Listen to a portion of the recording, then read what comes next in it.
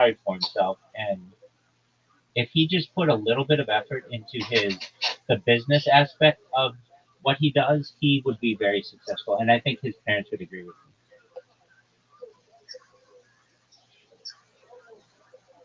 Yeah. Well, I don't know about the marijuana thing if that truly is what's holding him back or not. Like Joe Rogan does marijuana, but he could take it more seriously and be a lot more professional. That's true. I mean, if I made it seem like you can't be successful and smoke pot, no, I don't mean it like that. I just mean that um, he seemingly has his priorities in the wrong spot. His priorities could be on his comedy, and like his not who gives a shit about his rowing machine, frankly. Did you ever care about it?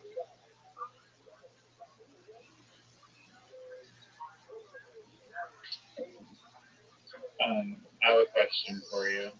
What is your Did question? William Montgomery talk about his rowing machine on Kill Tony? All the time. That's all he talks about. And people are like, who gives a fuck, dude? Nobody else thinks that like their exercise is that interesting. I heard people say, well, I read it to you that like people are like, he should talk about like his journeys to places and what he's doing in terms of like um, who he's meeting and everything.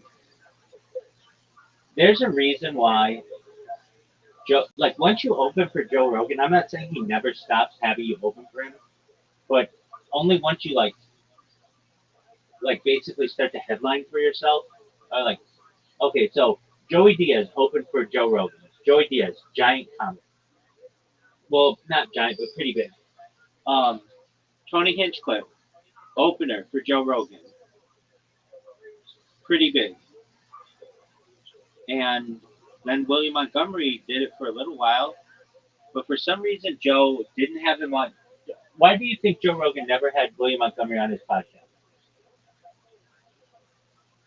Wait, William actually opened for Joe Rogan? Like on a tour or something? Yep. Wow, so they've actually like spoken. Oh yeah, they have I pictures. know each They have well, I want to say they have a picture or two together.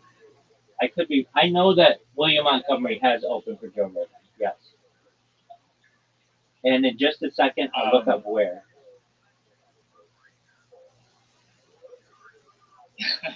we spent so much time talking about William.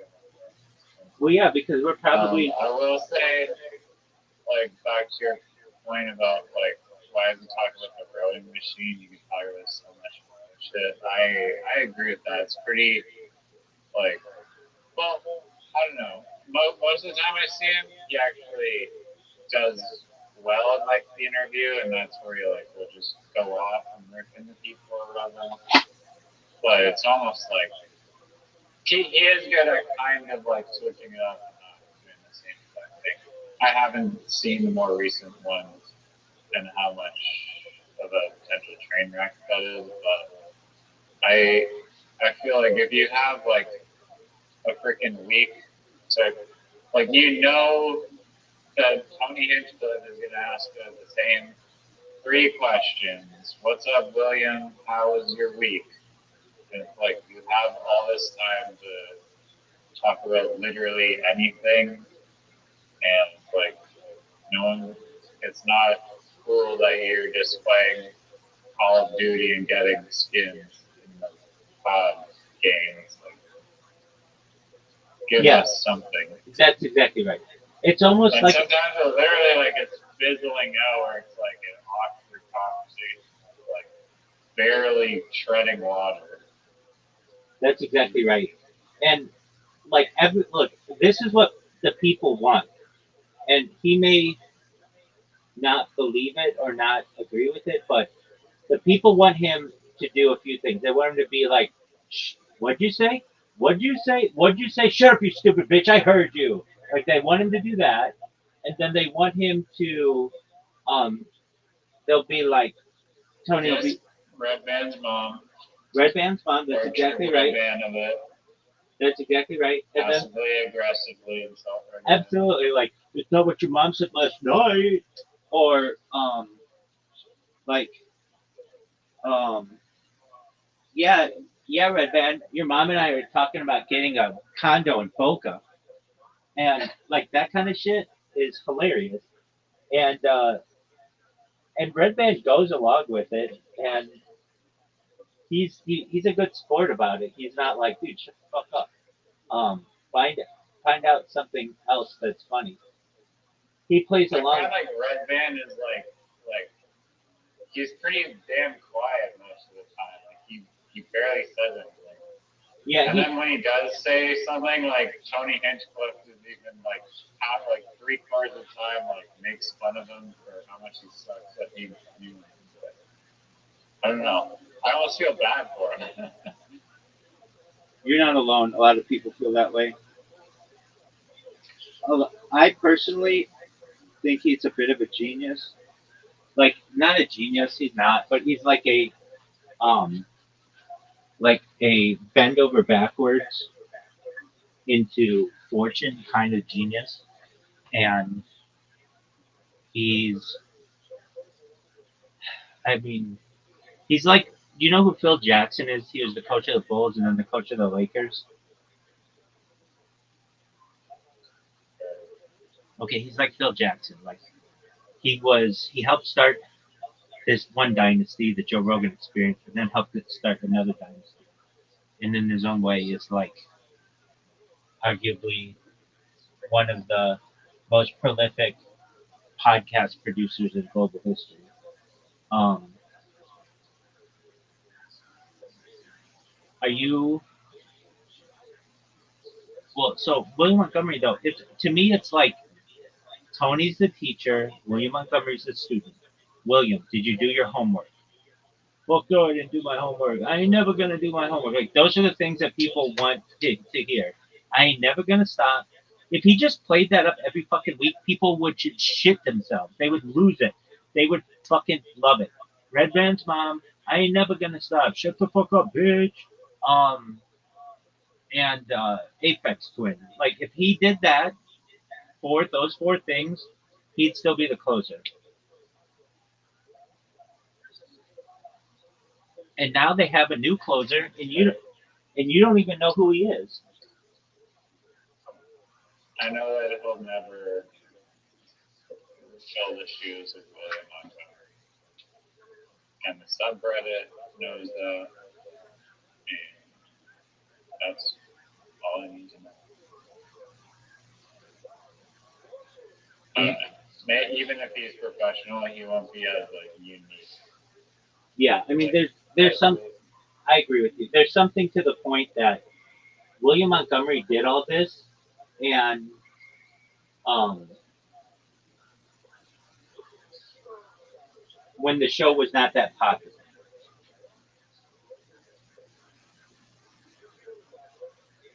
yeah, he's a day one. He'll never be a replacement for him. Even though I'd say like the closest person to William Montgomery's like character is probably Uncle Laser, because I feel like they're kind of like on a similar wavelength. Do you not like Uncle Laser? No, I don't mind Uncle Laser at all. I don't either. And you didn't even know who he was before I told you about him. No, that's not true. I I rem- literally knew all that. okay, I saw him on Kill Tony. from where is he? I don't think you ever told me like, yeah, you need to go watch this Kill Tony guy or Uncle Laser. You never saw it. Like I literally knew about him from Kill Tony and saw him perform on Kill Tony, and yeah, his career has gone up like so much. Like his career actually took off. Yeah, I think he's He's gonna. full time comedy now. He's like really milking the Kill Tony universe. Well, it's milk. Well, wouldn't you? Yeah, no, it's like almost like great. Like I don't know if he's doing tours or whatever. I feel like he probably like is. He's doing all these podcasts. He has his own He's doing podcast. like all this shit. He had sex with Or it's porn like star. he's He had like sex with a porn star on his podcast, or he got a PJ from a porn star on his podcast. right. And the And that was on YouTube or like no, some no, other it was on site. somewhere else. And the porn star, I'm not kidding. Looks like I didn't see it, but I've seen this chick. She looks like she is 11 years old, That's but a she's little concerning. really 26.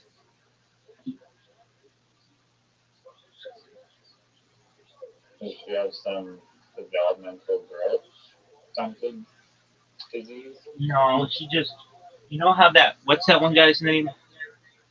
From the Magic Mind commercial? Um, Oh, no, the the guy who looks like he's like 12 years old, oh, the kid. Yeah, yeah, yeah, yeah. but yeah, Glasses kid. yeah. I mean, she plays it up that to look young or whatever, but what the absolute fuck, dude? You hear me for like the last, I don't know, 45 minutes or whatever, restarting these streams, and then all of a sudden they all went out, but the internet didn't go out. It's just something on Rumble's part that went out, and I'm at the point where it's like, I don't know, Rumble, figure out your shit because um, I get all the streams going really well, and then they just fucking go. They don't go out, but the like cameras. Were you just using one Rumble stream before like yesterday when you decided to go No, and no, I have 60 Rumble accounts. you no, but you've always been streaming on 16 Rumble? No, no, 60. No, I've been streaming on like 14 Oh, but you've been doing that for a long time? for years. Yeah, for like at least 2 years. Oh, okay. So then it's fine. Then. I think so. They've never, they've never once said anything to me, and I've even emailed them before, and they got back to me right away. They were like really pleasant to deal with. They didn't fix the issue, but well, later on they did. It's fixed now. They had this issue that if you stream for more than like 6 hours, only 6 hours of it would save, and that's not good. And I tried to make them aware of it, and they were really nice. They're like, oh, we'll pass this along to our team. Thank you so much. Please let us know if anything else is an issue or whatever. And then the lady sent me nudes. It was tight. It was really nice.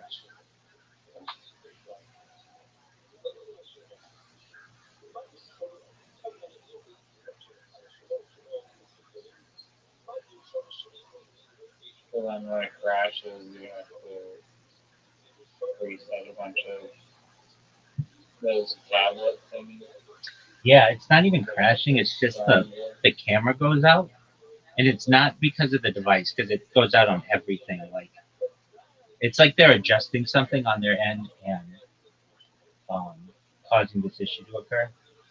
I'm not exactly sure, but I don't know. I mean, I'm still live on YouTube and Twitter and a bunch of other places too. I'm really amping up the places that I'm going to be streaming. Oh, I appealed. This is such bullshit. I appealed. Uh, so like I opened up a Google account like a couple of days ago, two of them, and they got flagged for being like made by a robot or something. And I appealed it, and they gave them back to me. But they're like, you have to verify your number with the original number that you used, and it's like, dude, I don't know what fucking number that was. And so I'm gonna just have to cool it with creation of the accounts, maybe just like one every other day or something.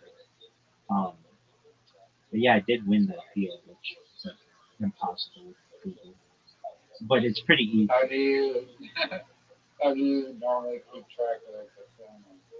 Oh, I Do you have multiple phone numbers, or is it just like one? um no, I use a service that I buy the number. It's like a rental that you can just get it for SMS retrieval. It costs like $1, or the service I use is a little less, but most services are like $1, and um, then every time you need one, But is it the same number that you have access to? no, it's a different number every time. Don't you need like a consistent number though, so that when they text you the code, it doesn't just go to a non-existent number? Um, They don't have access to it. yeah, I mean ideally, but then you're looking into like buying a permanent phone line. Well, I mean, if you want to keep the account working, Yeah, normally they don't. They'll like just send me an email or something, and I can get it back. Actually, they don't even do that. They oh, this is a pain in the ass. When they want me to um, this is ridiculous. When when they want me, when they like notice like I'm logging in from like for the first time in a long time or something, they will, without any fucking notice. I hate this. Send a message that takes over the whole fucking screen on every device that I have that says, "Did you just log in from Irvine, California? Yes or no?" And I'll be like, "Yes." And then I have to put in like I have to like answer a number like that's on the device, and then like 6 of my devices get this message because it was logged into 6 other accounts. Do you ever get that? yeah. I absolutely can't stand And then it's like go open the YouTube app for whatever reason and press yes, it was me. It's like you have my IP address. Who else is it gonna be? I agree. I wish there was a Obviously, thing. it's me. I wish there was a thing that just said like, if somebody has my fucking password, I don't give a shit. Let them do whatever they want with it. If I email you to say somebody stole my shit, then shut it down. But that's it. Any other reason, don't ask me for my shit. Just assume that it's fine. I mean, just because some torrid I girl. think you could like. I mean, maybe this is like a app or just a Google thing to do, but Google should just hire me. But like we have face scanning technology, it's pretty difficult to steal someone's face. It's pretty secure. You just be able to like not even enter a password. Just be like, okay, this is my username. Sign me in. Look at it. Scan your face. That's it. There's no like 18 different verifications that you have to do with like across 17 apps, like email. It's like just look at my face. Sign me in. I wish that was a Don't thing, ask me a but billion questions. then what do you do in the case of a girlfriend who just, while you're asleep, takes your phone and puts it in front of your face? I mean, don't your eyes have to be open? Not necessarily. Don't make it so your eyes have to be open. Okay, then I've seen chicks do this too. Not just chicks, but people. They make a mask of the person, and it will allow them to get into someone's phone. What do you do in that case? Yeah, I mean, you can 3D print or whatever, like make like a realistic silicone mask and then copy someone's face and probably trick it, but you're still gonna need their device, so it's like it seems like a pretty targeted attack, and it's either like they're gonna be stealing your money, in which case it's like a crime, in which case it's like, who do you know that I don't know, like they could probably track it down and find the criminal, or if it's like a privacy thing, then what are you hiding? Are you hiding text messages that you're cheating? Then you deserve to get your phone hacked, kind of a little bit. I know what you're saying. I get it. They make it. Uh, I think I could be wrong, but I've been. I think more than any person on earth Googled this. Like, why is it so difficult? And the best answer I've gotten is they want to keep people out, specifically in like the developing world, who are creating a lot of accounts.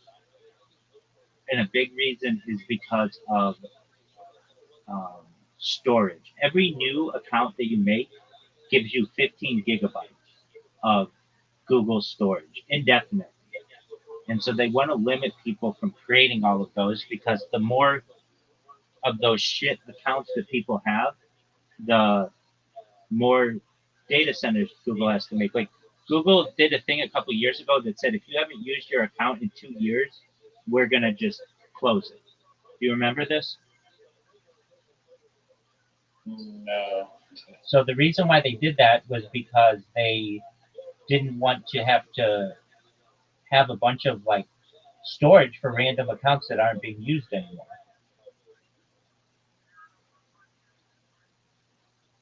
Makes sense.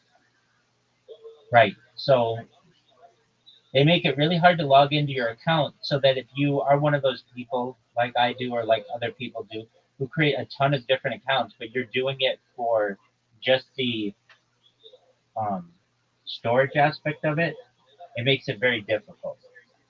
And they want people Are to you doing it for the storage aspect of it? no, Why do you need so many accounts? Like for blogs or whatever? no, for YouTube accounts because they take out my accounts and then I have to create a new YouTube account.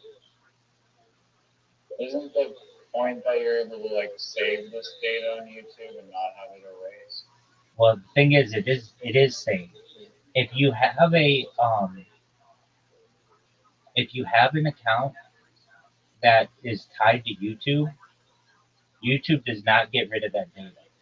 They just make it so that you can't view it. So basically, my thought is, I don't care if they take out my accounts so long as some of them are still working, because when I get big, all I have to do is get a lawyer and they can get me back all of the data. All that data is still stored. They don't get rid of it if you have a YouTube account. How do you know that? They've said so. They said this does not include accounts that have ever created a YouTube account. And how do you know a lawyer will be able to do it? Because Sure, when I go viral, I will have the ability to use an appeal that I've never been able to use before, and that's that my content is newsworthy. And once it's newsworthy, you can get it all back. Okay. So there is like a light at the end of the tunnel. Exactly. Yeah, definitely. So even if I were like, like doing all the shit of, what do you call it? Ban evasion and inauthentic accounts and all that shit, the the saving grace at the end is it's newsworthy. So they can give me back all my shit, and then anybody else out there who wants to make the same argument, they can be like, "Go fuck yourself. You're not newsworthy. This person is." Right. But I'm gonna fight for those people to get their content back.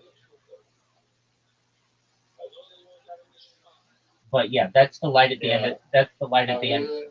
That's the I light at the feel end like of the they like tunnel. remodeled the site Vimeo, but Vimeo used to be like. I mean, I know that there is still videos on it. They seem to have like kind of like pivoted, or at least made the UI like terrible. Okay. But it used to be like a alternative to YouTube. I mean, it's still there are videos on it. It's like Agreed. Okay. weird how they made the search, but have you considered Vimeo? Oh yeah. I was on Vimeo before, like I was on YouTube basically. Okay, so get this. To stream on Vimeo, like I stream on YouTube with one account, because I have this. How much do you think it is a year? Are they charging money? Yeah. Firstly, what? Wait, they charge you money? Yeah. How much do you think it is a year? To stream 24/7? No. Not even to stream 24/7. To just have the ability to stream for 1 year. So you could stream 1 minute a month. I don't know, like $200 or something.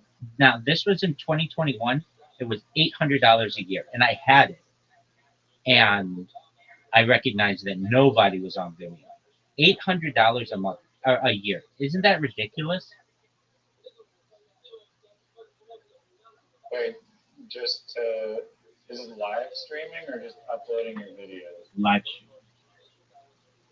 Let me look at it right now. Why wouldn't you just do like, how much is it to just upload a video? How much is Vimeo to live stream? Isn't it like $800 a year?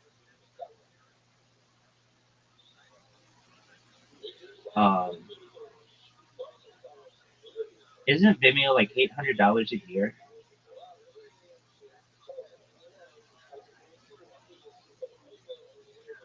Okay, Vimeo's standard plan costs $300 a year, and the advanced plan costs $780 a year when billed annually. Okay, so standard is 4 terabytes of storage, AI editing tools, and 5 team sets. So that's not live streaming. That's only 4 terabytes. That's nothing. I go through 4 terabytes a day, almost.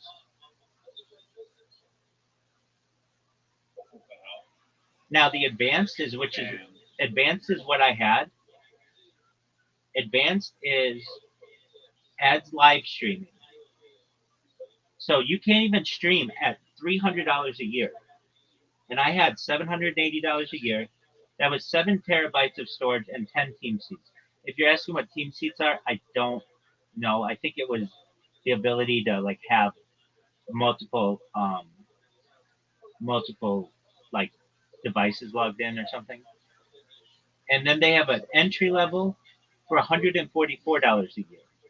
But that's still $12 a month, and that's only 2 terabytes of storage with no uploading or with no live streaming. So I was paying $780 a year to live stream on there, and and it was just like nobody's watching me on here. Did I really pay $780? No, I did. They had like a 1 month free, and I did that just to see what it was like, and I was very conscious. Like if I don't cancel this within 30 days, it's going to be $780. So I canceled it on like day 29 or whatever, realizing that this is the shittiest model. Nobody's going to use your service if this is what it is. And then they have enterprise custom pricing, typically starting about $15,000 to $25,000 a year, based on actual customer spend data. So I don't know how they're in business. Thank you. You took the words, Riser. You took the words out of my mouth. So when you want to say like, well, why don't you try Vimeo? Been there, done that, got the T-shirt. I even know how much it is, and all that other bullshit. And I don't think it used to be. Used to be free. I mean, like just chart. Yeah, I thought you could just upload video. I mean, they give you some storage, but 4 terabytes is not. And that's for a paid version. Like free version, you get like a gigabyte or some bullshit. Yeah, and especially when your competition is Google or YouTube, and they'll let you do as much as you want. It's like, how are you in business?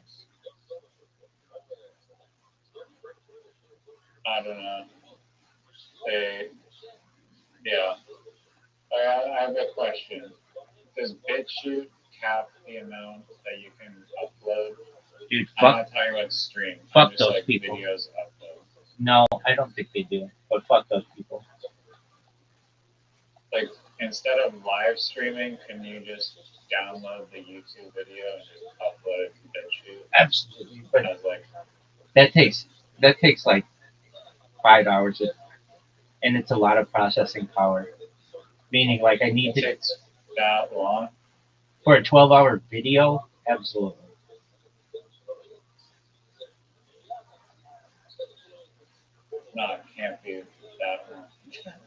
Maybe it depends on your device.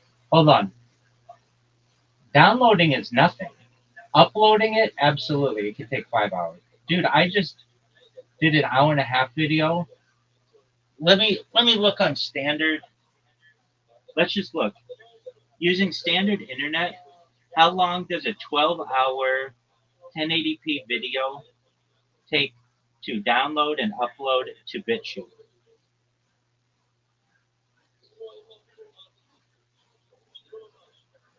It will take a 12-hour video at 100 megabytes per second. It will take 24 hours. At 1 gigabyte per second, which is very fast, it takes 2.5 hours. So 50 megabytes, it will take 48 hours. And 100 megabytes, it will take 24 hours. So I don't know, I have like 500 megabytes or something. And if that's all my data, all my bandwidth, it will take 12 hours. So maybe that's a future Apologies. project 12 for hours. extra redundant copies. No, it's wait. What do you mean? It takes Well, too. It takes too long to download it and re-upload it. What's the fastest internet speed possible that you can actually acquire? Like a T1, but that's How 1,000 fast? T1, which is like gigabytes per second, but it's thousands of dollars a month. How expensive is a T1 line and how fast is it? Gangster. So a T1 is 1.54 megabytes per second. So it's 60 times faster than a residential dial-up modem, and it's like per month like $1,500. It's not that much faster than what I currently have. It's only like 3 times faster than what I currently have. Oh, that's not worth it. Right. I thought it would be like exponentially. Shouldn't it be like there's an option that's just like there should be an option that's like 50 gigabytes a second. Yeah. Yeah, but that's like a business. I mean, I have like a business now, but it's like commercial business. So you could theoretically, like a YouTube, if you incorporate your YouTube channel and your name as a business, and you can do whatever to get the super high speed internet.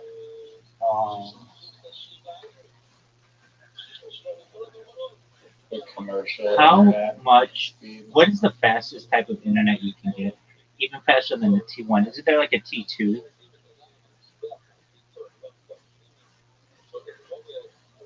Fiber optic internet. Okay, so I'm at like 500 kilobytes per second, and so fiber optic is like 1 gigabyte per second. T2 is not a viable option. T2 technology it's been phased out. Oh, T3 line. So that's 45 megabytes per second. So that's a T3 line. It's 48 times. So you get like a T3 line. How much is a T3 line? How much is a T3 internet line? It's like $2,500 to $15,000 a month.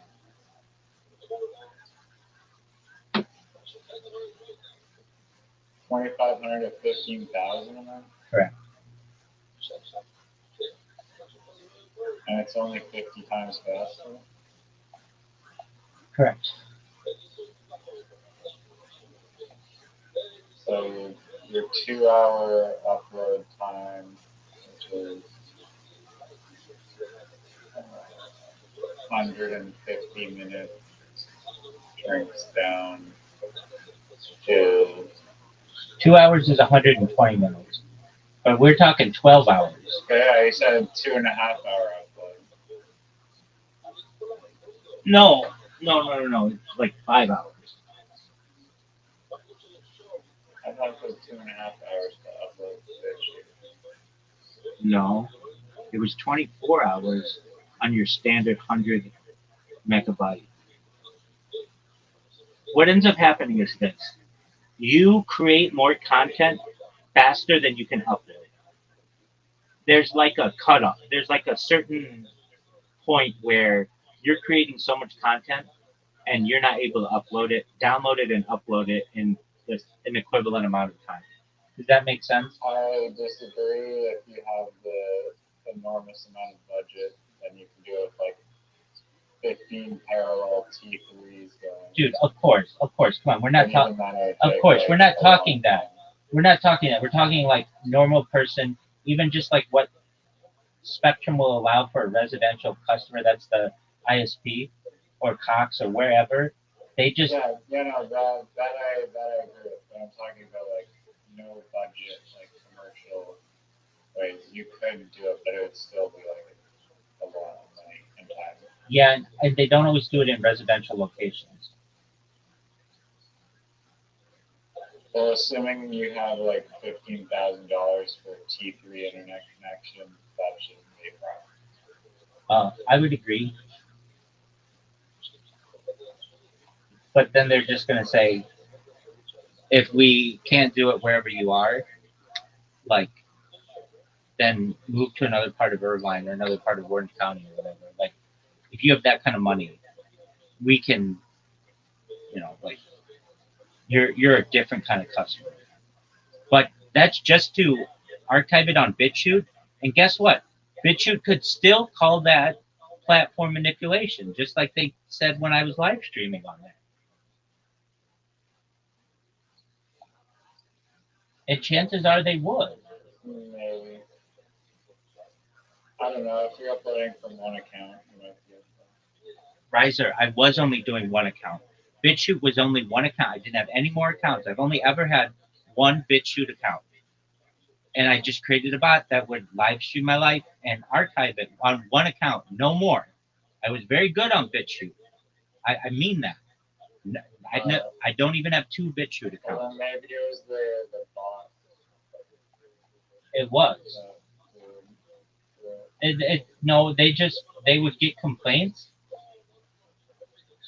that because like that website's absolutely toxic for anyone Jewish, and they would get complaints. Oh, yeah. Why do I have this fucking Jew on the front page of my? I was always on the BitChute front page because very few people live stream on there. At a maximum, they'd have like 5 people on there, and they'd be like, "Get this K word off of my fucking screen," and they'd get all of these complaints about it. Now, I'm not saying they did it because they're bad people or because they're racist or nothing like that. I don't think that's the case. What I think the case was this: hey, we have somebody who figured out how to archive their life basically on our platform, and that's going to be a huge amount of data that is we're going to be paying for, and we can't afford to have multiple users do this. We can afford to host your 2-hour video, that's fine, but 14 hours of one person sleeping with Kill Tony in the background, that's a lot of money for us.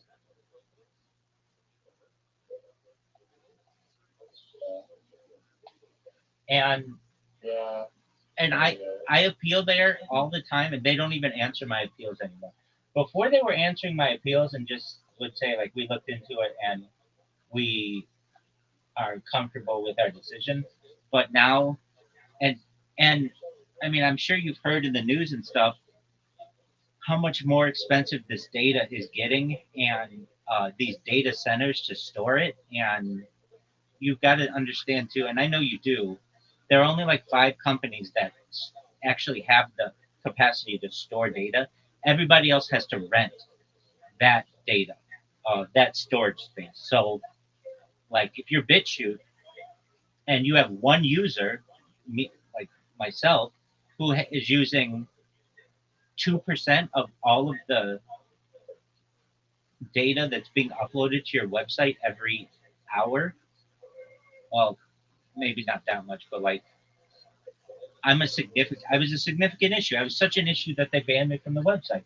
The place that puts Hitler documentaries out there and promotes them will not allow me to stream on it.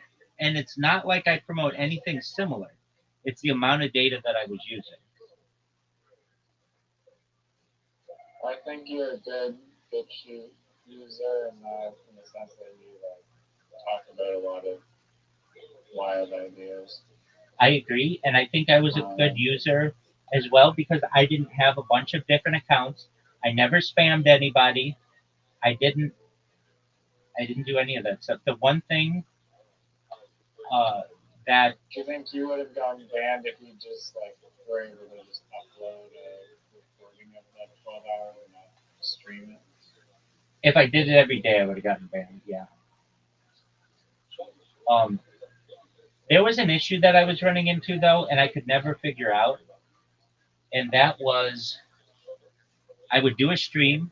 This was on their end, but basically I would do a stream, and then I would end the stream, and the stream wouldn't end; it would continue. And or wait, no, that's not right. I would end the stream. The stream would end, but it would not. It would not, or maybe it wouldn't end, but it would not upload to be viewable. And if you're like, well, why is that? It was something on BitChute's end that it would just not end the stream. It makes me think like I don't know if BitChute's gonna ban me, why not just create another account and try to stream on there again, but just use a different um, method of doing it so that maybe hopefully I don't like I don't know actually Riser this makes me think like maybe I should just create another BitChute account. They already banned me, and then just use like OBS Studio. Yeah, they already decided to ignore your appeals, so just make a spam bot for BitChute on every video and just destroy the website. That's what I did. That's what I did for Kid. But no, I don't want to do that. I want to. I actually. So maybe I could be I wrong. mean, you might get more like fame from doing that if people see Rabbi Rothschild commenting on every single video. That's true. But they have a thing. All they have to do is delete the account, and then all of the comments go away. But no, Riser, that's a good idea. To create a BitChute account and just to create another one. Use a different device that actually ends the stream when I end it, and then um, see what they say. I mean, the worst they can do is ban me again. Exactly. I mean, Unless, is it illegal to build a bot that like spam comment? I don't think you do that with BitChute. I mean, like, could Kip like literally take you to court or something for spamming the site? absolutely, They could. 100%. Well, aren't you technically like not breaking the rules? Like, or maybe, I don't know. Is there a rule that you break? What's the worst thing you're gonna do? Um, it would come down to a jury, and I would say, all right, here's what happened. I created 10 Kick accounts when no one was using Kick, and I was streaming my life from different angles. There was nothing against this in their terms and conditions. And then they banned me, and when I tried to stream with one, they banned me again, and then they changed their terms and conditions and said you couldn't have multiple streams going, and then I just started spamming them, and it's basically like they retroactively said what I was doing was wrong.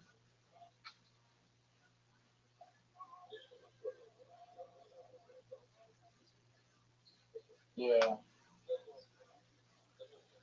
And even still, I'd make the argument spam is just unmoderated advertising. What's the difference between me spamming and somebody just using an emoji of like, I don't know, uh, SpongeBob? Isn't that SpongeBob spam? Isn't that a cartoon spam?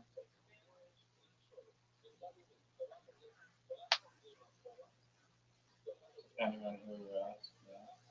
Well, I agree, and I think that that's That's why the term spam just pisses me off because it's like spam is just un uh, unapproved or non-approved, whatever, um, unauthorized advertising. That's all it is. And people make it out to be worse than what it is. It's like uh, the the Declaration of Independence would have been considered spam. Um, oh, you mentioned one called Odyssey, right? Yeah, The blockchain network that allows content creators and other media outlets. Didn't you mention that the other day? yeah, I mentioned it yesterday, I think. Oh, does that one work? Yeah, it's kind of a weird system though that you have to use like to have your account. Your when you first create an account, they give you like two whatever their cryptocurrency is. You just get like two, and if you want to upload your stuff, that costs like 0.01, and um, It's not free then at all. no, you have to pay for as much as you store on their platform. Okay. The AI was lying then. Have you researched every single possible unlimited free storage video? Absolutely, yeah. I go to ChatGPT all the time and ask it this question just to see if anything new has arisen. And it's like the biggest one is YouTube, and YouTube and Rumble are the only two that allow complete live streaming and storage indefinitely for free. Everything else has some kind of limitation. Daily What Motion. about Facebook? Okay, so Facebook's a little different. It's not built as a video storage platform. So I should say Facebook and Instagram also allow this. And I'm trying to think of anything else. Like yeah, Snapchat, but you can't do like long streams on Snapchat. You'd have to just like keep doing it. Like and same with TikTok. But if you do that, you get banned for platform manipulation, like or botting yourself basically.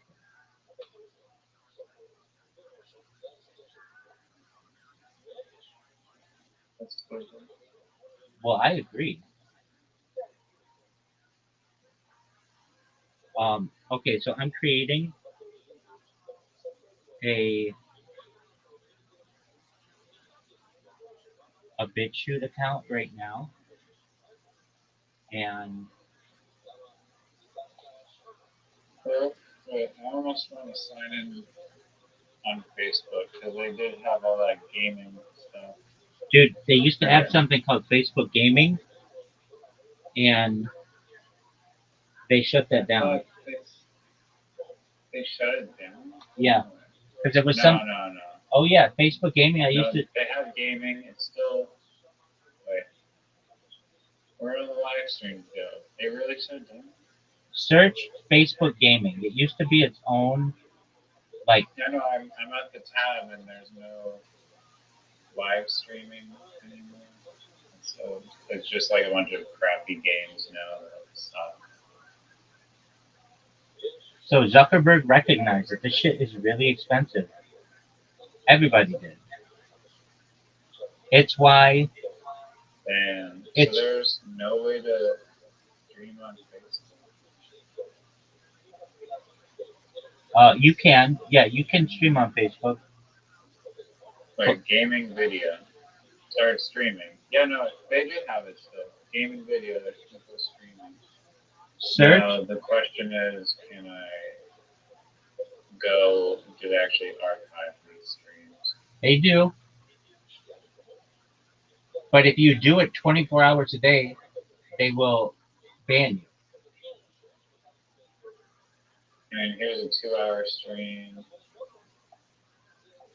Yeah, they do archive it. But this is a 10-hour stream by this guy. That's a pretty long time. 10 hours and 54 minutes.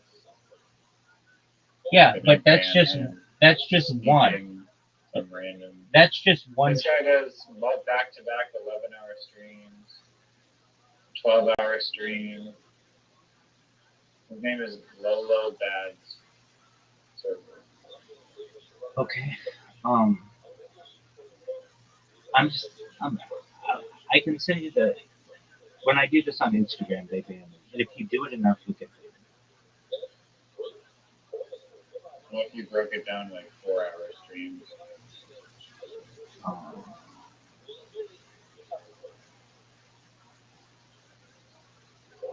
what if I broke what I down? mean, what do you have to lose by trying Facebook? I'd lose a. You think they're just gonna insta ban you?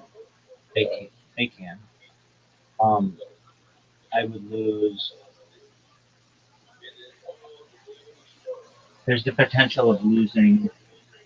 Um, Your Instagram account? yeah, Instagram and Facebook.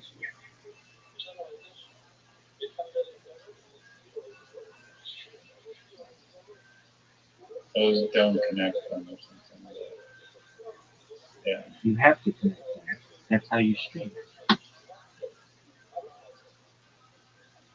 Make a new account. I've done that. That has nothing to do with the Instagram account. I've done that. I mean, this guy has uploaded numerous 12-hour streams. Is he sleeping on any of them?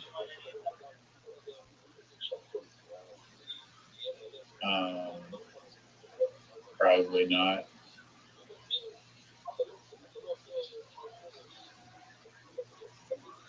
But sleep streaming is a thing. Like, I think it should be recognized as a valid thing.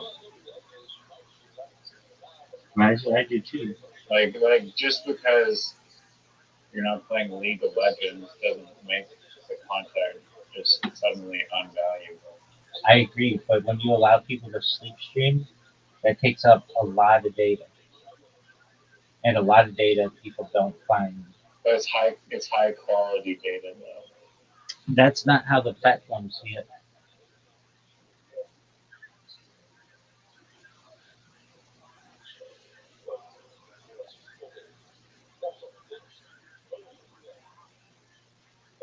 Facebook has billions and billions and billions of dollars. Trillions.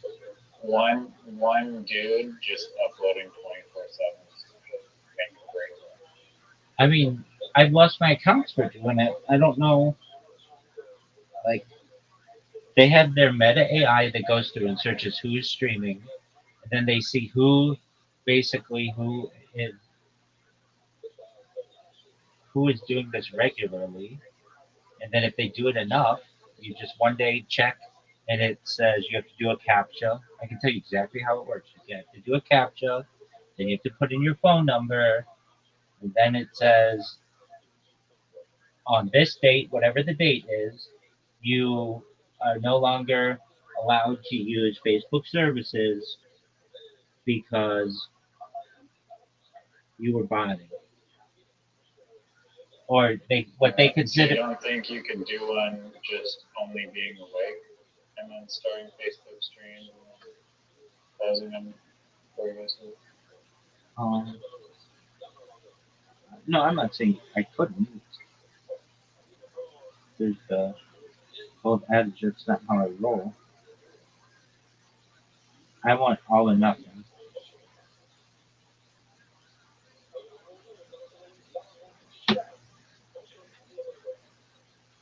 Hmm.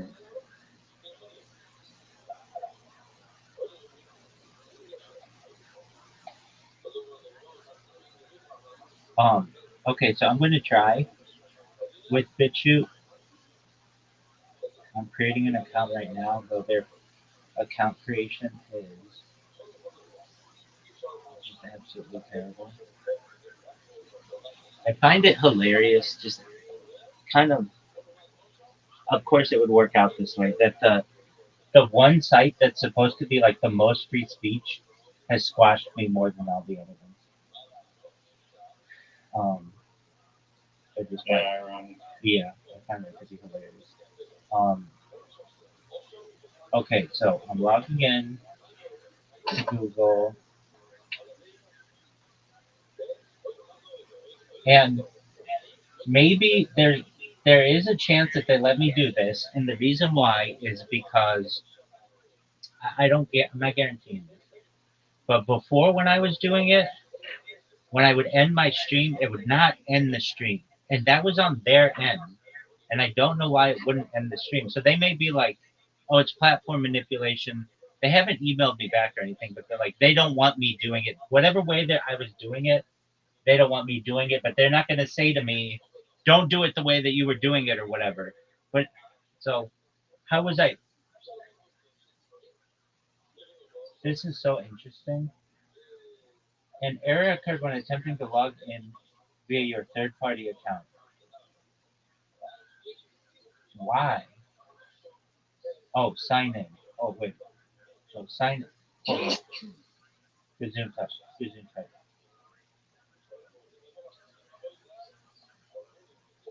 Um,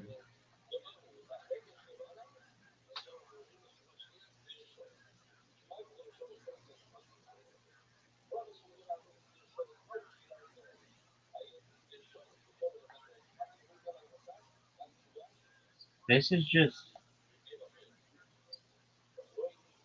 It's frustrating. It's all right though. The light at the end of the tunnel is the newsworthiness of my project and podcast. That's why I don't get too frustrated that they say, even if they take my shit down, the fact that I am. There's also like you mentioned Yandex the other day. Um, when I asked Google about it, like currently they're like Russian. There's like a Russian equivalent of YouTube that allows Yeah, streaming it's 24/7. it's called the Conticente or whatever, and they don't allow you. Um, they don't allow American users. I've tried a bunch of times to get on there. You can't VPN. You can, but if you ever get disconnected, you lose your account. Really? Yeah, they're really strict. I don't What's know. on Russian roots? Why are they so strict? You're asking the wrong guy. I don't know, but it's called. If you're talking about Vicante Cante or V, it's VKON. It's like VKONTEKE or something. I've never heard anybody say it. Um, but yeah, I've tried. Via VK video, and there's Rutu, which is Russia's state-backed state equivalent to YouTube with limitless upload. And there's Yandex Zen, that's blogging for 3 hours. Well, maybe if it's not Russia, there's like some other countries like weird internet. They do. There's Like China. Indian, is there an India YouTube? No, they use YouTube. I mean, There's China. And China's, um, they have something called Billy Billy, which I've been on and I've streamed on, but for some reason I run into an issue where um,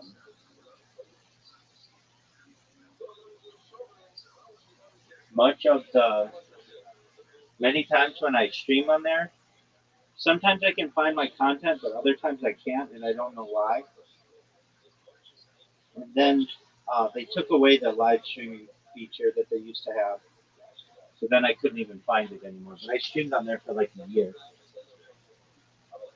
And there's a difference between the ability to live stream on a platform, of course, and it archiving your content. There's obviously a major difference there. yeah.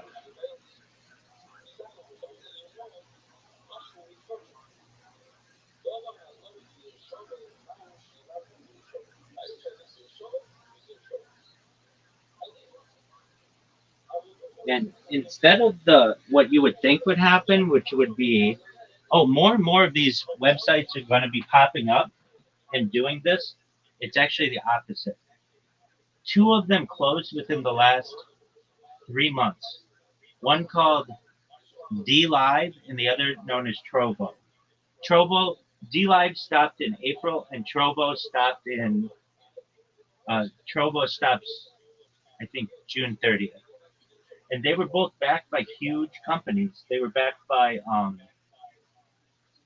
D Live was backed by ByteDance and Trovo was backed by some huge company.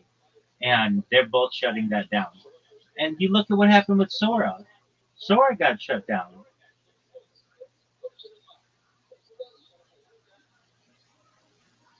You're muted.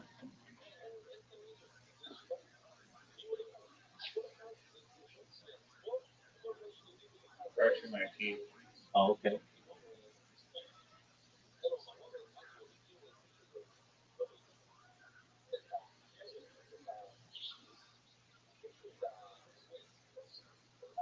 So like the opposite of what I would think would happen, which would be like a bunch of like new kicks and new YouTubes. The opposite is happening. They're shrinking.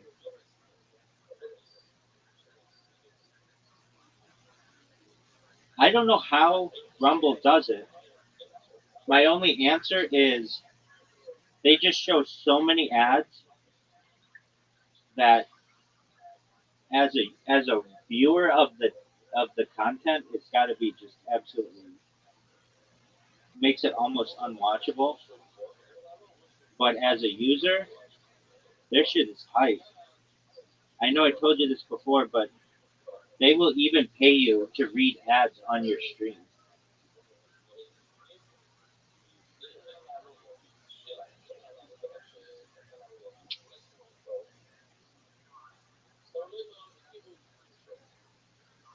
Isn't Twitter pretty good though? Can't you store all your live streams on Twitter Twitter on your sucks. phone?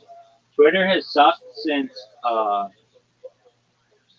July 5th, 2024, I want to say. They changed their policy that if you want to live stream on Twitter, you have to do it with a premium account. And there was a loophole that that basically got closed immediately. I don't know if they were related, but immediately when the Iran war started, they closed a loophole where you could stream from like certain older iPhones, and but I still utilize a loophole that they have, which is on Twitter Spaces. You can do video, and it will save your space indefinitely. So I just have a bunch of like I do a 12-hour space on two different iOS devices twice a day. So that's 24 hours of coverage on two different devices, and these are the ones that usually have the best sound, and they also have video. But like they basically archive all of my sound. So if anything, you can follow my life in audio form, but they also have video. So it's not just audio, but it's basically like Yeah, that's what I'm saying. Like, I mean, it's a Twitter space, but you tune into the Twitter space live. So it's literally a live stream. yeah, and that's what I do. Yeah, so that's a good platform though, because it's free and it's live streaming audio and video and it archives it I for agree. nothing. I agree with that. But it's from a let's just say you're not utilizing that function, which is kind of a workaround. Well, it actually is not because you can't do it from an Android device. You can only do it from an iOS device, which is already like an issue. But okay, I use two iOS devices. Um, okay, so it's fine if you are an iOS user. Yeah, it's fine. But if you want to use a computer, a tablet that's not an iPad, or an Android device, or anything aside from iOS, it doesn't work. So do you consider that to be a good platform? I mean, I think it's great that it does. It's weird that a multi-billion-dollar company. I mean, I don't know. Maybe Apple's paying them or something. I don't know. No, it's just they haven't prioritized it. Dude, this is how this fucking platform works. It's so stupid. It tells me like it tells me how Elon Musk runs his fucking companies because um okay, here's an example. So in spring of 2024, I can tell you like the exact date was like March 2nd or something. It was something like that. Twitter says, "Hey, we just launched video for Spaces." And so everybody's like, "Oh, cool." Nobody uses it. I used it though, and I started doing 24/7 video spaces starting like immediately because I recognized like this is a great feature for archiving my life. And I thought like, oh, it's only a matter of time. They're gonna have it so that people they're gonna have like video conferences and you're gonna be able to screen share. It's gonna be like this one, and this is great. But it turned out to not be that way. And I started looking into it, and it only works on iOS because that's all any high net worth individual has. And I started looking into why I noticed some people had the ability to share their screens when I did not. And so I one time witnessed somebody ask this question, hey, how is this one creator able to share their screen but nobody else can? And this is the answer. The creator said, oh, I was uh, asked by somebody who worked at Twitter if I wanted to be like the guinea pig or the example to just test this feature out. And the person said, yeah, I'll test it out. That's cool. So they tested it for like a week. And then Elon Musk fired that whole team and they never moved forward on the project anymore. So that person still has the ability to live stream when nobody else does. How hilarious is that? That's funny. I mean, you can share your screen, but you just have to hold up the screen in front of your webcam. Oh, come on, man. You know. Yeah.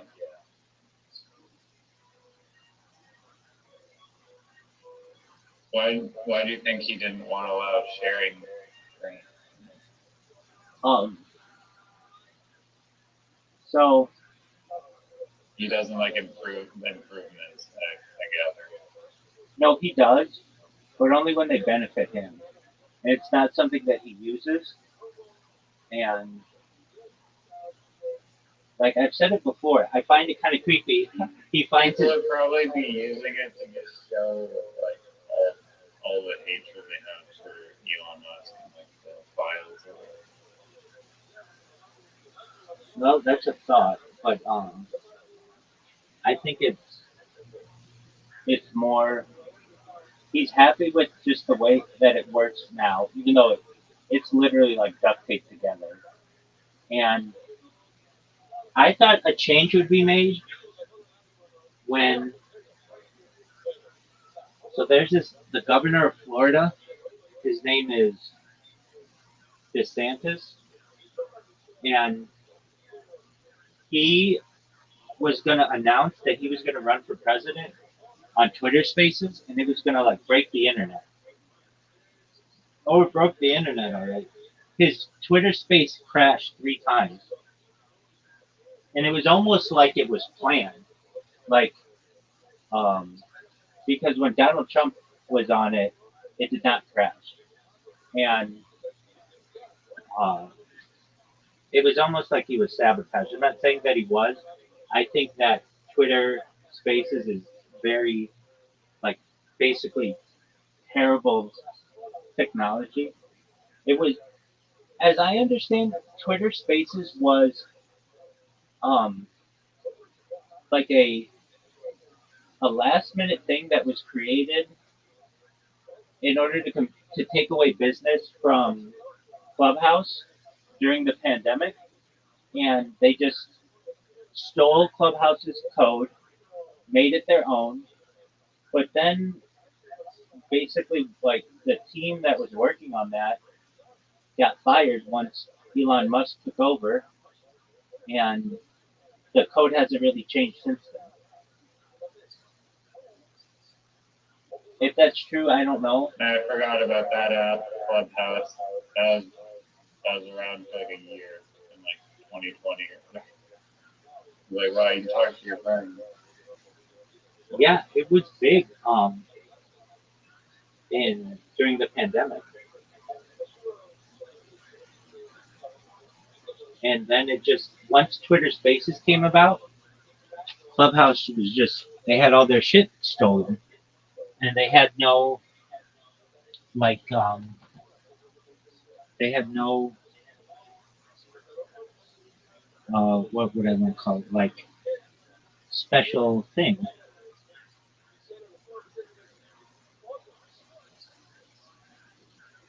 Okay, RFP. yeah, well, I mean, it still allegedly still works, but I don't know anybody who uses it. And I mean, do you know anybody who uses it? No, but people were posting about it. Yeah, and like whenever it was the pandemic, Did you ever I use it? remember that. Did you ever use it? I may have downloaded it, possibly used it like once or twice, but wasn't a heavy user of it.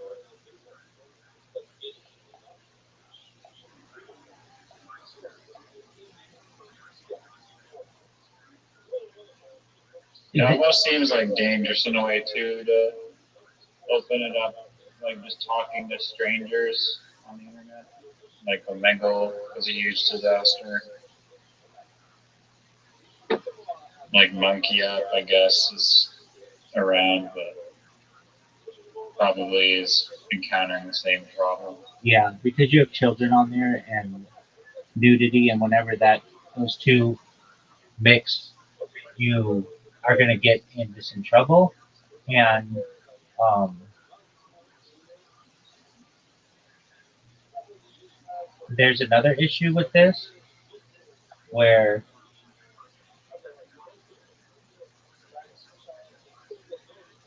you will run into the issue of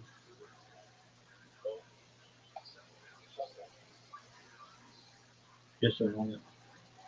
Um, you can't stay on the app store. Like, there's a reason why Monkey app is not on the App Store or Google Play. It's a website.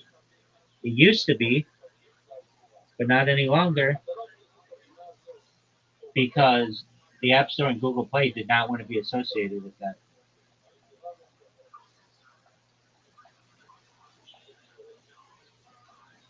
Yep. I mean, the Clubhouse or like even like Roblox or whatever, even if you just have adults talking to children, there's going to be a problem. Oh, totally. Absolutely. No doubt about that. All right. Stay for 5 more minutes and we're going to go live. We're going to try to go live on BitChute. Oh, hold on. Hold on. Now I remember why um, BitChute is such a pain in the ass. It makes me not even want to do it. Dude, there's this thing when you're streaming. It's an RTMP key, real-time messaging protocol key, And basically, there's a static one, which is the best way. Which, if you have that key, you can put it into your streaming software, and it basically will always work. And then there are variable keys, which every time you do a new stream, you need a new key. And BitChute is a variable key one, and that's I forgot that's why it's such a pain in the ass. So, um, like that means every 12 hours Oh, dang. I have to generate a new key and put stuff in. And if you think it's bad now for as long as it takes me to get my streams going and stuff, that would add another 15 minutes to every single time. It's just ridiculous. So, What do you mean? It takes 15 minutes to copy a key in?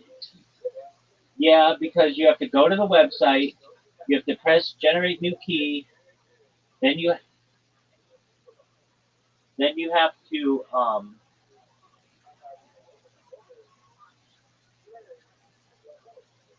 then you have to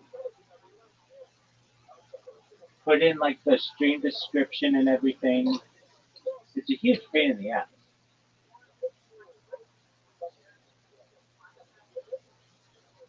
If you stream again, don't even put the description in. Like, Yeah. don't put your name or whatever else. Well, Just to see if you get by. yeah. I mean, it's a thought.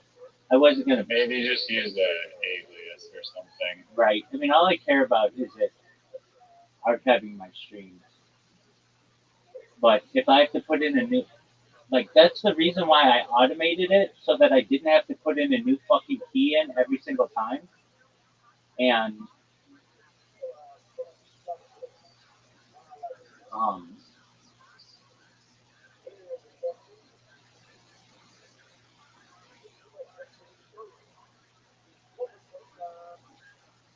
dude,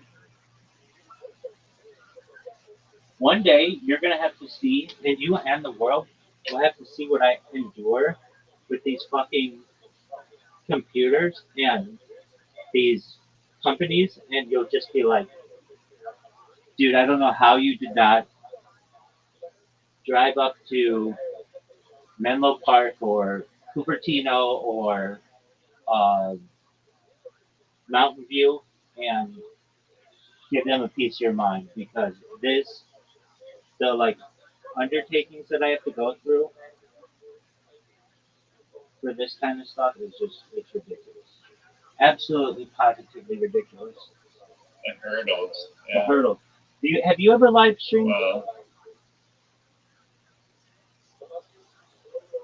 yeah, on like Instagram and stuff a couple times. Nothing crazy.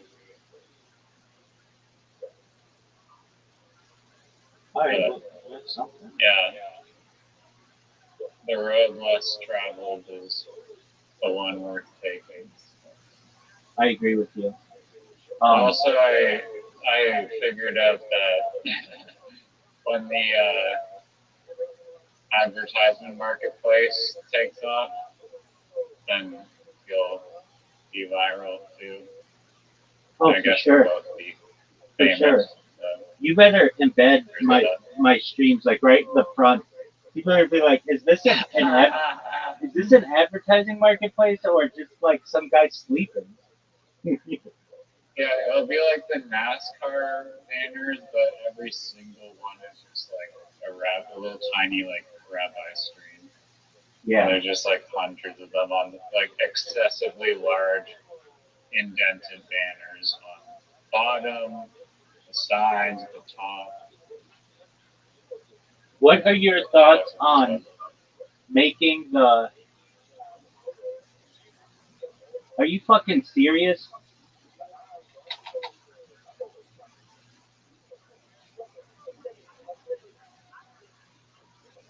dude? What? I have reset this fucking Chromebook like 6 times. This entire time I've just been trying to like this. It's almost as if I sometimes feel like I'm on a a hidden camera show because of all of the stupid ass issues that I undergo, and it's just Dude, Well, what's your last question? Because I'm going to sleep right Okay. now. What are you gonna ask? Are you excited for the Fighter and the Kid tomorrow?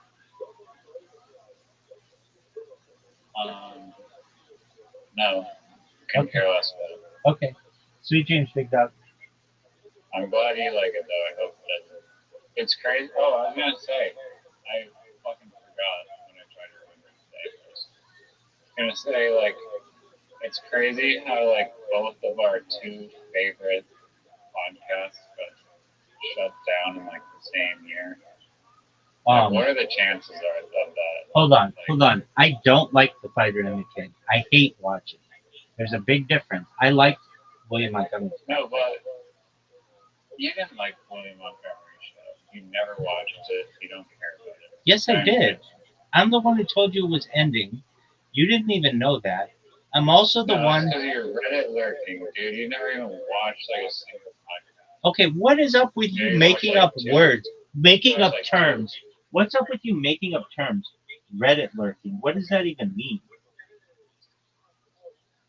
You don't know what lurking means? Oh, I know what it means. I'm a king of it, dog. You know, you're definitely a Gen X, bro. You don't know what lurking means. Dude, I'm not Gen X. I'm the king of millennials. Maybe. Hope. Not Cope. You King. don't know what lurking is. Doug, of course I know what lurking is. I just said I'm a king of it. It's So what. How do you not know how do you not complete the sentence? You're Reddit lurking. You're making up a term. You could just say you are lurking on Reddit, but instead you say Reddit lurking. Like everybody should know what the fuck that means. I mean, piece it together. No, I get it, but you use a term and you expect everyone to know what it means when you invented the phrase. You didn't invent the phrase. I invented I'm the just phrase. describing what you're doing. Listen, You lurk on Reddit. I observe. What's the difference between lurking and observing? That's a good question. I'll wait. It's your negative connotation on something. That's just known as being observant, dog. No, lurking is not a negative thing. I didn't say it was negative. Lurking is a It negative. is very similar. No, I disagree. Lurking is seen as a negative thing. According to who? English. I'm going to have to look up the definition of lurking and see how much negativity it encompasses. Please do. Lurking. To lurk, to wait, to stay hidden, or move in a secretive manner. The term usually describes someone staying in a sight, often with a sinister, mysterious, or hostile intent. Sinister. Depending on the context, the meaning shifts slightly. In digital slang, a lurker is someone who reads messages or watches online communities like Reddit, forums, or live streams, but never actively posts or comments. That's literally what you are. That's a completely accurate. Dog, I would post, but they banned me. Yeah, and therefore you're a lurker. Yeah. And there's nothing negative. It's simply just someone who's reading messages or watching online community. Why wouldn't you just say you observed it on Reddit? Because you fit the literal dictionary definition of a Reddit lurker. Because they banned me. Otherwise, I would be a poster and a spammer. Well, that's great, but you're not allowed to comment or post. Therefore, you're only allowed to read messages. Oftentimes, like now these days, because the captcha is so annoying on 4chan, I'm lurking most of the time. I go there. Hold on. Even though I haven't been there. Hold on. Didn't I tell you that? I said, dude, I don't use that website because the fucking captcha is so difficult. You're like, I never have trouble with it. No, it's not the captcha that's that's bad. It's just like you have to wait 300 seconds. That's the to, thing. like, Isn't for it that to work, fucking? and that's Wait, like wait, wait, the timer just like Wait. is just wait. Well said. prison. Well said. And you're absolutely right about that. Yeah, The timer is like that's 6 minutes, dude. yeah. I mean, I'm pretty sure you can like change tabs and like come back to it, but then I like forget to come back to it or something because it's 6 minutes and then your brain just wanders off. I'm going to sleep. I need to sleep. Sweet We'll dreams. talk later. Peace. Peace out. Reddit lurker. Goodbye. Observer.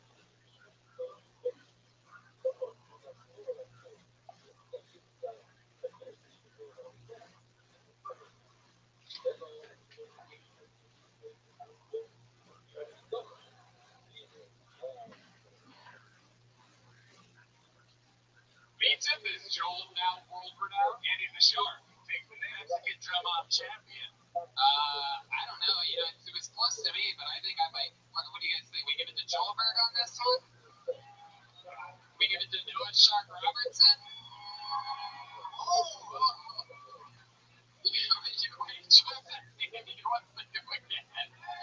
Joel's basically doing a double or nothing. What do you guys think? One more quick round? All right, here he goes. Round two. Ring that bell. It's Noah Shark Robertson, everybody.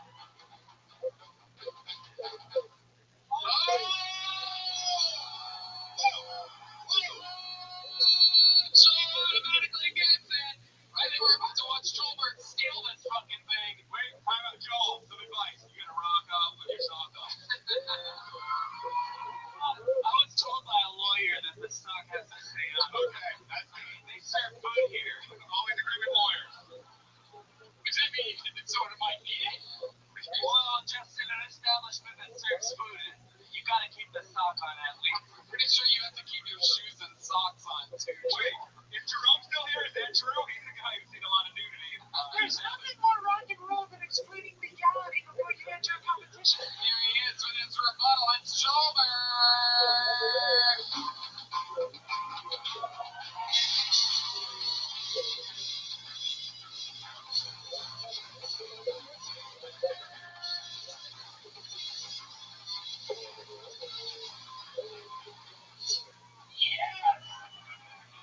That is how you defend a fucking throne, ladies and gentlemen.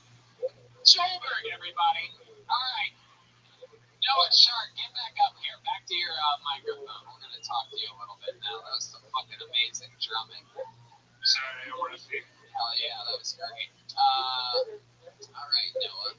So, you were a musician for how long? Oh, I still am a musician. I've been playing in metal bands since I was like 15. I'm 34 now.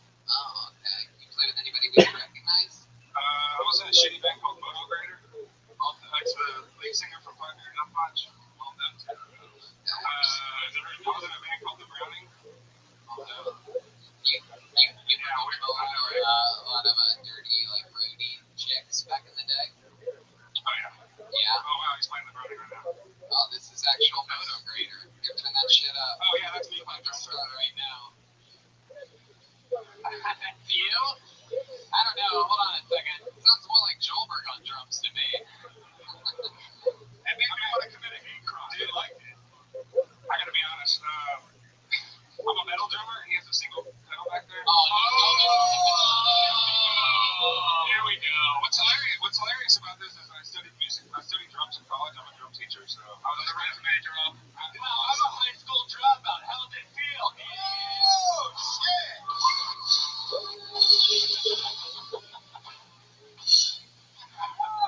I run a record label. He should send me a demo. Whoa! Dude, I'm glad you're not funny either, dude. Save you a drum. He just beat you in a Mexican drum off. How dare you? What's with the shark? Yeah, why is there a shark in the middle of your name? It's all over his arm. Oh, wow. Because of Shark Week now? He's a fucking billboard for that shit. Actually, I'm on a mission to try to do stand-up comedy every night of Shark Week. And I have all this shark shit. It's the shittiest goal I've ever heard, sir. Really did. Not one fucking week. You work at Animal Finish? What is this obsession with sharks? Because they can swim and you can't? I thought it was self-explanatory. Sharks are fucking badass. Like, I can understand if my name was Noah Duckbill Platypus Robertson. Like, yeah, that was fair. You son of a bitch. We can smell it out like a shark. Have you ever swam with sharks?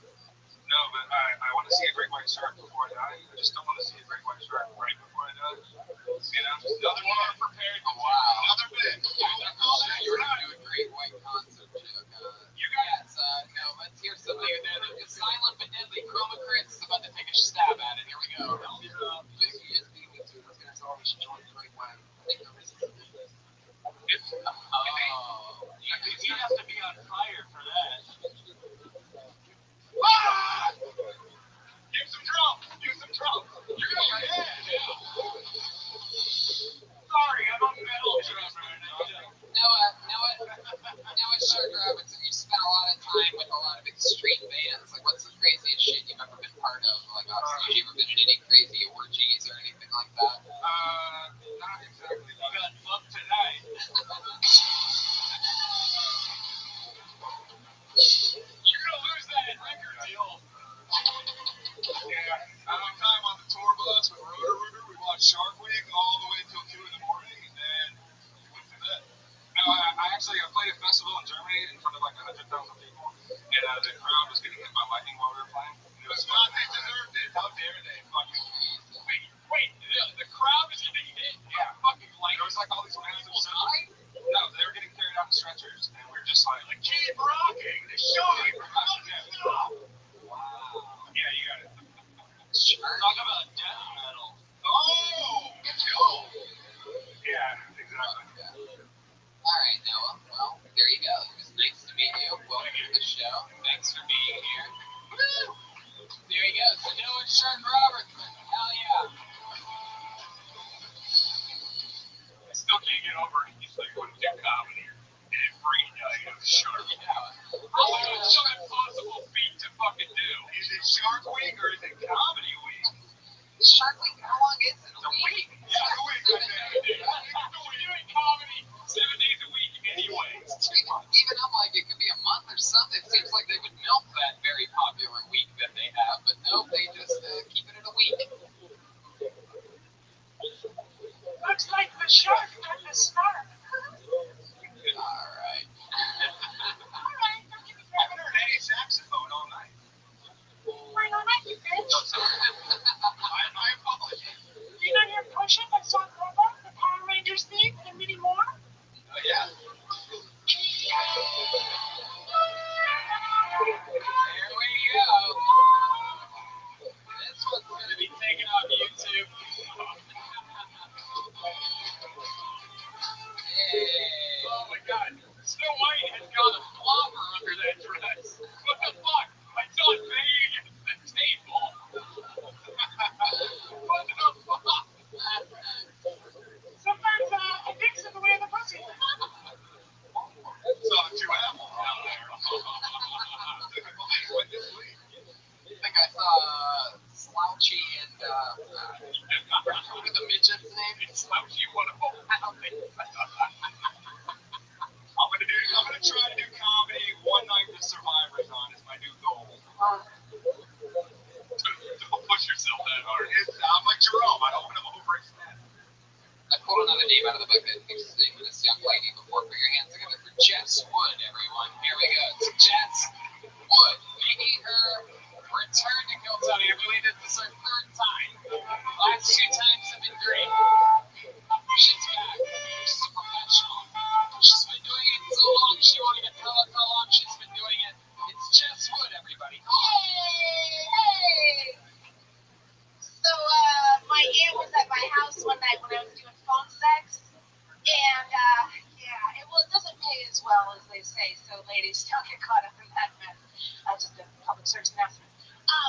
So she's at my house, and they get the call, and the secretary calls you and tells you what the guy on the other line wants, what his fantasy is, and you have, like, the time that they click over to make yourself that fantasy. So the secretary calls one night, and the aunt's in there, I answer the phone, she goes, hi, Jess, it's the secretary. We have Steve on the other line. Steve is like a Jamaican 29-year-old dominatrix with a shaving fetish. So hang on for Steve. Shit! So they click over and I'm like, hello, Steve! You got any shaving cream over there, boy? Well, you better get some, bitch, because I'm feeling mighty stoked. And then I hang up and I look over my aunt and she goes, oh, you good? Fuck yeah, Jess Wood. Hell yeah. Hi, guys. Hi. How's it going? Welcome back. Thank you. Sounded like a black leprechaun. Yeah. The leprechaun from Leprechaun 4. Exactly. It's a good movie. You should check Okay. it out. Jennifer Aniston's in it. Is that true? Yeah. No, she's in the first one. That's true. The original. Okay. There you go.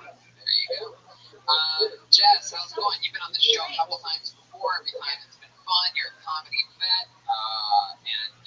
So here we are. That was another fun one. How's life been going? Anything crazy since the last time we saw you? Yes. Well, today I fucked a guy that I haven't fucked in a while because he got on meth. Like he went crazy meth time, and yeah. I relate. You know, so thanks. Is he off the meth? I think he is. I mean, he didn't fuck me for 5 hours, so I think it's good. Did you lick any of the open wounds? No, no wounds. No. He doesn't look. This is what fucks with me about this guy. He doesn't look like a meth head yet. Like he still looks really handsome and hot, but he's homeless and Wow.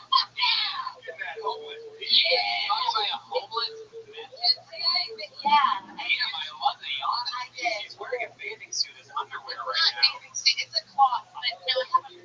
Thanks, Ryan. Hi, Brian.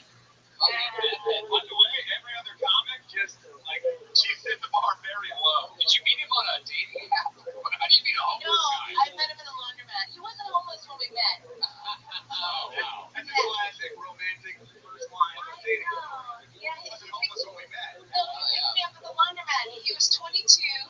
Too young, I know, you guys, I know. But he was really hot. It's like, here, get in this grocery cart. I want to push you around town for a while. So he lived with his mom. When I met him, he was legitimately in an apartment with his mom. Wow, a meth head fucking a cougar. That's hot. It's like Breaking Bad. He, he's really good. And he knocked on the door this morning. Like, you have any meth? No, wrong house. Sorry. Do you need toilet paper? I just took a shit on the sidewalk. There's that Jennifer Aniston reference from 3 minutes ago. Gotta look it up. It can't even affect your computer. You're pushing the buttons with your cane. Wow. How was he? He was really good. He was really good. I think he's cleaned up, like, today. Like, took a shower or he made the He truck? came in to take a shower. I made him take a shower. That's nice. Yeah. Well, yeah, he wanted to buy a cigarette, and I wouldn't let him buy a cigarette. He goes, I'll give you Would a call. buy a cigarette Yeah, from you. from me. Yeah, he Is came. your house like a prison? Fuck you. Well, yeah, kind of. You're like, you want to trade a cigarette? And then you walk around the sandy area? Well, he wanted to give me $1, and I said, I don't want $1. You don't have to give me $1 for a cigarette. He goes, how about this dick? I was like, oh.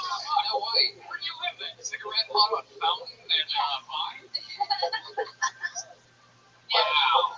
So it's been a while since you had sex with this guy. Not as long as it should have been. Not as long as How do you get in touch with him? You put up a fucking bat signal of a grocery cart above your house? he just appears once in a while. Like, Do you go condom or no condom? condom for sure. Why bother? Because I'm not a meth head on the street. You can be if you come inside. No, thank you, Cassandra. No, I'm a lady. Did he have to, did he have to bomb a condom from you? Yes, I have a thing of condom. Okay. I don't mind. I don't know. Do you feed him? It's like a soup kitchen, too. He brought food today. Oh, really? What did he bring? He's like, I was dumpster diving at 7-Eleven. I got some hot dogs. The sandwich is only half eaten. Sure for us. So we had everything except for the spoons, He right? works at the 99 cent store across the street, so he gets like snacks. Snacks for us.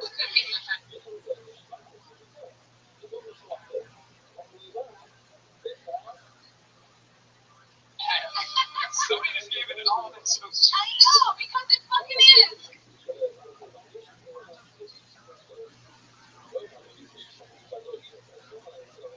That's a guy make an effort, you fuckers. Yeah, bring Wow. If you told a meth head whose lines are, you want this dick to be romantic?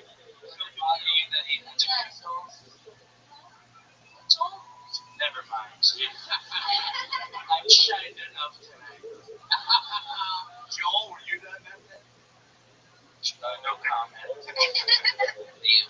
Just having sex with meth heads. Wow. Is there something that you notice that meth heads do differently in the bedroom than other people? They have little Yeah, horns. they smoke back while they're fucking you. And they shit themselves. No, nothing that very long. They last a very long time. Yeah, it stays hard.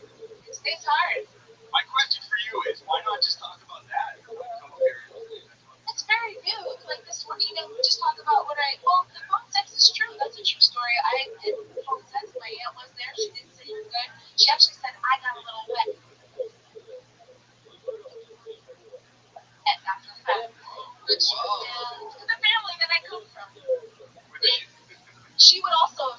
Yeah, that's how hot it is. My aunt would have told me. Do I have a picture of this guy? I know. You would. Okay, all right. Very hot. Very hot. What was that, Joelberg? I just said, all right, it's me. I'll admit it. Yeah, so that was today. Damn, wow. All the dates work for you. Coming up, crushing, and fucking a meth head. So, I mean, I'm pretty sure that's everybody's bucket list. Now, what do you think? Just another Monday at the White Castle Kingdom. When do you think you'll see him again? If he's around again, he'll not. It's really sad. You said a knock? Oh, no, it's not. No, I don't hear it. I hear It must be close. I don't know what meth smells like, but I know what UCP smells like. I know what crack smells like, so I can probably get away with it. It smells like the 99 cents store. Oh, wow. I hope that you guys become an item. Well, we were together for like a year. Not together, but he came over for a year. And I was fucking this other guy called Pirate. Wow. Was he a legit hunter? Well, he had a bead in his beard and he wore the eyeliner. He was from Sudan. So he's a Mexican Italian with a lot of hair and beard. I feel like your vagina has graffiti inside of it. Definitely. There you go.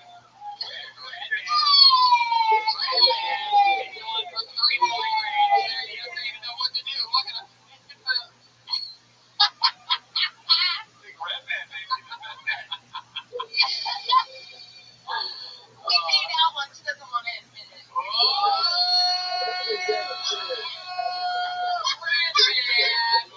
I did that too. Dude, it smells breath. If it smells like meth or tuberculosis, he's guilty. Or it smells like that homeless guy's cock. Ryan, you have meth breath again? No, he probably fucked Tom Arnold or something. It's used for Tom Arnold a lot. That's my thing. Diamond in your tooth? Yeah. Because it really needs some glitter from your titties got stuck on there and you couldn't get it off. No, it's so perfect. Makes people happy. What is it? Is it a sticker? It's glued on there. It's glued on Did it there. come off? Did you do that yourself or is it professionally The done? meth head did it. It was your teeth. Yeah, he knows how to work. Fucking crystal. Couldn't smoke it right off your tooth. You may steal it off her tooth and try to sell it. That's what you're speaking. Is it the monocle on from the 99 cent store? Oh, babe, you were grinding your teeth in your sleep last night. I don't know what happened to the diamond that was on it. I like that you say he sounds like a businessman in your mind, but he's more like, you want this dick or what? That's like a pirate. He sounds like, no, the pirates were like, Wow, they're like the same people. you're a little bit Are you sure it's not the same guy? You all sound like Joelberg to me. He's fucking a character actor who's just working shit out with her. I like this guy. Fuck yeah. Well, It's right here. Yeah, it was fun. I had a good time. Because you know what? If dudes can fuck a couple chicks, I can fuck a couple dudes. wow. There you go. We're not judging you. We're just very curious about it. Hell yeah. A lot of stuff. Spoken like a German. There she goes, everybody. Jess Wood, everyone. Another 5 minutes. She's on Twitter at the Jess Wood. It's like the homeless bachelor. Yeah, this is a crazy one tonight. Your Nuvo ring fell out. Oh, gee, yeah. I don't think that was a Nuvo ring. That would have been a shower curtain ring. It was on her tooth, the back one. Alright. Who owns that? Josh, is that They're friends with her. Josh, is that thing here yet? Alright. How do you follow that? Let's go back to the bucket. Let's just try. Let's just try to do this. Put your hands together for Mark Sully, everyone. Here we go. Mark Sully. The fun doesn't end. We're flying through him here tonight. Mark Sully's got a steady job. Hey. Oh, I ran all the way over. I haven't done this since the 5th grade. Jesus. Excuse me if I'm out of breath. Woo! Ah! Yes! I just moved out here. And I gotta tell you, thank you. It's really, really hot. It's so damn hot I have to go with the black people so hot. I just didn't know. I didn't want to be the only one raw dogging it with the sun. You know what I mean? But I mean, maybe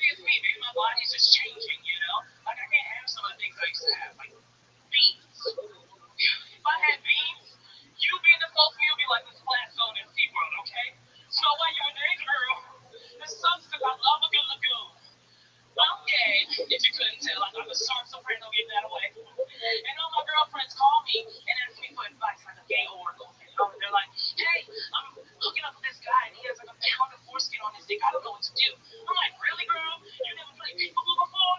You don't know how to jump on a push rock, peel a banana? Get back out there and show what you can do. Big guy. Wow. Fuck yeah.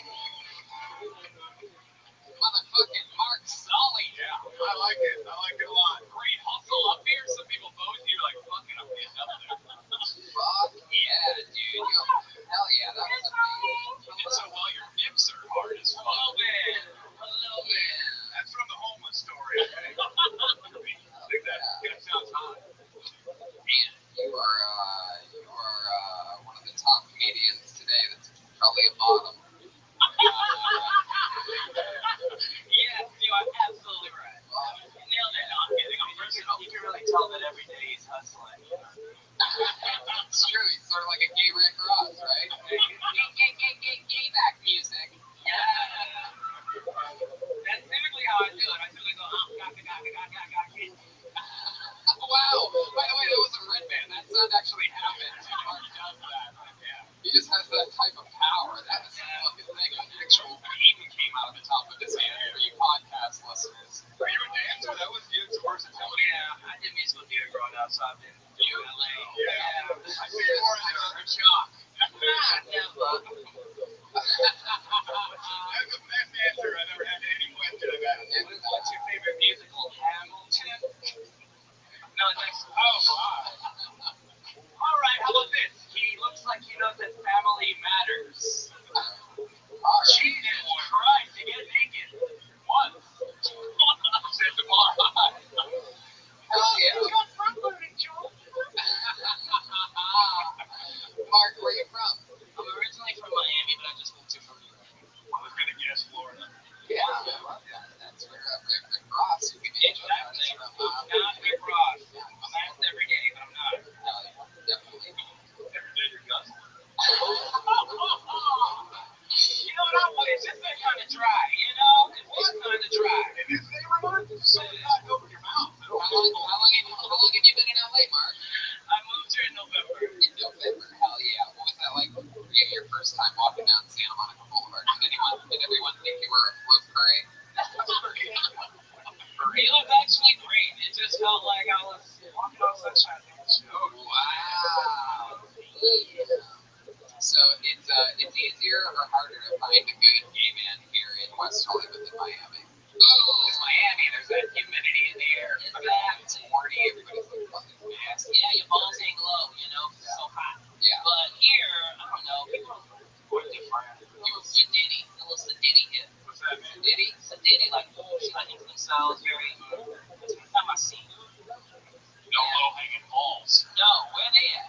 It's gotta be a pair out here somewhere. You have a This guy's got low-hanging balls right here. I can see it on his face. You have a preference in dudes? You like white guys, black guys? I'm into a little, What's that? Oh, Damn.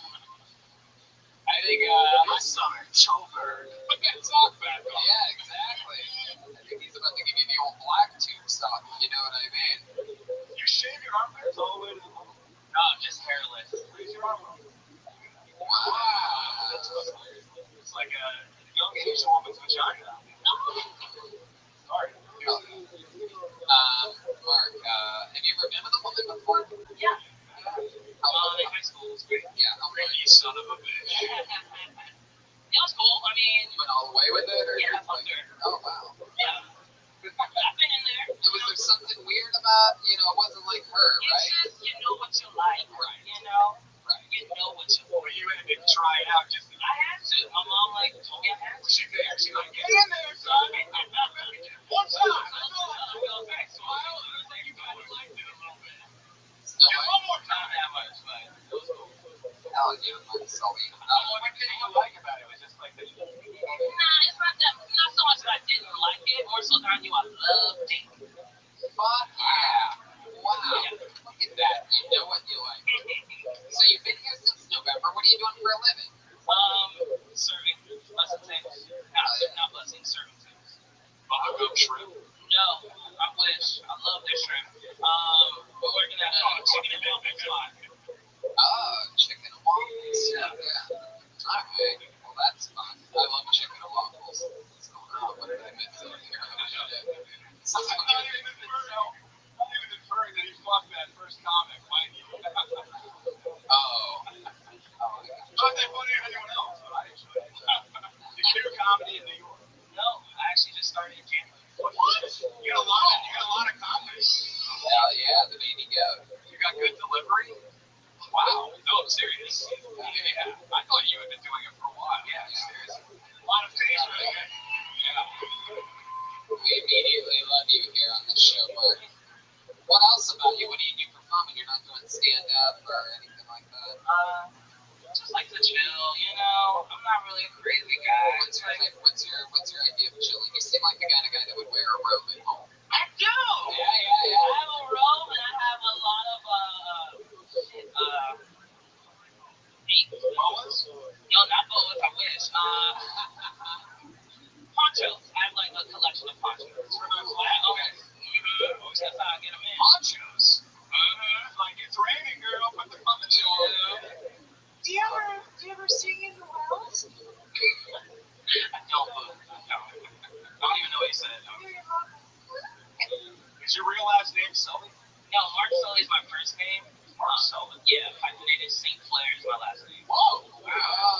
Mark Sully. Claire? Are you fucking kidding me? Do you come from a long line of gay men? My name is Mark Sully St. Clair. Yeah, like the flower in French. St. Flower. Who has a hyphenated first name? And last name. Yeah, that's weird. Double hyphenated? Double hyphenated. My mom made kindergarten very hard. Wow, that's interesting. Didn't sound like you thought it was. Mark, well, I mean, that's fucking amazing performance. Please sign up again and come out again. Glimmers of some Malcolm magic there with Mark Sully.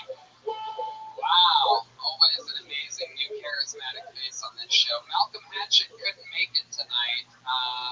He's on the road all weekend opening for the great Theo Vaughn out in North Carolina. Malcolm's getting that work in, doing it. Baby boy's all grown up. So for a special surprise for you podcast fans, how many of you are real Kill Tony fans out there, huh? Well, we have a special treat for you. We're going to bring up someone who we haven't seen in quite a while. He's, just one of the favorites here. He's a legend. He's from Las Vegas, Nevada. He's the man that brought us this bucket. Ladies and gentlemen, I present to you the return of Ichabod. Here he comes, live from the flesh, everybody. Wow! Come on, Ichabod. It's podcast, Ichabod. Get on your head, Ichabod.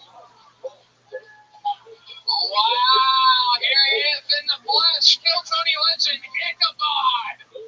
Most people are just staring like they're seeing a ghost right now instead of clapping. He came all the way from Vegas today on a Greyhound fucking bus. How about you make some goddamn noise? Yeah! Well, thank you. It's a long trip here. I rode on a megabus. The megabus is so ghetto on the way here, we got passed by a Greyhound. Hey, check it out. I got a kick-ass tan. I got really all dark this summer. I'm still pale as a ghost. I look like Flash from Guns N' Roses, as if a vampire sucked all the blood out of me. I went to give blood, and the lady at the first desk took my hand and led me right into the recovery room. When I go out at night, I have to be careful not to pass out near graveyards.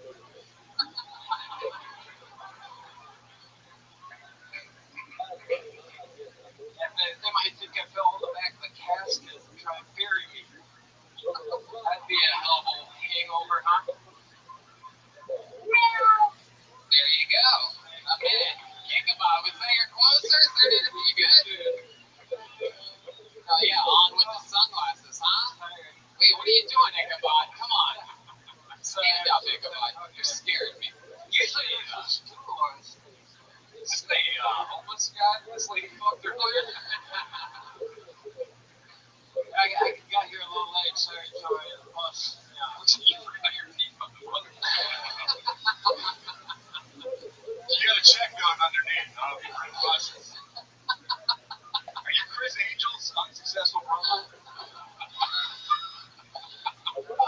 He's like Chris Angel's brother that works at a glory hole. Wait,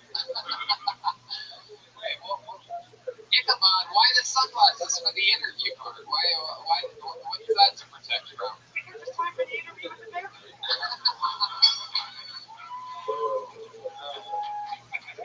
Ichabod, I will say this, as you've been on the show a few times before, and I must say, to be honest with you, you're pulling a bit of an Aphrodite and stunning us here, because that might have been my favorite set that I've seen of yours out of all of them. You know, normally you're a legend because, you know, we know that you love the show and you tell us how much it means to you and, you know, how it keeps you excited about life with all these other things happening. You got this one thing you can look forward to, and then all of a sudden it seems like you really put some stuff together and started roasting yourself there a little bit of the way through, huh?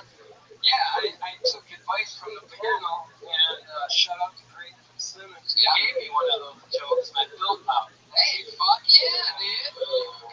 Look at that. Greg Fitzsimmons, head writer of the HBO show Crashing. And for Ichabod. Yeah, Ichabod. Ichabod be the better credit. It could be. You take your hat off, and I'm hoping your balls up there. What's up there? Is the hair connected to the hat? Oh, that's some real rock and roll shit right there. Wouldn't take it off far. I thought it was just cobwebs. A rat just scurried. Now, we had Uncle Ron on about a month or two ago. Is that his rival? Yeah, well, it's his best friend. Uncle Ron is a blackjack dealer in Vegas who's like 90 years old and still does cocaine. With hookers. Wait, hook her up with, what's her first name? Wood. Oh, yeah, Jess Wood. How's your Uncle Ron, and why'd you come out here without him this time? So tell me you murdered him. Yeah, I haven't seen him in quite a while. Uncle Ron is Uncle fucking dead. Uncle Don. He's out there, you know, stop by. He in the desert. He's up and down. On behalf of the entire staff and ownership at the dive bar, we would like to thank you for coming out there and chatting us up, and you're always will be welcome back. Right, we had a lot of fun in Las Vegas. A lot of people came from all different places around the country. They took our advice, and you know, there's always cheap flights in and out of Vegas. It's a fun place for a bunch of people to get together. Which reminds me, you can see Ryan O'Neal fight Louis J. Gomez at the Joint at the Hard Rock, August 25th. You know, where you can watch the stream at jasonellis.com. That's going to be an exciting thing. Ichabod, who do you like in the fight between, hey, over here, buddy. Who do you like in the fight between Ryan O'Neal and Louis J. Gomez? Who do you think is going to win that? Or a mouth guard. Who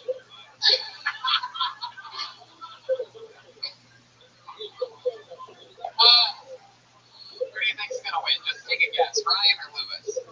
I'm Ryan, by the way. I was hoping it. I can't believe you spoiled it. I was sure he was going to say Louis. He might still say Louis. Who do you think is going to win? Oh, that's a tough one to handicap. Why don't you just take a guess? Just pick a name, flip a coin in your head. So what would be what is the cage match? Yeah. It's Ryan versus Louis. To the death? It's Ryan versus Louis. Who do you think is going to win? You a fight promoter? This promotion is dynamite right now. This Dana White. By the way, how do you make a living selling your teeth to the tuber? I know a woman with diamond teeth that you may want to talk to. Get this her side one and your front. Ichabod, you are fucking awesome. One of my favorite things is to follow you on Instagram and check out your amazing diet. Basically a lot of soda and frozen fish sticks. You're wondering, Frito casseroles in there? I'm losing weight on that. That might be the AIDS. I don't know. yeah. Has anything else fun been happening in your life, Ichabod? We love you on this show, and we're excited to find out any updates if you have any. Uncle Ron's out of the picture. I've got cousin John. Last week, for the first time, I got to open for a rock band in Las Vegas. A Scondo for a whole bunch of people. It was really awesome. Wow, you did stand-up comedy Before the rock show. before the rock band. That is so fucking cool. How much stage time did you do? How many minutes? They gave me 10. I got up to 5, and I kind of got nervous and failed.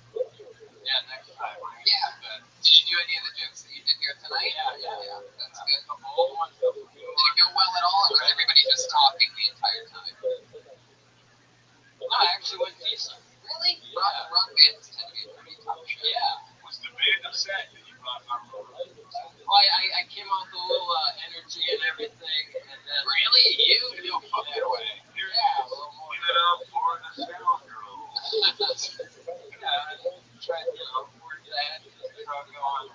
Normally those Rothschild'S are like pulling teeth. It's fucking amazing. Can you give us the intro? Are we ready to see?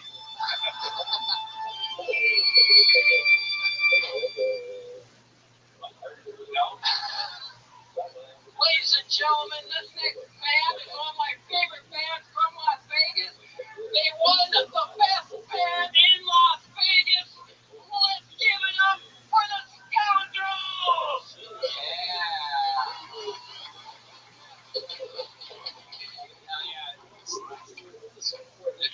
It's just gonna be another 5 minutes. It's weird. I've never seen, associate the Crypt Keeper with horror, but not introducing me. I love it. Think about what's that drink you just chugged? Do you have any drink? What is that? Yeah, Coca-Cola for Melvin. It's delicious. You're late, but that's bad for the team. Is that a classic or hit? Classic. That is classic. Are you guys? You haven't seen Ronnie and Wolf? A few days ago, we don't have much. No, by the way, I'm starting to think, I don't know if he's my real uncle. Hey, goodbye. You think he's putting a fast one on you? You do 23 in Vegas. Uncle Ronnie, you are not the uncle. That's a good Mario episode. I think if he introduced himself to you as Uncle Ron, there's a good chance he's not your uncle.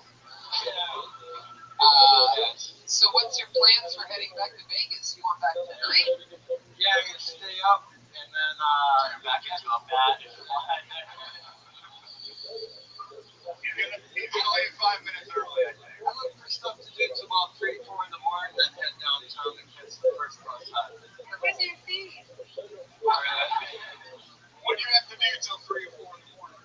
Yeah, it's a hard time because, it's hard to find stuff after 1 or 2 o'clock.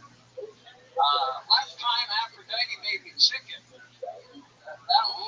shit.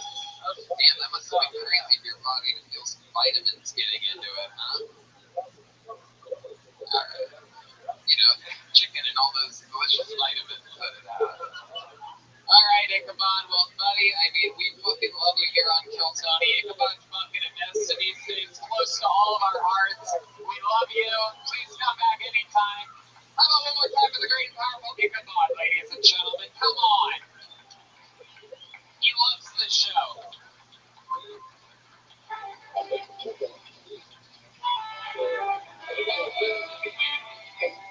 do you guys think? One more quick one? One last one? Alright, one more quick one. We're all gonna get out of here together like professionals. Put your hands together for Robert Thompson. Robert Thompson. Here he comes. From the farthest possible corner.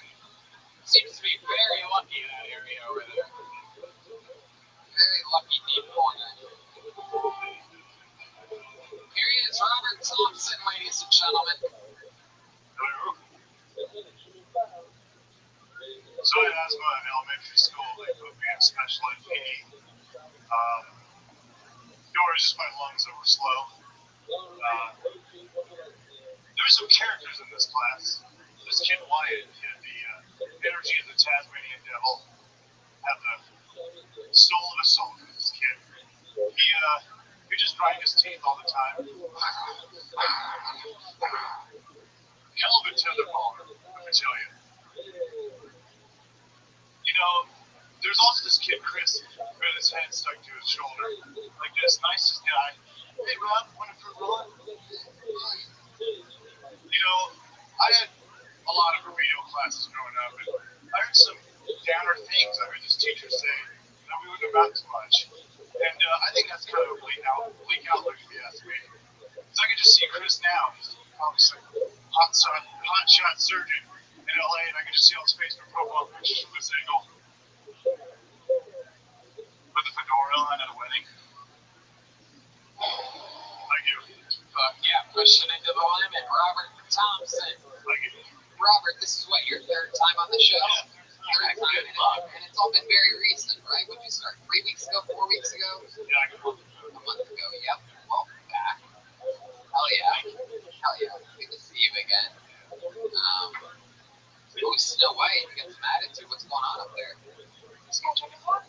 Is that true? You trying to block the, No, my big ass last time was totally in front of Mr. Jeremiah here. So I'm mindful of that, you know. it's Snow White? It's Snow White. I mean, yeah, Snow White. The big old flopper. Yeah, big flopper here. He's We've got Frankenstein. Now we gotta get Dracula back up there. Fuck yeah, Robert. So how long you been on stand-up? I started doing it a couple months ago, and did it for 2 years. So it's me back at it. We know a guy who counts all those years between his years. Yeah. Oh, really? I don't know if that's official. This guy. Oh, wow. Okay, so 5 years. You took 3 years off. Yes, yeah. But technically. Technically 5. There's a lot of math for me. I was in remedial classes, so We're the math guy, the teacher of Robert, is there anything that's happened interesting in your personal life since the last time you were on 2 weeks ago? yeah, actually, I also do music. I played a band, Big Neptune. And that'd be Mr. Joel. But you don't know how to play any instruments, right? I can do the xylophone a little bit. The xylophone, wow, it must be a real hit band you have. Hey, what's the xylophone here? We're on a recorder.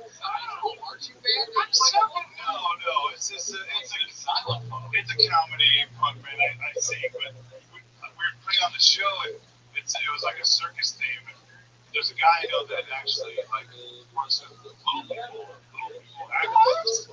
Yeah, that's right, dwarves. And where was the show? It was in the Doll Hut in Anaheim. I just want to know so I stay away from the name. Oh yeah. There's speaking of meth, there's a lot of that there. You would find it.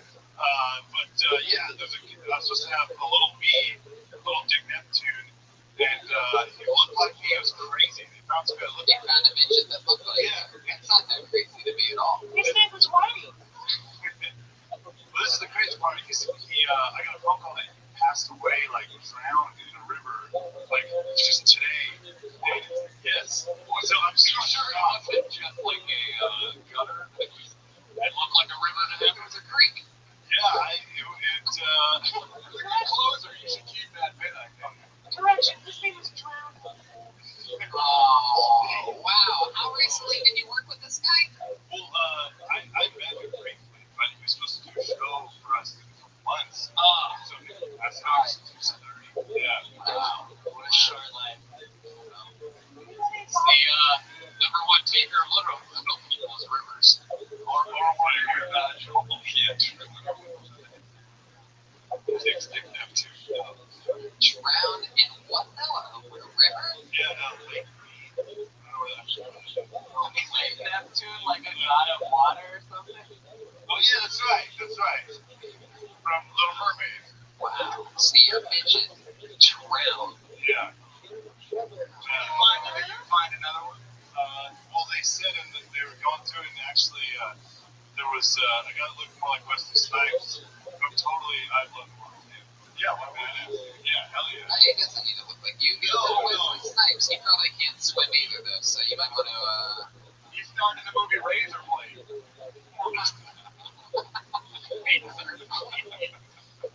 If the second one dies, we're coming to look for him. I know, dude. There's a curse here. I don't know.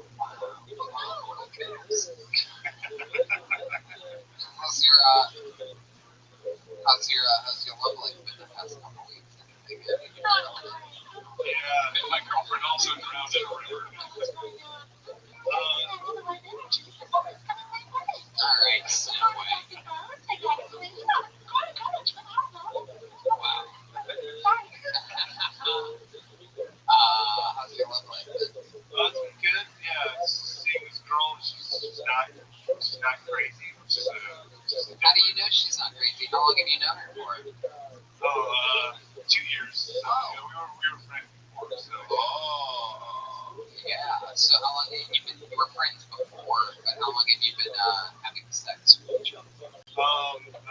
This morning actually. No, it was a few months. A few months you've been having sex. She's not showing any signs of crazy yet? Not that I know of, but my debit card was this morning. Whoa. there's some kind of wallet. Yeah. It'd be like me. You make you love this one? I don't know. It's kind of soon to say, but okay. No, I do. Is she here tonight? No, I'm fine. It's the driver's mother, everybody. All right, hold on. What does she do for work? What does this girl do? She doesn't work right now, actually. Oh, so that's why your debit card is missing. Yeah, I'm being a little suspicious here. What do you do for work? I push shopping carts, yeah. Oh, that's right. Yeah, there's a Shopping cart. Yeah, there's a war going on. There's a Sam's Club right next to a Walmart that I work at, and You work at the Walmart, right? yeah, Sam's Club, Oh. and the Walmart dudes totally hate us. But it's funny, I feel almost pampered when I look at them because the dude comes with like a potato sack over him, and he's missing teeth, kind of like old Ichabod over there. He's missing teeth. Wow, how dare you! How dare you talk about Ichabod? I love Ichabod. Shots at the flag. Say, you know what, Robert? Hey, you know what? You want to take a shot at Ichabod? I got bad news for you tonight. You're getting on the Greyhound bus, and Ichabod's moving into your apartment. Yeah. I would let him. Yeah. Hey, Look how excited he no. He thinks it's really happening. I'm a huge. He killed the little person, I think. Ichabod. They found the midget's body. They found a few teeth floating around and DNA. The headless dwarfsman. What is that? Ichabod in your fucking bathtub? All right, Robert Thompson. There he goes. He did it again. Thanks for coming on, Robert Thompson, the Rothschild Comedy. That's tonight's episode of Kill Tony. Action-packed. We went a little long episode. Make sure you listen to the Danish and O'Neill podcast at All Things Comedy. Danish and O'Neill, D-A-N-I-S-H, and O'Neill. And follow Ryan O'Neill Comedy on Instagram and Twitter. Jeff, what else? Where are you at on social media? Absolutely nowhere. Look at this drawing by Ryan J. Ebelt, everybody. RyanJebelt.com for all the prints. Here, show the guys.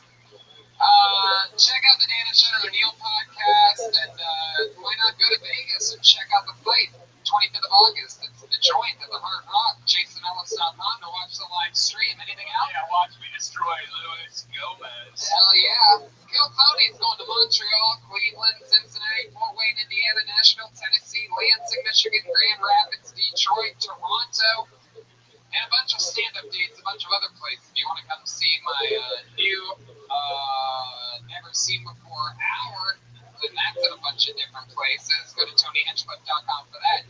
How about a hand for Snow White, Jeremiah Watkins, huh? Jeremiah Wonders is my new favorite podcast to listen to. Jeremiah flexes all of his amazing characters and his wild imagination on the show. We've all done it a couple times. Jeremiah, who do you have this week? Andrew Santino. Wow, one of our favorites. One of the funniest guys. Yeah. Follow me on social media at Jeremiah Stand-Up. And then next month, Reagan and Watkins will be headlining with Joburg in Huntington Beach and Phoenix. Wow, Huntington Beach and Phoenix. Pulling through with a strong Khaleesi, I believe, tonight. How about a hand for Chroma Chris, everyone? Chroma Chris is on social media. Chroma Chris. Chris, what'd you think about tonight's episode? It was very enchanting, Tony. Ooh, and how about one more time for the great and powerful Joel Jimenez? Joelberg is on all social media at Mostly Sorry. Anything else, Joelberg? I love you guys. Hell yeah, he loves us. Dennis and O'Neill, you guys are absolutely, two guys that I've always looked up to that I think are fucking amazing. Thank you so much for coming back on the show. For having us. Hell yeah. Unbelievable fucking monsters. Make sure you check out absolutely everything they do. They're absolutely hilarious all the time. Brian Redman, get us out of here. That's an episode of Kill Tony. See you guys. Bye, guys. Thank you.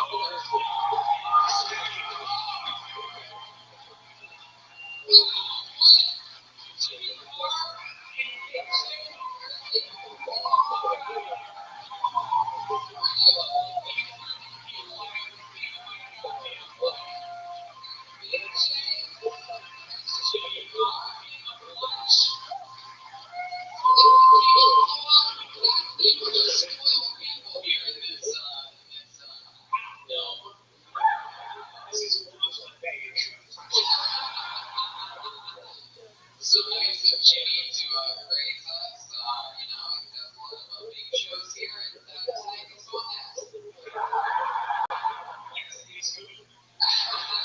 Big Jacob is in the motherfucking house, ladies and gentlemen.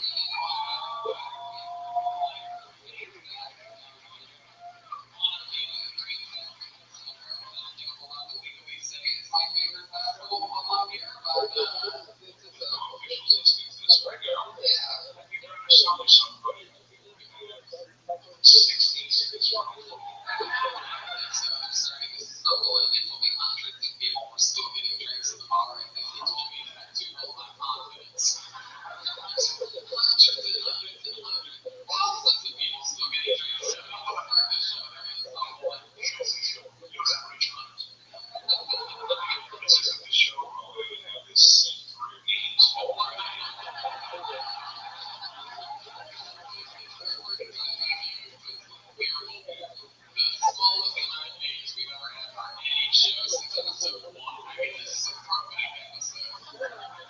so many people excited to get this probably means that it's not a lot of extremely established meetings. Hopefully there's maybe a couple people out there that signed up. Maybe it's going to be their first time tonight. Maybe they'll stairways to wherever you are. The place is half-assed, so you're not going to trip over anything.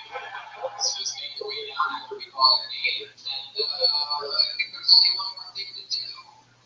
We have a band.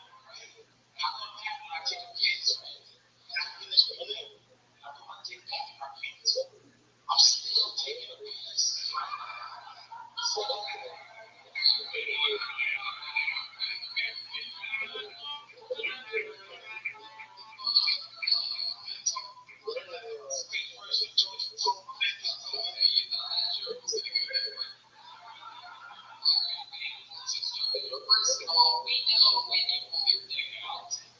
Just no one wants to call the police or anything on you. We know when a black guy pulls his dick out. We can all feel the heat in the room change. If anyone has an invisible dick, it will be me.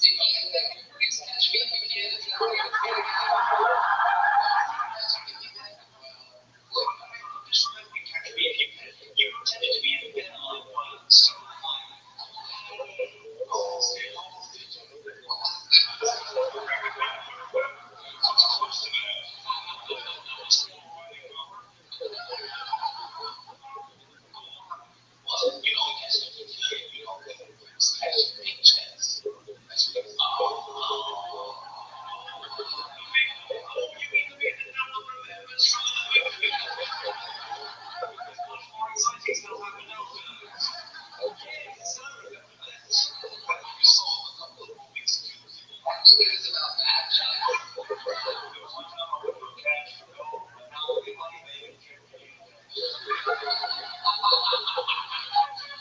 We're gonna keep moving along. We got hold out first. You performed here at Montreal Fest with last song, Phil Tony. And there you go.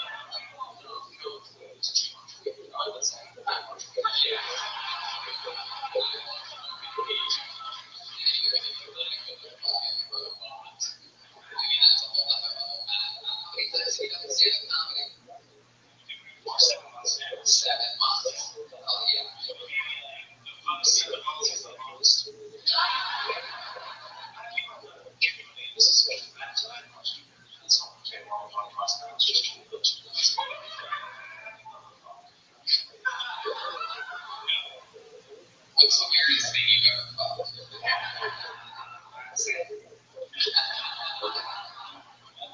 Nothing. What? You're Canadian. There must be something. You ever pour a little maple syrup on your hand and it's sweet, sweet syrup. What the fuck are you doing? Scared to go on top and just see what happens. So what do you mean?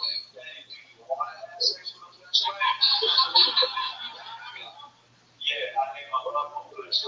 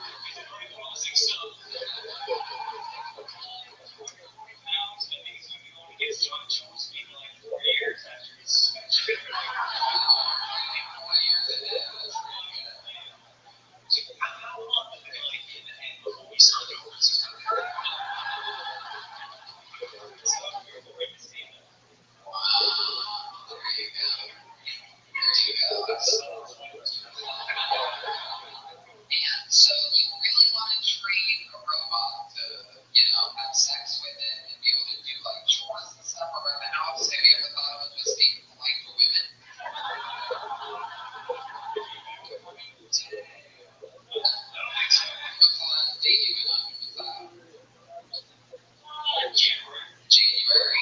What would you do? Would you meet the girl?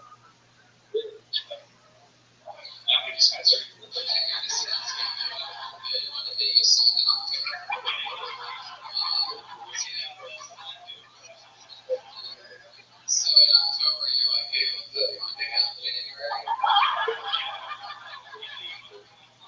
Yeah, and it worked out. Then where'd you take her? Where do you live? You live in Montreal. You brought her here. Yeah, I can tell you're from New Brunswick by your accent. I don't know what that's supposed to be. So, on this date, when you took her to Montreal, where'd you take her? Did you take her to a bar and have some drinks? What did you do? Just walking around. She must have been fucking exhausted. Just walking around like a gigantic dog. That's what you're gonna do with your AI robot. Stories. Who's going to beat John Jones in 4 years? You're training. I think that's my place. There's computer parts everywhere. I tried. They're making really dumb, sucked-in robots. Just like you see on a thing. Do you like performing oral sex on them if you have the chance? Like, if you ever had the chance to do that, because you're going to lose that part when you hook up with a robot. They're not going to be able to have an actual vagina. Yeah. Oh my God. The video. It's a creep of it. But you wouldn't get the satisfaction of being mom.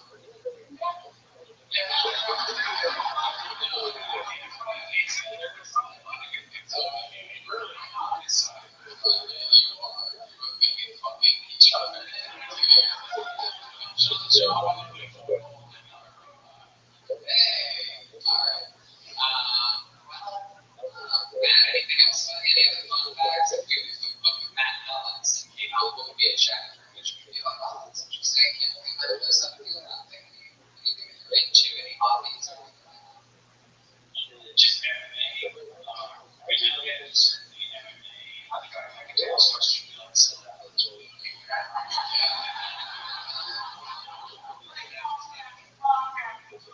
Jesus.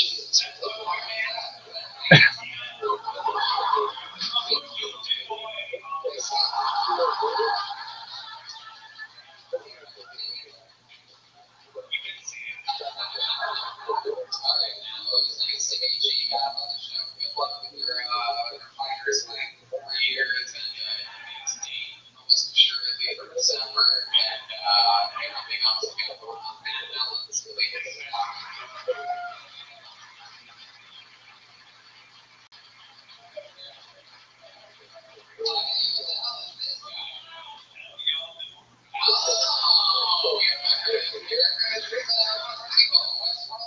Yeah, show got kids.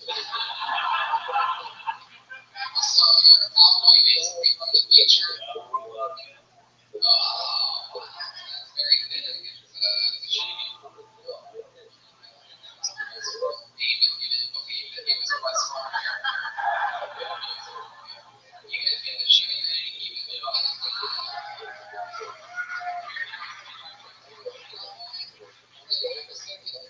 Characters of Jeremiah was on fire for West Farmer. We don't do that around the world.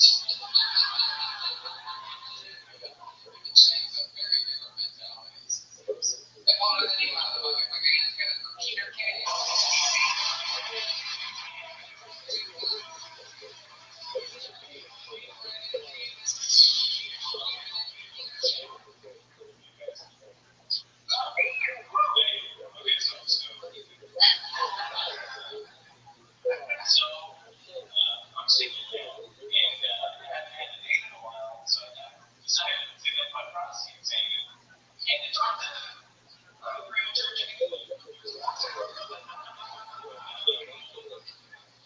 Yeah, so I wanted to buy walking with you for my mom, and then I realized I wouldn't need a mom anymore. I'm just joking. You can't, but yeah.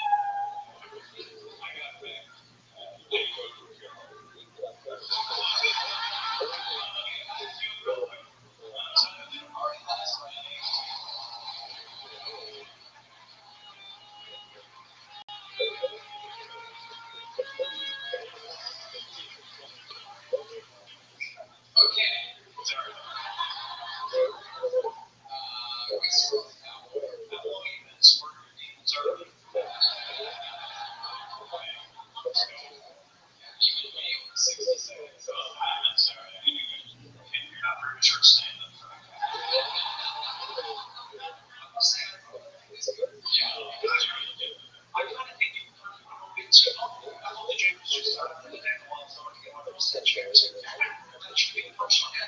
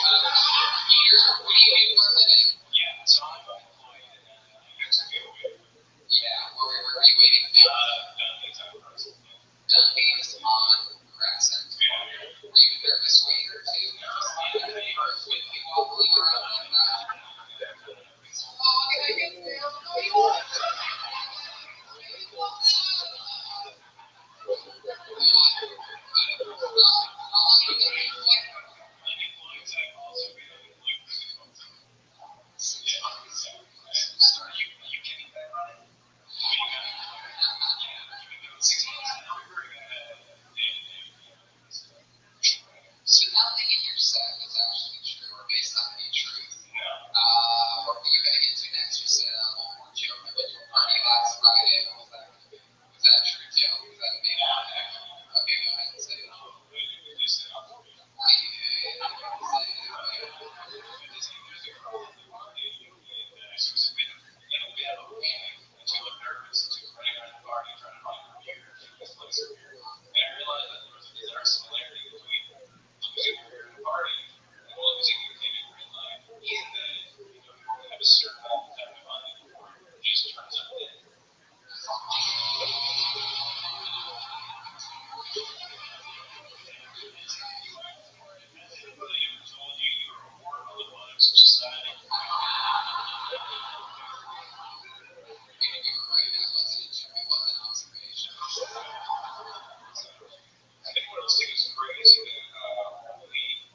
Ex-convicts, invisible defense, and the only comic with a job up here. So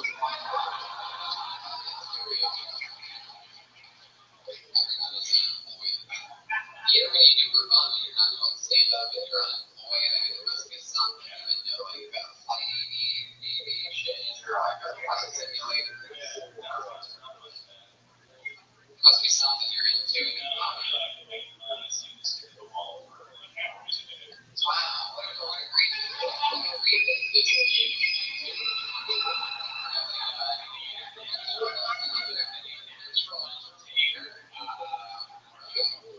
you stare at walls all day, you're retarded.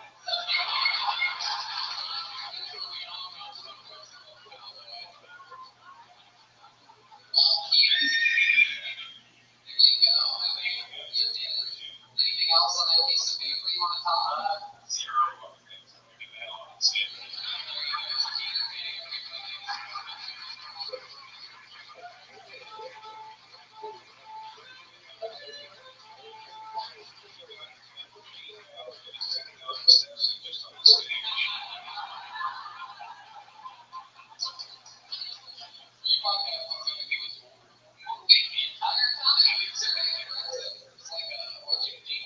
Circle and fast motion.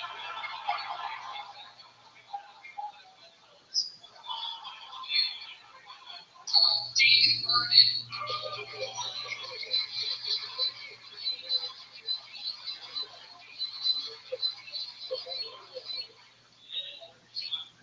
The thing that I don't understand about what's nonsense, I can't make up my mind whether or not Irish people are really white. Well, fine. My dad is an Irish immigrant, and my motherfucker got skin cancer twice.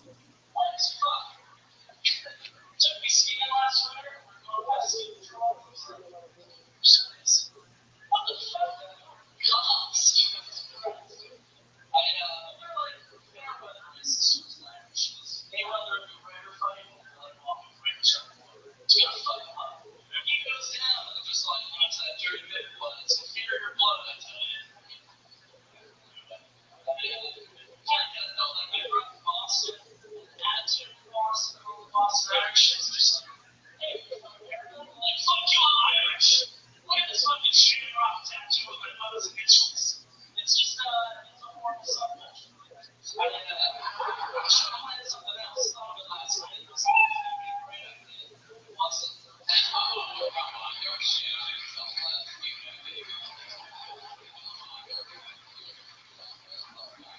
I wanted to like this man because of his skin color.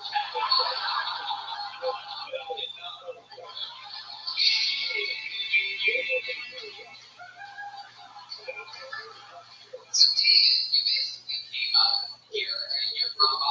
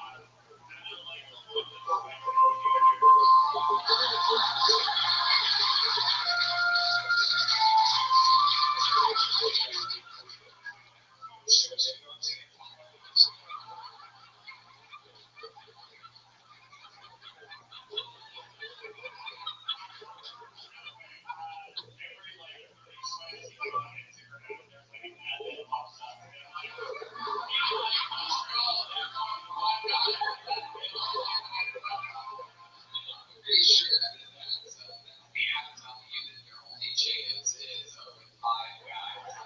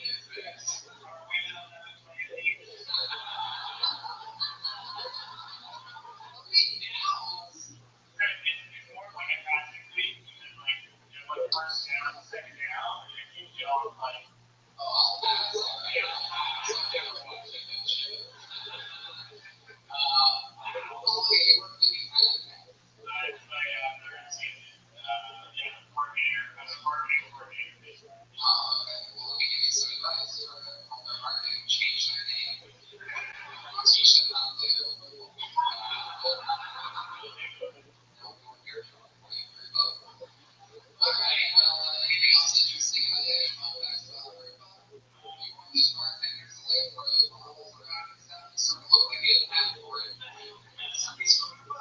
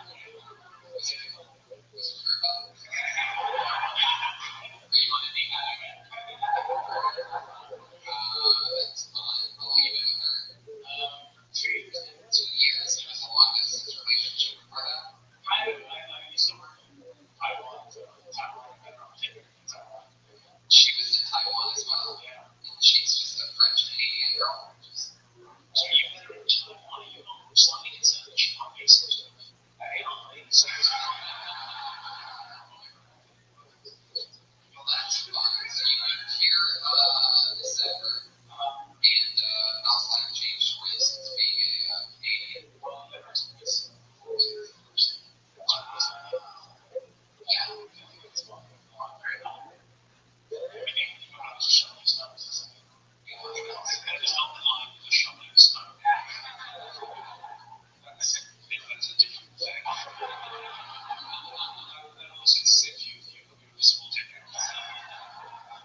That is Stacy. Hi.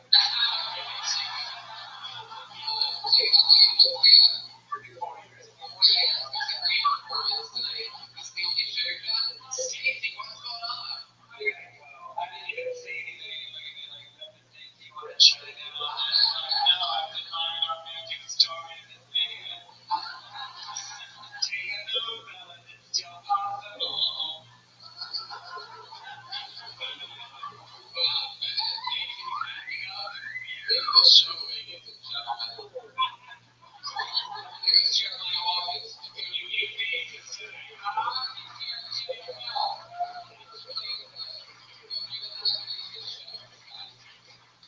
So Jacob, let's talk about it a little bit more. So you're doing good, you're surviving. What do you do for fun here in Canada? What are some hobbies? Besides that, I just started playing game football, just actual. Game football. Yeah, I was trying to learn a little bit about game football. It's this game.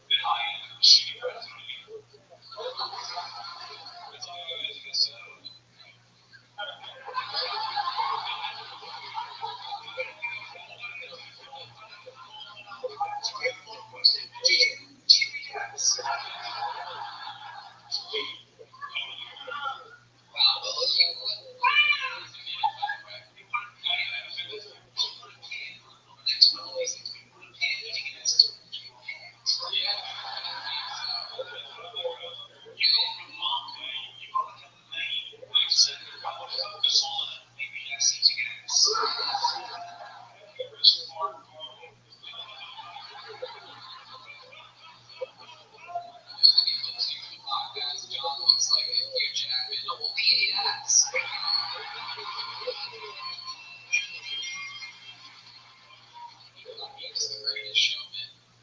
You can see him on the video. You can go to the gym. Always keep the turns. You call it comments and things. Yeah. It's good to look. Anything that top looks bigger because you hold the legs top.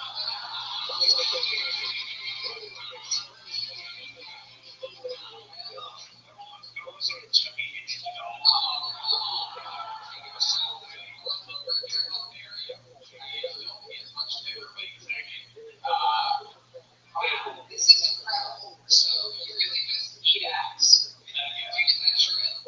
Yeah, well, once in a while, just to lady that wants to go crazy. So it's not like a first date. Like 2 weeks. it's like it's not fun enough. What are you finding in those 2 weeks? Oh, but you know, Say that again. stick around, like, hey, guys. It's going to be a commitment before you exercise.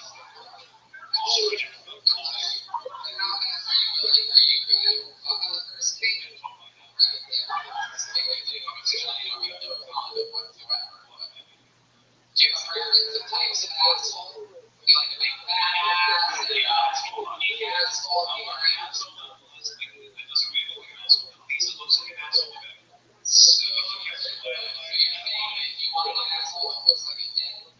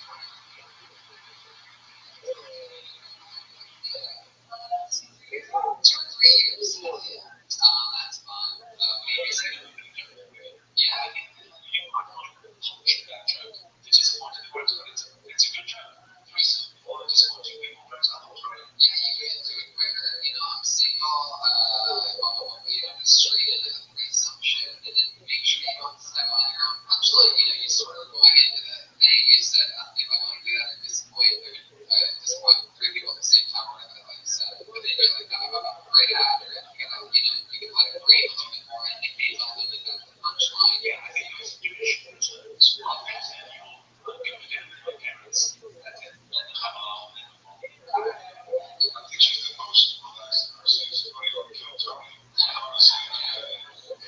think very jittery from this earlier. He was going home this day. Shoes that he's yeah, so I'm saying, here's why. So said you know, we've seen this thing on the time on the friend who's keen on this gas. I'm not sure how you think you would have to be.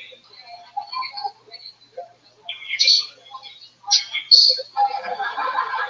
You used to give him 2 weeks. You used to do a full health check. Well,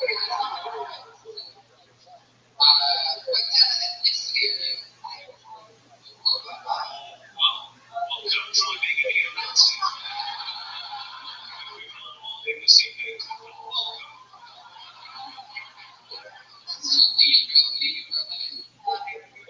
Great jobs.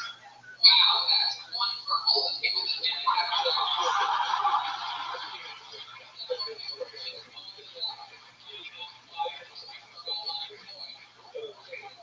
Which is regional for you then? 3 jobs. You must make as much as one man.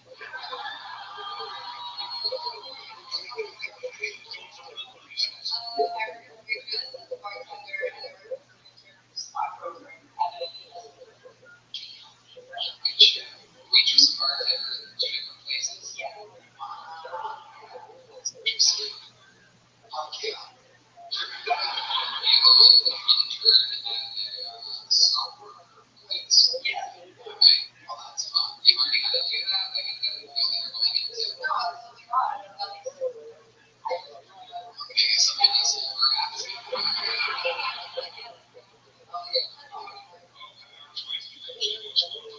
I'll 60 pounds. How did you do it? Just work out. And you stop eating like bread and shit. And drink more water. Yeah, and alcohol. Yeah. Good work, though. Yeah. What kind of work you have? Because I think it's really cool that you want the legs as well as the upper.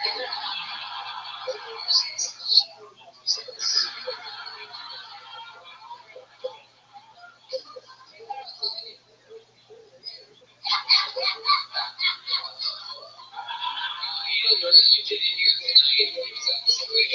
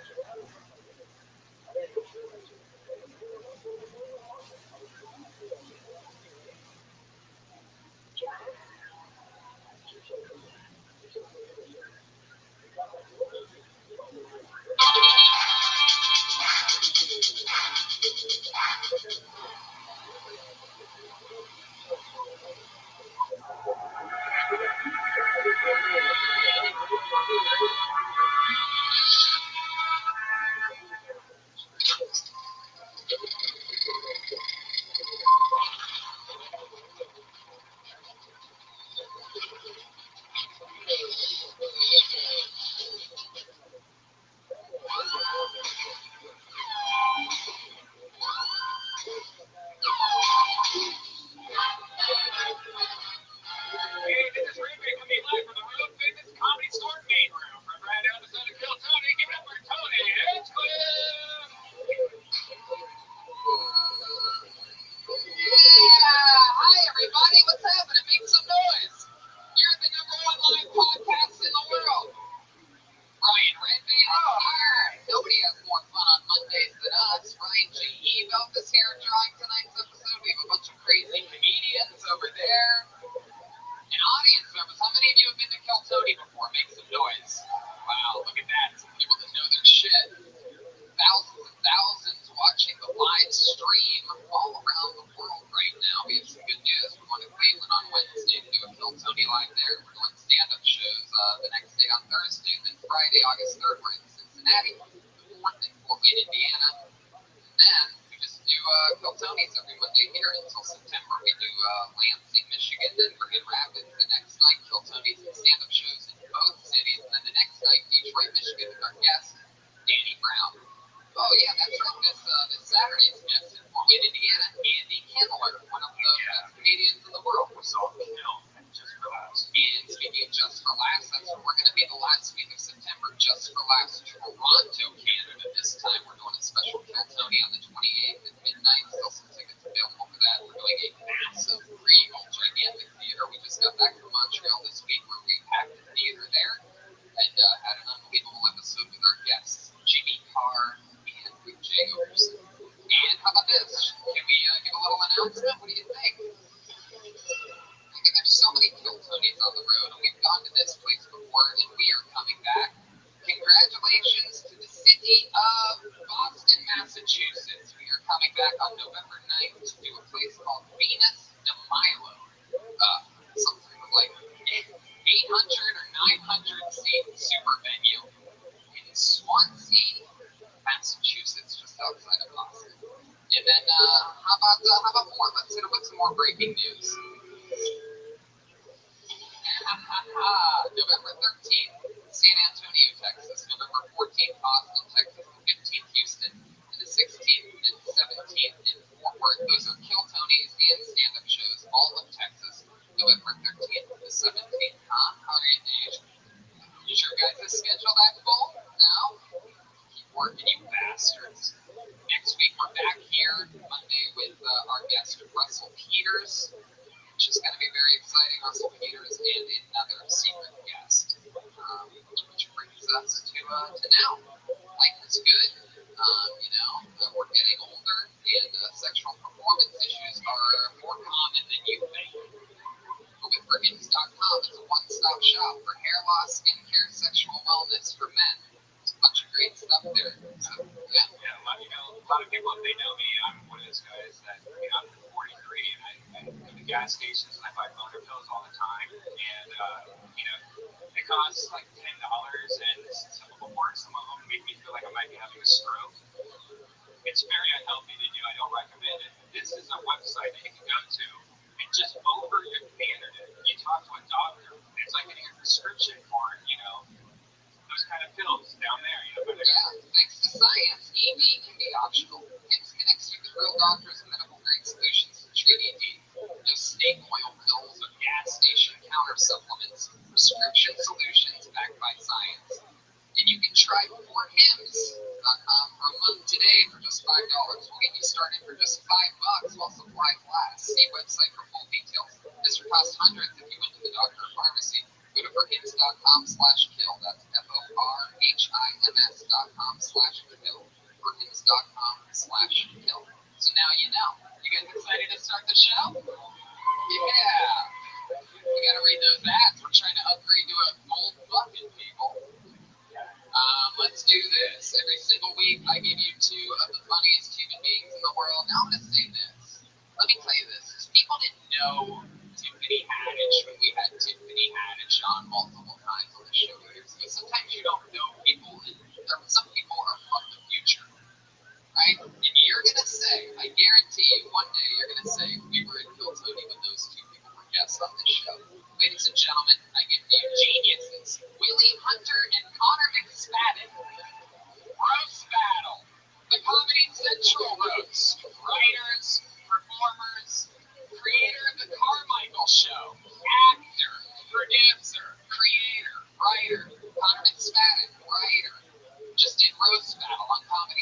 which, by the way, I did as well. Watch Comedy Central the next 5 Tuesdays. And on that 5th Tuesday, the main event, it's me versus the undefeated grand champion of all the roast battles. Or we'll see what happens. Yeah, uh-oh is right after Kennedy. Uh-oh is right. Could we possibly guess what happened by how small Tony sounds right now? No, we couldn't possibly guess. We don't want to give any spoilers away here on the show. It's 5 weeks away, Connor. Yeah, certainly. So Connor just finished his last night here at the Bruce Willis roast, and it was his first ever staff writing job, right? Yeah. Really big deal. Very lucky to do that. Connor's one of the brilliant minds of roasting, one of the legends. Hey, look, it's Josh Martin, everybody. Look at that. This guy's got a new Gucci.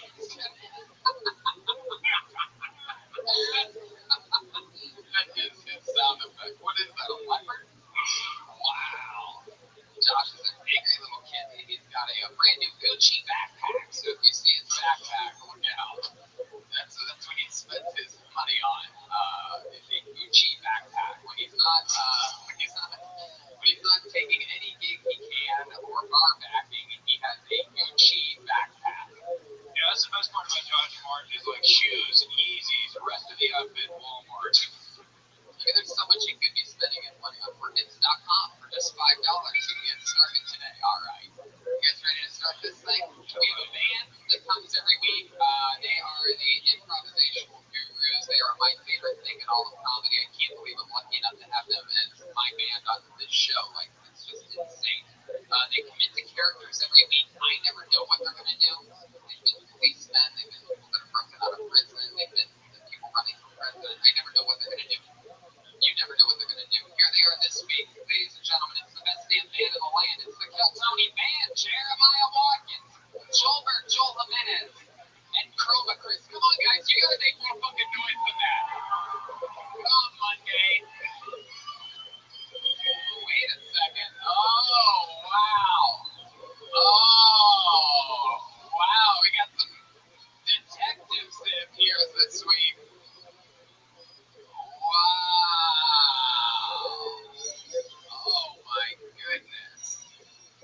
This is incredible. For those of you listening to the podcast, the lead detective appears to be Bruce Jenner mid-transition from doing some type of World War II reenactment of some kind. Hello there, Detective Watkins, I presume? Yeah, dummy. Wow, some private eyes. We got Chroma Chris. He must be the more silent cop. And then here we are. We have Joelberg Joel Jimenez, looking like the type of detective that would deport himself. It's gone. Looking for something to say, actually. There we go. We're off to a blazing start. Have you seen his confidence? We're looking for it. Here we go. So the band is here. They're going to be detectives the whole time. I'm sure they're going to interrogate some of the lucky people that we pull out of this bucket that has tens and tens and tens of names in it. A lot of people sign up for the chance to get pulled out. You get 60 seconds on stage to do stand-up or really whatever you want. It's entertaining. But 60 seconds, you'll give the sound of a kitty. That means wrap it up there, or else you're going to bring out the angry West Hollywood bear.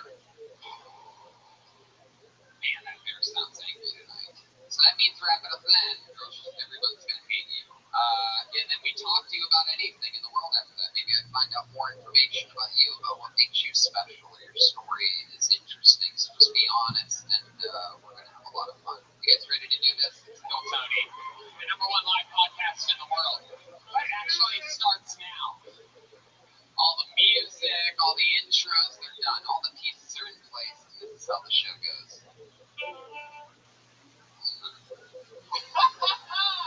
All right. Wow. This is going to be a great night. I can already tell. The first thing that I pulled out of the bucket, this young lady has been on the show a few times. It's always amazing, inspirational.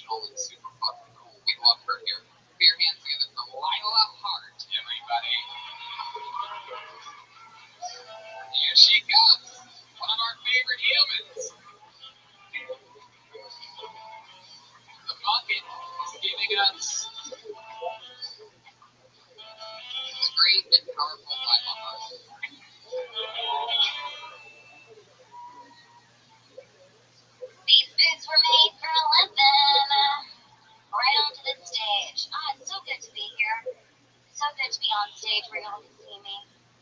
You know, because I get lost in the crowd, literally. I just get lost. It's been a great summer. Been working on this tan. You know, it's a full-time job working on this tan. Especially because I don't have a cold layout vibe, so I gotta call one of my girlfriends. And not only am I working on a tan, I'm doubling as a therapist. You know, and I'm like, yo, can you please stop with the negativity because it's clouding my sunshine. I'm trying to get this tan. Anybody else have anxiety? Me too, it's crippling. I've got anxiety, and I told my girlfriend about it. I was like, yo, I've got anxiety. And she's like, Lila, if you're feeling anxious, what you ought to do is wake up in the morning and get on your knees and pray to God. And I was like, get on my knees to pray to God? I don't even get on my knees to suck dick. You got it.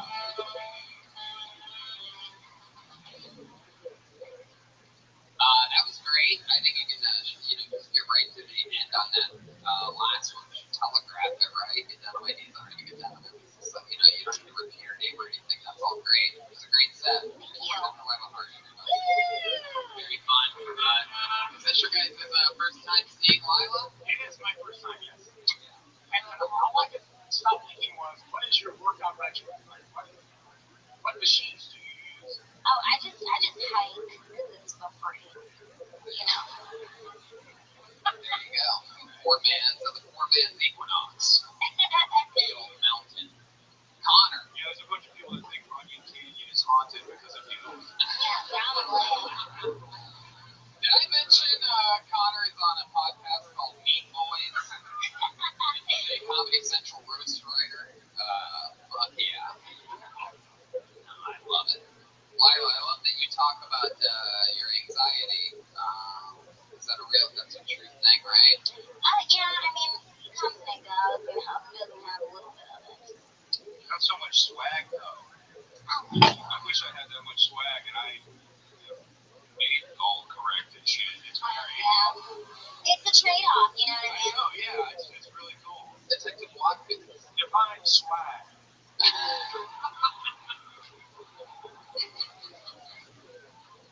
Does that mean she's a floozy or something? So Lila, what's been going on in your personal life lately? You've been on the show a few times. Yeah, I just got back from Canada. I was there for 2 weeks at Calgary Stampede. What were you doing there? I was working at the Cowboys casino tent, just like hanging out, talking to people. Yeah. So, Calgary Stampede is a 10-day, country music festival, and the Cowboys tent is where they have all the music stuff, and there's like a VIP booth, and I just got hired to hang out. You look like you wouldn't want to be near anything called the Stampede. Oh, yeah. So, yeah, did you, I thought the Cowboys tent was where Heath Ledger got butt fucked, but I'm learning a lot tonight. Yes. no, the one that wrote back, I believe, is Lila. Lila, what was the most fun thing that happened to you at the Canadian Music Festival? What did they hire you to do? Did they make you Okay, so, no, I was hired to be, so every night it was like a different character. One night I was a miniature Dolly Parton, so I was just on stage in front of 5,000 people. By the way, you don't have to say for each, you don't have to say miniature before. Oh, okay. They know all of your Okay, characters. you guys know. I feel like your body looks more natural than the real Dolly Parton at this point. Oh. And then I was a mini Meghan Markle, too. Wager, yeah, right? And that's Angela Merkel. Megan is the one that just married Prince Harry. Oh. Yeah, I was one of them. Yeah, that's good. You know your world leaders. That's what I thought it was too. Angela Merkel, right? Yeah. What does a Canadian mosh pit look like at a Canadian music festival? I think that's the only mosh pit that would be polite enough to be safe for you, so that had to be a very inclusive experience. Well, you know, it was there was a lot of people there and a lot of drunk people, so people just like picked me up. I want to take pictures and stuff. So I was like, if you're going to pick me up for a picture, you're going to tip me, you know, so it was good. Oh, yeah. Yeah. Well, that's fun. You hook up with anybody? No. No, I have a boyfriend. Oh, you do? I do. How long have you had a boyfriend for? For a little bit. What's its name? Eric Avenante. Eric Andre? country. Wow, crazy. Adult Swim. I thought they did a sports show. His name is Aaron. Is he a comedian? Yeah. Can you really suck his dick standing up? No, actually, we're like proportionate to each other, so it's really cute. He's That short. that poor fucking guy. Hey, he's got a big dick, so don't feel bad for him.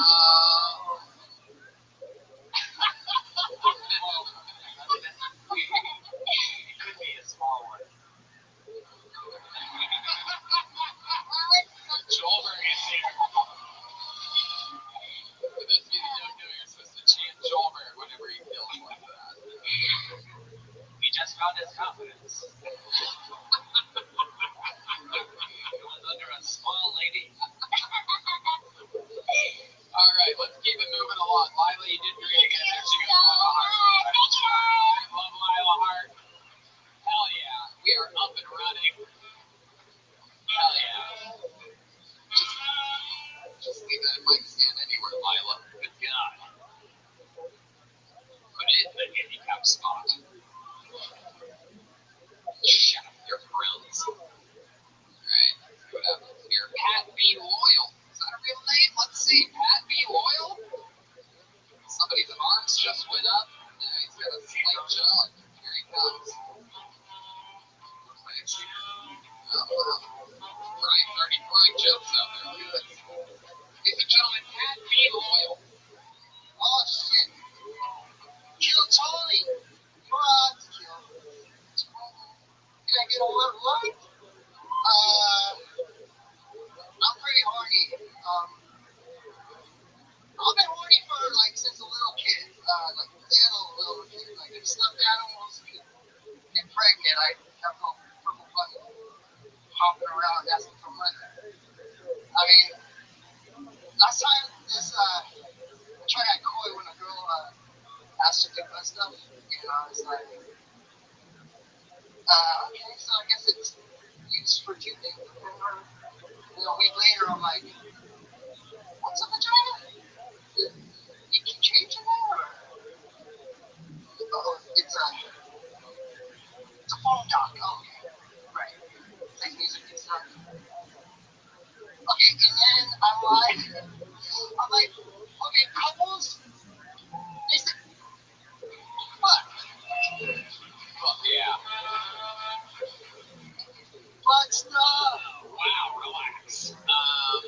You are by far one of the horniest individuals we've ever had on the show. I don't know if you've ever heard of masturbating before, but it seems like you're fucking destiny, dude.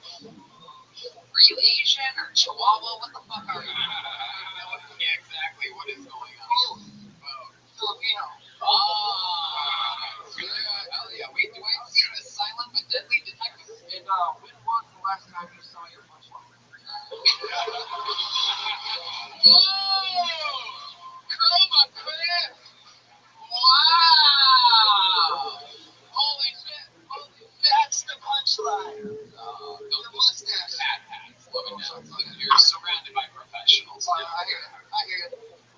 That'd be loyal, more like that'd be creepy, am I right?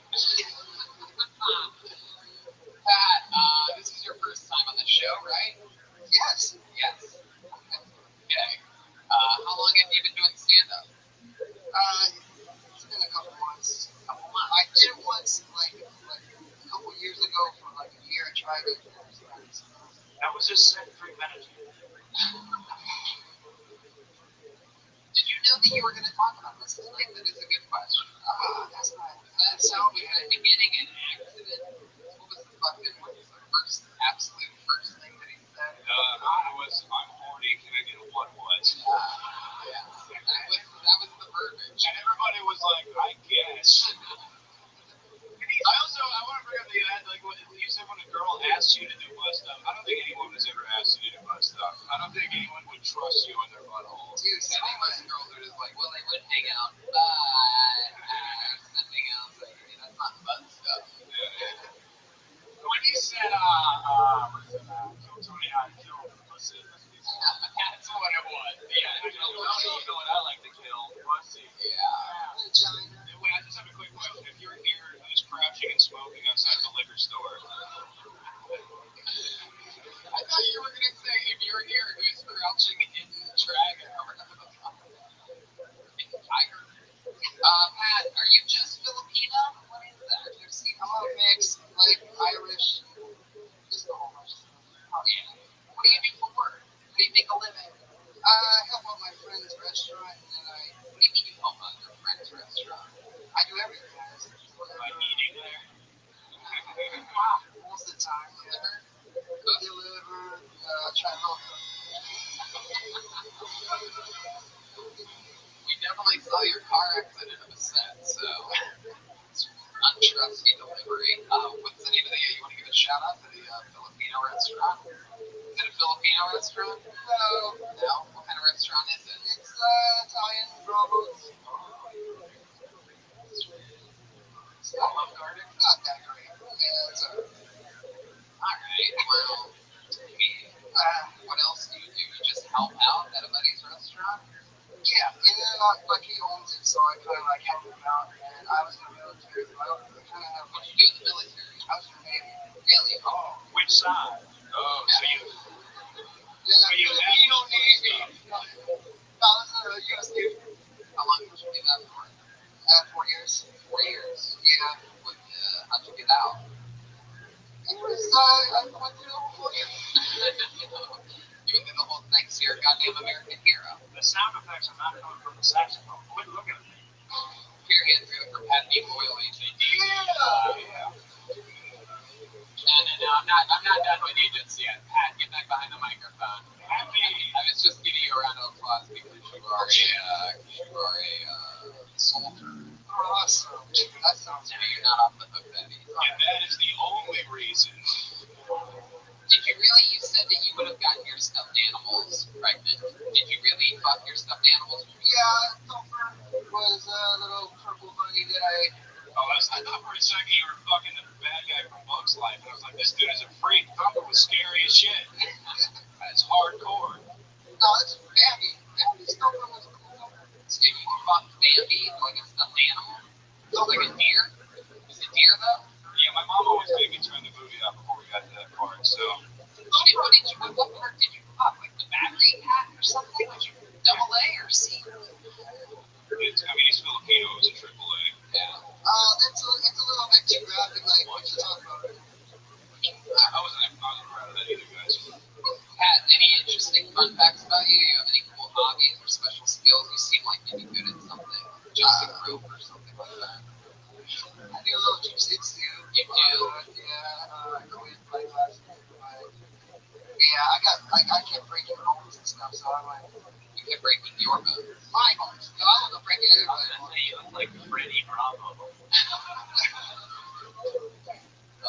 Yeah, they got the heaviest guy on me all the time. You could just smell What it. bones have you broken?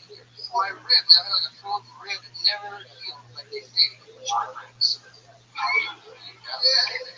well, I mean, do you ever hook up with chicks? Do you actually get action? You talk about being horny and fucking stuffed animals. What's your real sex life like?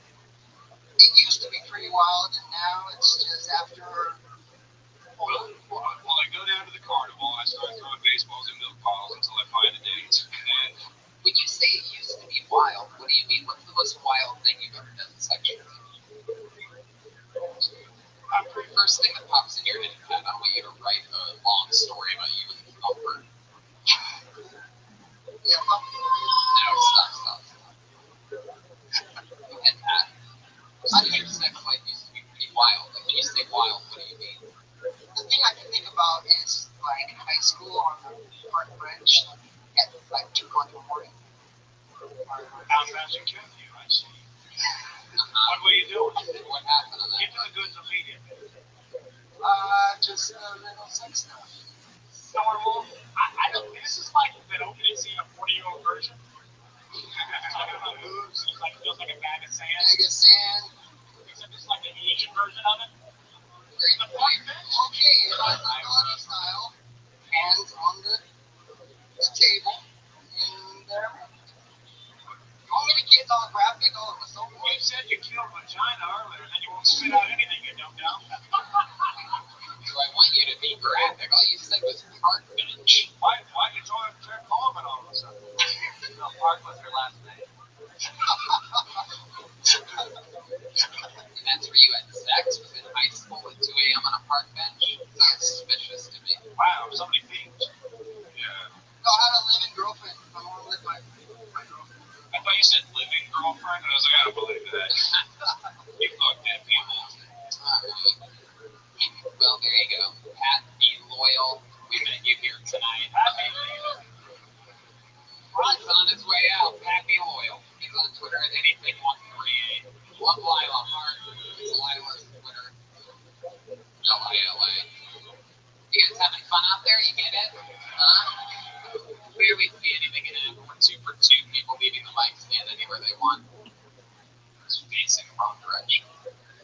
See what happens here. Put your hands together for Josh Gonzalez. Josh Gonzalez. Here he comes.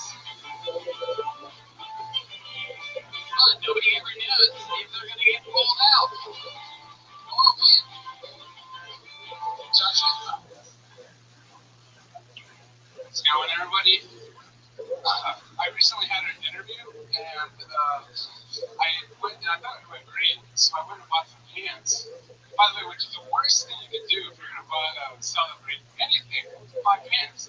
You know, you get a girl pregnant, buy some pants. And then,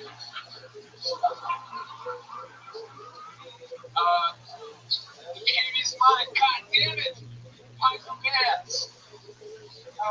Yeah. So yeah, and then unfortunately, the guy calls me and he's like, hey man, you need a job. So, you know, you should buy some pants. And then I was like, yeah, you're right. And I did buy some pants, and I was very happy about the selection because, I mean, I didn't, they weren't in my size. There you go. Josh Gonzalez. Hell yeah. Alright. Nice to meet you. This is your first time on the show. I can't say the same thing. Second time. We don't talk about the first time you were on the show. No, it was just about like my mom having. In this one, you just keep talking about pants. Yeah. You don't really do anything with it. You just talk about pants. Yeah. Pants help. Yes, Schulberg. The victim said they were laughing at him, not with him.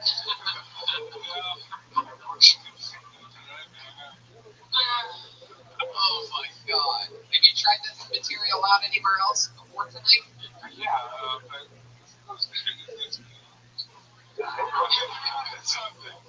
he sounded insulted, where he's like, of course, that's my finally owned pants joke, everybody. How dare you? How many different pairs of pants do you think you have? I have several, but I really like learning to give a whole spectrum of pants. Quite several. Just a lot of pants. You give me a ballpark on pants now. Yeah, sure. I got like some blue pants and I got some light blue pants. Okay. I think you really understand the question. How many? If we can talk about pants, I'm going to hate myself for saying pants. I got some like pretty tight. So, oh my god, Josh, I'm not looking to buy pants from you right now.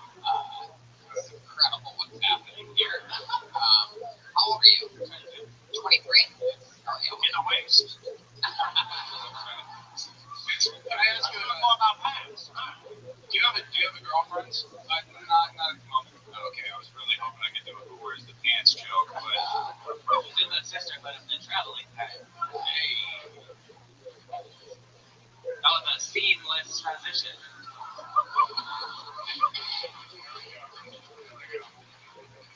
So Josh, how do you make a living? How long? Well, I was working at a law firm before, and now I got fired because whenever they demand you, they pass out flyers at the courthouse, and I just went to the courthouse and just like telephone booths sometimes. I would hide. I'm not gonna pass Slept in a telephone booth? Yeah, they have these little booths to like call. I don't know. I guess. You're like lazy Superman.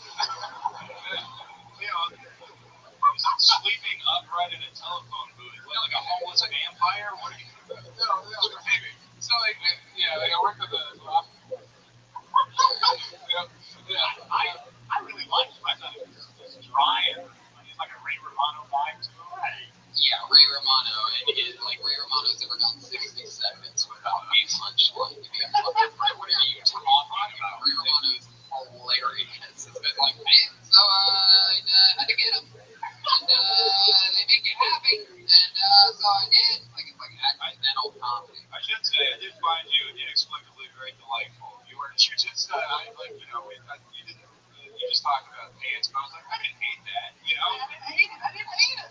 Yeah, he was likable, just not in the pocket. I loved your Netflix special, The Net, right? Is that what you called it? How long you been on the stand-up? 3 years, like, consecutively, like, 6, 7. You could go on and on about if this wasn't restricted to a minute. How long do you think you would have gone on? Until they died of laughter. Oh, wow. You mean natural causes. Yeah, like, really to the fuck off, I don't know. Holy shit. Josh, what do you do for fun when you're not doing stand-up? You're 23, you're one of the kids. Maybe on Pokemon Go or something like that. No, I recently enjoyed the whole let people have picnics on your chest. Yeah. No, I really smoke weed and I watch movies. My favorite. Love smoking weed. I can't believe it. When you said that you slept in a phone booth, I thought you were so good. Holy operation. I worked in a Smoking weed, what else? Smoking weed is just one thing. Like, you're supposed to choose something before and after smoking weed. do they still have phone booths anywhere? No, of course I did. What kind of a question is that? You're gonna talk about dirty bushes, so I'm gonna have a phone call to like this. So, Josh, what else? Other than smoking weed, hobbies, or anything like that? You're 23, you're from LA, right? Like, No, well, I'm from Arizona. So I came over here. okay. It's all LA to me. How are the pants out there? Good. What's the pants scene like in Arizona? Other than smoking weed, what else do you do? I sometimes hang out with friends about we I really don't do much. Like my favorite things to do is like really like after this if I could go home. Hold on. Wait, what? I was gonna say I feel like it's a wasted second. Oh, come on. Weights joke.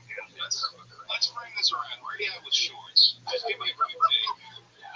Actually, When you hang out with your friends, what do you and your friends do? same shit. You smoke weed. You smoke weed? Yeah, or no, it's something. They kind of just hang out and walk. We gotta get this guy on the stage. Yes, you're right. I agree. You're asking about pants and if he smokes weed. We get it. US man, pants, you smoke weed. Good I'm trying to figure out if there's anything else, but it doesn't seem like there is. No, this fella's dry. Here he goes, Josh Gonzalez, everybody. I'm going to agree with the band. It's the only show where the band tells the host what to do, but I'll take it. It's a very improvised show we have here. Okay, we know this guy. He's been on this show quite a few times. Really great comedian. Put your hands together for Matthew Maloney, everyone. Where the hell is he at? There he is. This guy's been on maybe 5, 6, 7 times before. Pretty sure he's here every single week. Real grinder on the scene for years now. Come on, one more time for Matthew Maloney, everybody. We're at the Comedy Store. Hey guys. My grandfather died 2 nights ago, and I can't believe I already got jokes about it, you know. Please don't feel bad about it because he didn't pass away, you know. Only decent people get to pass away. He just died because he was an asshole. Like, this is how my mother reacted to hearing that her father had just died. All right. Okay. Who? All right, I'll let him know. Carl's dead. She called him Carl. His name was Dennis. Incredible. That's how it's done. 6 punchlines, 60 seconds. Matthew Maloney knocking it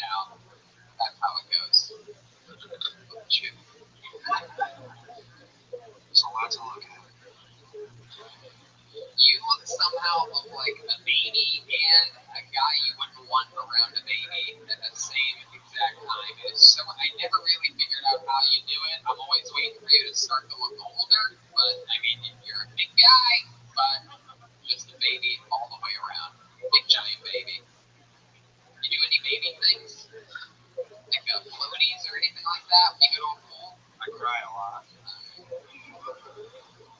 You're lying. When was the last time you cried?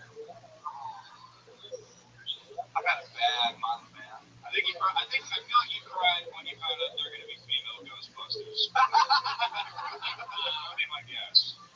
I have a question, GameStop Hagrid.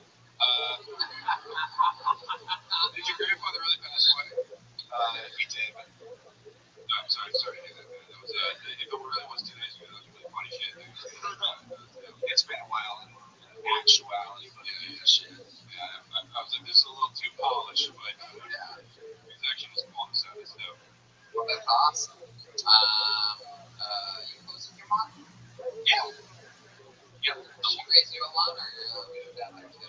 Yeah, my dad's. And then you're still together? Yeah. What's your dad do? Then why did you come out like this? I mean, that's.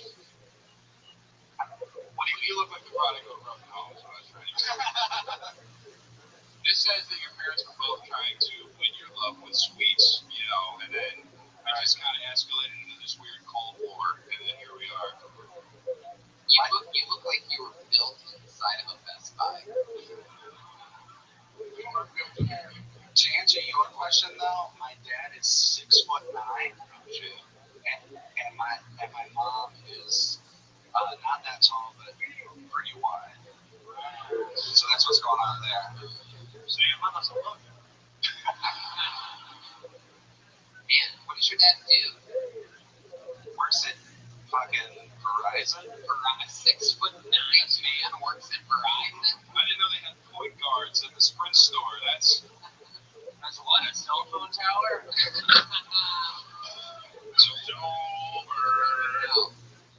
Alright, so Matthew, what else has been going on? It's been a few months since we've seen you. How's comedy going? What's making you sad? What's going on in the world? Like I've had a really fucking hard summer, man. How hard? Like your arteries or what? What's been so hard about your summer other than the temperature going up? I just had a lot of people watching your Fortnite stream. What's it been? My car broke down, and at the same time, like I'm around. On the day I go to pay for the car, I lost my wallet, and my bank won't accept my expired passport as an ID, so I'm not able to pay for my fucking car. And as soon as that fucking mess gets dealt with, I shit you not, this Monday, I get into a car crash. And her insurance tells me I'm 20% liable, which is bullshit. What kind of car do you drive? A Toyota Prius. Next time, drive America. Do you have any plan on how you're gonna like find the money? I mean, thought about like a crowdfunding, like a Go Feed Me or something like that. Do I look like Malcolm Hatchet? Whoa! Damn! Shaped like you are, I'm not surprised you have beat Matthew Maloney. I'm the manager. So, wait, what? Okay. Of course. Everything is tight on you back there. Wow. So you didn't even get to pay for the car and you got into another accident. Yeah. So, fuck. Man. That's some bad luck. Do you believe in Jesus Christ? What kind of accident was it? You look like you were taking a few T-bones down. Yeah, it wasn't too much. She fucking rear-ended, like she pulled out of a driveway that wasn't even her driveway and just fucking smashed right into the side of my car. What ethnicity was this broad? White blonde from Georgia. Sticks out. Serious? Are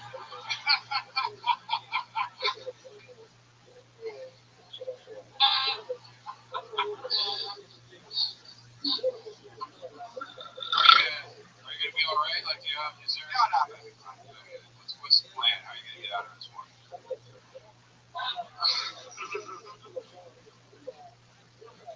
I called my insurance today and they said, Matthew, you are 100% not liable. So apparently, Yeah, I'm the win. He wasn't my fault. Yeah. A victory for the white man. That's what I've been saying the whole time. You guys had it bad. How long has it been? Like 2 weeks? 3.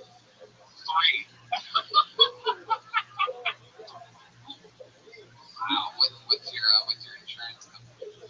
AAA. Wow. Can I mention something, Tony? Oh boy, usually when people ask like that, I know. I want them to, I end up regretting it, but sure, go ahead. I've been on 6 times, Tony, and you've never asked me if I had any special skills. Well, I love that. First of all, let it be known that on this show, for those of you that listen to it, everybody always says, it's great to get on your show. I listen to it all the time, blah, blah, blah, blah. Like even, what was it, in Montreal, it was the one guy that I didn't ask how long he's been doing stand-up. I thought it was his first time. You ever have anything great you think's entertaining anyone? Feel free to always put it out there. So I like what you did there, Matthew. And sure, do you happen to have any special skills or talents other than comedy and hot dog eating? I do, Tony. Yes, what is it, Matthew? I am a master certified scuba diver. The fuck out of here. Are you serious? I am. You don't just float? I require a lot of weights. Is that true? Yeah. How long have you been doing that? Fucking shit. 8 years, maybe. My dad, besides Verizon, his side gig, he trains scuba divers. Wow, that's deep.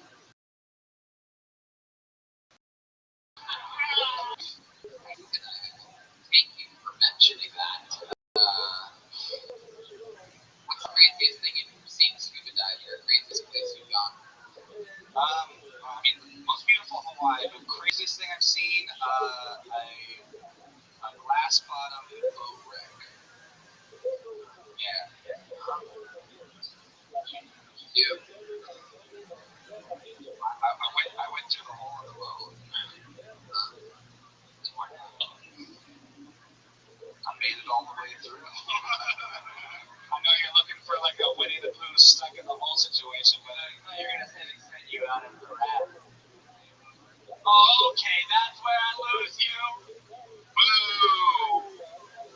All right, Matthew. Well, there you go. I absolutely love it. Send me a picture of you scuba diving sometime. That sounds hilarious. Be careful out there.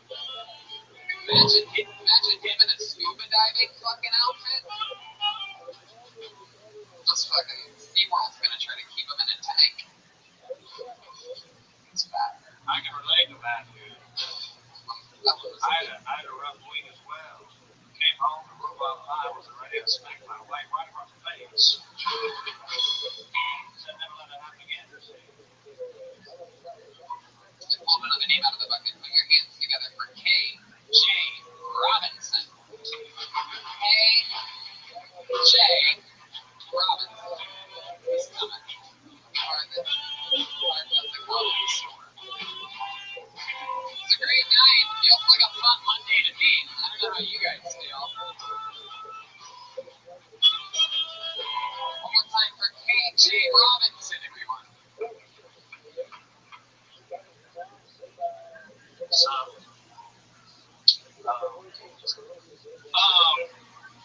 I'm enjoying the white civil war that Donald Trump created.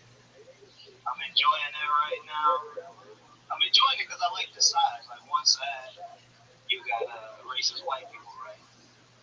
And then on the other side, you got white people that don't know they're racist. The shit is hilarious. It's great. I like it because Donald Trump is actually bringing people together. He's bringing everybody together. Black people, white people, we all come together because we hate one another. You know what that means? That means it's just gonna be a whole bunch of white people and black barbecues for the rest of the summer. With fucked up mac and cheese. You know that the mac and cheese is gonna be so terrible. Some dude's uncle gonna come out. Who the hell that made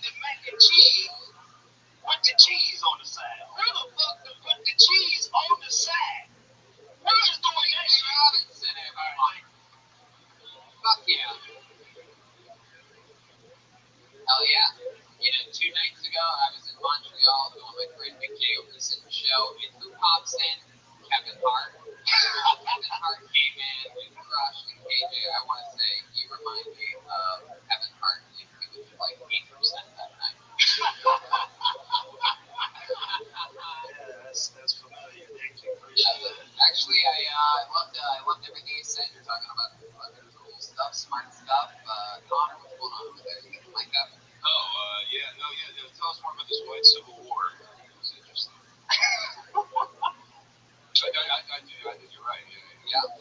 You know, it's just funny paying attention to the political climate right now because you got so many different people just very angry. It is true. Even the people you don't think are racist sometimes can be super racist. Like, for example, I remember this one time I was doing the show and someone got into a car accident and someone asked what type of person was she.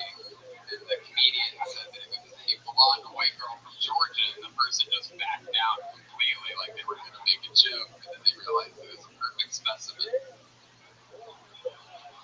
Tony, I can't put my this guy on. But there's something about this guy I don't like. Well, old-timey detective, I don't know what it could possibly be. I can't figure it out. AJ, Yeah. is that it, detective? What do you think? You gonna study the case a little bit more? KJ, where you from? Detroit. Oh, yeah. How long you been out here? 2 weeks. 2 weeks. You live here? Kind of. Yeah, what are you doing? I'm thinking about it. I'm scouting. Oh, okay. You scouted other places or just here? A couple of other old places, different shows. No, I mean like other cities. Denver, yeah. Denver. Denver's pretty cool. I like that city. Yeah, Denver's a lovely place. I don't like how when you make a comment, he looking at my ass all the I time. think Detective Watkins is just trying to get you to move to Denver. He doesn't want your kind here, if you know what I'm saying. What are you talking about? Denver is a beautiful place. Did the altitude affect you at all? No. So, what have you liked and not liked about life? This show? Yeah, I thought for sure Tony was going to do an I can't breathe thing, but glad that we're all. Well, you guys could have jumped in at any point. I don't have to do all the punchlines up here. All right. Super weird. I'm just curious if the altitude affected it. That's a very real thing. That was very high up. Wait a second, I just figured it out. This guy's black. So I guess you just turned into a conversation with your mom where you're out of shit to talk about. Right, yeah, mom went to Denver. How's the altitude up there? It's like, oh, jeez. How long you been on stand-up, KJ? Seriously, for about 5 years. 5 years. You got 2 weeks here. Where you staying with here? You have no place. In Corona. Corona. That's where I know. That's where I'm from. Oh, yeah. Corona. Where work at the Old Navy in Corona. Oh, I haven't found that place yet. I just think you're all right. I don't know how big of a hit you would be at the Old Navy in Corona. You used to work at the Old Navy in Corona? Yeah, I did. That's crazy because you look like you used to work at the Old Navy in Corona. Yeah, it's hilarious. So aren't you glad you drove 2.5 hours to get here for this? Yeah, kind of, yeah. It took me about like an Is it hour. a friend or a relative that you're staying with? You just got a cheap deal on Airbnb? I'm up there with my girl. Oh, okay. So you're the girl that you met while you were in Detroit that lives in Corona. And she moved from Detroit to Corona. She moved to the Detroit of California. So you guys knew each other in Detroit? How long you been with her? It's a couple years. What does she do? She's a stylist. She does hair and makeup.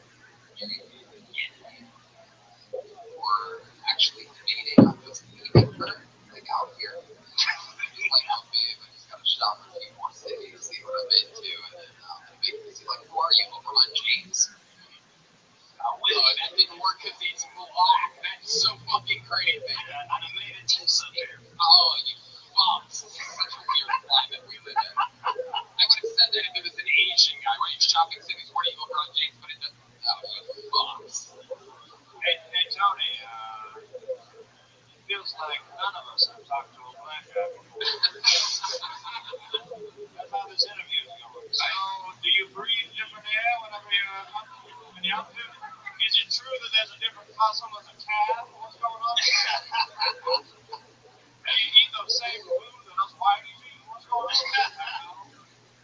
I want to hear the answer to all those questions. Let me ask you this: Mac and cheese. Is there anything that you miss about Detroit or that you think you would miss? Other than family? Gunshots that night. Now, y'all got that out here too? It's just warm when it happens. It's beautiful weather around We're going to Detroit on September 22nd. We're going to do a crazy show there at the Detroit Motor City Festival. Our guest, Danny Brown. Sweet. Yeah. And runs an hour and a half or so in Grand Rapids and Lansing. Sweet. You said you're doing the Motor City comedy? Yeah, this is just my way of getting back to the fast forward to the act. Mentioning dates.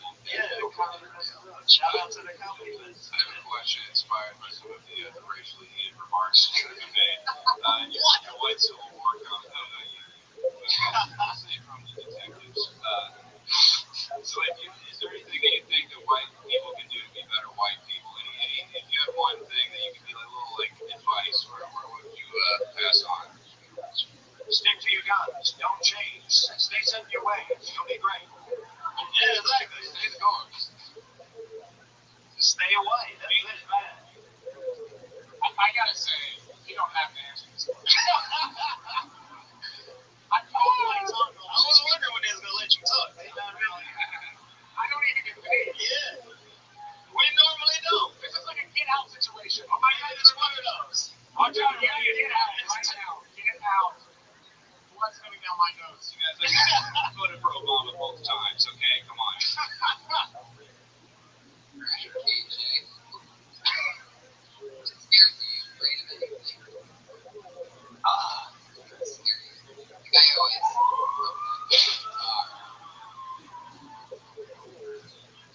God.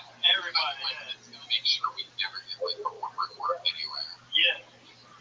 I'm the president of NBC. I want to sign Kill Tony to a super deal. Yeah, I can't believe Mr. President, we have this one clip of a guy named KJ Robinson that we think is going to get us in a little trouble. What scares you?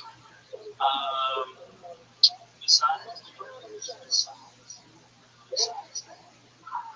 blue cheese. Wow. That's something I can get behind. Well, the guy right here. Do you like cheese in general, or just blue cheese in general? Yeah, I like cheese. That's exactly what I like cheese. Do you have a phobia of blue cheese? I don't have a phobia. It just It sort of has like that mini type of cheese. it's weird. It's just a weird looking ass cheese. It's the look of it. It's actually It's bubbly cheese should be bubbly like that. I'm like, maybe it's just I'm getting it from Buffalo Wild Wings. Maybe that's why. Sorry, people. Angry Ranch man. Fucking cocksucker. All right, KJ, we're going to keep it moving along. Very good. All right. KJ Robinson. Here we go. Did you ask your question? The thing you were afraid to ask? So what do you mean? When you said you don't have to ask this. You asked I said you don't have to answer. Yeah, what was it? You ask it? No, I didn't ask. Hold on. KJ, come back up here. You want to ask it still? Can I get you to ask it? No, I asked a question, and Willie said you don't have to answer that. And I felt like a real asshole. Okay. Wait, what? Never mind. You asked it? Guys, we had a clean discount on your bottom. Yeah, I got it, Jeremiah. Thank you. Miracles still could happen if we don't shit on it now. Well, when you were asking about his girl, you were like really going down. She knew. I thought you'd get to the obvious question, which is what race? I was waiting for that too. All right, perfect. I love it. It wasn't an obvious question to me. Let's do it. What race is she? This is one of my favorite games here in Kiltony. It's called What Race is She? I want to guess. I want you to guess. Yeah. I feel like it's Riley. And I will guess as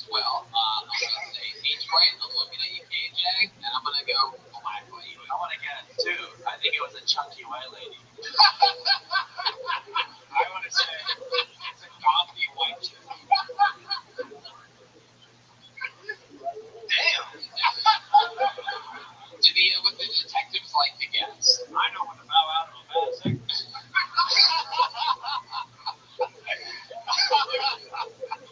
That thing, you got huge applause rate. Squid. She is Caucasian. Wow! That's why he's shooting our city! Adult patients are everywhere! I told you back was gonna be this. So I was so confident she was pointing at a head holding that song. It's true. So like totally not the black person song right there that I'm looking at. You're right. He only had the print. Oh my gosh, from when he first got called on the stage. All right. That was awesome. KJ Robinson, there you go. We're going to stick with it. We're going to keep it moving along. It's one of the longest interviews we've had in a while.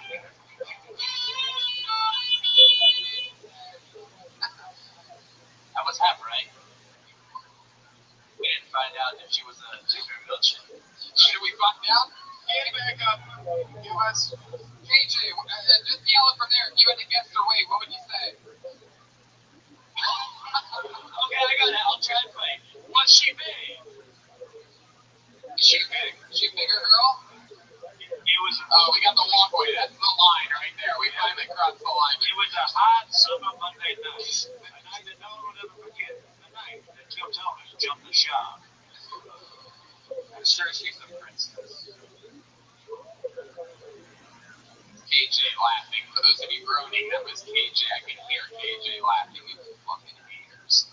These people just can't wait to write a fucking blog about something in here. Here's why I think it's not fair. Pulled another name out of the bucket. Put your hands together for Mackenzie Goodwin. Yeah. The show's chaos, and you haven't noticed.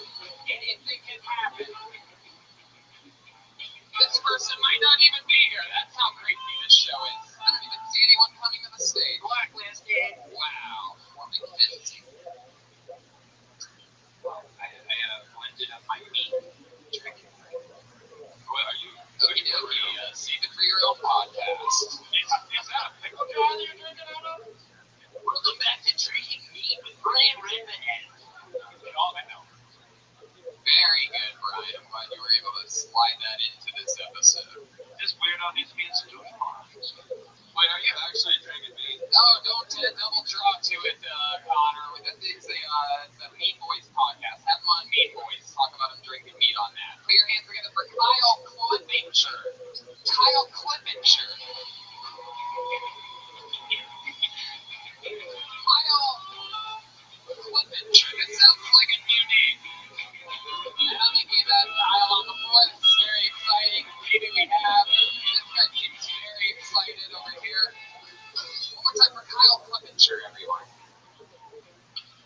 Hey, I grew up in a house infested with mice. And honestly, I didn't know you weren't supposed to have mice for like a long time. Like, you had a house came with mice. I really did. People come over and be like, oh shit, there's a mouse. It's like, yeah, dude, there's a roof, fucking door, windows, like an idiot. You don't have mice? I said, no. Get back, dude. I'll fill you up, take them home, swim around, get your shit together. Dude, nobody, I'm in a Mexican neighborhood. No one has a job. They just like walk around trying to sell me shit. Like fake cargo shorts. Like fucking go here to try something for you. It's bad, dude. I have dreams of cholos trying to sell me dreams of my dreams. Like, we have a cool dream, dude, flying. This guy just flies on next to us. You fucking trying to buy a dream? No, I'm in a dream. Like, we could be any dreams, fool. Titties, sunset, panochas, I got it all. Let's go. No, I'm in a dream. I don't need a dream. Fuck yeah. Alright, Kyle. Let me get into it. This is your first time on the show, right? Yep. And you just started stand-up comedy. I'm going to go off on some guesses here. I'm going to go off my instincts. You just started stand-up about 4 to 6 months ago, and before that, you were playing music in a band, but you don't want to do that anymore. Am I correct? No, I think he raped his way out of competitive surfing. That's my guess.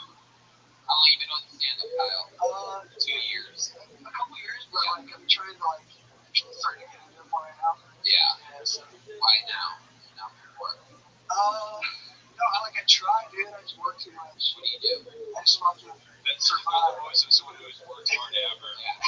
I tried it, but like I'm just like too busy, man. Wives are gonna fucking catch themselves, dude. Yeah, normally when you ask somebody what they do that works so hard, the first 3 words are, I just fucking My dad's got me coming in like 3 days a week, man. I'm fucking slammed. Dude, I've been working so fucking much, dude. Dude, I work streaming around the clock, and I'm still not making headway, but I believe I'm gonna get there, alright? I work 6 days a week. All I do is live shit, dude. All I get is like, Why do you still look very bad? I don't know. like a little what? You just have no muscle tone. This is like, what are you lifting? What are you doing? Right now, bags of cement, dry forklifts. Wow. Did Lots of cement. I think you got insecure by us guessing your work ethic, and you just tried to do the most difficult thing you could on the play. Like, yeah, lifting like cement and like, I'm just driving by. To brag, it's like it's a machine. It's not the lifting for you. Yeah, dude. Yeah, you have to get like a food handler or a forklift. Like any job that requires a special license is not worth having, I don't think. You operate a lot of heavy machinery. Yeah. Oh, wait, you're fucking KJ's girlfriend? Am I right, everybody? Okay, Connor. Have a sip of your water or something. Kyle, so let's talk about it. What ethnicity are you? My mom's Mexican, my dad's German. Mom's Mexican. That's German. You ended up somehow with the whitest white guy name ever, Kyle Clevenger. Must be nice. You don't really look like that. You podcast listeners, he looks like if Mars rolled the only Mars can be. What the? Yeah, a little bit, you're getting there, Kyle. How old are you? 26? Yeah. Nailed it? Yeah. Wow. Damn, motherfucker, right? I did. How long you been lifting heavy stuff? It doesn't seem like long. You're bumming me out a little bit. I didn't know it's getting bad. You know? No. Like, I feel like people are like kind of pushing it in there. I don't know. Wait, turn to the side. No, you're not fat. You look like you just have a bump in your chest a little. But you're getting fat. Yeah, I will, but How shaped like you're gonna get fat. This boy needs a haircut. This girl needs gross tits. So where you from? San Diego. San Diego. No way. Yeah, dude, I just fucking drove here, dude. I live up here. Oh, you do? How long have you lived up here? Probably like 5 years. 5 years. Your parents still in San Diego? Right. Does altitude affect you? What made you come up here and leave San Diego? If you were just get in the business of lifting stuff. No, I just didn't want to live there anymore. I probably will go back one day, maybe not. I don't know. I just want to leave now. You close with your parents? Yeah. You don't like your German dad that much? It's cool. Why are you playing with your hair all of a sudden? I know, you did that shit like someone was about to ask you out on a date. Like, what? Like, dude, Maybe you can get some time. I don't know. I mean, German dads could probably be sort of tough guys, right? He's kind of just a regular white guy. Really? The best kind. Was it weird having a German dad? Did you ever have to like hide in the attic from him?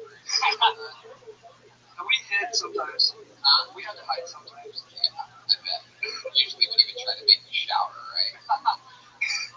Okie dokie. It'd be funnier if he was half Jewish, half German. But half German. Yeah. Maybe so that means you can fit a lot of your family into a really nice car. Yeah. You just kind of look like a homeless guy who spends all his money on hair care products. You know, like you just prioritize poorly. Yeah, that's the heavy machinery that you're lifting. These fucking bags, dude. When you maestro, Yeah. we had mice growing up. Yeah. There's another comment that said pants a lot, but you said mice a lot. We see the difference in how funny those words are. Pants is a lot funnier than mice. Well, It is true. It's sort of sad that you grew up in a house with a lot of mice. What did your German dad do for work? he's a cop. Well, he was a cop for a while. And he grew up in What precinct? San Diego PD. Yeah, San Diego. Wow. And now he's not a cop. Well, he's retiring. What happened? He broke his back. He's in SWAT. He Herb's back in school. I'm swatting every week when my wife is on the table. Yeah, Dad was just like lifting too much shit, man. I mean, he just. Jeremiah motherfucking walking out of control. Oh shit. So he was a cop, so you guys were sort of, that's sort of a tough thing to make living on, right? Your mom, that's why you guys had mice, where you guys sort of more, your mom didn't work. Your mom not working, staying home Mexican mom. Yeah, but like, alright, so we grew up in like East San Diego, so like it's like rednecks and all this shit, and so people just have horses, and like you don't even have to be able to take care of them. They have horses, and then some mice just kind of are everywhere, you know. Yeah. Horses. Well, it's field mice. They're not like regular mice. They're like field mice. So like it gets hot outside, and they're like getting everything. Oh, I only like house mice. Field mice, house fire. Never mind. All right. You're making that joke, like, want to explain it somehow, like how you grew up so much with mice that you got everyone. Because you kind of hit that in, like, all they had was clearly a zoo books about mice, because you had so many fucking mice facts ready to go. I just felt like you knew too much about mice. It was just. Kyle, what do you do when you're not doing stand-up or working? You said you work a lot of time. Yeah, 6 days. I draw. I fish. I go to the beach. Really? You actually fish? Yeah. Where do you fish? In Los Angeles? I don't fish in Los Angeles. Well, in San Diego, there's a lot of lakes, and then I know somebody who has a boat, so we go fishing in the ocean. Who do you know that has a boat? My roommate. His dad has a boat. So you live on a boat, that's what I'm picking up here. You seem like you'd be like houseboat guy. What's so great is that you have so many hobbies that they're like the laziest hobbies. Like I draw, I fish, surf. What do you draw? Cartoons. Okay, what kind of porn is it? I just want to like, are you the guy that does Marge Simpsons and getting like gangbang on the pop-ups and Pornhub? Like, what's your There's age? some good money in that, though. Probably is. Keep this fun train moving along. There he goes. No more Mr. Mice guy. Kyle Clippinger, everyone. Yeah. Let's do something fun. On this show, we have a regular. Every single week, he performs, right? So he performs a brand new minute for us all, everyone across the internet around the world. And last week he wasn't here. He's been on the road working a lot, and now he's back. Put your hands together for the great and powerful Malcolm Hatchet. Yeah. Hell yeah, what's up? Alright, cool. I was back home in North Carolina, and it's crazy how a little bit of success can change everybody. Because, the day I was trying to move to Los Angeles, I needed a ride to the Greyhound station. I called 3 generations of hatchets, ain't nobody answered the phone. As soon as I land, now when I land, everybody my cousin. Got to the airport, they was like, hey, what's up, cousin? Hey, cousin, I'm proud of you, cousin. I'm here because you crazy. I didn't know I was related to Asian people. Come on, Lee, let's get out of here. Must be on my daddy's side. Even my mama changed, man. Mama used to be mean as hell. That shit nice. Went home, she was like, baby, I'm so proud of you. Can't believe you left. Yeah, you can't. You threw me out the house. Boom. Malcolm motherfucking Hatchet.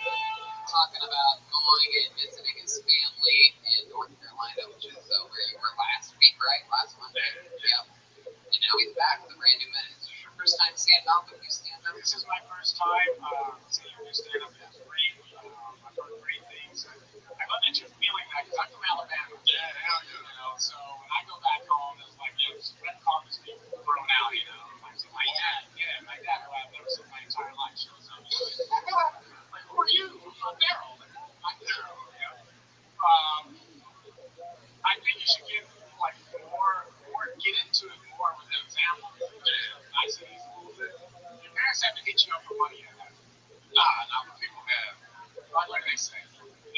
I see your Instagram. Let me get $20.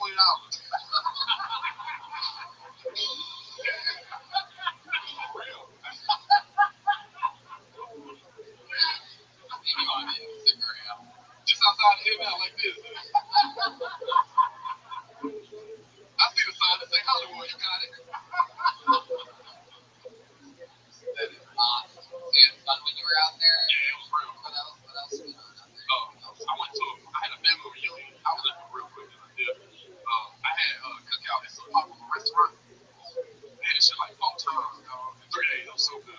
And then my brother just had a baby yesterday. Oh, wow. I'm an uncle. That's cool. Yeah, I pulled up Malcolm's Instagram, and it doesn't look like he has $20 extra. He's strolling. I love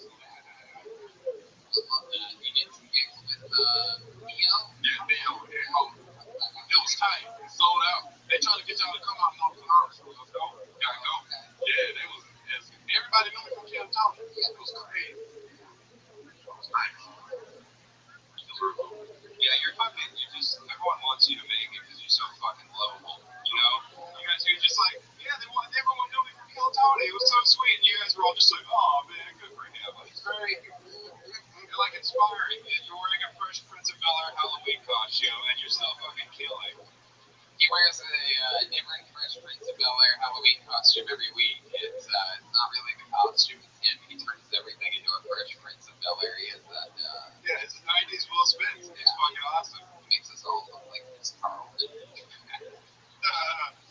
What are these references?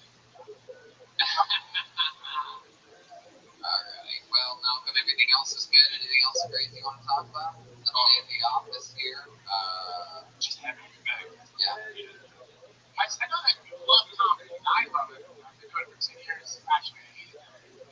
You get bitter when you start doing it for a long time. And I love that you still love to do it. Have you ever been like stifled on money yet? As kids, I'll be giving them. You don't care. Can you pay it enough? At one point, I didn't care at all. Now it's like money. I don't even care. I still sleep in the car, so I don't care. I just want to go home. Yeah. Hell yeah. That is there's no doubt that there's, a rhythm of thinking that way and, success coming. Pay me in candy. Don't tell people. Have them pay you in money. You can buy the candy later. You guys gotta stop. You're gonna kill Malcolm. He showed up with like 12 packs of Sour Patch. Cassandra, hell yeah, thank you. Yeah. Sorry, a lot of stores. She knows it. Hit him up on Instagram. Yo, let me get a Sour Patch Kid. All right, there he is. He's a goddamn anomaly right here in front of you. The great Malcolm Hatchet. Another brand new killer minute. So fun. Yeah. Big packed, crazy crowd out there for secret guests on a Monday. You guys having fun? Some fun one tonight. It's exciting. How disappointed are you that I'm the secret guest? All right.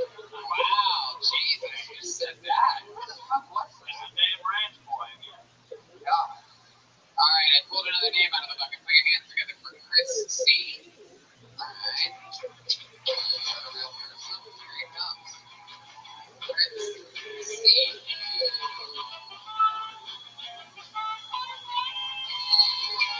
Oh, yeah.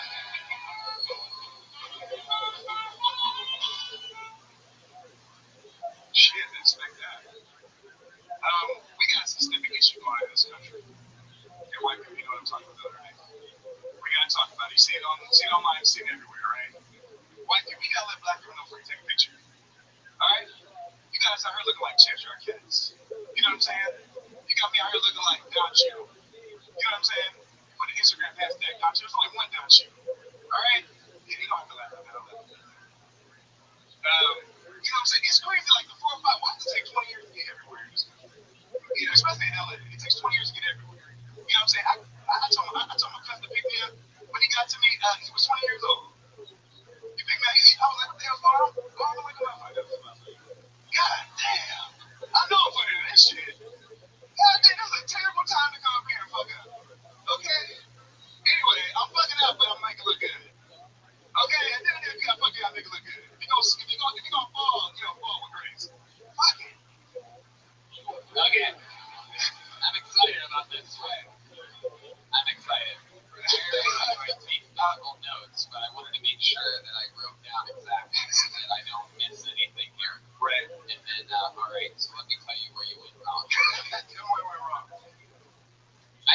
I didn't really catch the beginning part. I don't think I had to. Right. But when I came out of whatever I was thinking about, I heard traffic takes forever out here, which is like, we know that. Yeah, right. And then you said it takes like 20 years to get anywhere. I said, I called my cousin.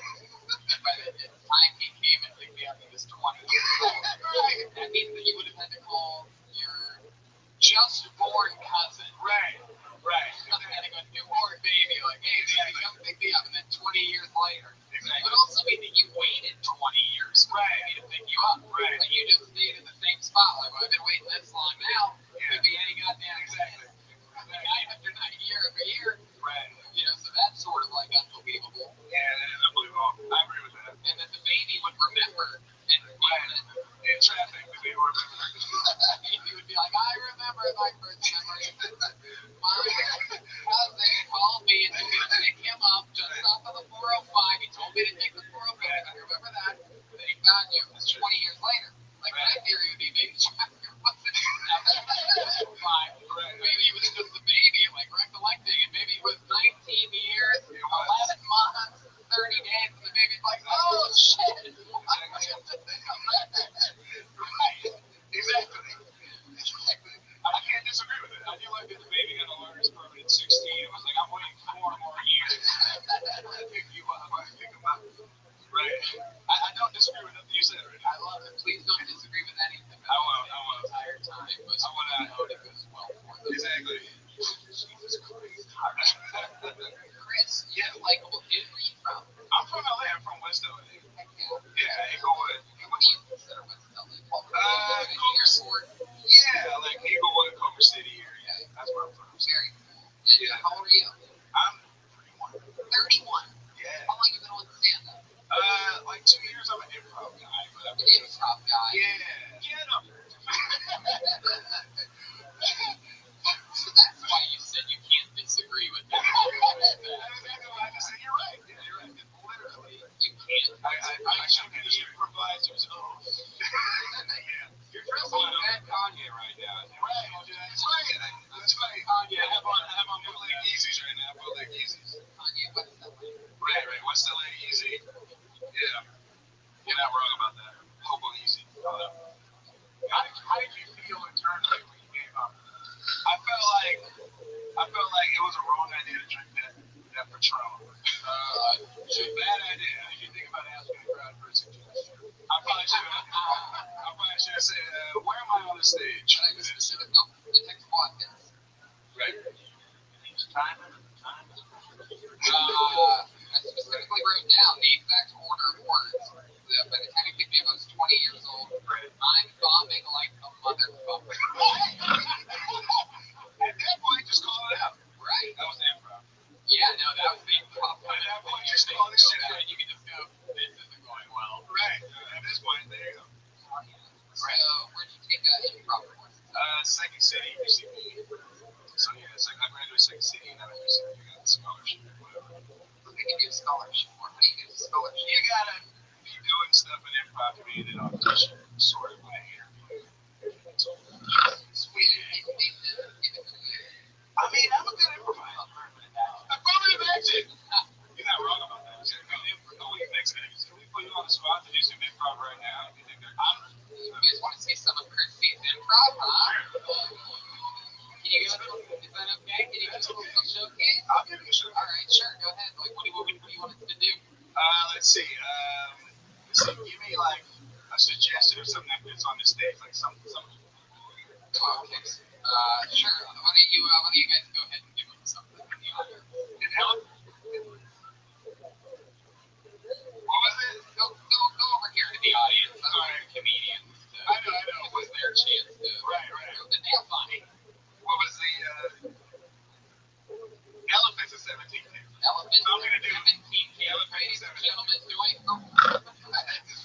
doing a little improvisation for you. It's Chrissy. Right. Welcome to the Elephants and 17 Pigs. You're entering into the theme park here.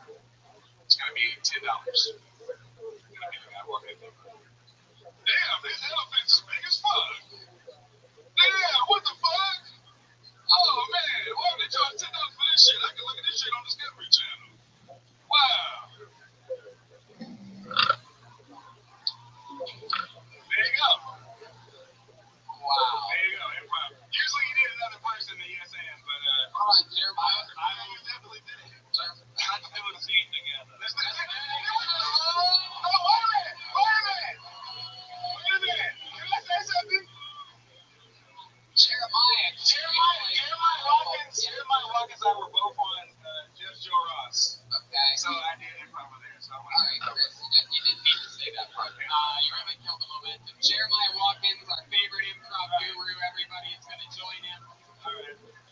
Maybe Jeremiah will show you how somebody who took the non-scholarship program does it.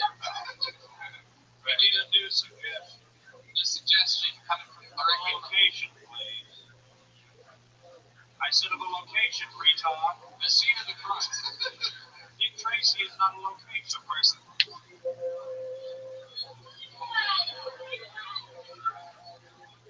A dark alley. We'll take it. The dark alley. All right.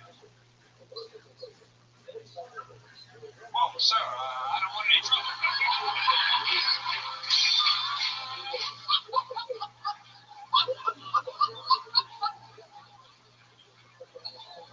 This. Wait a minute. Give me a chance here, all right? I was raised by white parents. I can understand you a little bit. All right? I'm not going to rob you. You look like my uncle. All right? Shit. All right, shot you in the contract. Yeah, I just want to know how do I get to the college? You know what? I'm going to go with you. Oh, yeah, sure. Let's go. All right, what's the thing? I don't like you. You don't like me? Why? Why don't you like me? Like a black person would? That was a soft jog. That was a soft jog. That was a soft jog your way. You remind me of my uncle. Why are you so talk like me? Wait a second. You look like my uncle. I haven't seen him in. Son, I am. Tommy Timothy. Your dad was a dead man. He was. I only saw you in pictures. Can we go to the Comedy Store? We're going to go to the And see Kill fucking Tony? We'll see Kill Tony. That big dream's coming true. Thanks, thank you, Tony. Wow, he found his uncle, Tommy Timothy. Thank you. I have to say, Chris, you are a lot funnier with Jeremiah doing that with you. Well, that was awesome, man. Congratulations. Fun times. Very good. Good stuff, everybody.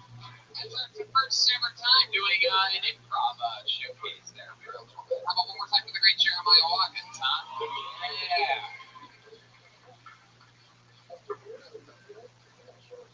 You had me at, whoa. All right, here we go. This looks like a new name. Let's make some noise for it. Top 10 empathy. Top 10. Top 10. Empathy. Top 10. Here we go.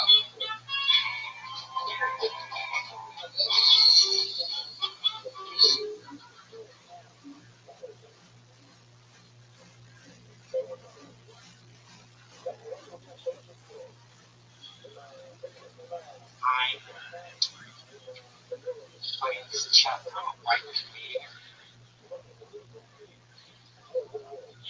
And I just want to say how glad I am to be here with my fellow white brothers. Am I right? Give me a high five, white brother. Yeah. You know what the problem? That's white. No, my white brothers listening. We're so impressed. You know what I mean? We're so oppressed. Anytime we want to talk about race, it's racism death. I want to hang out with a girl that's me too with that. You know what the irony of it is? The only people who understand what we feel as white Canadians are the niggers.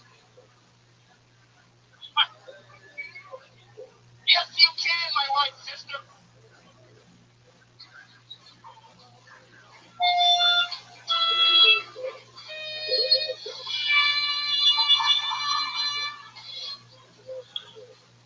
Top 10. Hello. All right. Here we go. What did the Teen Titans do to make you this angry? Well, look, I just, in this business, there's just not enough white people. So. I like when you said the N-word, everyone reacted as if you actually were white when you said it. When you say, whoa, he's a white guy, you can't say that. He said white man. White people can say that. Say it with me. What are you talking about? This guy is white. Oh my God, is not like Hot Pen, have you been on this show before? yes, I have. How recently? Like 2 weeks ago?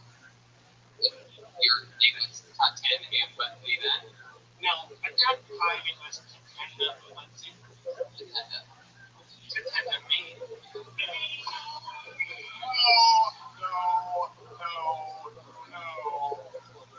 I would not allow that. Like I've been sitting here all night. I'm not no. See, this is why I like hanging out with my white friends.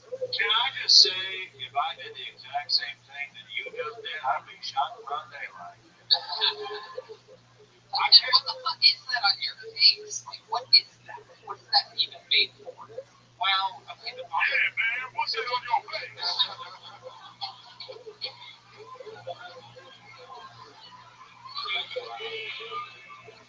What is that, man? Oh my God! For the audio listeners, Jeremiah's hiding behind the black curtain. I didn't know there were going to be 15 black people here. Oh, so uncomfortable. Man, what you mean, huh?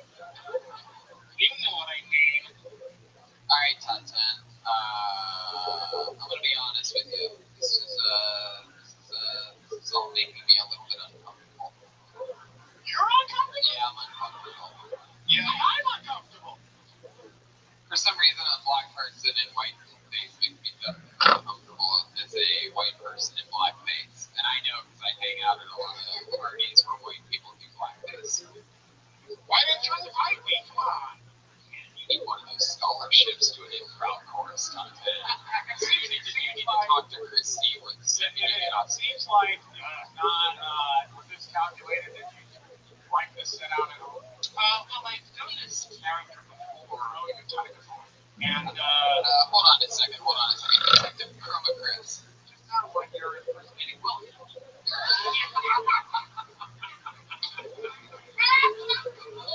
Well, I mean, let's not complain about the details here. Just you're out here cheating. I do sound like that a little bit. That's because I have a good education, you fuckheads. And I didn't go to my educational free scholarship. I earned that shit. See, You know, I'm gonna go hang out with my white friends. that's what I was thinking of doing. Yeah, I didn't know what to do when you went up to that high five. That really put me in a tricky situation. I don't know if you guys everyone saw me panic, like, You just need to embrace your true color, my brother. Okay, Top 10. I'm gonna get one more person out of the bucket after you, so I'm gonna keep it moving. There he goes. Top 10 and Bugsy, everyone. There he goes.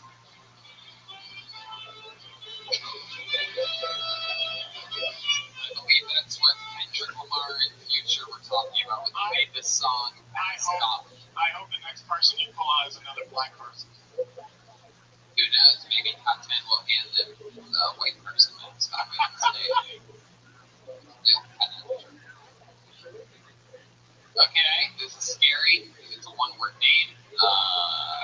We know how those normally go. This looks like a new one-word name. Put your hands together for Travis.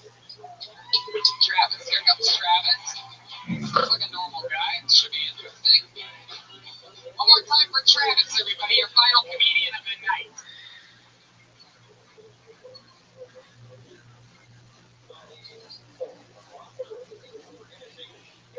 I grew up so fucking suburban. Super suburban. My neighbor was the same age as me when we walked in. His dad cheated on his mom with the house cleaner, but he was a Christian, so he married her. She had a 19-year-old son. He was a Sereno. This was about the time that Eminem started popping off, and my biggest dream ever was to be a gangster. He convinced us that if we started breaking into cars around the neighborhood, give us money for computer game expansion packs. So every other weekend when we had split custody, we just get on our mountain bikes like white privilege on wheels, just rolling around, pulling our backpacks up, nobody saying shit at all. And then,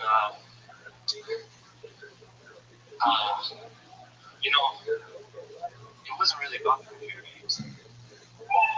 It's about being a gangster. Fuck yeah, Travis. One more name, Travis. You always wanted to be Eminem. We'll good news, Travis. You did not miss your one shot to blow. This opportunity comes once in a lifetime. Wow. That's your first time ever doing stand-up comedy? Fuck yeah! Thank you, God. Oh my God. There's nothing scarier than after a set like that, somebody's like, what do you mean? I've been doing it 2 or 3 years. Holy shit, Travis. I could feel your, like I saw like an orb over your head, but you put your head down and took a breath before you started talking. Like, this is the moment that my life changes forever. And then, nope, you had just as many people laughing at you during your performance as you did when you were sitting over there right before. What were you thinking during that time? Were you praying, or what were you doing? God, please let me get all these words out clearly. That was mostly it, yeah. That was it right there. Well, and you had one of those accidental stumbles, making things would have gone even better. Okie dokie. So let's get into it, Travis. How old are you? 28. 28. Yeah. Your first time doing stand-up. What made you want to start now? Kill Tony. You've been listening to the show. Are you from LA? Forever. No, I'm from Sacramento originally, by way of Washington. And so you're just visiting down here? Yeah, I just popped out today to check this out. You signed up. You drove from Sacramento. You signed up. Yeah. And you were going to drive back tonight, whether you got up or didn't get up. No. I got a place, so I'm sleeping tonight. I'm not that crazy. And then you're going to meet in the morning. Yeah. Wow. So you listen to every episode of the show? Well, now I watch them live stream. That video, yeah. Watches them live? Every week, every Monday. Okay. What do you do for work? This year I'm going to be teaching kindergarten class here at special education. Wow. Look at this. Wow, you're getting clapped like Hillary Clinton out there. You can basically say anything, and these buffoons will just clap for you. Wow, it's a real fucking treat. Look at this crowd. Oh, kindergarten. Wait, what's special education? I got like resource rooms, so most of my kids were dyslexic or they were like on the spectrum with like function. Oh, like alcohol. It's got it. Wow. Oh man. So it sucks so bad you got fired for being a special ed teacher because you followed your dream of being on Kill Tony and a fake detective said an outdated retarded slur. I mean, I would have really hope that doesn't happen. Good for you, man. How do you feel right now? I feel so nervous. I'm like sweating like crazy. Like I've been listening for like 3 or 4 years since like episode 30. And you purposefully waited to start here. Now, is this something you think you're going to do from now on, and you just wanted to start here, or something that you just sort of wanted to see how it would go? You vicariously lived through so many people pulled out of the bucket, and you're like, I think I am funnier than those motherfuckers, and you found out tonight. Or It's the truth. I mean, I just feel like if I taught special ed, I would be talking about that and not something boring that my neighbors did. I'm not trying to get fired. What was the idea of the joke? It doesn't matter. Let me tell you, it truly doesn't matter. What you could have talked about the funniest shit in the world, and your problem tonight was weak delivery. There was just absolutely no beats or timing. You didn't leave a moment for it. You actually did say sort of one funny thing like 20 seconds in, but you left no gap there, so nobody even noticed that you said anything funny. It was just that you told a story like there was no funny. What was that part? Yeah. I was gonna say I didn't get to be a gangster, but my neighbor got addicted to crack. That wasn't even the part that I thought was funny. That's just a part of the story. That wasn't the part. There was something else. It was probably about the Eminem thing. What did you say about Eminem? I think the part that was funny was how you said I always wanted to be a gangster or something like that. Like you're like, I liked Eminem. I thought I wanted to be a gangster. That was it. But you don't seem like a gangster at all. But you didn't leave a gap for anybody to laugh. We didn't. Anyway, you understand what I'm saying? It's sort of about delivery. Yeah. Hell yeah. You should find open mics in Sacramento. Yeah. If you go there, if you would have done that joke, you wouldn't have worked, and then you wouldn't have done it tonight. You would have like, no, you gotta test this stuff. See if that's funny. Yeah. Or you can test it out on some of those special ed kids that you're teaching, see what they laugh at. I don't like Kill. They seem like a good crowd. This guy's got 6 minutes on crayons that fucking destroys. Okay? Hell yeah. Yeah, test in front of the special ed class. The exact audience is Kill Tony. Wow. That Jeremiah taking shots at you guys. No more Mr. Nice Guy over there. You like that? Hell yeah. Yeah, I feel like much like your students, you also want people to make eye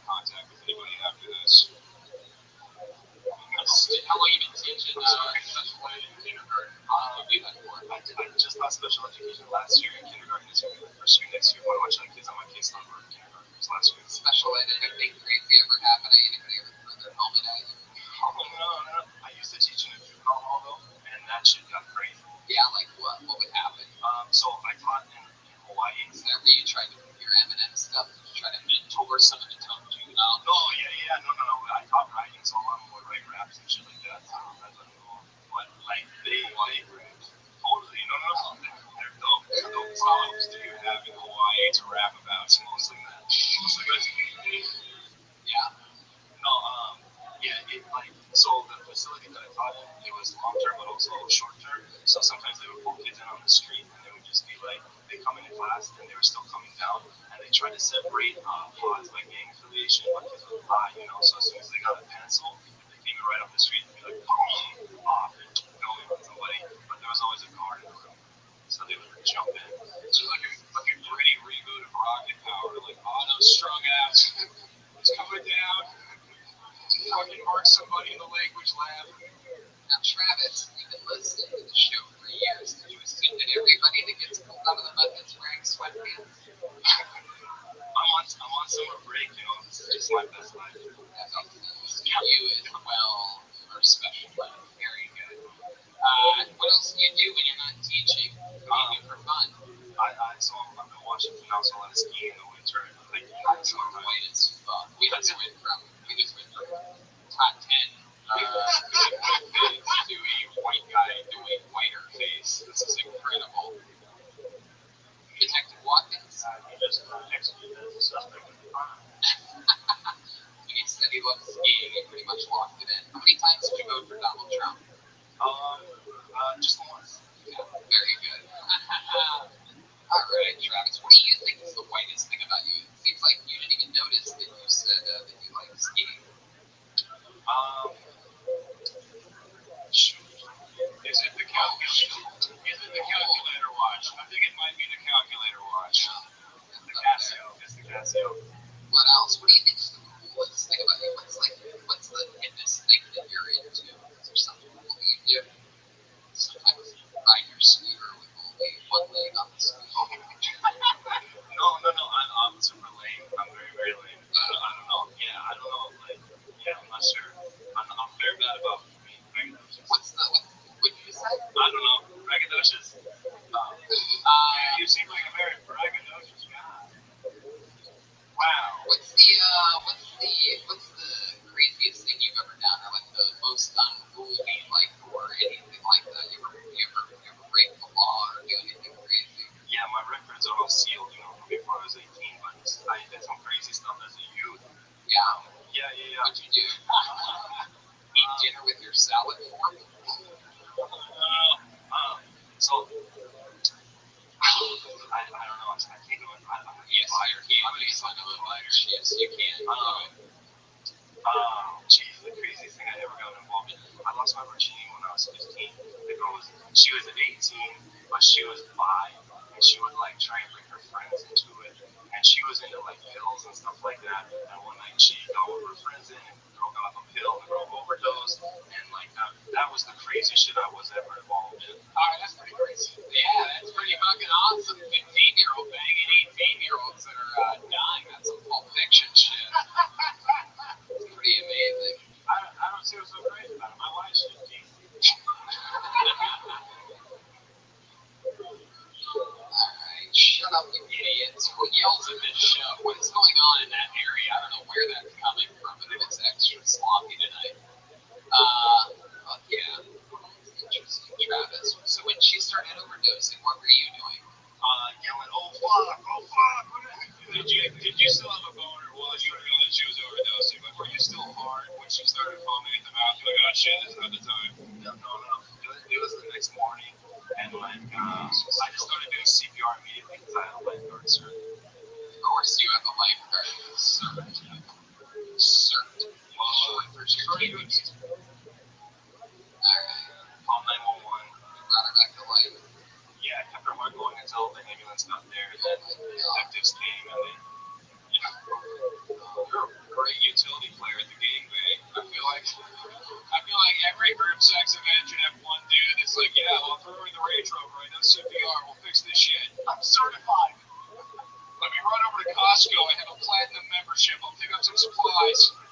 Well, Travis, it was a rough first set for you, but a lot of people had rough first sets, and you're only 28, so if this is something that you want to take seriously while teaching, special kids during the day, then I think that's absolutely awesome. If you get any enjoyment out of it, then do it. I encourage you to listen to this set and watch it and sort of look at what I was talking about by spacing out things you want to talk about and ending each part with when you breathe in. You should have just said something funny. You know what I mean? There you go. His first time ever on stage, Travis. And that, my friends, is episode 280 something, I do believe, of Kill Tony. Whoa! They killed me tonight. Look at this. That's an amazing painting, Ryan J. Ebelt. Get all of his friends at RyanJEbelt.com. A bunch of fun stuff's going down. Catch Willie on Roast Battle every Tuesday at Comedy Central. Yeah, it's 5 weeks. Make sure you check out the Bruce Willis roast. I wrote on that. Connor wrote on that. And check out the Meat Boys podcast. That's available everywhere. Yeah, I got a naked roast battle coming out online. That's right. You're on Comedy Central's digital platform. Kill Tony's going to Cleveland, Cincy, Fort Wayne, Lansing, Grand Rapids, Detroit, Toronto, and Boston, Massachusetts, San Antonio, Austin, Houston, and Fort Worth, Texas as well. Ladies and gentlemen, how about Jeremiah Watkins tonight, huh? Thank you, Tony. I love the Kill Tony audience. Listen to Jeremiah Wonders. And then on August 15th, Regular Watkins is headlining the Rec Room. We're bringing Joe Jimenez and Malcolm Hatchet down to Huntington Beach. And also August 26th, we'll be in Phoenix at Valley Bar. Regular Watkins is headlining. So come out to Phoenix if you're in that area. Thank you. Wow, look at that. Chroma Chris got a big one in tonight, huh? yeah, my band Dragon's Warprint's playing Saturday, August the 4th at Prospector in Palm Beach. There you go. Hey, look at that guy in the corner over there, everybody. That's the real live Malcolm Hatchet, just hanging out like a real human, like he's just one of you guys. Joel Jimenez was here tonight, everybody. Sorry, love you guys. Bye. Fuck yeah. Everything else is crystal clear and fun. Make sure you go to forgives.com and come see us next week where Russell Peters and another amazing super secret guest will be here. And that's tonight's episode. We did it again. See you guys later. Bye, everybody. Thank you.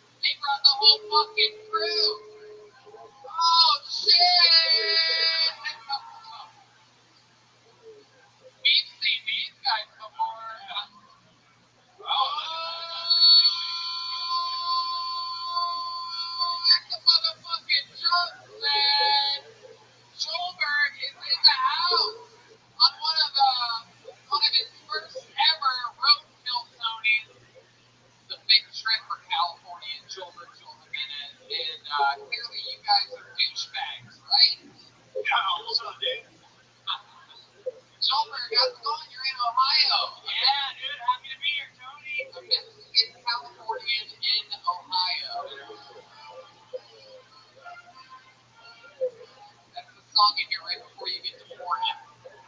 We'll find out. I am very excited about this. Man here, Jeremiah, how you feeling? Yeah, I think it's a bunch later on, JD. You are as douchey as it gets, indeed. Any other big plans while you're here in Cleveland? Well, I love it. I'm excited. We're going to get to hang out with these douchebags this entire episode of this show. I'm pumped to tell. We have an entire bucket filled with comedians' names, really thin slice tonight. That's pretty exciting. Queen eat there. If I pull your name out, that's how the show works. You get 60 uninterrupted seconds to try to make these people laugh. At the end of that 60 seconds, you have the sound of a kitten. That means wrap it up then, or else you're going to bring up these eggs and looks Hollywood Bear. Whoa. Here is Subway. These are young sound. Here is Up There. So that's how it goes. In the interview, you can find out more about you. Maybe what else is interesting about your life, or if you have any social skills or talents, or anything like that. You guys ready for this? Cleveland, you're going to have to do a little bit better than that. It's Phil Tony live from the birthplace of rock and roll, Cleveland, Ohio. And here we go. It's going to go a little bit something like this.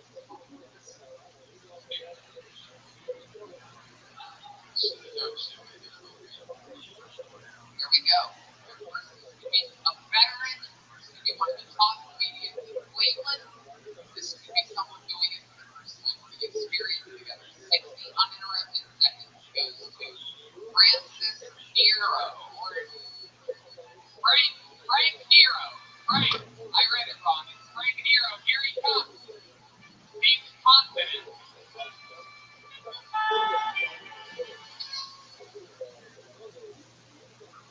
Cleveland, hilarities. It's like Jim Richard. How you guys doing tonight? Alright. I did not want to go first. Jesus Christ. This is actually my first time doing stand-up. I'm really excited about it. I did perform comedy one time before in my life, but I don't count it for two reasons. One, I was 10 years old and it was during a school fellowship, so it's not really what I want to say. But the other reason, the main reason I don't count it is because I do not perform my own bit. I performed a bit written by Bill. Yeah, that home video is not aged well, let me tell you. It's not something you want to break down with your girl. Show you how to do it. No, don't do it. We didn't go. It's not coming here trying to do it. So I was on my parents recently. Does anyone else parents have their photo for your school? All right. There he is. Frank Nero. Spent his 60 seconds talking about the different kinds of get a full chance of redemption here, and you talked about the past. Douchebag. You have something to say. Yeah, Jimmy Spears.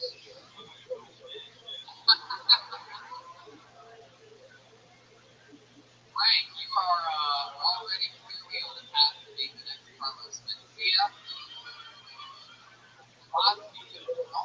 Which one was it? It was the one with God talking to Noah. What made you want to hear that? I was 10 years old. Oh, you were 10 years old? I missed that part. Look at that. How old are you now? I'm turning 28 this morning. You don't have to say it. Frank, what do you do for work? I'm going to tell you. My dude is a bitch, dude. Are you accounting for work? It's a CK firm on the east. So, how long have you been dating since you were 10? No, this is my first time. First time since you were 10. Yes. Yes, indeed. I just comedic timing for 9/11. I didn't know it was going to be that loud. So, this is your first time doing this show? I do, yeah. You were excited to perform here tonight? I was, yeah. So I recorded listening for about a year, and then I think like 4 or 5 months ago I started just jotting down what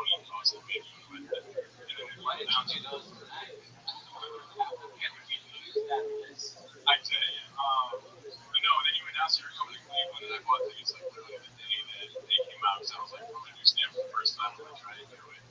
I'm the #1 live podcast in the world with one of the top young rising communities today. Well, there you go. You know what, Frank? Since you said that, I liked your set tonight. It's very, very funny, very good. I know how to win you over. What's the next thing you were going to talk about? So that was actually one of the first things that I kind of wrote when it started. Hey, you don't have to tell us. Sorry. So no, I was gonna say the picture frame of like all your school pictures in your garden all the way here. It's like in a circle and you're seeing everything's going on. And I was gonna say I don't like that because like I know I'm not really good now, but I was a kid, so it starts to see me evolve over time. Like something happened where I'm like, okay, I think you're used, and I think you're just What else did you write down, Frank? I'm trying to give you some more shots of victory here. I never really knew this, but I feel like you might have something to share. What else? Alright, let's see. Texts from other people. Oh my God! Look at this whole paragraph. Short there. The advantage of classes, you can look and template it, like take a look, like whatever, and then like anything that would context in case like look it up on that. Just I bet you were one to count them and count. You comedy by the numbers, right? What else do you do maybe for fun? Do you look like you coach high school football team? No, just work out. Like it's hard. Wow, would you like to join the camp as a douchebag tonight? Position is filled. I don't work out. It's hard to get my girlfriend. It's my family. It's work out. That's what you for fun is being out with your family. Like that's what is working out. Just repeating it back to him, Brian. Working out, I ain't thinking about doing. Just Go out, like go out. Of course, it's with friends. One place. what kind of hikes do you go on in your family? Through the metro parks. So it's more nature.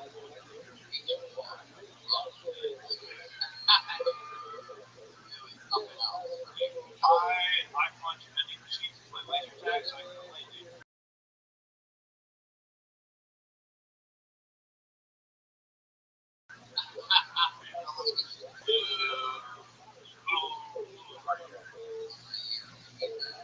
About 10 movies. Profile on Tinder, say a little bit about your numbers and work out. Yeah, basically. What does she do? She's also an accountant. Oh my God. Have you guys ever done anything other than the missionary position? 69, dude. Yeah! Jeremiah Watson. Accountant sex. Fuck yeah. 69 all day. First date you guys went on working out. First thing we just went for the break.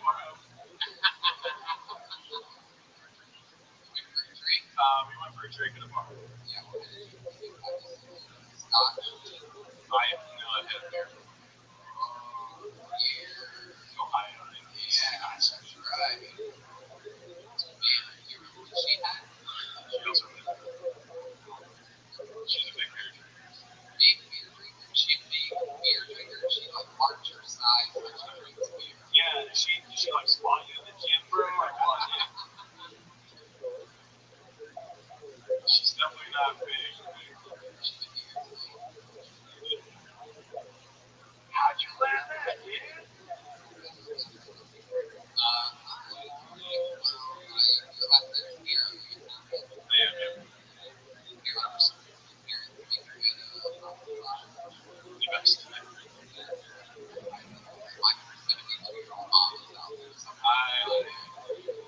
She will tell you, sir.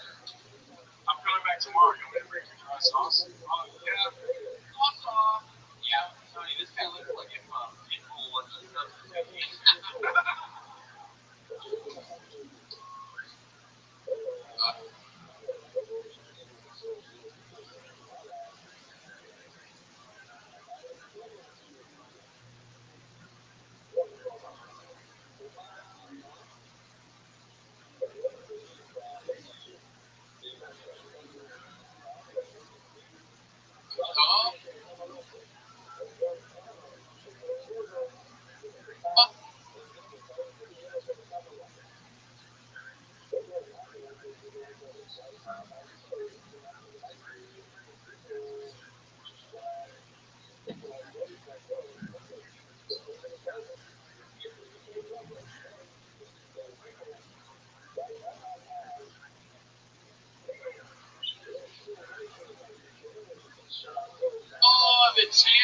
begun in the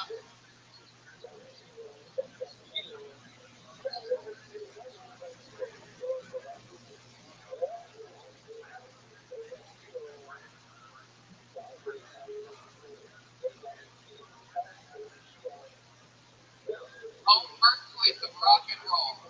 All right, Frank, we're going to keep moving along. This is a fun interview. Your set was okay. There he goes, Frank Nero. He's got a firm handshake, this guy.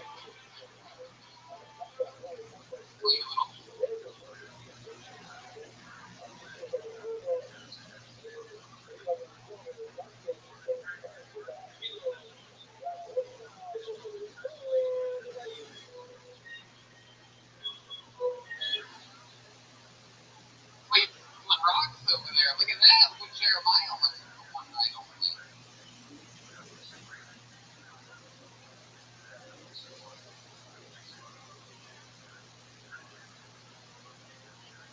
All right, another game up. You guys get it? You having fun yet?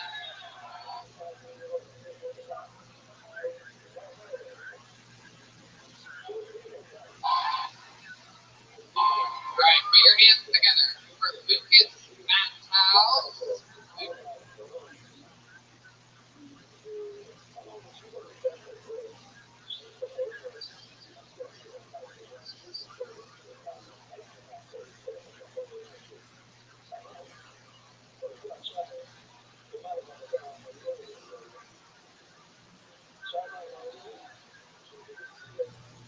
Lucas Matthouse.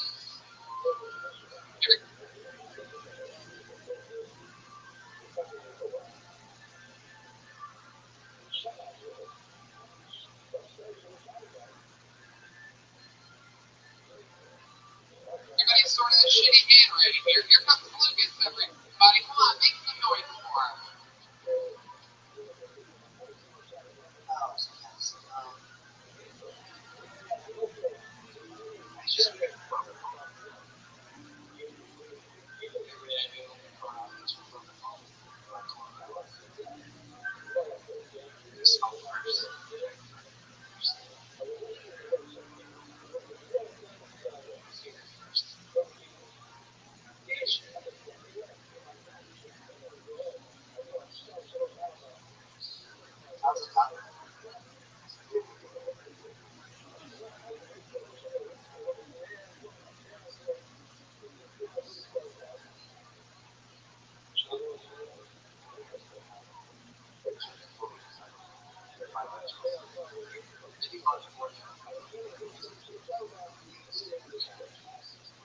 Please, PlayStation.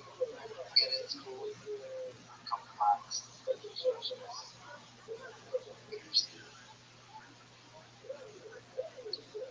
I have a sister too. She's about ready.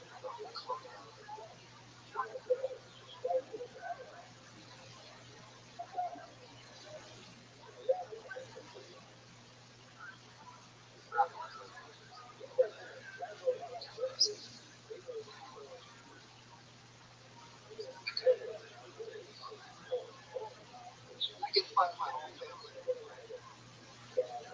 You'd be fine. Genetic, like if we had out there, I swear to God. Here you go. Lucas. Lucas Matthouse. That's the last name of the building. No, that was my name. That's when I was born. Oh, so you don't even know them in New York. No. We know who is. You had an accent. She's from the outside of California. She's from Milwaukee.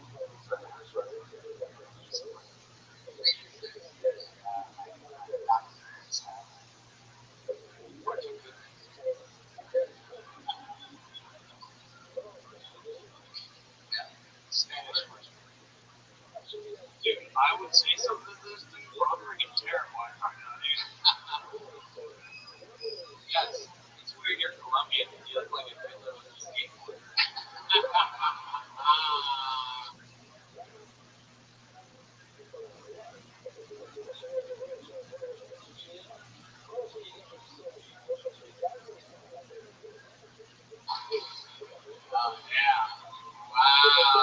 Homer's on fire. Alright, I've never seen a dude dressed like mustard and relish before. There you go. So he was in the podcast. He is wearing a Wheat cargo pants and a yellow extra large starter t-shirt with the starter logo and the extra large tag, extra large. It's very impressive. It's something that I haven't seen since I was back in Ohio. She's on point. Shoes are on point according to Red Band. Weakest Canadian word.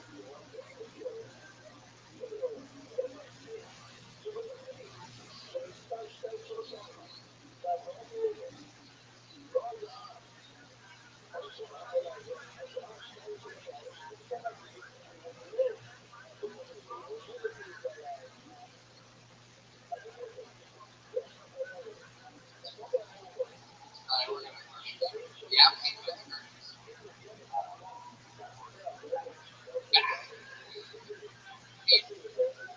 Doing in the back. You saw weed behind the groceries? If they always ask me if I want bags there, I'm always like, no, they don't think it's not. Is it a giant eagle?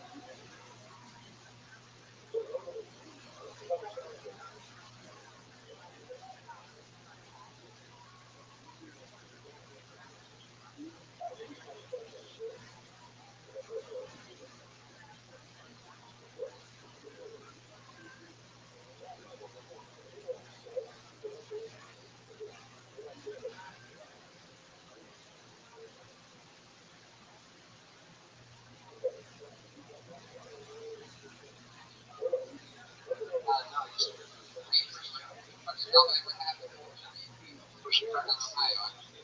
Pushing cart, bagging groceries on my 16th birthday. My work ethic began there.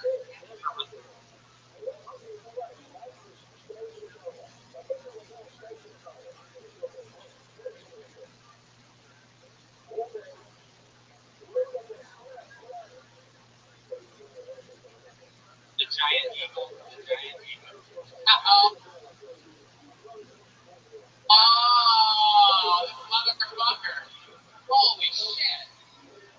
Wow, somebody put out the fire over there. My God, the horse of truth is out. Jesus, it's ganging up on me. The douches.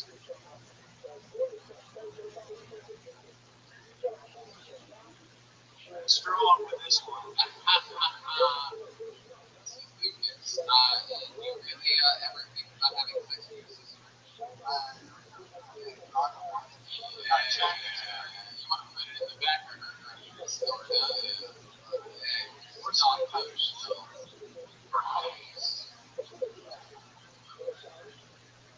Lucas, how old are you? 32. Okay, you've done it before? Yeah, you want your well, this should come up again. Sure up for this? Oh, that's awesome. How do you vote?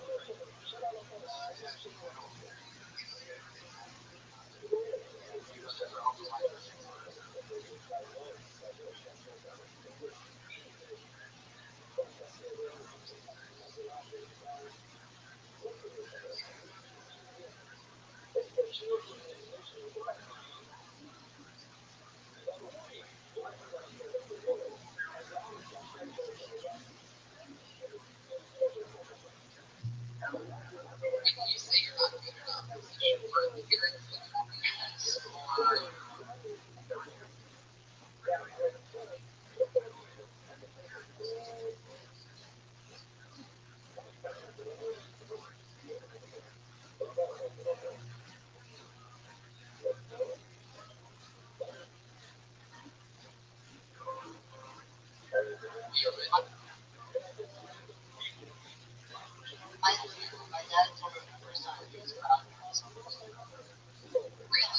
The dad that adopted you? Damn, that took a little while, huh?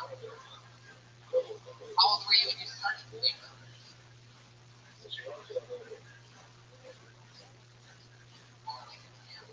31. He told me he was proud of you. 20. goddamn.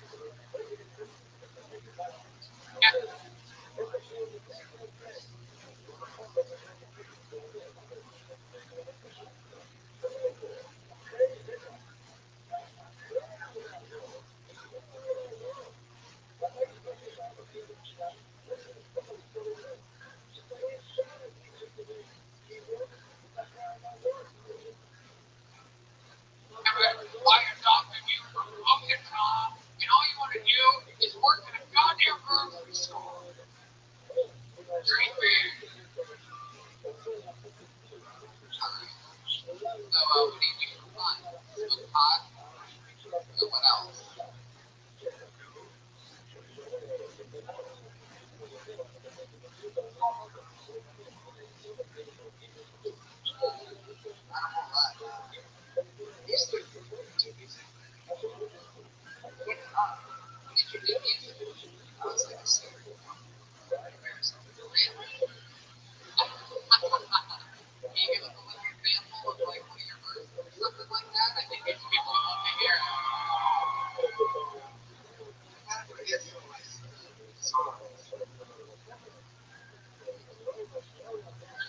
I know all of the punk songs on saxophone.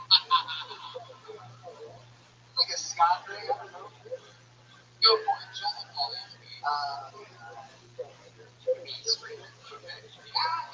Fuck yeah. Wow, that's really fun. Is it okay if I scream? I don't want to break anything. I do like,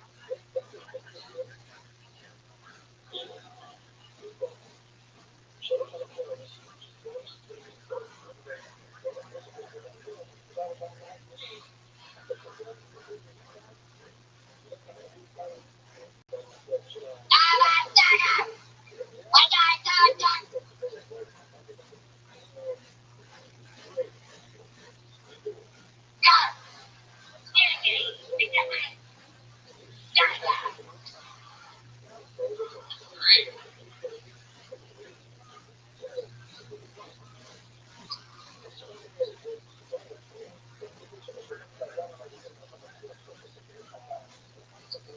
South Park.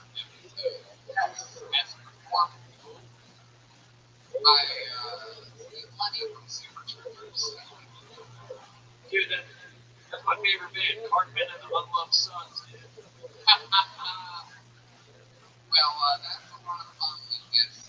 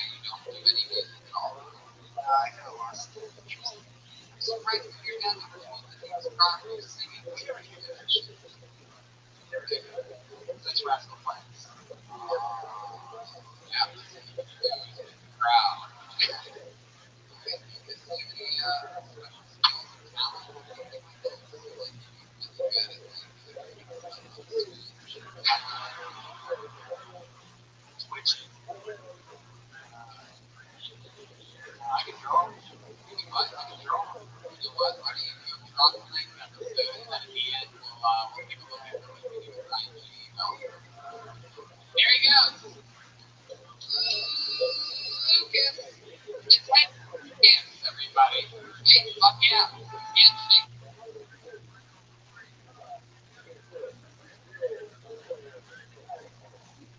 He's all the way around tonight. He's on Twitter at BloodX.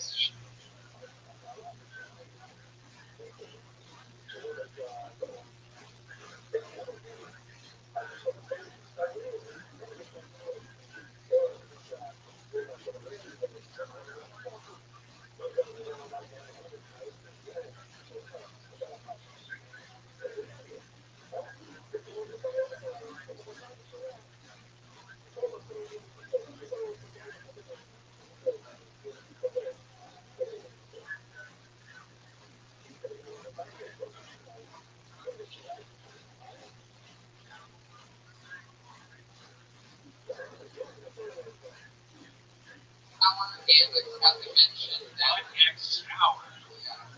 BloodX shower. And Frank Nero is F Nero. That's 353, unfortunately. Alright, keeping the fun train moving along.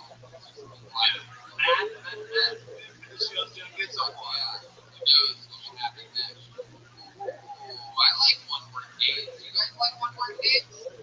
Always interesting. Put your hands together for the one, the only, Henry.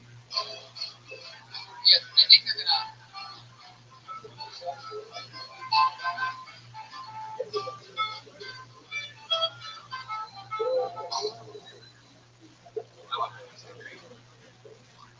Still taking through box office with my job.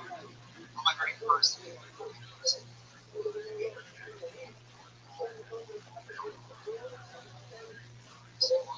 Shitty job right now. What's your minor league baseball game? You guys have been flying internationally. I'm super cool. I come to one more.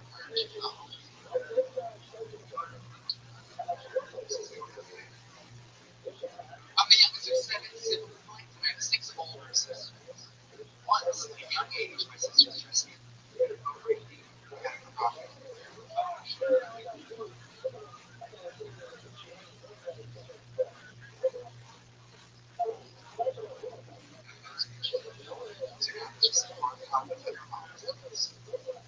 Okay, they threatened me. It's like, oh, you don't want us to get the pictures of you. I'm like, no, because you guys are going to jail. It's illegal to film a boy lace in high heels. They keep pictures of him for 15 years. There you go. Henry coming in, showing how it's done. Look at that. How's it going, bud? Feel good? Like, that was great. That was great set. 67, multiple jokes. How long have you been on stand-up? 7 years. Based out of here, now I'm still working for my own.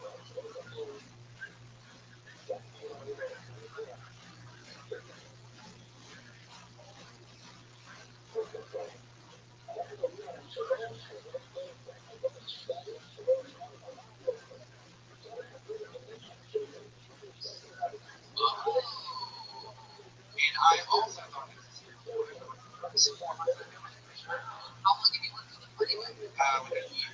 And that's probably the biggest comedy club here in Ohio, and then like of course. This is like way. Yeah, I love clarity. I don't love the funny though. And I get enough work and then just pick and choose where I perform it. I'm going to say that on this podcast. I love every comedy club.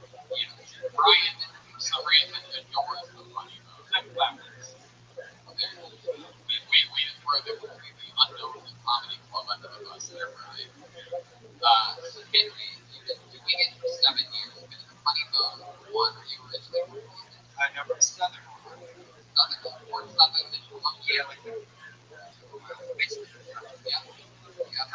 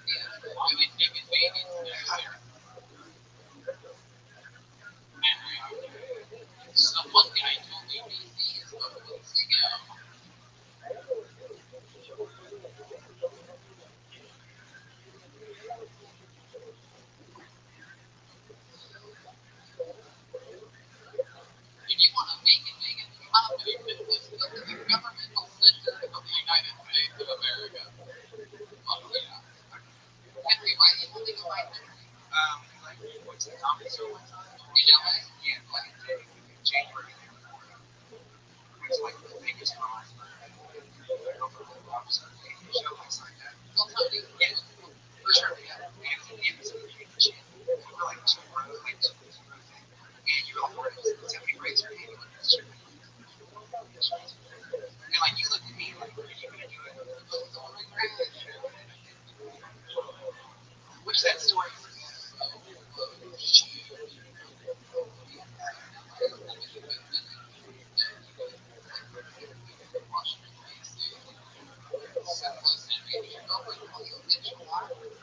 Happens sometimes.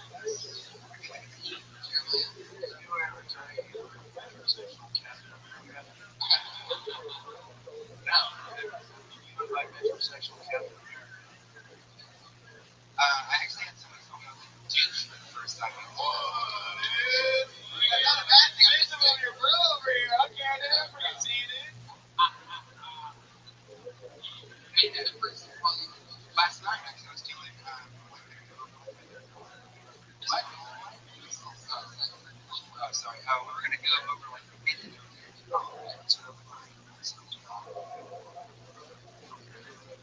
And my friend was like, "Dude, I remind you, dude." I was like, "This is super." She's like, "Why would you say that?" He's like, "Oh, I mean, like, don't talk about dating like that." And then he's comparing me to other people.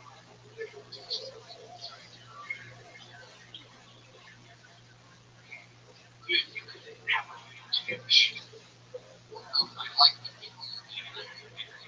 What about reminded me of dating? I didn't know you. He was probably also my culture.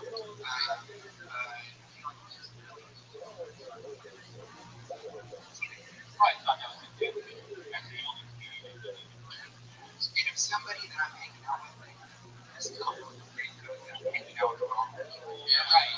You need to hang out with a circle that you have is very vicious, and you need to go outside of that vicious circle and find new people.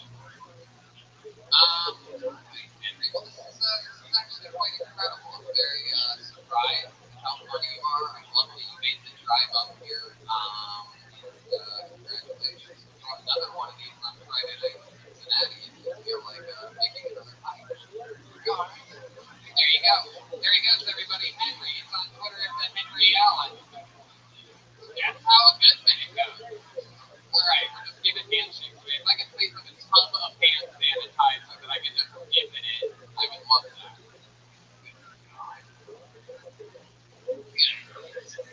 My hands look like 71 more.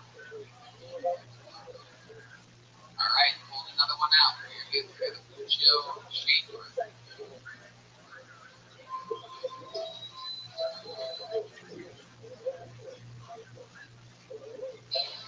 Here you go. Very casual. We ought to know where Joe Shaper is. For everybody.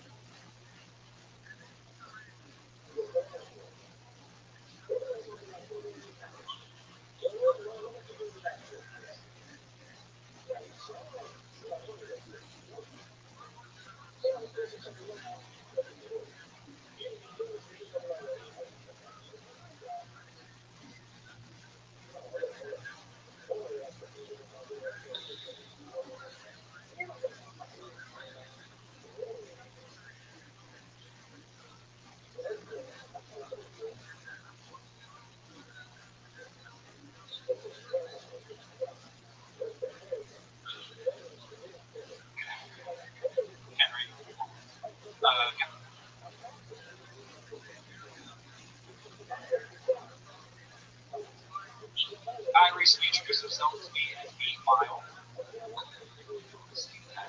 Situation. I asked, why did they call you 8 Mile? He's traveling down that road. Just let's go.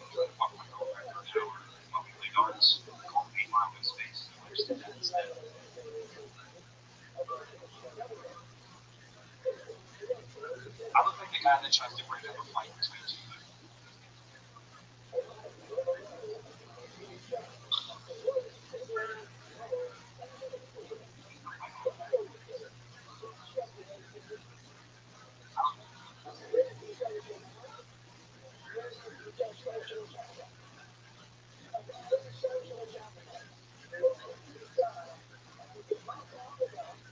Like Ryan Gosling and things like that. I just recently learned how to tell time. It's not a joke. I don't want to watch it. I'm stupid. All right. Very charismatic beginning and end there. So.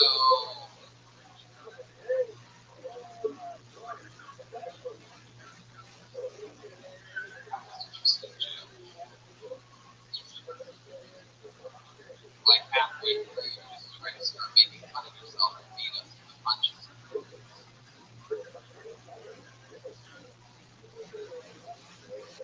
What we were gonna say, Take the 8 Mile approach. yeah. So, Joe, let's talk about it. When you made the joke about Paul Walker, you're talking about the guy that was on before you, right?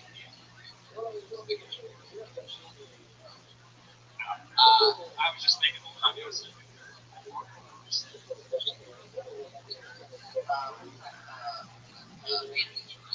I felt Jeremiah style. No, I just felt outstretched arms and tried to brace myself. I was playing basketball. Oh, you're making me look like a bitch. Radial, you don't want to have that. Radial head fracture. No, you're a bowler, dude. Admit it. Jim, did you try to iron your shirt with a brick? What exactly? No, I actually had it, look nice, but it drove 2 hours here, so we got all right.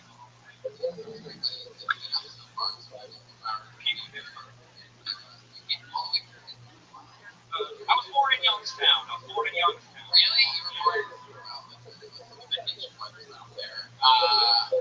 You were born in what? Wow. That's just like me. It's amazing how different two sets of humors get born in the same hospital.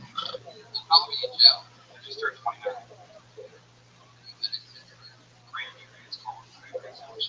Wow. I was trying to do that. I look like a dude that lives in a place called Cranberry. Do you a freaking UTI, dude?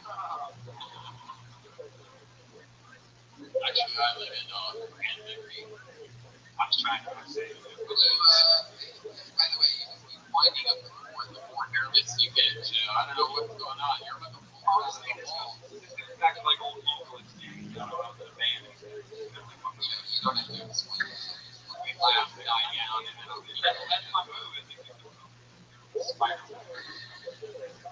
What kind of band were you? Really? You were in a band? What did you do in a band? Just vocals? You can give an example of Absolutely not.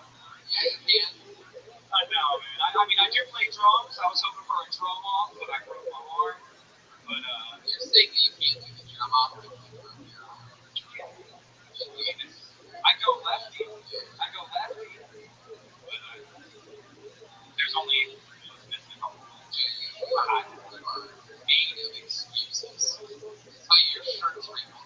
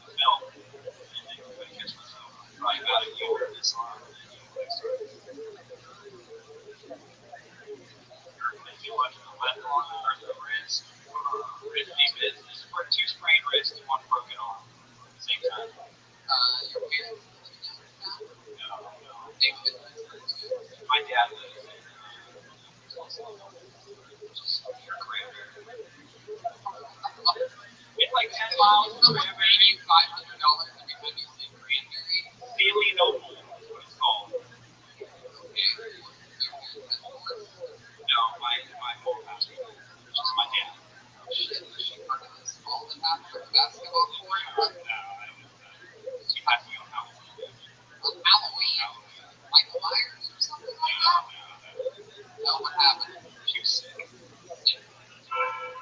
Alright.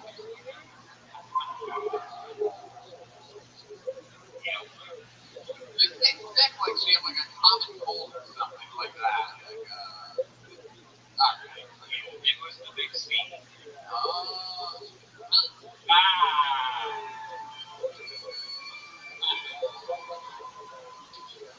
This guy gets it, dude. Alright, well, how long have you been doing stand-up? Never done it. Never done stand-up, no. There you go. Just a fan. Strobe out. Never done stand-up, and he still has. But he doesn't do stand-up, but he can fall down. Well, Joe, you caught your cherry here tonight. Caught your cranberry here tonight. I should have just said Pittsburgh, man. I should have just said Pittsburgh. Fucking hell, yeah. Alright, buddy, we're gonna keep it moving along. Congratulations. For your first time, that was pretty good, people. Joe Schaefer. Be careful, Joe. You might want to take the stairway, you klutz. Oh, look at that. German. Fuck yeah. German. The original hand sanitizer was in 1971. Alright, I pulled another name out of the bucket. Let's see what happens here. Make some noise for Jeff Gordon. He's been the race car driver. But no, here he is. Jeff Gordon, ladies and gentlemen. Hey, what's up? It's Jeff here. Beard. Sorry about that. My dad laughed at me when I was little. Still waiting for him to come back and teach me how to shave. Nobody ever takes me seriously when they complain that there's a hair in my food at a restaurant.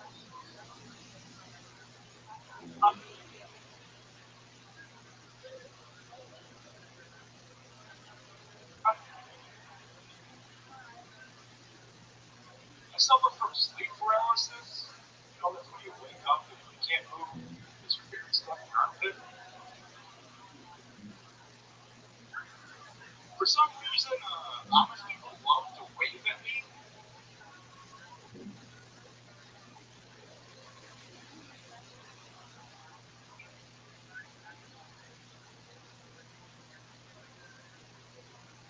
I think I'm showing characteristics of being a serial killer.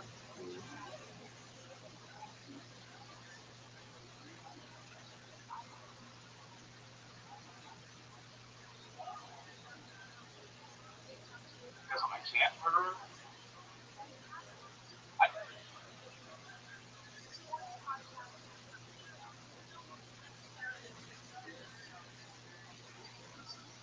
don't like to kill cats, but yeah, I've done it before.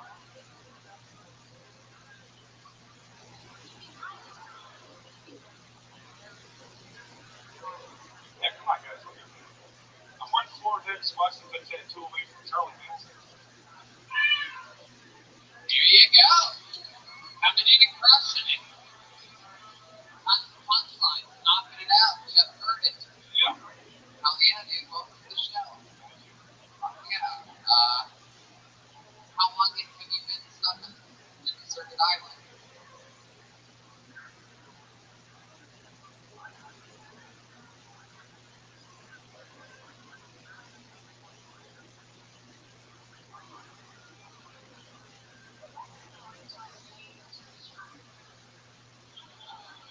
Yeah, it's been about 6 years now.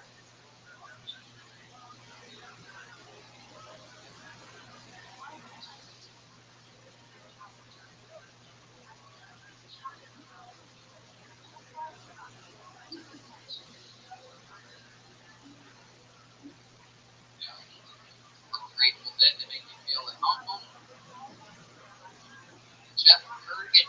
Fuck yeah, that was Grateful Dead. If you're wearing a Rose Battle shirt or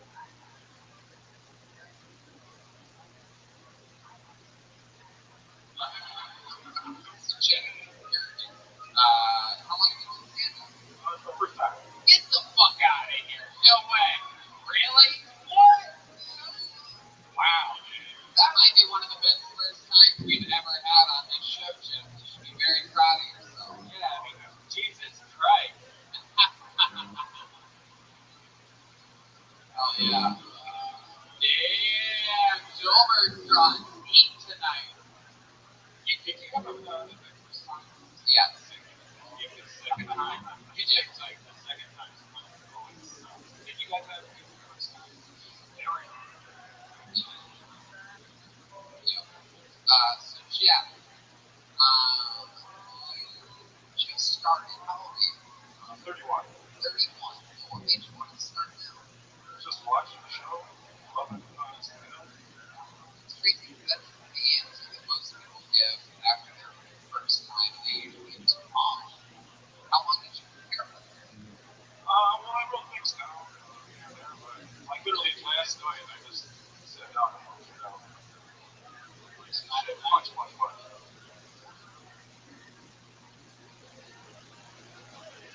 very comfortable on stage. Did you do anything to really inspire that? I do not feel comfortable right now, that's for sure. Really? Dude, you know, I'm nervous as fuck. I respect all you guys. You guys are hilarious. Well, I'll tell you what, Jeff, we're all equals now. You're a comedian and you just got 60 seconds worth of laughter. You should feel right at home.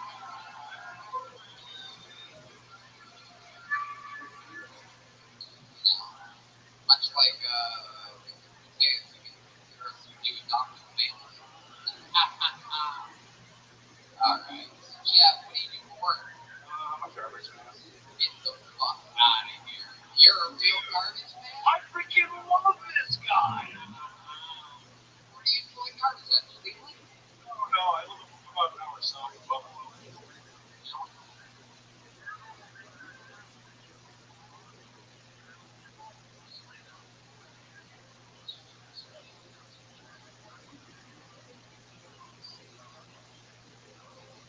South of Buffalo. It's middle of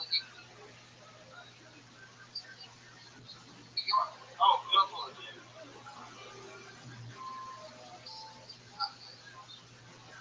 So, that song really works. Oh, yeah. So, the middle of New York.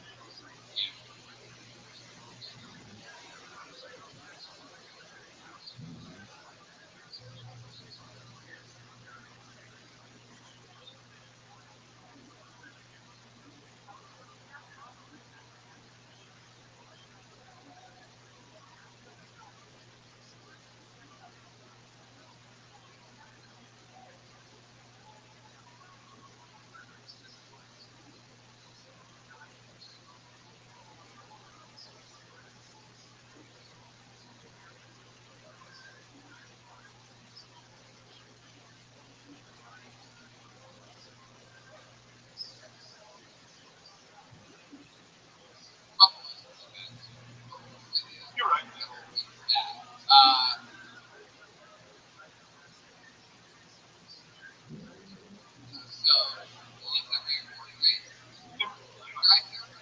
Yeah, of course. How long did you drive there? 3.5 hours? 3.5 hours. In your garbage truck? Man, how long you been collecting garbage for? I don't know, 5 years. Damn. Interesting. We've had so many different occupations on this show. I don't think we've ever had a garbage man. Dude, you ever keep stuff? All the time. Like, what do you keep, dude? Everything I can find. It's a great question, actually. Can you give us an example of something cool maybe that you found in the trash 5 years into one of those trees? Something legit. Is that where you got the beard? No, that's where I started growing the beard. So I hit a job where I could finally grow it out. Dress me like I'm too far.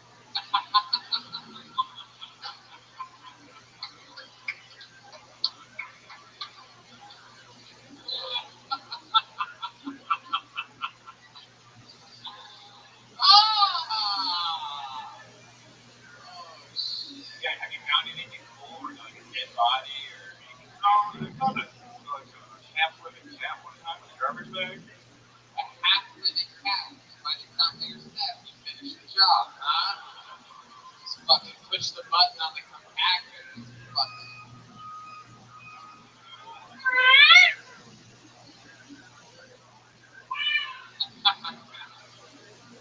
Wow. Is that the cat that you killed? Yeah, one of them. You ever think about the upgrading, like collecting trash in Buffalo or Cleveland or DC or something like that? Oh man, I love the country. Like it out there? All I do is just drive around listening to podcasts all day. Not listening to anybody. It's fucking great. This is fucking great. Do you work with someone else or you collect garbage by yourself? I'm by myself in a pickup truck. In a pickup truck? Yep. Wait, what kind of garbage man are you, dude? This is fucking... Wait, are you a gypsy or a garbage man? No. And run your own little fucking truck dynasty, huh? Yes. Juicy, Jack. Man, I feel like I can talk to you fucking forever. Thank you. Any other fun facts about you? There was a book on Jeff Gurdon. Any other interesting chapters? Yeah, I heard of the Bible. No, not really. I'm in a band. Really? What do you do in the band? I play drums. Get the fuck out of here. Well, I got some bad news for you, Jeff. There's a segment on this show that by rule we must follow as long as your wrists are healthy. You're not a fucking pussy like Henry. There is a segment on this show. Joel, do you want to hide somewhere behind the curtain or something? I mean, are we doing that? Yeah, dude, we're doing it, dude. Hold on one second. Let me introduce it properly. Every time we find out somebody plays drums on this show, we do a thing called the Mexican drum off, where we let Vince play a drum solo, and then, hold on one second, we let Vince, the music slide with a beat. Okay, perfect.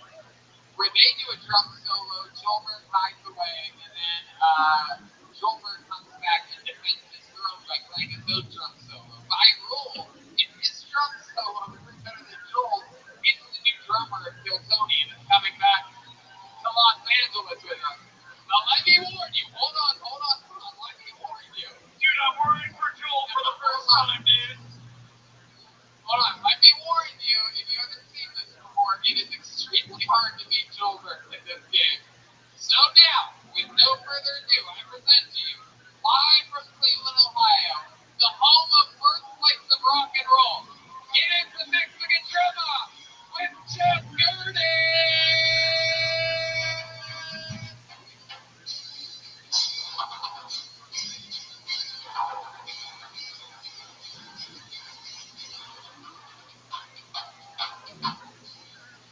Wow!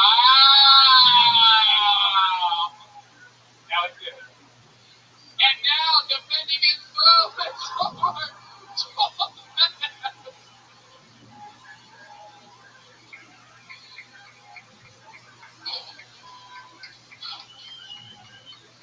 Cleveland Cox.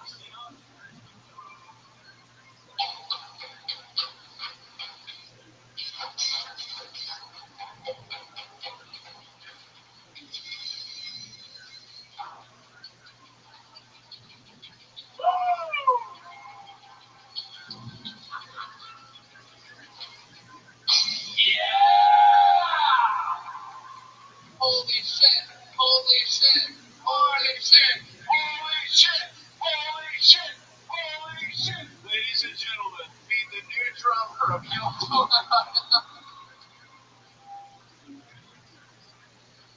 Wow. The baddest Joel has ever gone to make. He's like, what? Judas! That was actually the best drum off. That was the best Mexican drum off. Jeff Gurdon, I'm going to give you the full treatment, sir. Unbelievable set, unbelievable interview, unbelievable drum off, perhaps the best contender ever. But we're going to stick with Joel Jimenez. But other than that,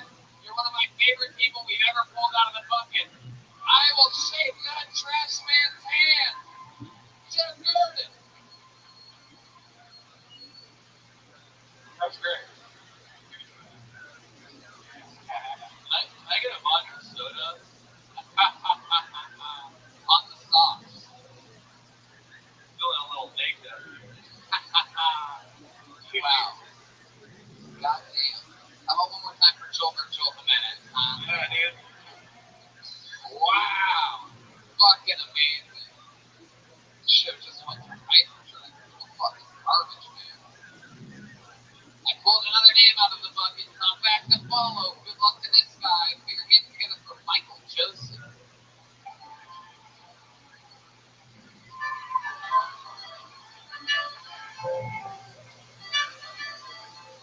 There he is, everybody. Michael Joseph. Hello, my name's Michael Joseph. You may recognize me from the candles you were out with me around your house. Some people have a direct relationship with Jesus Christ. I like to think I have a good first relationship with Jesus Christ, in that the less I believe in him, the more I look like him. Which is kind of strange because I was raised Catholic. I was like super religious when I was a kid. So much so that I actually studied to be a Roman Catholic priest. I know a lot of people hear that are like, oh, those are really kids. But the truth is, it's always my dream to make money posting a weekly sci-fi book. So after 3 years, I decided it wasn't the right life for me. You have to give up money, sex, your own freedom, and just think it just got to be easier to fuck kids. So anyway, that's my time. Thank you guys. There you go. 58 seconds from Michael Joseph. There it is. Welcome to the show. Thank you, Jim.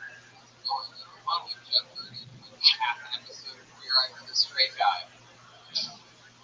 More like Jeff Burton. Michael, obviously first time on the show. You from Cleveland? I'm originally from this area, but I live in Rochester. I'm pretty much exactly what it is. Rochester, New York. Yeah. You drive there every day? Yeah. How long the drive last? About 4 hours. 4 hours. Did you know you could have picked up Jeff Burton on your way? I would have. Seems like a cool dude. Yeah, it certainly is. So, Michael, how long you been doing stand-up? About a month. Month and a half. You've been doing it in Rochester. Yeah, I've been that place that's funny about. No, the most recent place that's open now is Pumpkin Rooms, but I don't. That's like for professionals. I just do a bunch of open mics. How's that going for you? It's alright. Yeah. What do you do for a living? I'm a freelancer. Freelance translator. We're going to Canada.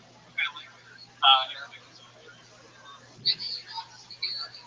Yeah, I mean, I'm pretty bad at it. I mostly translate from documents. But, yeah, I can speak. Seems like you're one of those guys who like enjoy things. Yeah, I get that a lot. You just know how to translate documents, huh? Yes. Yeah. What's a lot of fun coming in Arabic for us. Yeah. I would say my blood is ready. Easy choice. Except me. My. Alright.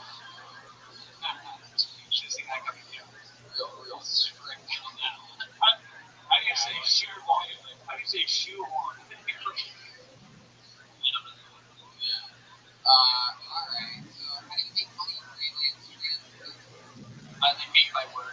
So, 1,000 words, I charge 8 cents per word. So, it's per word. That's like $1 bajillion.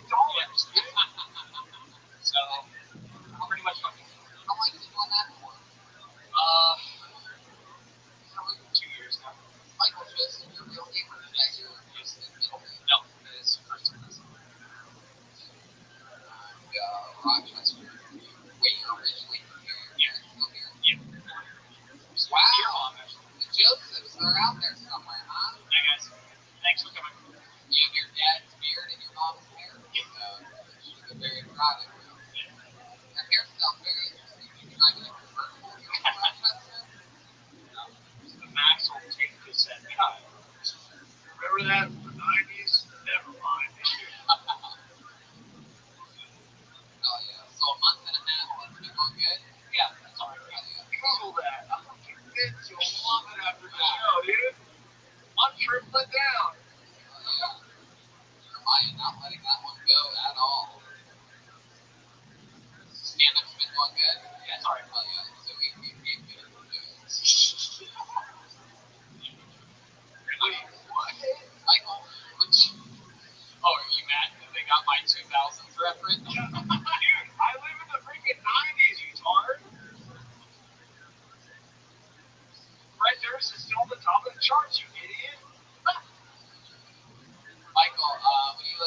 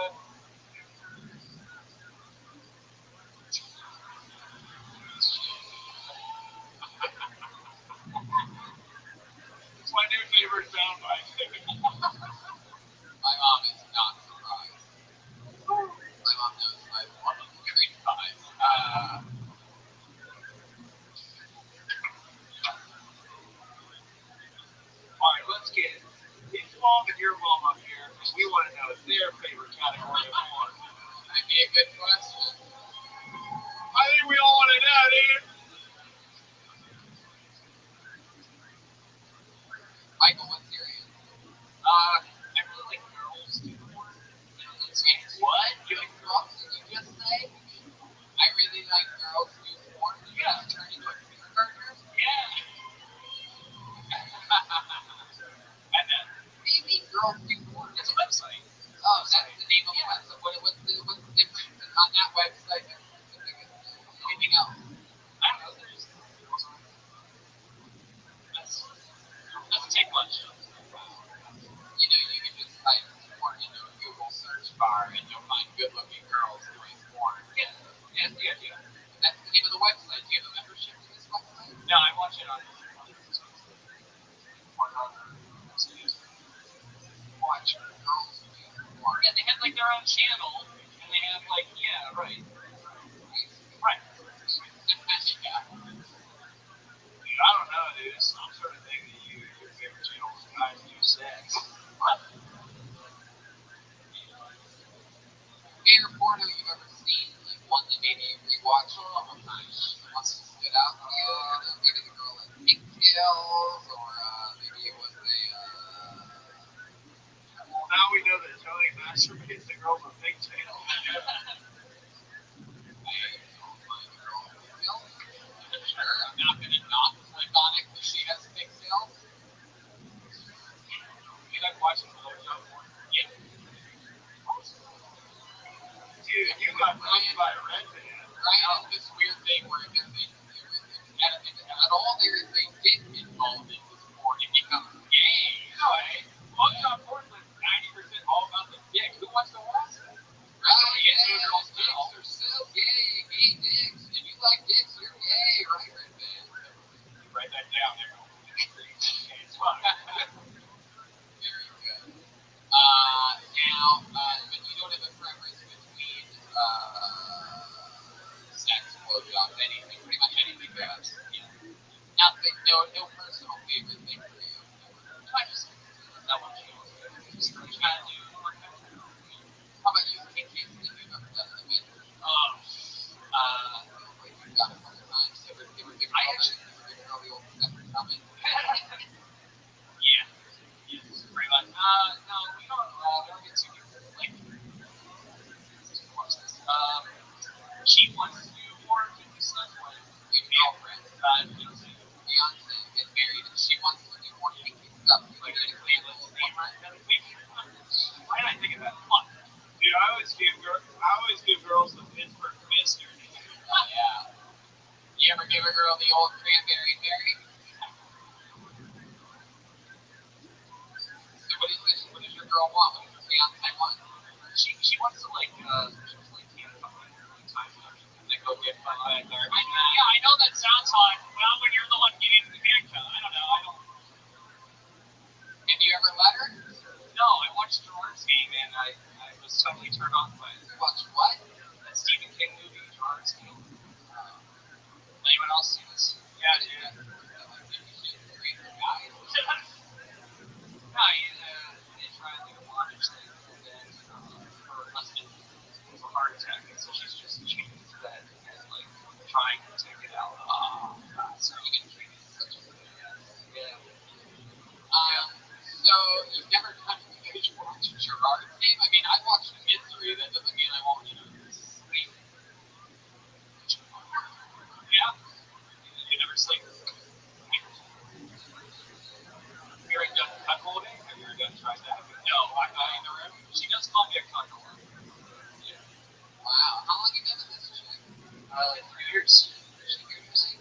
No, she's making lunches, so she has to work. How old is she? She's also a translator. She's a translator. Yeah. Same language. From male to female. No, she does Japanese. Wow. Yeah, you should definitely let her tell you about it. Tonight, go home, wake her up. Wow. I don't know. When's the last time somebody tied you up that you can throw you across? Always good. Yeah. Now,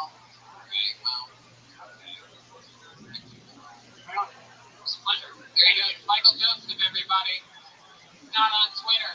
The guy that's not on social media at all. Oh yeah. Sure, there you go. Take it. Everybody else has got one. Fuck yeah. Alright. Now you have to take mono. You're dirtier than all these people. Sure. 10 for one night. Hold another name out. Your hand's gonna go Logan Steak. Logan Steak. Here he comes. Wow. You'll never believe what this guy looks like. The whole tone of the show. Hey everyone. Feeling a little down right now. There's a lot of fighting, a lot of crime going on at home. Watching season 2 of Flow. Brings me down. Last summer I was on a vegan diet for 3.5 months. I lost 22 pounds in 3.5 months, which sucks because I only weigh 22 pounds. Lost all my pounds. How were the good old days when you could throw shoes at the president? Right? Or the good old days when your president had the dexterity to dodge a pair of shoes? Feel bad for the guy that threw him though. He's probably in Guantanamo Bay being shoeboarded right now. He's tied up to a plane, hung upside down, potato stacked over his head, huge chuck trailers being thrown at his torso. Awful. Anyone here tell the story of the birds and the bees? Yeah, me neither. I'm glad that they don't teach it that way because you ever seen a bird or a bee have sex? They just fly around and smack right into each other. It cannot be consensual. There you go. All right, here we go. Fun set from Mark Merritt's Half Child. Dude, how many garbage men are we going to have on the show, dude? Incredible. Logan, how long have you been on comedy? A year and a half. About a year and a half. All here in Cleveland? I'm from Columbus. From Columbus? You drove up to this too? Yeah.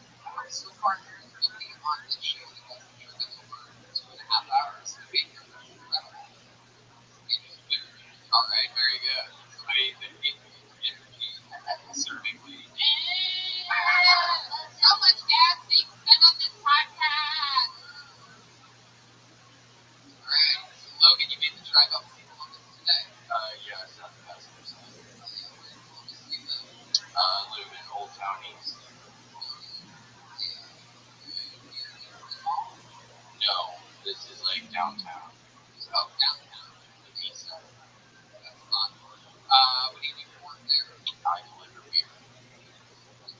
Good job at the college. How long you been doing that? 4 years. So you deliver to parties that are already happening sometimes? No, I deliver to stores, gas stations. Gas station, restaurant, like a specific company. Yeah, we're a craft brewery. Craft Brewery. We brew at factory. Get the translator up here. Yeah. Yeah, no. Here I am. Told Gabe here, dude. been here for a while. The different stores and things. Anything crazy ever happen on that job? Anything weird? No, not really. No. What do you like to do for fun? Stand up, play music, D&D. Music. What music do you play? Kind of whatever. Streamo. Screamo. Emo. Emo. You give us a little example. One quick line. Started to oversend that to say, let's go right in. My dick is small. I can't last long. And I don't know how to please a woman. My dick is small. There you go. Martin. Not really, Dude, that's a confession. That's not a song, dude. Is that true love? Do you really have a song? I don't think so. You don't think so? You stand like other people do. Well, And someone told you, like, you know, be honest, you're not doing exactly right. no. Usually, the older boy, I lost my virginity. She said she felt like she had to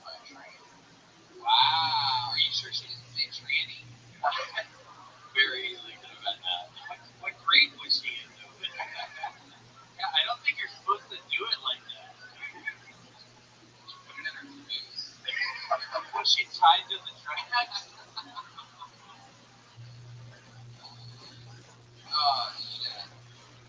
D&D, Dungeons and Dragons. It's dicks, bro. How long you been with Dungeons and Dragons? I just started like a month ago. Wow, what made you start? How old are you? I'm 28. 28. What made you start Dungeons and Dragons? It starts with the board games with all your married friends, and then you realize that you want to just keep playing more games. You're married? No, Just hang out with married people. Why do you hang out with somebody married? everyone can get married. You know, they're my friends. Do you have a girlfriend? Yeah. When's the last time you were in a steady relationship? 5 months ago. How long did that last? First time about 6 months in a year after like 3 months. What happened? She punched me in the face. Wow, why? I don't know. She showed up to my work. I was bartending one night. She showed up, ate a patron sandwich. I told her that she can't eat that sandwich. My manager told me she had to leave, and I had to leave too. And then on the drive home while I was driving, she just hit me in the face a couple times. Ew, so she's fat.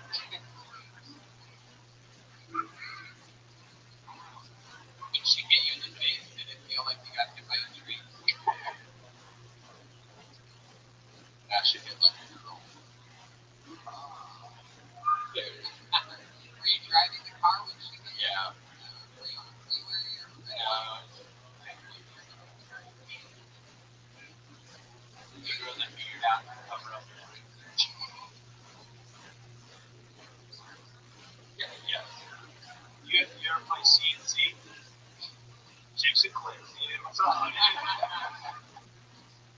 you're talking about the music now. Well, Logan, what else? Any other special skills or hobbies or anything like that? Evo, Dungeons and Dragons. My ears. What? Like move my ears. Like wiggle your ears. Your ears I are know. going it I up. know. Not the cool way. It's the kind of. Dude, you look like the dad in Teen Wolf. Wow, when you're turning into a wolf or turning back into a human. Well, Logan is next man. It's a 90s reference. And your last name's really big. Yeah, like a vampire snake.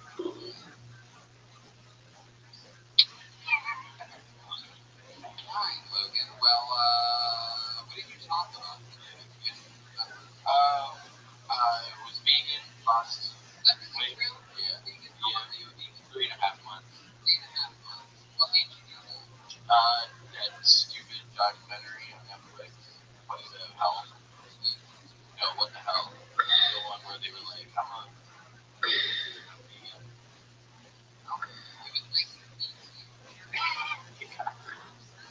Keep it moving along. There goes Logan State. A bunch of names.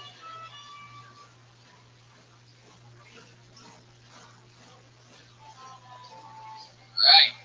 Another name out of the bucket. We're going to go with Will Bell. Will Bell. Whoa, I'm not seeing any movement here. Is that Will? Here he comes. I got a wave. It's Will Bell. What happened to the audience? I could have sworn there was a live audience here before. Hey guys, my name's Will. And the last time I was on Tony Angela told me that I look like the only fat Lannister. Which, I don't think is true because I wouldn't call Tyrion Lannister absolutely skinny. He may be short, but he ain't skinny. Well, apparently not what we throw fans. So, my grandpa, he was Doopy, and he used to tell me all the time that he get all this pussy in the nursing home. I said, Doopy, your dick don't work, man. And he said, Willie, I don't need no Viagra. I need whiskey to keep it down. I realized then my grandpa's dead. I got my. Go ahead, finish it. I know that. Okay. I guess it depends. You have a real attitude for a guy that's going to finish on a non-laugh anyway. I've listened to the podcast long enough that no matter what I said, it's funny. That's not true at all. It's true at all. Well, but anyway, I can't. It was in LA that I called you a fat land. No, it was in Columbus. Yeah. 2 years? It could have been 5 years ago. It was like 2 years ago. Yeah, dude. Wow. Hey, great you. Almost got as high as your cholesterol on that one, Will. So that was 2 years ago I said that to you? Yeah, I'm glad you got motivated to get healthy. I'm hoping to crash. I like it. You cover it up well, Will. You dress like an out-of-work lesbian. Oh, said it before. No, I didn't say that. No, I said you look like a fucking lesbian years ago. This time I'm saying specifically that you were dressed like a lesbian. You had the shirt, you got the shirt in your hands. No, Different things. You should have. Yes. Don't try to talk over me. How long have you been Will, listen to me. Yes. It's two different insults. I don't want you to fucking wrap it up into the same insult. You look like a lesbian is what I told you years ago. You're dressed like a lesbian. I have to be very clear. Alright? That's being a paper boy. How long have you been a softball umpire? How long have you been doing stand-up, Will? Since I was 21, so it's been like 5 years, but I've kind of like, I live in here on Ohio, so I can't do too many open mics. I'll do the music open mics, and then I'll just be a comedian. So the answer is 5 years. Wow. Will, what do you do for work? Well, I am a carpenter. I'm with the Bay. So, yeah. I build houses and shit. Like a house and stuff? Yeah. How long have you been building houses for? I got 1 year, one strike, No, I didn't know. Now I know. Sorry. Is that something that, is that a family business, or you just got into that? No, it's actually my buddy. My boss is over here tonight. Yeah. Where's Pettit Bay exactly? It's South Pass Island. It's Stone Island. Pretty sweet. Central Ohio. No, here is Central Ohio. If I just don't say anything, are you just going to keep mumbling like that? Will Bell. Any relation to Liberty Bell? Yeah, same size, bro. Exactly. Like the beach ball and ramping on that one. First time you've ever ramped anything.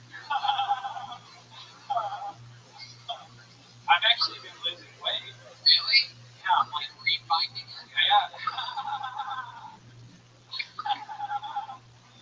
I can't tell if this guy's having a good time or his laugh is like the most patronizing thing I've ever heard. It's a cry for help. What have you been doing to lose weight? Well, just straight, no sugar, no bread, keto, going big Willie style keto. Yeah? I ain't doing keto, are you really? I'm trying my best, You either do it or you don't. There's no trying. Yeah, you either do it or you don't. Coming from the guy that said cheat. Yeah, it wasn't lemonade and vodka over here. Donatos, It's humor. that's Ryan's pretending like he's not doing Donatos. I might. Definitely might. That's fun, Will. So you work at that. You've been doing stand-up for a little bit, but you don't work at it that hard. You don't really do music open mics. So what else do you do? What do you do in your spare time? Well, we've talked about this in the past. Oh, yeah. But years ago. I said, I have a pretty cool talent. You want to check it out? Yeah, I just asked you. All right, you. Well, my buddies think call him the douche. If you're ready, are you gonna kill us? What is happening?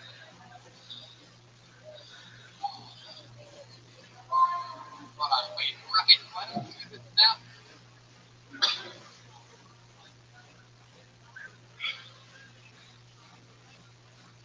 Oh, he's doing it now.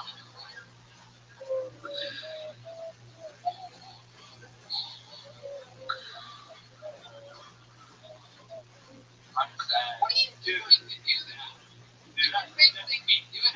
Think me. alright. It's not any better. Dude, this guy looks like the ghost of a gay boat cruise. That was my form of careless whisper that I was hoping that he would take over and I wouldn't take such a bag. No, I didn't recognize it was. Don't say that word, bro. It's not progressive. Like you can be on the gay cruise, but don't say the F word. Will, I think you're, believe it or not, Will, making a lot of jokes up here, but I think you're going to do just fine in comedy. You remind me of both Mike and Molly. You get the guy right next to him. You have the pictures back here. So what's next? He does. People hear you. My bad. I feel like when this guy dies on his tombstone, it's going to read, "Here lies white privilege." Hey, 2 for 2. Oh, what is going on out here in Cleveland, dude? Oh shit! Wait, are we about to have a douche? Hey, if I'm on a roll, dude, you have lots of rolls. We get it. Yeah, you woke up the beef, dude. You do not take shots at Jeremiah. Well, I'm taking another shot right now. Oh yeah. Oh, what is it? What? Hey, great job. 2 for 2. No Pat Reagan. He is the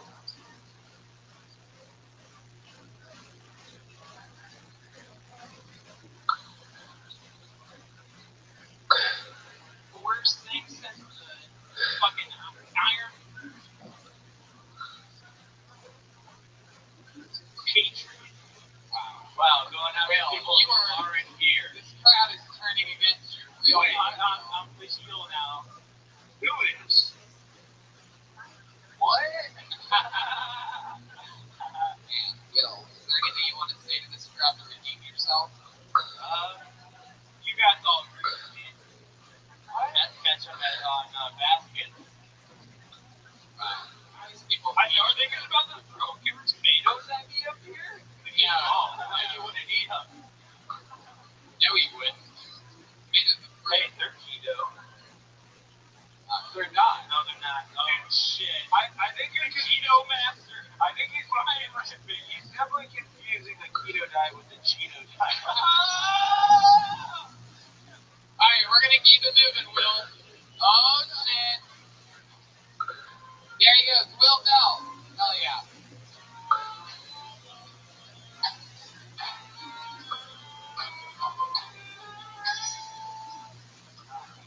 Flying through it here.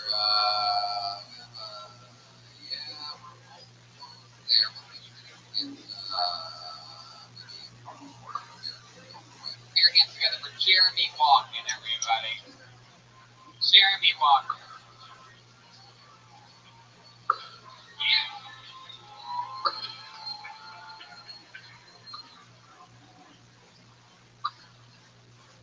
Shit. Alright.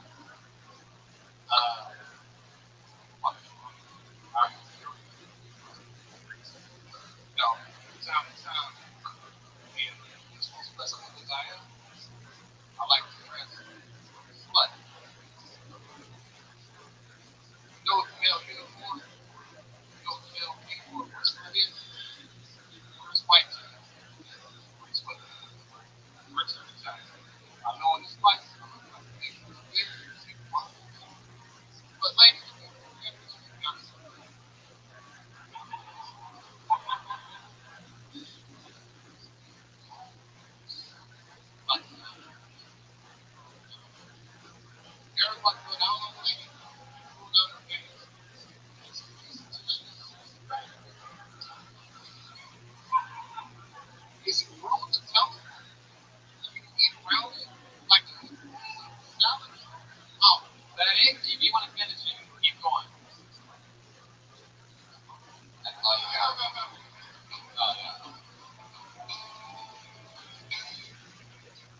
look like you ate the pussy, the toilet paper, and everything in a refrigerator. All those girls. Hell yeah. Fuck yeah, Jeremy. That's awesome, man. Your first time doing stand-up? Fuck yeah. Put your hands together for Jeremy.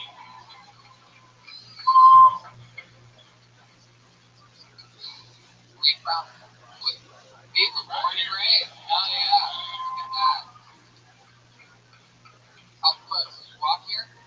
Oh, no, I ain't walking. I want to play. No, we decided to go play buffer. Well, first time doing stand-up. How old are you? 33.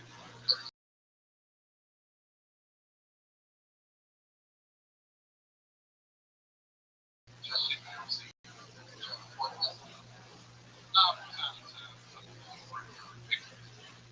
What? Yeah. Hell yeah. You always want to be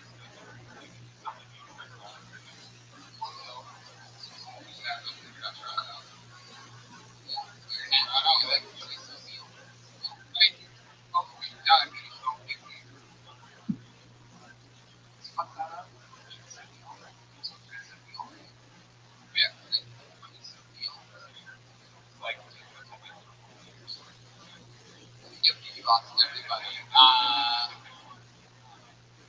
Jeremy, when you're not working, what else do you do for fun? What else is fun fact about Jeremy Walker? video games. Yeah. What are some of your favorite video games? Fortnite? But here's the example. Yeah. What are some of your games? Which is pretty good.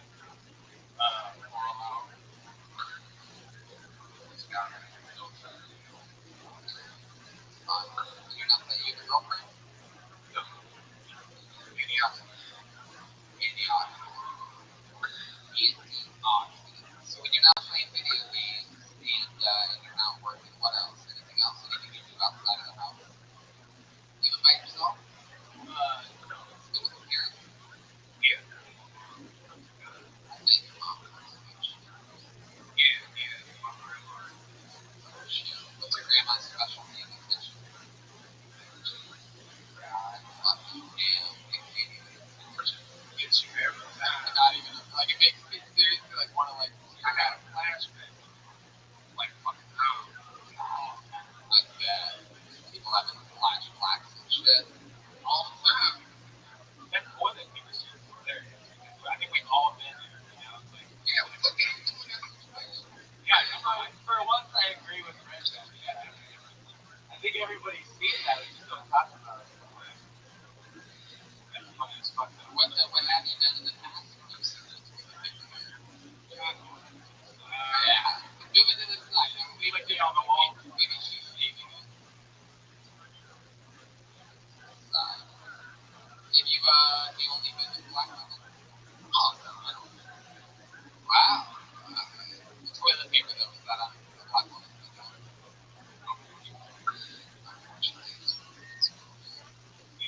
All toilet paper on a budget, unfortunately. All. You didn't. Ew, really, lady? Really? You single fly simple bitch.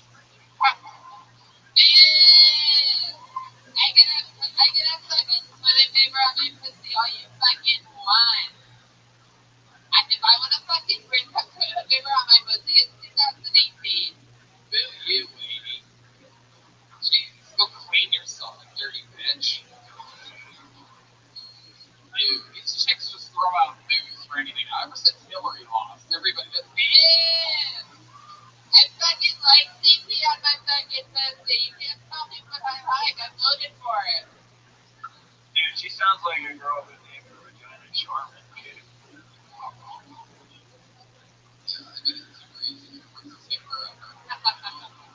She needs a brawny man. Brawny, fuck. What's Charmin? We cover totally our pussies. He's a working. Jeremy, you're a big guy. You have any special needs in the bedroom? Can you do anything crazy?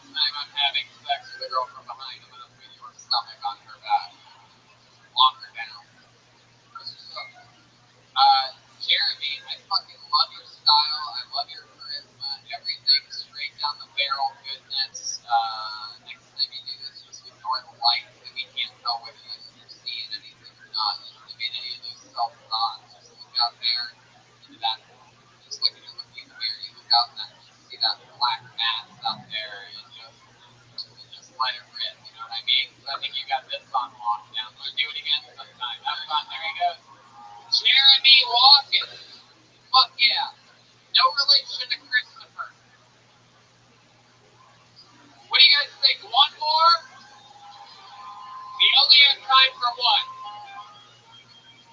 Sorry to all of you that signed up that didn't get on. Faceless Buckets destination and spoken. Your final comedian performing tonight is Devin Matt. Devin Matt. Oh, look at all the sad faces of people that didn't get up. You can try again. Cincinnati's only a 3.5-hour drive on Friday. And then Saturday, Fort Wayne. There's a Kill Tony there. Fort Wayne, Indiana. One more time for Devin Matt, everybody.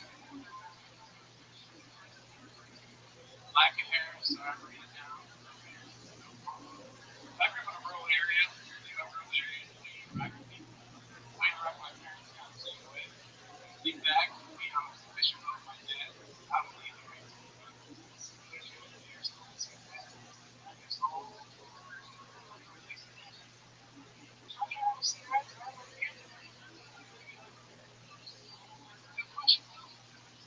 Touch your asshole?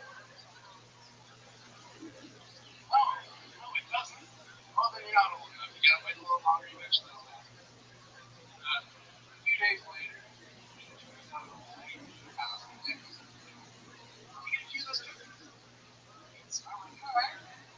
touch your asshole? Matter of fact, it does. Shit, go fuck yourself. But it's not only rednecks. We also. Go ahead, finish it. That was just Okay. Devin, yeah, somebody told you that joke, right? Like that's like a serious joke. why would you do a joke that your grandparents told you? How old are you? What are you born, a giant baby? It's careful you. It's your first time doing stand-up, and you did a joke that your grandparents told you.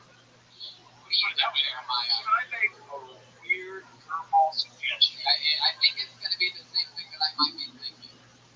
We have that one female on the stage tonight. Can we pull a female name out of the bucket and replace this Let me ask you something, and don't just stop. Relax, everybody. Relax. Everybody relax. I'm trying to get pussy out of this, by the way, dude. No unknowns. First of all, Devin, you're a fan of the show? Yeah. How long have you been listening for? A couple months, not very long. Well, let me tell you something, my friend. You go back and do your research and listen to every goddamn episode. Alright, I'm gonna dive And you tell me at the end of your research if you find anything else that sounds like 60 seconds of a joke from your grandparents. I think I'll find a few. You then you'll find a few people that can just get off the stage immediately and move on to the next thing. But Devin, let me tell you this. You're 24, you have the balls to sign up. Don't be afraid to figure out what's interesting and funny about you. Try it again sometime, okay? There you go, Devin Knapp. Now, come back when your balls touch your asshole. Now, we're going to move in order. Let me just ask this. Just yell if it's true. Did a lady sign up for the show tonight? Okay, now that table shut up. Did any other ladies sign up tonight? Alright, then in that case, I'm going to go through the bucket until we find a lady. Sound fair? Sorry to Brett Thomas. Sorry to John Valley. Dude, this is brutal. Sorry to Chase Stinson. Oh, you already set it up.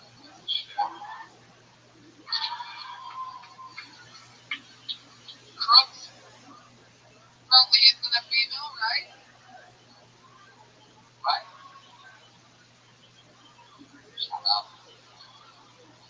And about I apologize.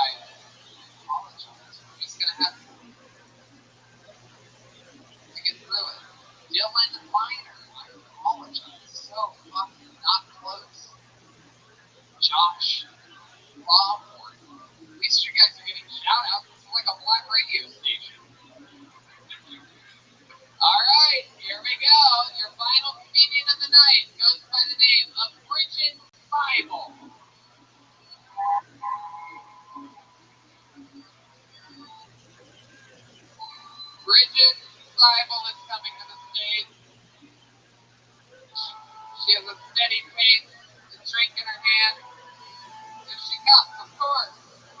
Make some noise for Bridget Seibel, ladies and gentlemen. Closing out the show. So yeah, earlier in the podcast I was I love pumped. So I just moved to Chicago after 5 years of living there by Digger.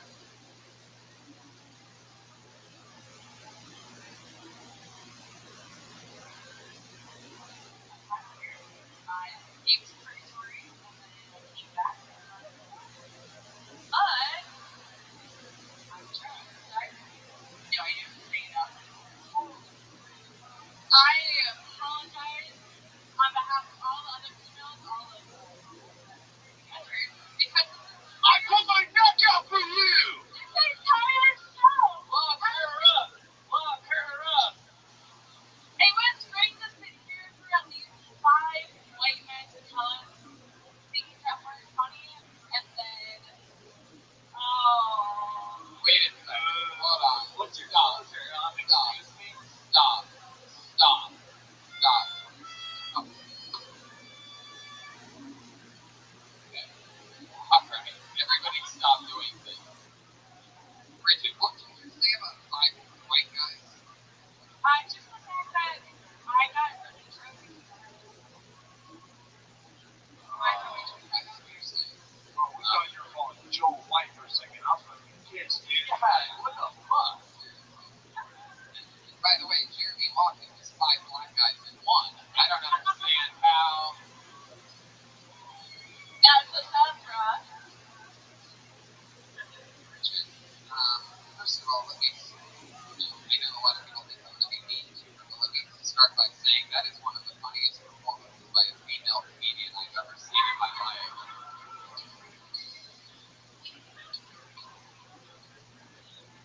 Bridget, you might be the drunkest person I've ever seen that has only taken a quarter of a sip of her drink before.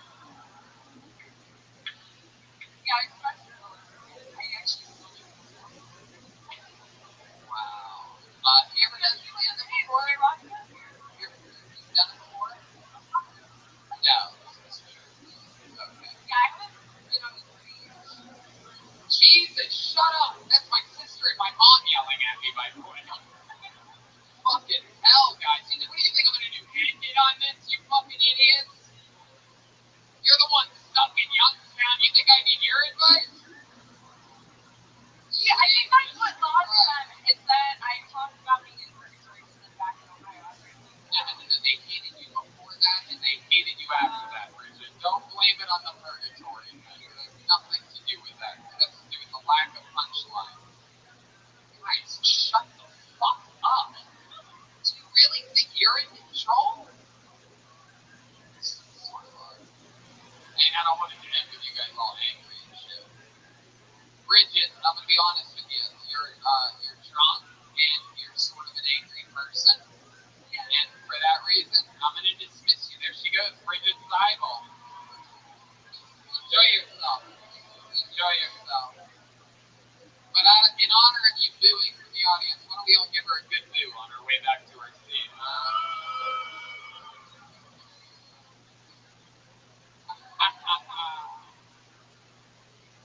I apologize to Michael Tucker. I apologize to Tony Giachetti. Not like he'd be funny too. Tony Giachetti. Brittany H. Brittany H. Here we go. This is going to be your final comedian of the night. Is she coming? Here she comes. Brittany H. Moving at the pace of The Undertaker. Yeah, here we go, motherfuckers. You guys ready to end this show or what?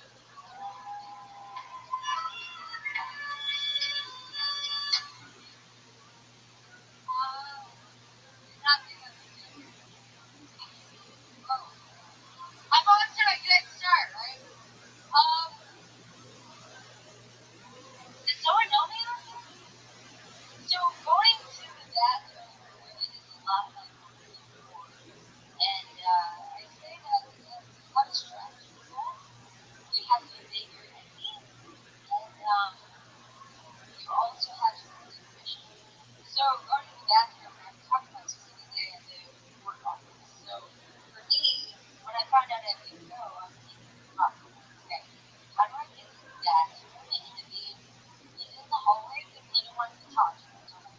she wants to talk about how the fucking cat's doing. Did I give it the vet? And I'm thinking, Linda, I can't talk. I gotta go. And it's like, honey, we have to listen. I gotta go.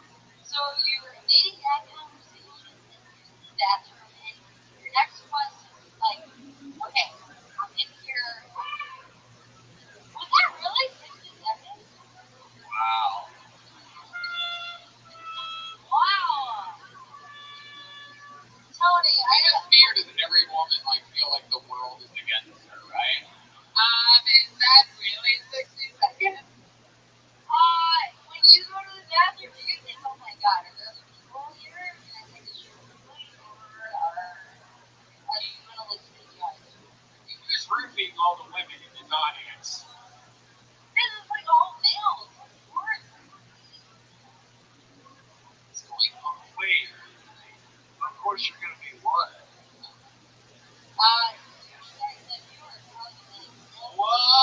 Whoa! I just think I mean, I have no idea what's going on here. Is this your first time doing stand-up? yeah, absolutely. Okay. I actually did this with my husband. He's out there, I didn't got paid. I was trying to show him.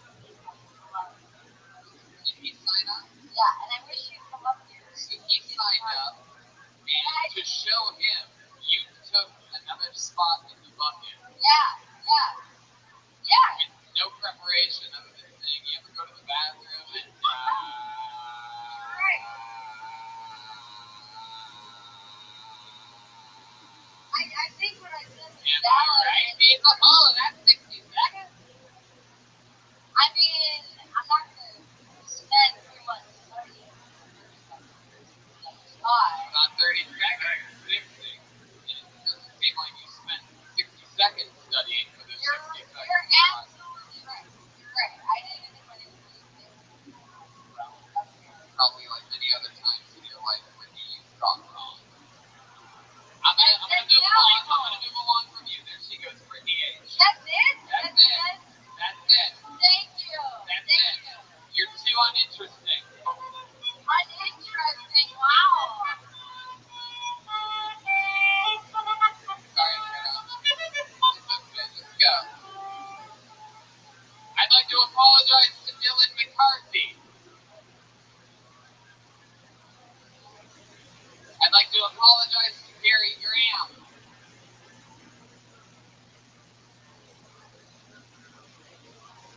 Will Reed, I'd like to apologize to. And I'd like to apologize to Graham.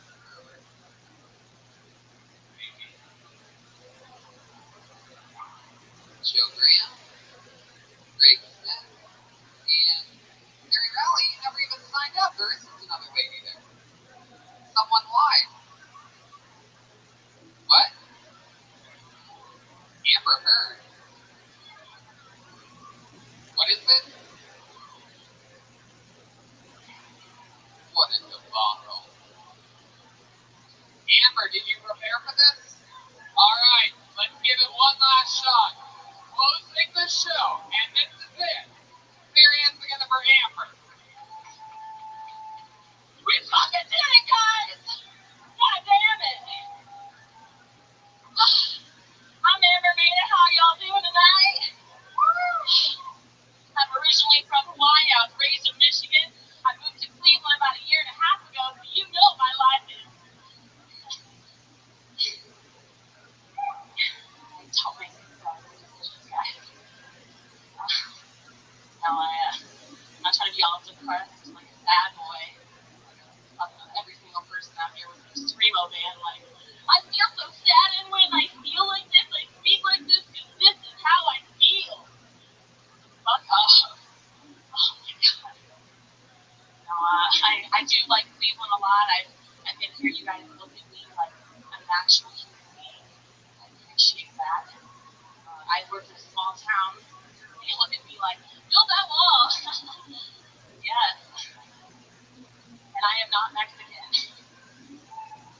I'm actually Asian. I come from an Asian family where our motto is don't disappoint your family. And I do. A rock. Thank you guys. There you go. Did it. Oh, yeah.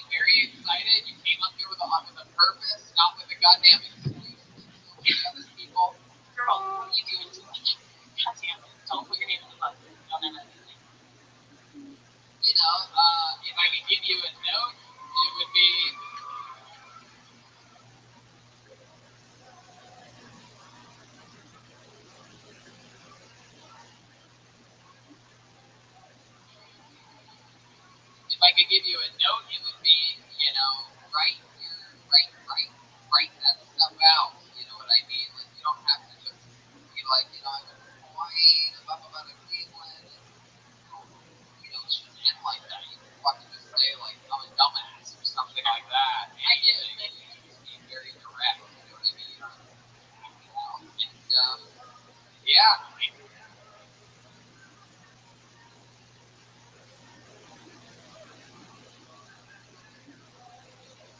14 months, that's not bad at all. What do you do for a living? I work for at a budget dumpster company. Dumpster company.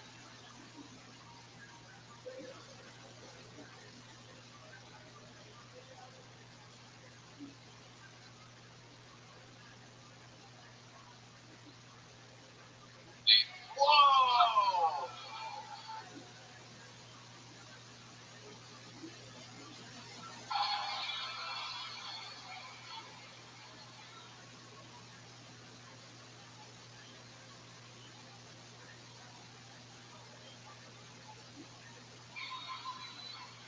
Dude, let's bring the garbage man on stage and have sex right now, dude. Fuck yeah, dude.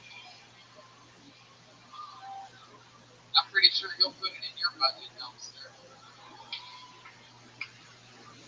Well, that's fucking awesome. Amber, we have gone way over time, so much like your tits, we're gonna bounce.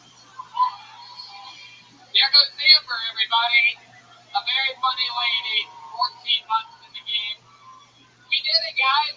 Kill Sony Live, hilarity, Sports Street, Cleveland, Ohio, where anything can happen. We love you. How about one more time for Joel Jimenez,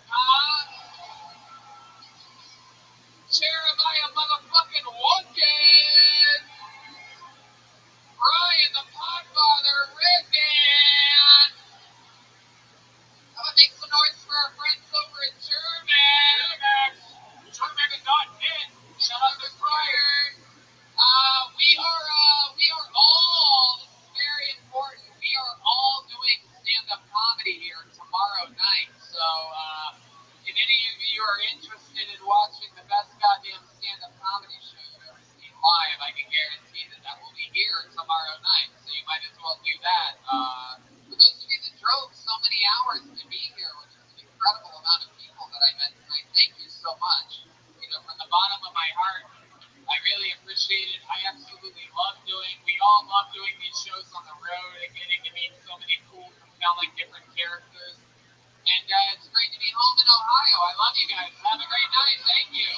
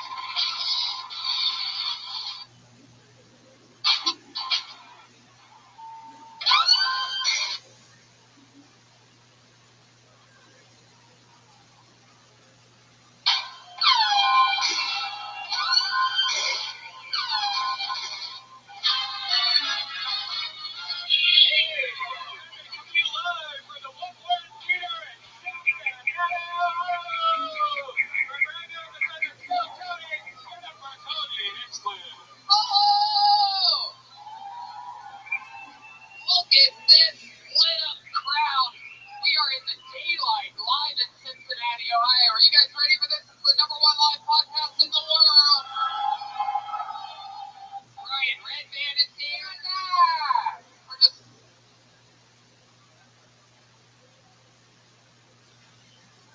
a couple of Ohio boys right back from where we all started. That's right. We didn't really start here. We started in LA, but we're back. Started running here. That's where it began. Great escape. How you guys doing? Oh yeah. It's the kind of crowd. I love the diversity of a crowd like this. You have white people, white people, white people. We have a father and son duo over here. I know a good one when I see it. Hell yeah. Which one of you guys signed up? Neither one of the father-son fucking little man. Are you sure about this? You guys look adorable. Got some people in the balcony. I'm excited about this. Brian, we're here in Cincinnati. Yes, it's great to be back in Cincinnati. Yes. We were in Cleveland last night. Whoa. All positive energy tonight, people. How many of you guys want to see some comedians do good tonight? How many of you guys want to see some comedians bomb here tonight? My favorite part was finding the comedians in the room when they go crazier for the second thing. They're just like, oh man, what the fuck did I sign up for? How many into that fucking bucket? Well, as you can tell by the size of our table, we are doing a special guest-less show tonight. Those of you that got so high before this that you thought maybe Joe Rogan or maybe Tom Irera came with us, you can go fuck yourselves. Welcome to a new episode of a show called Lower Your Fucking Expectations. Yes. But in lieu of having a guest-less show, I think you guys might be excited what we did bring with us. You guys know the band lead.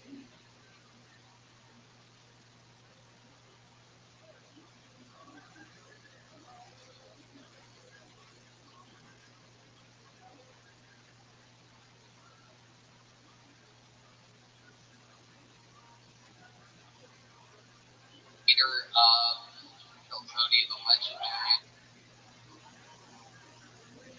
One of the only, and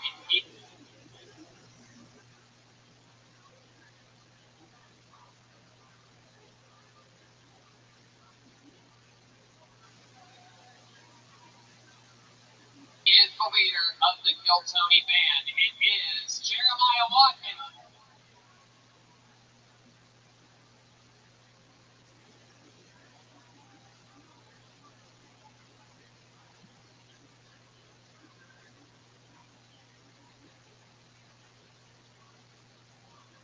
Ladies and gentlemen, the best damn band in the land. Wait a second, what the fuck is that?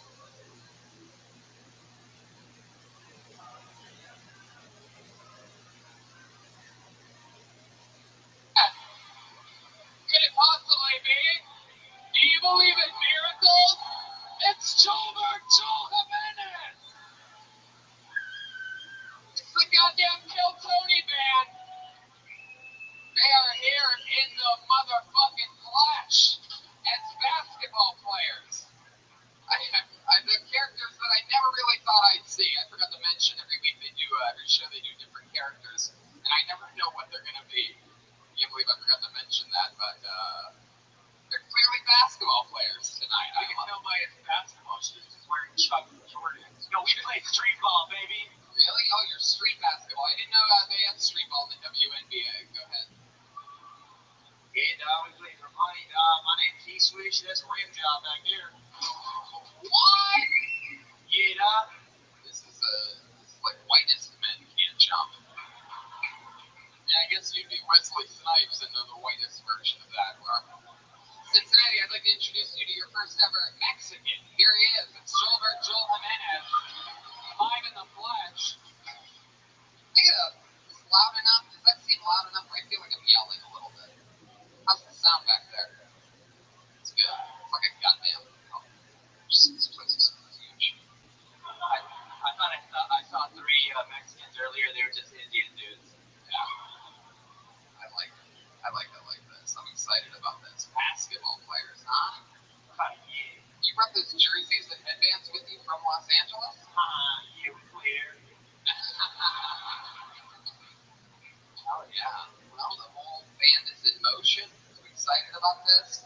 better to you guys than Joelbergs here, everybody. Come on. Surprise.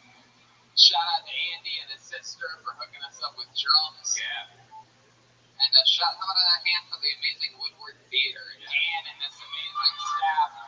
So beautiful and welcoming. I can't wait to see what it looks like when the sun goes down. I kind of want to get married here. You know, like, look at this. You would get married here, man. This would be the place. Yeah. All right, well, let's fucking do it. I have a bucket with comedians' names on it. Maybe it's a comedian, maybe it's not. Maybe it's a father and son that lied to me earlier. And you know, maybe they're a comedy duo. Anything can happen. Anybody could have signed up before the show. It's not too late. You sure, Dad? Fuck. I bet you would fucking kill. Try to think of 60 seconds. I'll check in with you at the end of the show. And if I pull your name out of the bucket, you get 60 seconds. You know your time is up when you hear the sound of a kitty. Wrap it up then, or else you're going to bring out the angry Cincinnati Bearcat. There you go. Special local treat for you. You got one alumni over there. Oh my God, you have a Bearcat tattooed on your arm, dude. You got to fucking escape immediately. Just start running.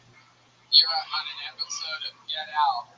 Actually, no, you're not. The black guy next to you is. What the hell? Where'd you come from, sir? I love it. Come on in. Hell yeah. I never thought I'd see a white guy with a tattoo of a kitten sitting next to a cool black guy. But here in Cincinnati, it's a real melting pot. You guys ready for this shit? I pull your name out, you get 60 seconds. It goes like that. We interview you afterwards. Maybe we find out more about you. What we could have talked about that's more interesting. You guys ready to start this shit? It is live from Cincinnati, Ohio. Tell Tony. The whole damn band. Chroma Chris is here in both spirit and what he would have done if he was actually here. Hey, that's cold. Thank you. All right, here we go. It's on the spot, I think. Going up first tonight with 60 uninterrupted seconds goes to Zachariah Flo.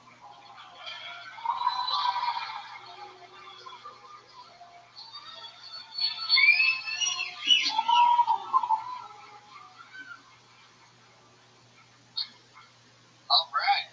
Hi, it's great to be here. So, I have a drinking problem, and I don't like hearing about it. Because if I hear about it enough, I don't think I actually drink too much because I can remember it. Okay? And it just harms me and it hurts me that I can hear somebody say something like that to me. But I don't think it's true. All this alcohol talk actually reminds me. I became a father a couple years ago. And those two go hand in hand. I don't like that either. So, I actually like to drink too much to where it hurts me.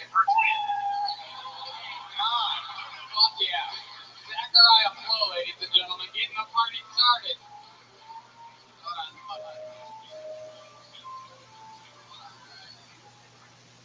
Holy shit. I love this. I'm so sorry. I love this. Zachariah, did you think you signed up for an AA meeting here tonight?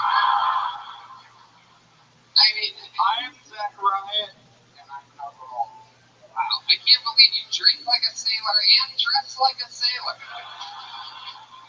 What are the odds of that? And you look like a gay hamburger. You want all the beef.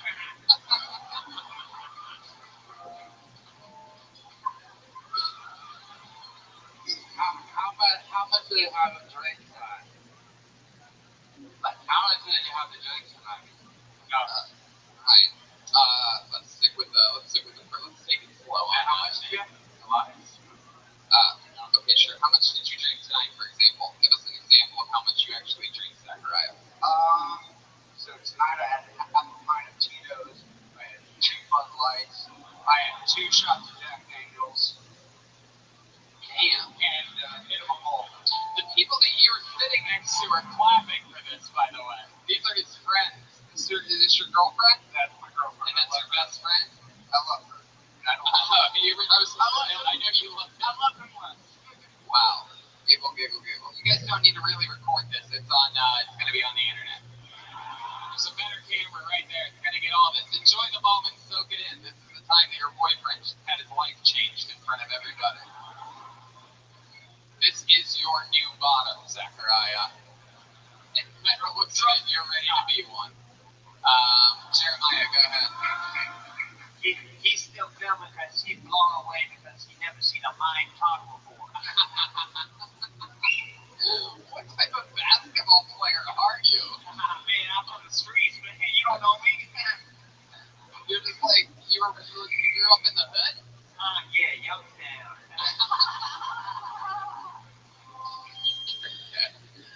Jesus. So, Zachariah, how long have you been steadily drinking like that? You're Irish? No, I don't think so. Actually, I don't. Well, probably the reason why you don't know what ethnicity you are is probably the reason you drink so much. Weren't that close to your parents? No, actually, I'm very close. Oh. Ever talk about what type of blood flows through your veins? Well, I'll be extremely honest right now. My mother's an extreme alcoholic. My dad is just a demon. So, I'm not gonna. Matt? Well, heroin? A good guess. Thank you, sir.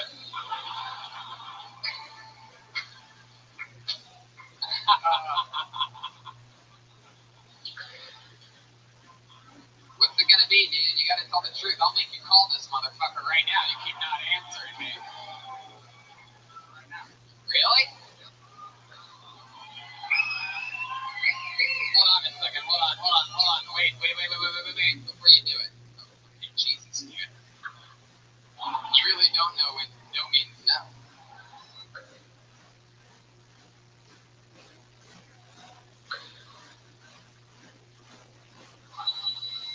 Wow. You have an actual old school memory.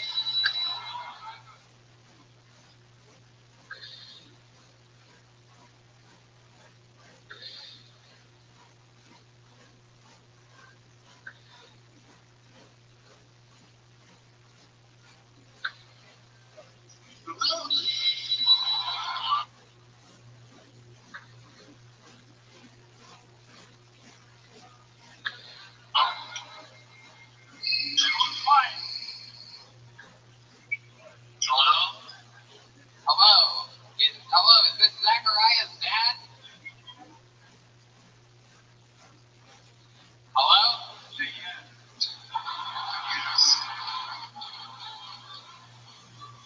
He nodded off. Scott, hello, Scott, are you there? Scott, can you hear me? Scott? Man, he ain't claiming you, dog. Okay, hang up. Get it away from me. Got scary there. You really don't take direction very well. I told you to stop right before you hit send. I wanted a little more backstory. That perhaps is the saddest segment we've ever had on the show. Is a unresponsive father.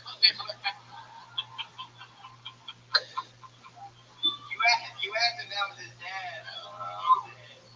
Just a band tied around his arm in some Walmart parking lot right now. What do you want, Zachariah? You get my rocks off. What does he do? What's this thing? Well, now he's definitely going to listen. You called him instead of stopping like I told you to. Alright, well, anyway. You don't get to hang out with him often? How old are you? What do you do for work? Gondola operator. Graphic designer. Oh, yeah. How long you been with this lovely lady over here? 5.5. Not months. Is she a drinker too? Yeah. Yep. Drunkest you ever got? What do you like? What happened that night? The biggest mistake you've made drinking?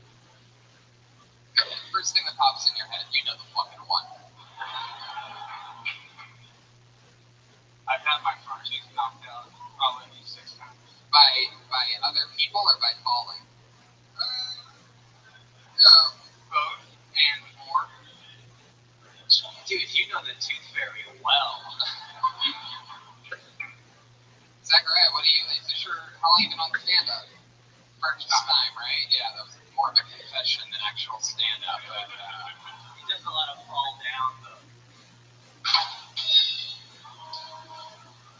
I don't know if that activated the chains already. You gotta wait for it. You gotta let him earn it, buddy.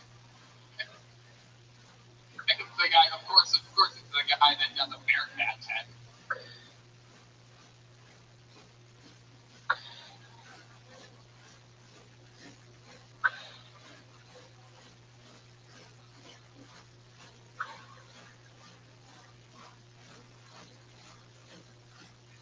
Chewed on his arm like, oh, make bad decisions too quickly.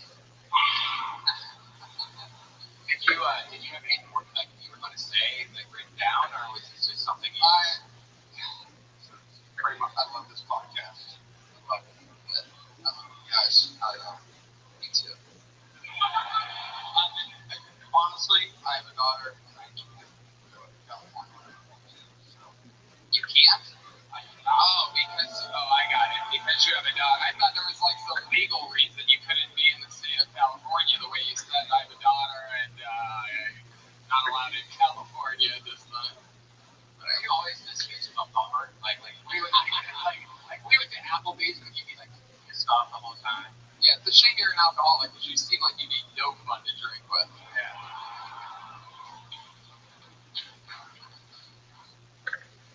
For all you haters listening to the podcast, he's laughing at all of this. You're having the time of your life right now. You don't give a fuck. It's a shame you're not going to remember any of this. I feel like you're going to watch a replay of this podcast like a part of every day for the rest of your life after this, but you can't quite remember it. And every time you're going to be like, come on, watch. Daddy, what happened to you? I mean, I just set him right up. I couldn't have dressed any fucking more weird. I really committed all the way to fucking horizontal strikes to the old fucking open blinds of shirts. I don't know. Alright, Zachariah, you can say a redeeming thing about you to prove to us that maybe you're not a bummer, like some cool something about you, like like a little fun fact. Something cool that you can do. You have any cool drinking tricks or anything? Okay, first off, I don't only. Yo, he got a personality too, dog. Go ahead, you don't only drink, man. Okay, so first off, I like to create a lot of art. I do tattoos. Do you get bad Bearcat tattoos? You play ukulele? Anybody bring a ukulele here? Can you picture this guy? What do you play on the ukulele? No, it's not happening. Ain't nobody got time for that. We already accidentally called Dad too soon. Alright, Zachariah. Well, I love this. Yes, indeed. Yes, there you go, Zachariah.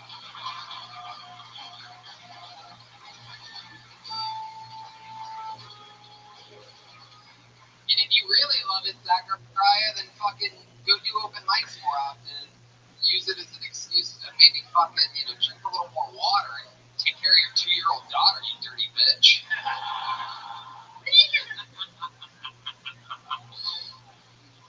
feel like sometimes I don't say enough, so I'm going to start saying more.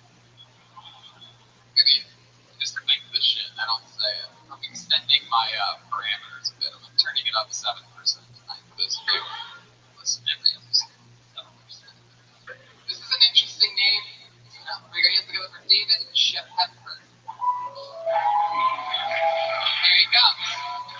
Be careful on these stairs, everyone. They're right down the middle. Take your time. David Shep Hepburn, everybody. Hi, my name is David Shepard. I failed public speaking in college. Applied for only 8 people, so this is going to be fun. When you get high, have you ever masturbated and then wonder why God created so many sperm instead of only one? That's all he needed.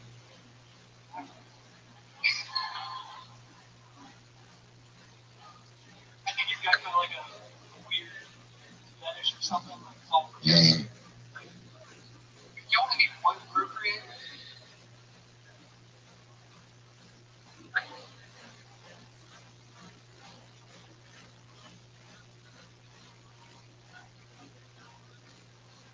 Why do you have 2,000?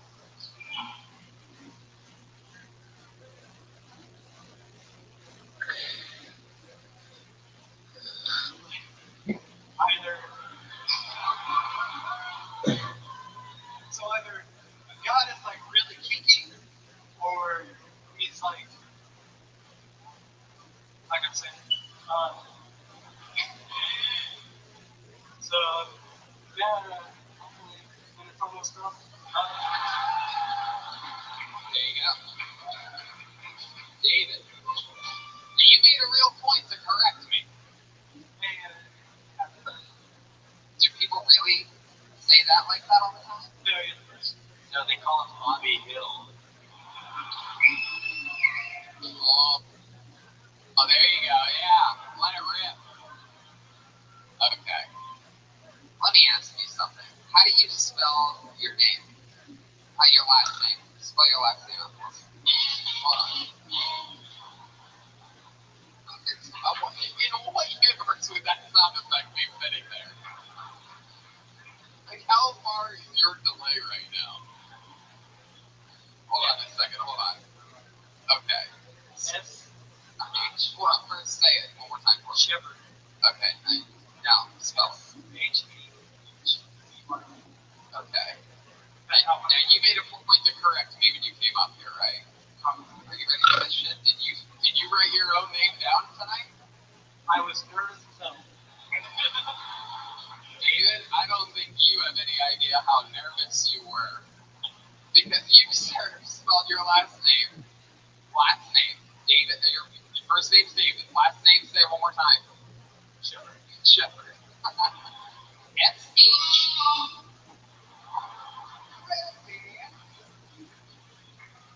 Because with the windows open, they're just not closing tonight for Brian. He's just hitting buttons and I love it. Let's try this one more time. You spelled your last name. You were so fucking nervous. You're not even going to believe this. S-H-E-P. H-E-P. H-E-R-D. You literally misspelled your name. And you spelled it Shepherd. I love it. It's funnier than anything you did on stage tonight. It was incredible. It's mind-blowing.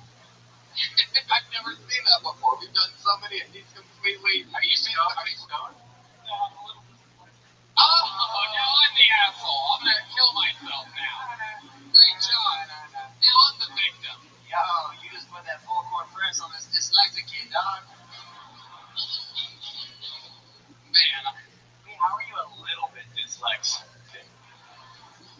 I spelled my name a little bit wrong.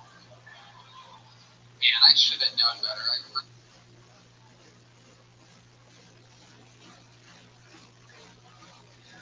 read this situation totally wrong.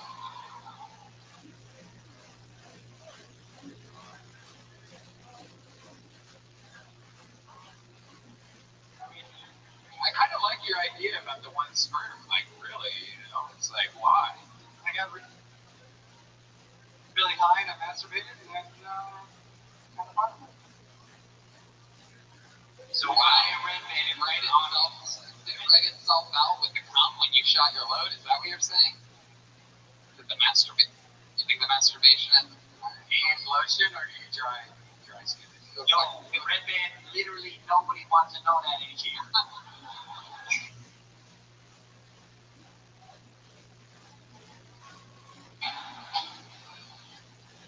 He looks like the kind of guy that would spit on his hand and rub his pussy. Yeah. Right? You got fish sticks. Right. You have a giant clit. What do you do for work, David? A mailman? Wow. Normally dyslexic people don't have the best delivery.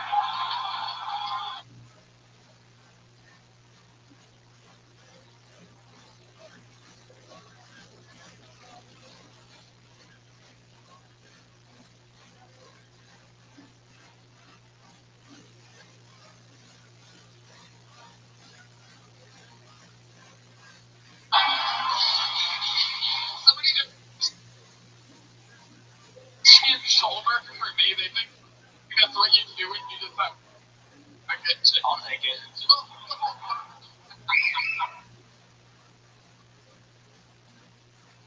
That's hilarious.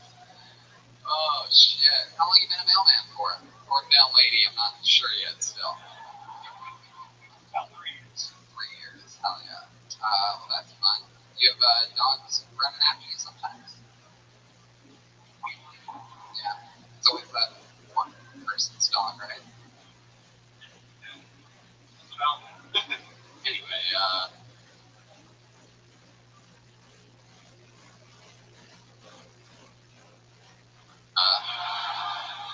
what do you do for fun? I make stuff out of broken staples.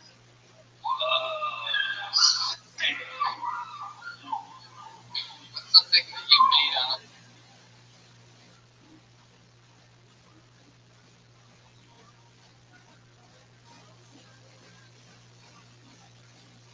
broken skateboard? Oh yeah, that's the dog from 15 seconds before. Now I get it. I literally, my brain still went, what the absolute fuck? And it's like, oh, okay, I get it. Literally just is gonna run with it now.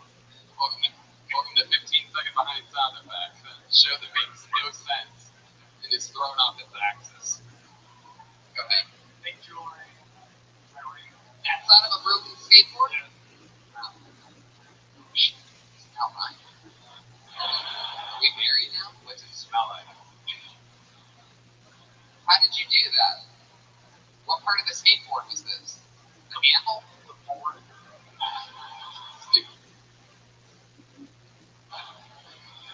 Let's turn it down to 7%. On the going for it, dial back to normal host ratios. Nathan, how long have you been on stand-up? Wow, 2 cherry poppins time. Look at that.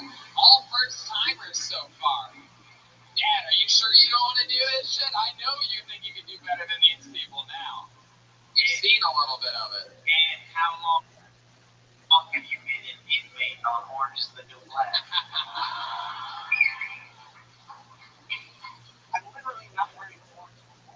Like, I didn't hear what he said, but you both look like lesbians. oh man, okay, I see you man to man, okay, alright.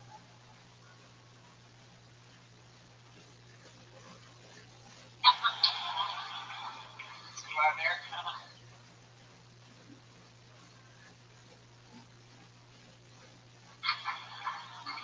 But I do that press on you, okay?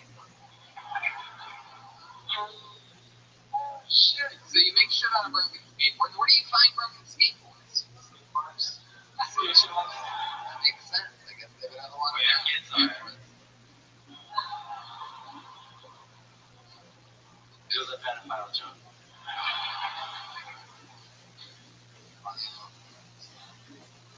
Alright, David. Well, I mean, you think you're going to try it again, or is this just something you just want to do? If I can come up with more, Yeah. I would like to. It's something that I thought about for a while and tried to do. We can't do it once a year. You have to, like, you should try to. Oh, yeah. Yeah, of course. Be silly and see what happens. One of the funniest things, that I think that, could possibly happen here with the Here It Comes. What does that mean? What do you think I'm about to say? Because I'm curious. Am I missing something that's blatant right now? Like, Here It Comes. I'm just waiting for it. What do you mean waiting for it? What do you think I'm about to say? You have no clue, but you're waiting for it. How can you be waiting for something that you don't know even if it's coming? No, that's bullshit. Because I'm going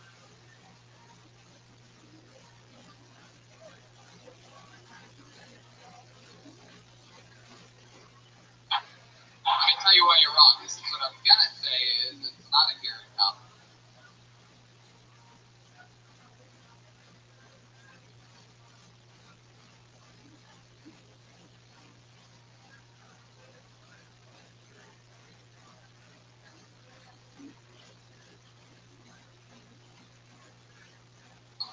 Is talk about the shit that only you can talk about. How many sperms are in a jerk off load or whatever the fuck you were talking about? It's crazy. Meanwhile, the whole time, I'm like, he said his name's David Shepard. And I'm looking at an entirely whole different HEPH in the dead center of your last name.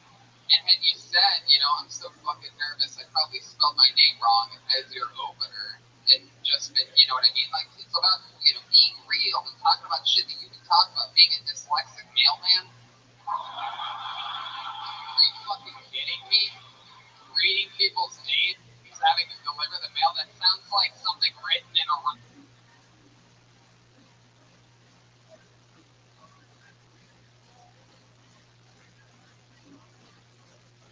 writer's room with professional writers.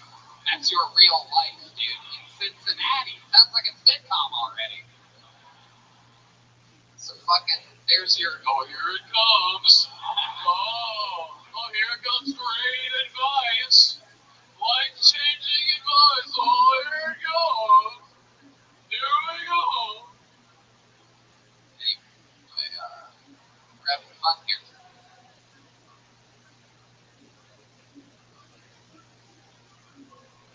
Right, David? Here he goes with his first ever set in front of human beings. It was in front of you, Cincinnati.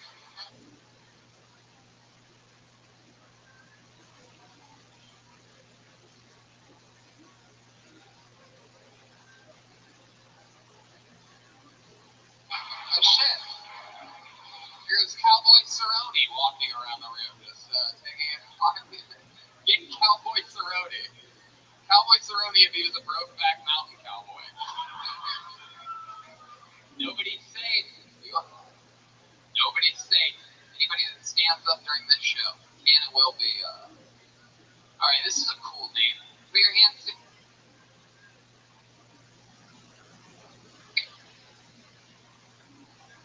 You guys having fun out there? You get it?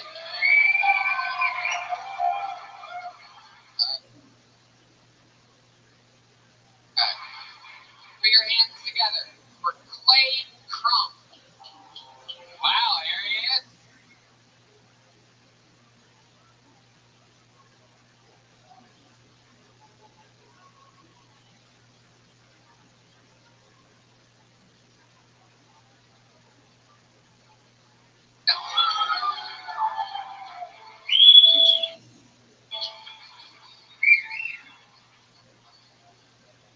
I'm not on it.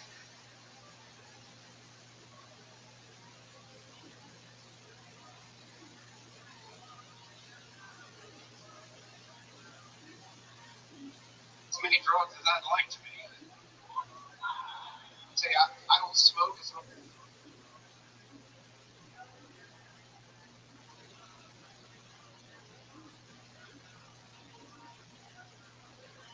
Much weed.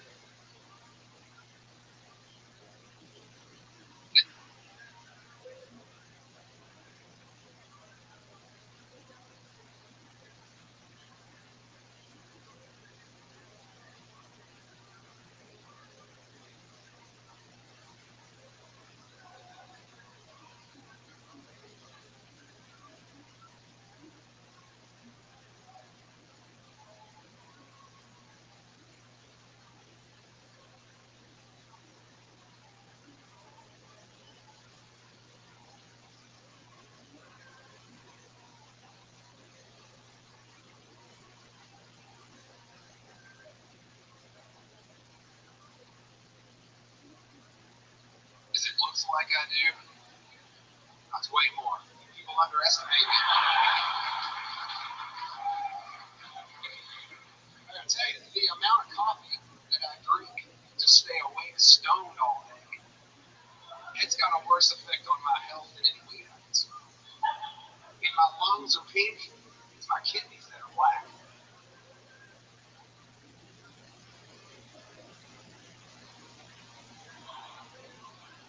I had this girlfriend one time, she wanted me to pee on her. It was too much, even for her. It's because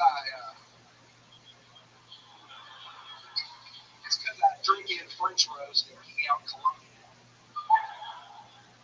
I don't mean to be tough on girlfriends. I actually prefer to date older women who aren't really pretty, so I don't have to worry about breaking them. You got any more? Yeah, keep going. Because life's already broken down enough as it is. Wow.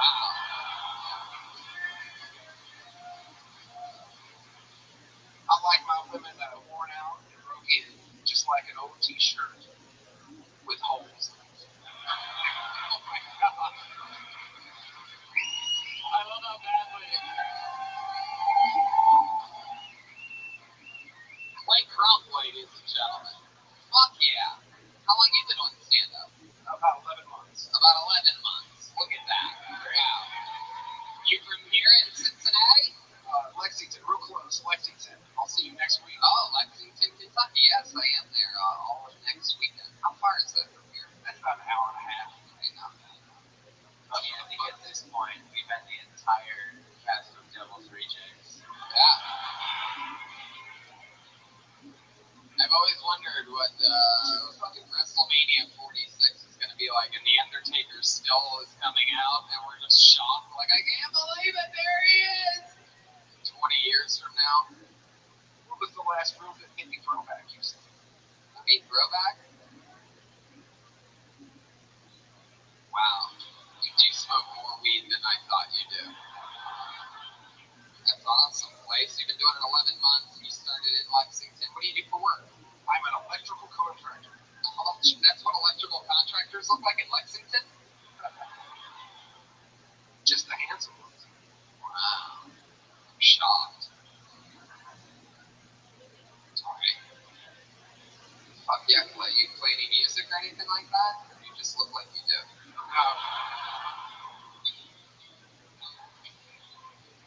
Yes, I sing, play guitar. Used to be in a band long ago. Oh yeah, what's the name of your band? The Blue Hippies. The Blue Hippies. Why blue? We play blues, and oh, that makes sense. We were young, dumb, full of cum, you know. Jesus. Man, everything is like has a bodily fluid at the end of it with you. Who's your ghostwriter, Brian Redman? Hey. So is that a knife or a garage door opener that you have in your pocket? What is this? Is that a giant dildo in your pocket? What's on that side? I left the dildo in the truck. That's my skinning knife. Well, what's the thing that looks like a gigantic cock on that side? What's in that pocket? It's my sapien. Oh, yeah. It's got one of those fucking dildo-looking ones. It's the outline of a penis. Is that a knife? That's not it. Oh, but the thing with the how about the thing with the band on it? Yeah, your stores never go anywhere without it. Might have skinned some wire, you know, cut some panties off some hot chick. Jesus Christ. Yo, I don't know where you come from, but it's going right where I come from. Yeah. I guess the Me Too movement hasn't made it to Cincinnati. I'm in the Me 3 movement, you know what I'm saying?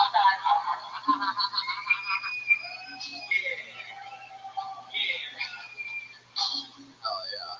This guy's scary. He looks like the type of guy that would rape Harvey Weinstein. It's over, boy. Oh, yeah. Are you single? Yeah, of course not. When was your last relationship? 5 years ago. 5 years ago. 5 years ago, you're hanging out with her. Your hair goes just underneath your chin at that point. It's very Jeremiah length. And then what happened? How did it end? She went back to her husband, actually. Wait, she went back to her husband. Yeah, sent her back. I said, You gotta go back and yeah, you gotta get out. You gotta go. Whoa. You told her to go back to the home team. I see you. Okay. I mean, that's interesting. How long were you with her for? About 4 years. While she was still with her husband? And they were still living together and everything? Off and on, she'd stay with me, I'd stay with her. Yeah, what is your studio apartment like? Posters on the walls, like Led Zeppelin and shit? Like, is it how I picture it? Water bong on the coffee table right when you walk in? Daylight post on there. Really? Really? You serious? Yeah. All the way through, right? You have one of those rock and roll apartments. Hey. And what did this lady's husband do for a living? She's some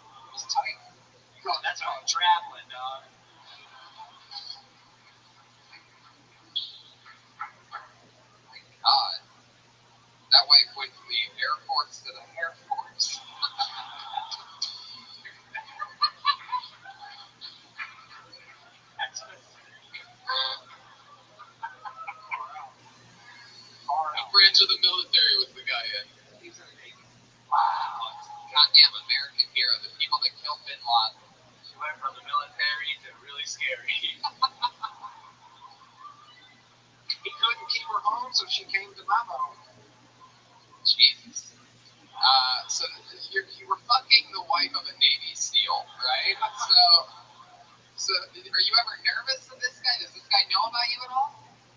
You think? The scariest thing I've ever done, Tony, is to have sex with my girlfriend while her husband was home. You know, he was in the fucking house. Everybody stopped everything. Explain this to me. Explain this adventure to me. Tell me the truth, please. Are you being honest or are you fucking with me? I'm being honest. Okay. Yes. Go. Well, he came home from work. Where were you? Where were you during this? Yeah.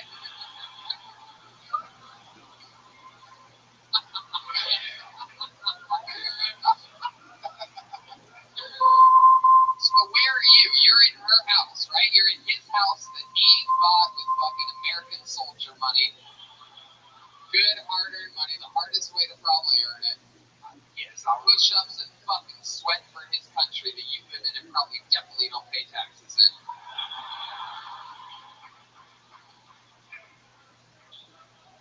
I was just gonna say that day there were 2 Texas seamen in the house.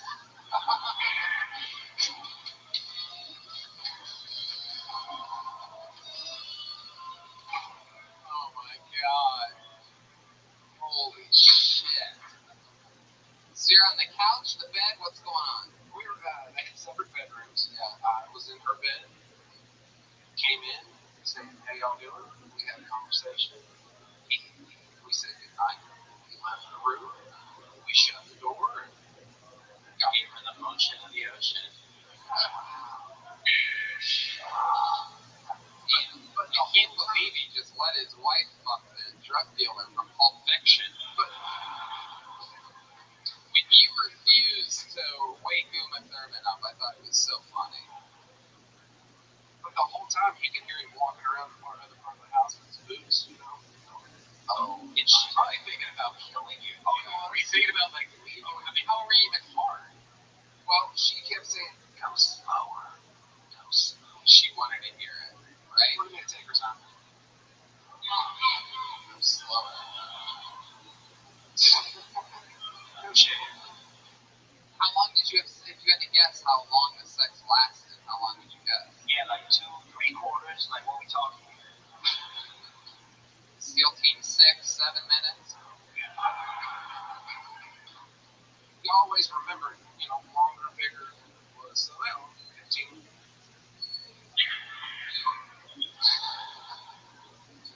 Alright, well, I mean, that's some fucking crazy shit. I guess it's cool that he's nice to you. And then, I'm still you're still alive. Yeah, it's crazy that, where's he been? Do you know what tours he's been on? You look like you've been through Vietnam. I mean, was he shot in the dick? Does he have a dick? Is that why? Or is he filming it and watching it right now? Or no, thank God. No. I don't know which tours he was on, but he got it. Probably a bunch he protested back in the 70s. And that's the last person you had sex with? Is that one? No. Oh. What was your last experience like? Consensual? It was living. It was, you know, She was older, you know, heavier set. older and heavy set. Not real pretty. So I didn't Not real pretty. Wow. Man, that's very honest. feel like an old t-shirt. Okay, well, I don't think the holes in it part is the funniest part of that joke. But I'll tell you what, Clay, we're going to keep it moving. We're going to move on. And there he goes, the guy that fucks a Navy SEAL's wife. It's a real melting pot out here tonight. Anything can happen. The show is as live as it gets to people. Jeez. That's fucked up. All right. Let's pull another name out of the bucket. Put your hands together for Zach Metz. Wow. Who it is? Zach Metz, ladies and gentlemen. So, I got shot on April Fool's Day. It was back when I was 17. The funny part of it was, the guy who shot me was the son of a funeral home director. I mean, that's a hell of a way to string up business. Also, whenever he got shot, or whenever I got shot, his mom felt bad for him more than she felt bad for me.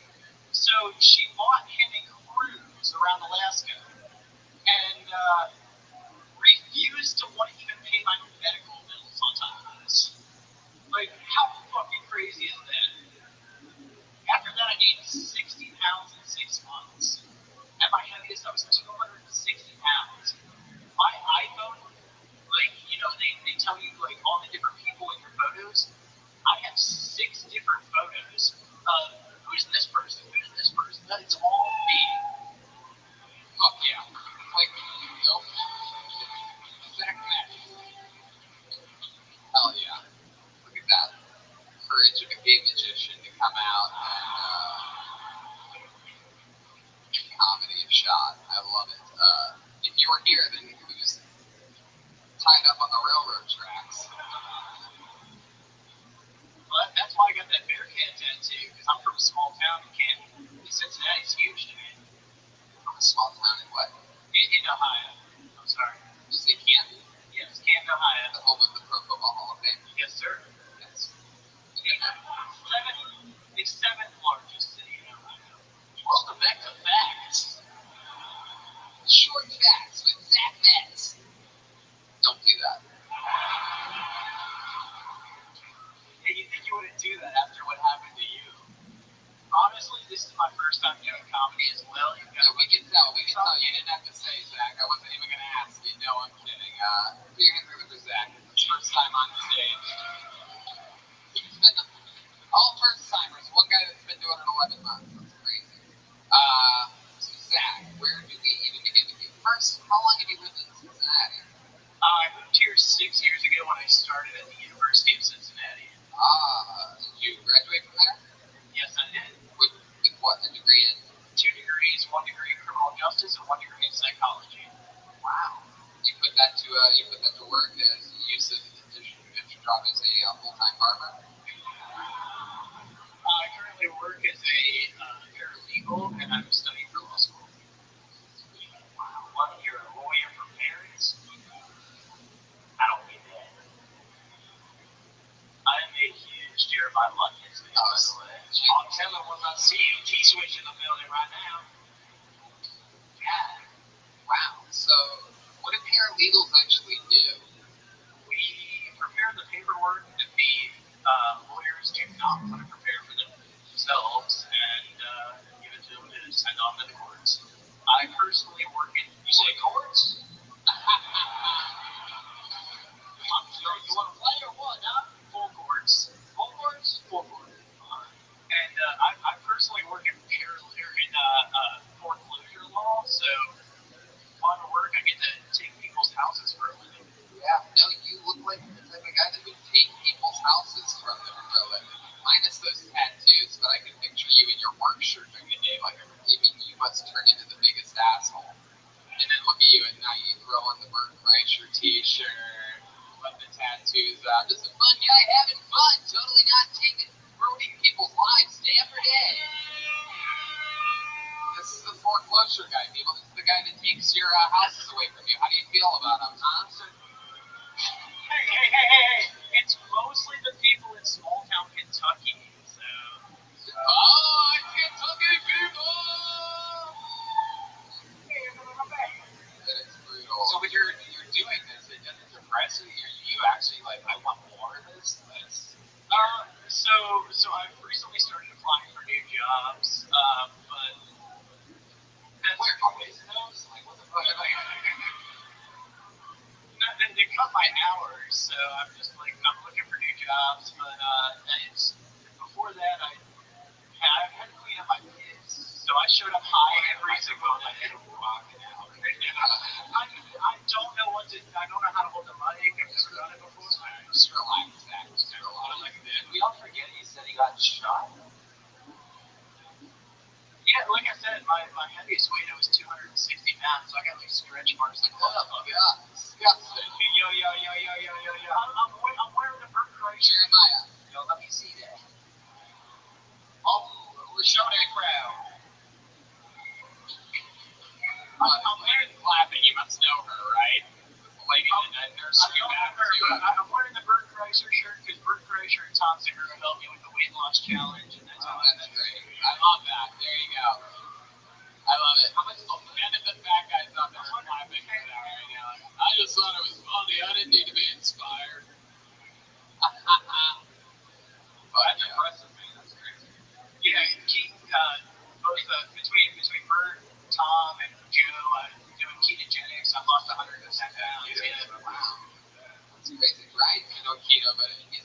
weighed as fast as you did at all. 25 pounds in 3 months. I'm kidding. Yeah, how about that? Red band is on a red band. Except that I have to notice tomorrow. When I was Oh, it's your birthday tomorrow? Yeah. Oh, I'm such an asshole. I got off Facebook last year, so now I don't know what anybody's birthday is anymore. when I met Bert Kreischer, he said he was on keto too, but he also said he ate a donut that morning. No, he's on whatever the opposite of keto is. Mostly bread. He's only gained 30 pounds from running a marathon diet. Alright, that's enough sex. Stop trying. So when you got shot, how the fuck did that happen? What was that? So like I said, it happened on April Fool's Day, and my buddy thought the gun was loaded. Thought it'd be funny to point it at me and pull the trigger. And where were you at doing this? We were in his house, which was maybe 20 yards away from the funeral home that his family owned. Wow. Yeah. And I got shot. Where did he shoot you? In the head. Get the fuck out of here. I've got a bald spot on the top of my head here. It bounced off the top of my skull. It's okay. We don't need to see all your scars. Like, I believe you. Yo. It's not that often people tell me they get shot in the fucking head. Let me see it. Okay, alright. So the gun was that's gross. So the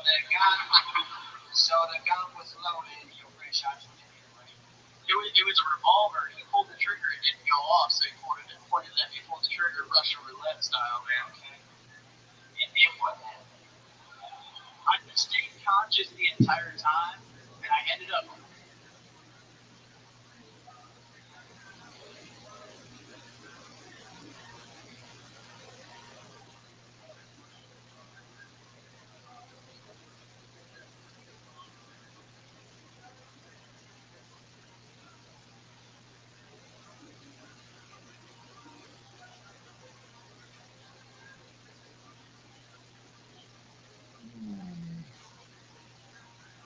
Running down the street to where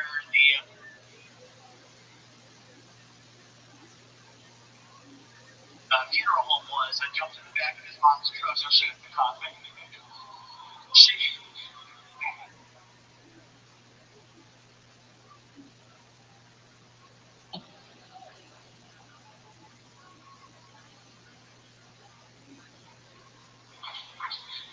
She drove me to the hospital.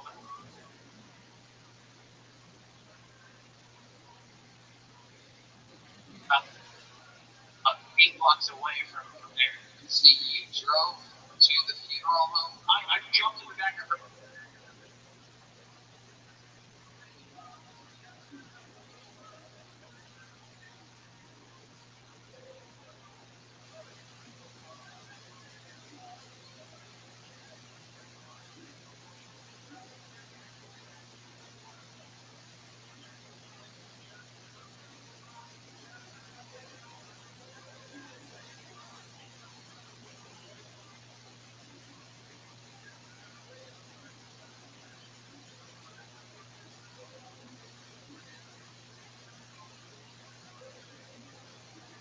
Truck and she drove me. So how'd you get there? You ran? Yeah, she left maybe 50, 60 yards away from the funeral home. You ran 60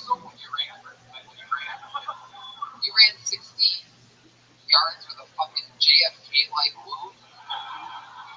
I'll tell you what, when the blood clots dripping from your head, I asked the doctor, I'm like, was this brains coming out of my head? Like, I legit did not know what the fuck was going on.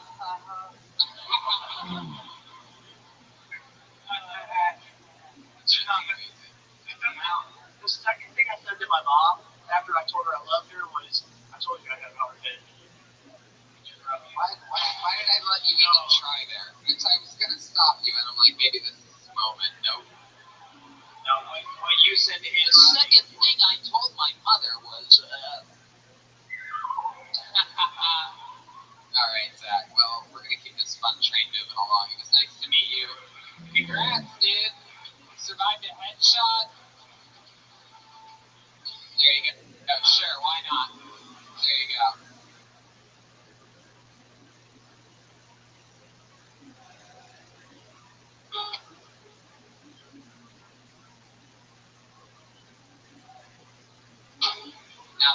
hands ruined for the rest of the night. No kidding.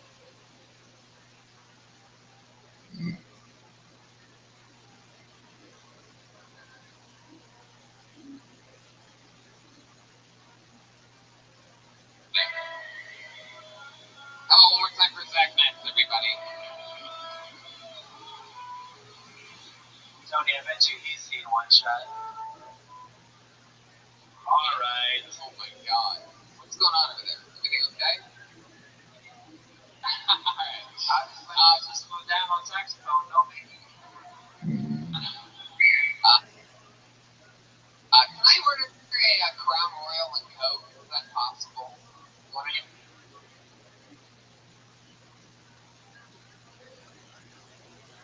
Thank you.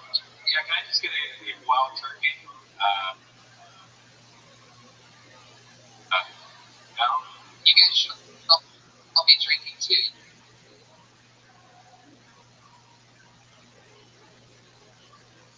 You guys have fun out there or what? You don't drink. I have a vodka soda, please. Some kind of good vodka soda and Jeremiah, Roy Rogers. Yo, can I get a solid comedian up here? This could be the one. I pulled the name out, and the name is Jeremy Johnson. There he comes.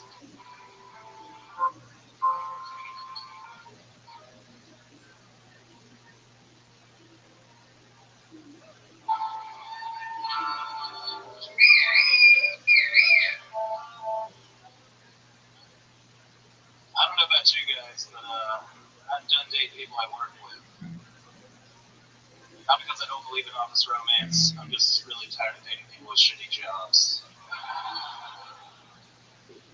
I'm trying to get my shit together because I used to be a model. Believe it. People would always tell me, "You're so beautiful." And then I got acne. They were like, "Hey, you're still beautiful on the inside."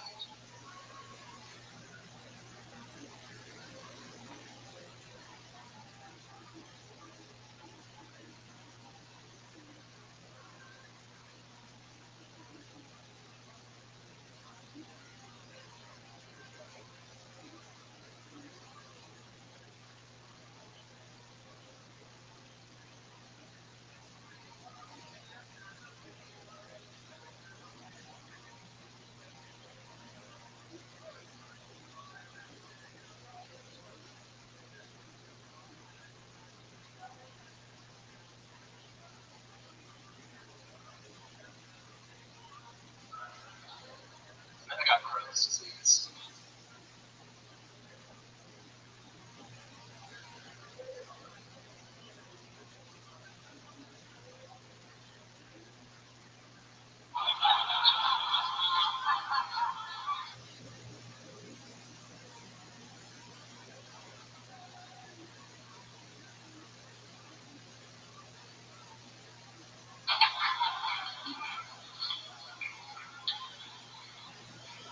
It's okay if you don't get it, it's an inside joke.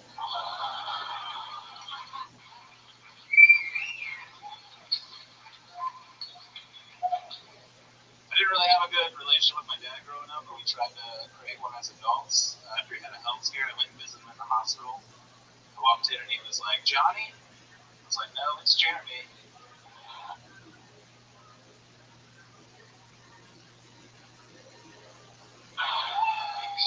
He was like, "Oh, my mistake." I was like, "Yeah, that's me."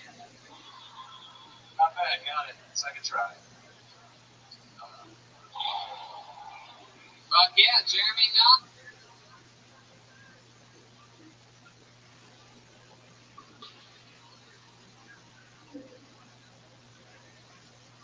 Everybody. Fucking crushed it, man. How long you been doing stand-up? I did my first open mic actually like 5 years ago. Hell yeah. How old are you? I'm 33. 33. You're so funny. Oh, thank you. Were you really a model at one point? But when I was a child. Very, Like what, Campbell's? very far away from what I look like now. Mostly catalogs. Huh. Wow. What do casino as an entertainment services technician. Basically, like audio video guy, and I cook and work the door at Bananas, which is up here in Cincinnati. Montgomery. Born and raised in Cincinnati? Wow, look at you. How many minutes do you think you have that are that funny as that Crohn's disease joke? That's probably your best joke, right? It's a good one, yeah. It's a good one. Yeah, I mean, if I asked you to do like a 10-minute set, that would probably be your best joke in the 10 minutes, right? Give or take. But yeah, it's a strong one. Yeah, it's a very strong joke. You should be very proud of yourself. More proud of it than you are by talking shit about having bits that good. Do you really have Crohn's disease? Yes. Oh man. Oh jeez. It was that really the lowest hanging fruit in the world. This fart noises, Brian. This is the fattest I've ever been right now. I've never been. So it's When's the last time? Get the fucking cardboard away, Brian. You do that on your own fucking dirtball shit production, whatever the fuck show you want to do. Okay, yes, just do it. Get it out of your fucking. Yo, so it's just. You actually masking mine, so that's fine. Yo, he does video and audio production. You do that, right? Yeah. He helps with the audio on his podcast. Stupid to play with his cardboard over here.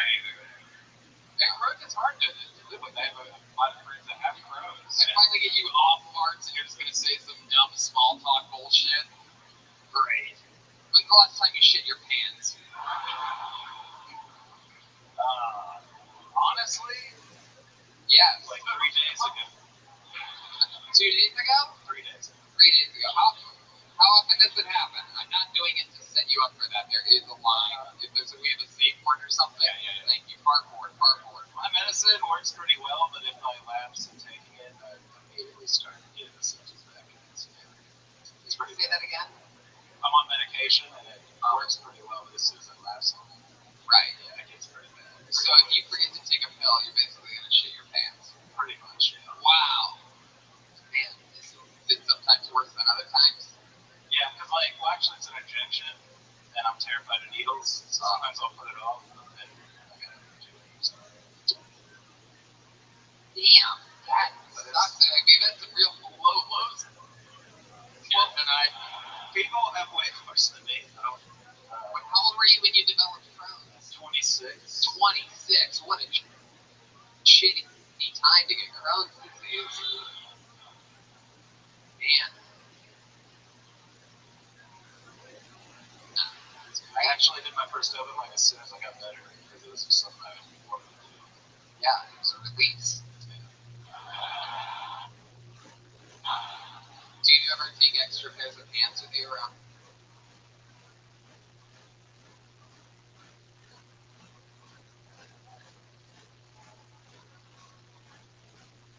Places like just in case? Not really, but I always make sure I'm wearing underwear.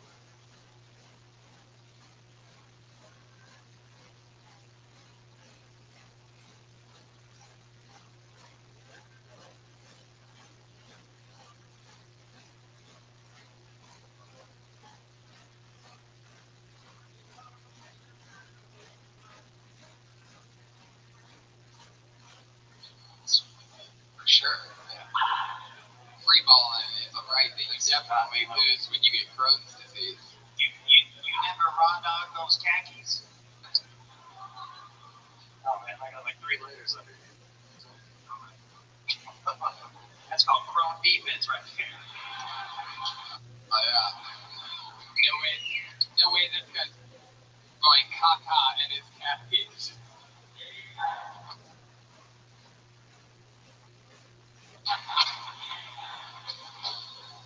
Hell yeah. I hate them.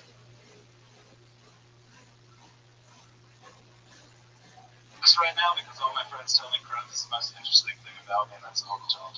Wow. I think it's true, though. I mean, it is great. That's what I was trying to tell the guy with the mailman with the breeding thing. Slut suit.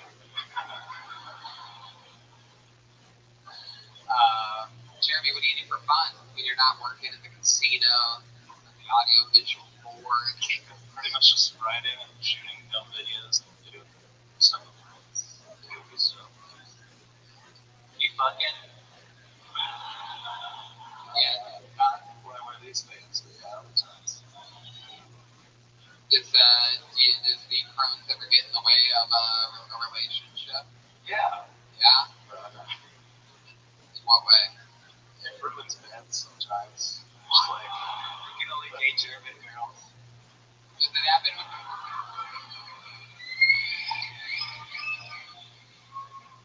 Do you ever, sometimes you have to the bed? yeah. Yeah. That's actually how I found out something was wrong. What? That's how I first found out, I don't think. Oh, because you I couldn't thought something was make wrong. the bed. Yeah. From moaning to groaning. And so you would just wake up with poop on your butt. Yeah. Did you try to like stop it for a couple weeks before you went to a doctor, like with like some scar? Yeah, I'm terrified of hospitals, so I dragged it out as long as possible. So You're talking about dragging it out. You're talking about your mattress, right? If you need a Casper, you can go to. Yeah, Casper. They're so affordable that you can shit your bed and get another one. use coupon code. I got 100 days. So. www.shitrecruiter.com over here. Anyway. Edit.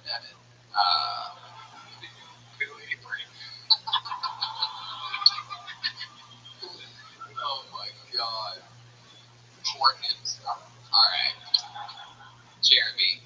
It's weird that your name's Jeremy Johnson, because you look like a Jeremy Johnson. Anything else, Jeremy? Anything else interesting about you? If there was a book of fun facts written about Jeremy Johnson, other than the Crohn's and all the poop and the bed poop and the day poop, the poopy pants and the khakis and the second pair of poopy pants, what would it be? I just think that's the title of my book. Wait, what? I just think that would be the title of the book. I don't know what I would have. No, I think the title of the book would be That to the Crows. I think the title of the book after you put the bed would be called Double Dribble. There he goes, everybody. Jeremy Johnson. He killed it tonight. Cincinnati zone. This podcast is listened to all around the world, including in North Korea. He's putting tissues down on the chair before he sits down. That's nice of him. And he had a great set. How about that? He did not shit the bed here tonight. Yeah. Jeremy Johnson. I got the solid comedian I asked for. His jokes were clean. But his hands are... He's my number 2 favorite comedian.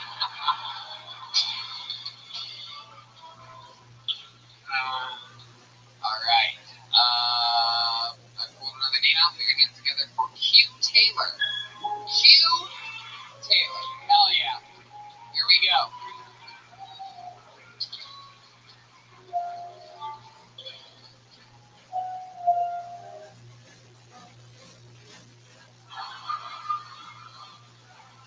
Oh, no, you motherfuckers. Don't leave my drink down there. Okay, I know a guy that quit smoking, so he vapes now, but he still does coke. Turns out it's only because he got a new car. No, just smoke a car. No? God damn. I recently became a minimalist, and I didn't even know it because alcoholism makes it so when you get a car, you cannot afford to buy anything when you get home.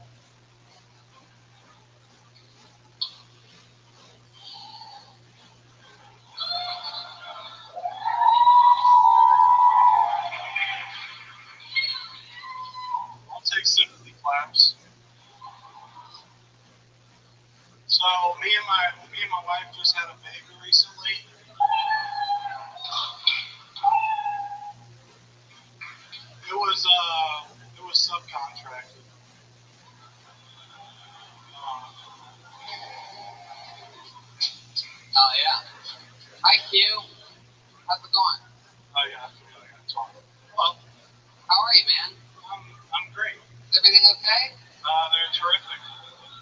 I'll take this back. Oh, yeah. All right. Very cool. Tony, I feel really bad because how much I drink. In Los Angeles, everyone judges you, but now I remember why. Oh, no. This is like, God damn, everyone here drinks a lot more than everyone else. Oh! Well, weed isn't legal yet here, so.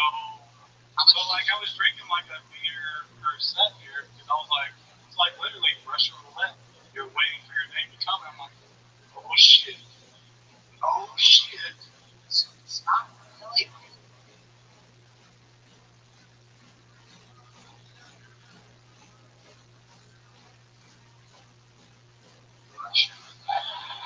Russian roulette has a bullet chamber in a gun. This is like a thing where if you stay focused, you could have a proper execution of at least some of the previous plans that you had. We actually called the cops on you.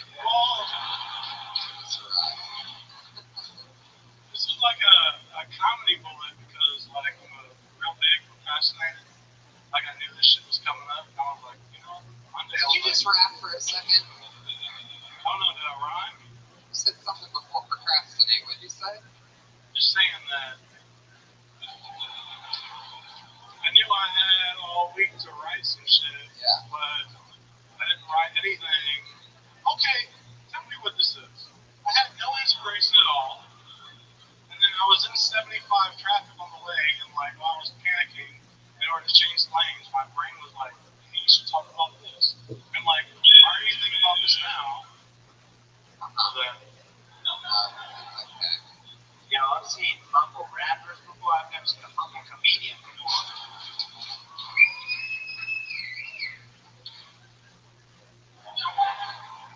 I love your hair. Q, how long have you, what's your first time doing, is this your first time doing stand-up comedy? No, it's been like,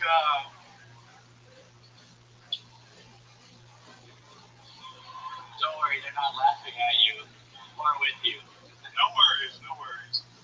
It's been like 3 years since my first open mic, but like only like 14 times. Wow. Approximately. What do you do for work? I'm a TIG welder. A what? I'm a welder. Wow. I weld rails space parts. Strong union you guys have. I now know who in the room is a welder. That's incredible. That's a Cincinnati thing? It's a very Midwest job. It's I weld aerospace parts. So like You're who they have in charge of welding aerospace parts? Yeah. My gosh. Do you work on the Challenger? No, the mentally Challenger. I was on like 4 when I blew up. Space shuttle. Q, why do you think you've only done stand-up 14 times in 3 years? Because I have 3 fucking kids and I work second shift.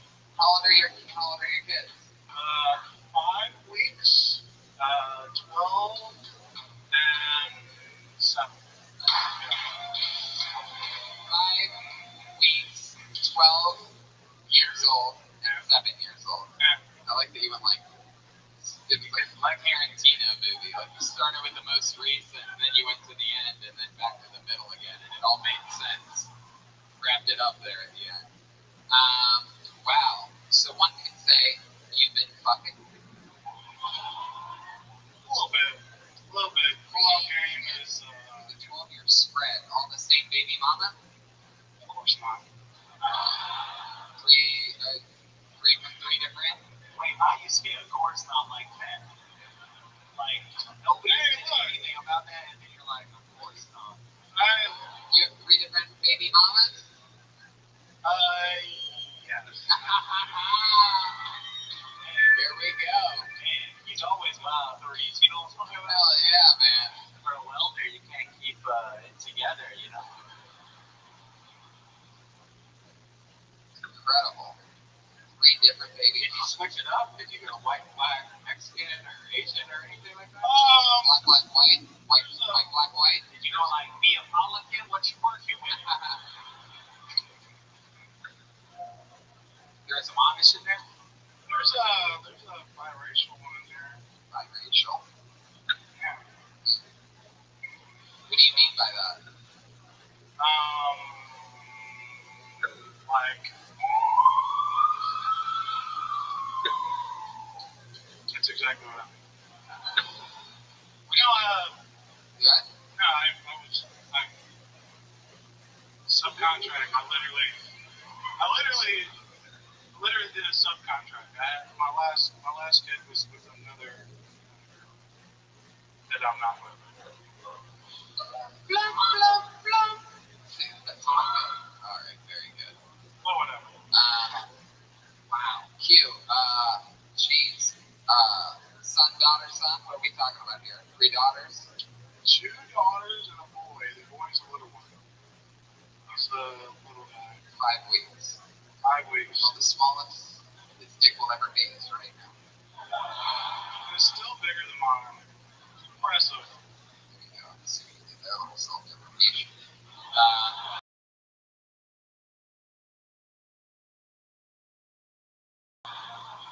Hobbies are still.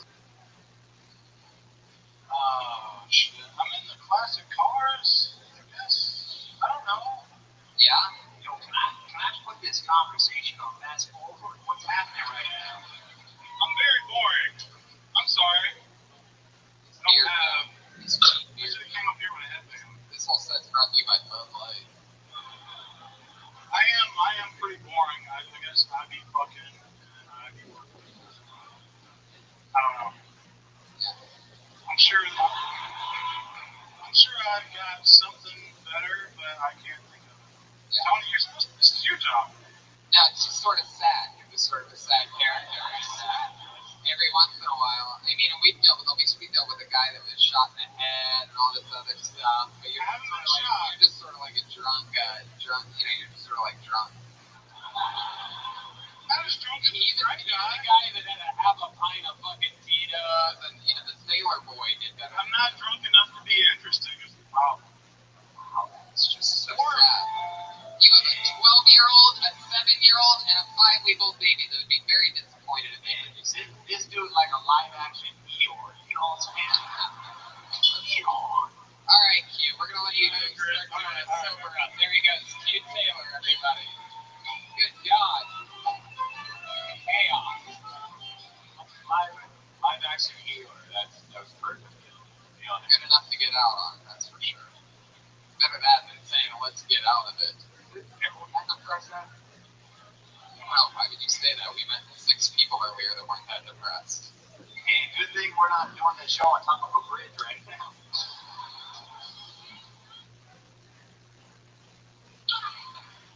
All right, I pulled another name out of the bucket. Put your hands together for Lucas Mateus. Wow, you know what? I think this guy got up.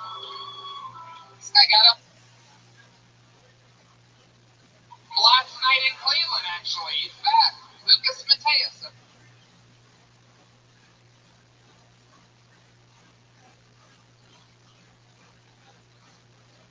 Everyone? So, guys, her girlfriend that I was playing a lot. You know, I took her to the movie the other night. Took her to the movie the other night. Walked through the parking lot, saw a quarter. So we shoved her out of the way. Right? It was a quarter. It was heads up, too. That's what we started fighting about. She's like, you only count with pennies. Fucking retarded. This is a quarter. You know? And it was heads up. I don't know, man. She doesn't let me go out a lot. You know? I go to Walmart sometimes for myself late at night when she doesn't like. She doesn't get kicked out or something. We'll get her friend to Walmart at 2 a.m. It's a fucking freak show. You know? And I mean, like,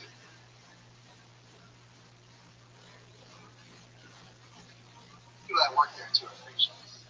The guy that was ringing people up, I don't know if you see the movie The Goonies, right? You know the guy that kept in chains with the dead head? The guy looked exactly like him. And he had gigantic hands. I don't mean like Keith Motor being a big dick. Like genetically there's something wrong. Fucking bananas.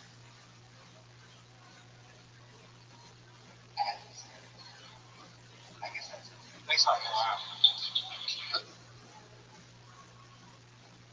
Okay, Lucas Mateus.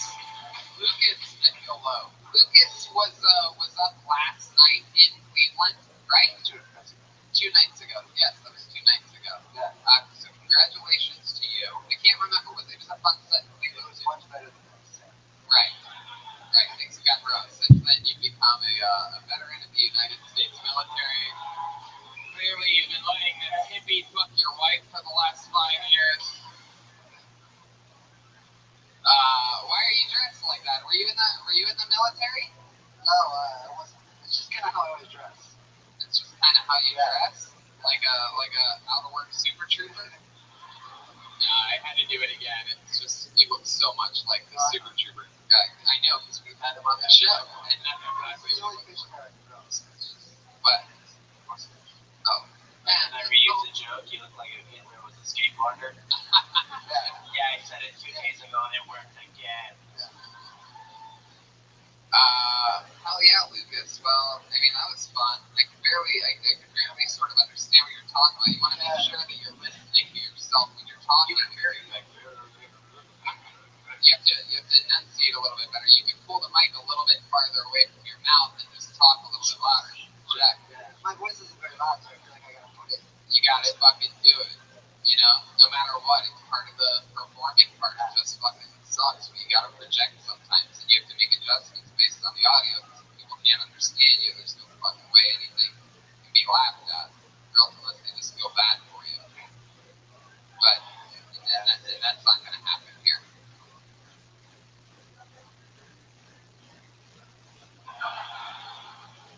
Lucas, remind us real quick of what you do for work. I work at a grocery store. Ah, that's right. You work in the back of a grocery store. Fuck yeah. And do you live closer to Cleveland or here? You work both. Where are you? Columbus. Columbus. Right in the middle. Fuck yeah. How convenient for you. You born and raised in Columbus? I was born in South America. South America. How'd that happen? Sex? I guess. I don't know. Yo, this dude's the truth. How long were you there for? Just a baby. I was adopted. Oh, that's right. You were adopted.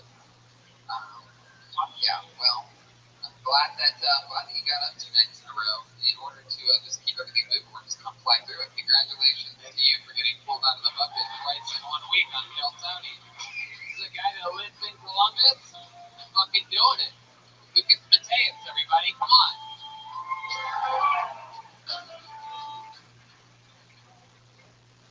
All right, put your hands together for Connor Schrader. There we go. Here comes Connor.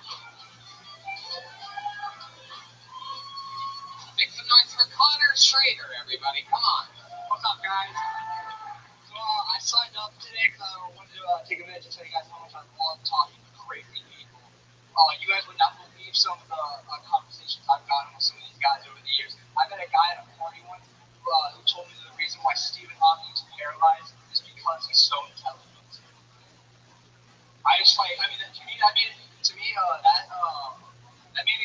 That makes it sound like there used to be like free wheelchair days, like back in the time when people just called him Steve, you know, he's just walking around and then one day he just read too many books in the library, stumbling over like the library, and just like Steven, and then yeah, I'm just gonna get it there.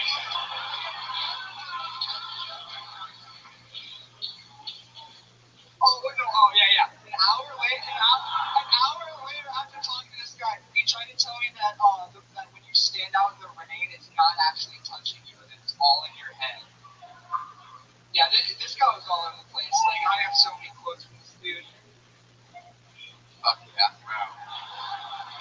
Connor Schrader, ladies and gentlemen. By far one of the funniest second graders we've ever had on the show before. I mean, wow. What are you? How old are you? What kind of fucking Benjamin Button situation are we dealing with here? He a preschool shooter. I'm 21. 21. You're a fucking liar is what you are. I changed my ID. Yeah, that thing's fucking hell. It's Fortnite on it. You look like you're wearing everything that your grandma got you for Christmas. Structure.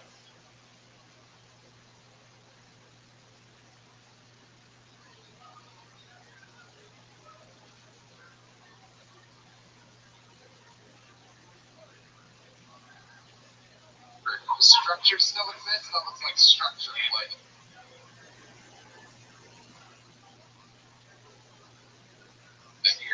He's got that yearbook photo shirt on right now.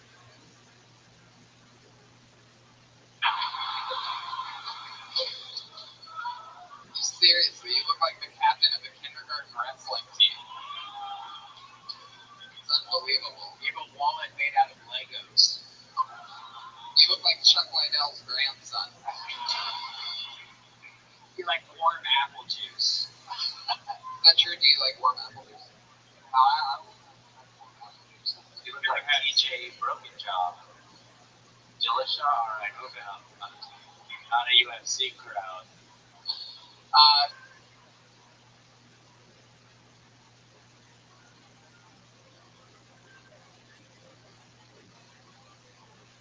So Connor, you're 21. You were born and raised here in Cincinnati? Oh, I'm actually from Rothschild'S, Tennessee, but I've lived here for 12 years. Okay. A lot of drugs, right? What? A lot of drugs? You take a lot of drugs? Oh, I'm sure. What did you experiment with, Connor? It's not really touching you, is it? What? Do you think rain is not touching you when it rains on you? No, I don't think that. That's the other dude on top of you. Okay. Brian, oh wait, you're not Brian, you're Connor. Connor, so when you say that you experimented with drugs, what kind of drugs have you experimented with? I smoke weed, I've done like psychedelics. What kind of psychedelics have you done? I've tried shrooms, LSD, and then there was this weird, like, I don't know what it was, like, they told me it was acid, but it definitely wasn't acid. Did you wake up with your pants down? What? They told you it was acid. Who's the they? My friend's stepbrother. Your friend's stepbrother. Yeah, you never trust a friend's stepbrother, that's for sure. And what did he have you do? Well, it was like, it looked like it was acid, but like it had like this weird chemical taste when you put it in. Yeah, like acid. Well, I've always heard that acid didn't have a taste. You ate acid, bro. That's what happened to you. I ate the shit they told me it was acid, but it was way more fucked up than acid. What was the results? Like, what it made it? How did you feel? Oh, it was just like this, like 12-hour trip. It felt like it was 12 hours. I don't know. Yeah, you mean like acid? No, like, I'm pretty sure like there was like these like research chemical. I don't know anything about it, but like I'm pretty sure that's what it was. But were you pretty sure it was what? Some research chemical. I don't know. I was like a sophomore in high school. I did this. I was an idiot. Motherfucking acid, dude. You made acid. It is a research chemical. Holy shit. Connor, what else do you do? Did you go to college? Yeah, I go to UC. Yeah, what do you study there? I'm starting to be a teacher. Really? Oh, perfect.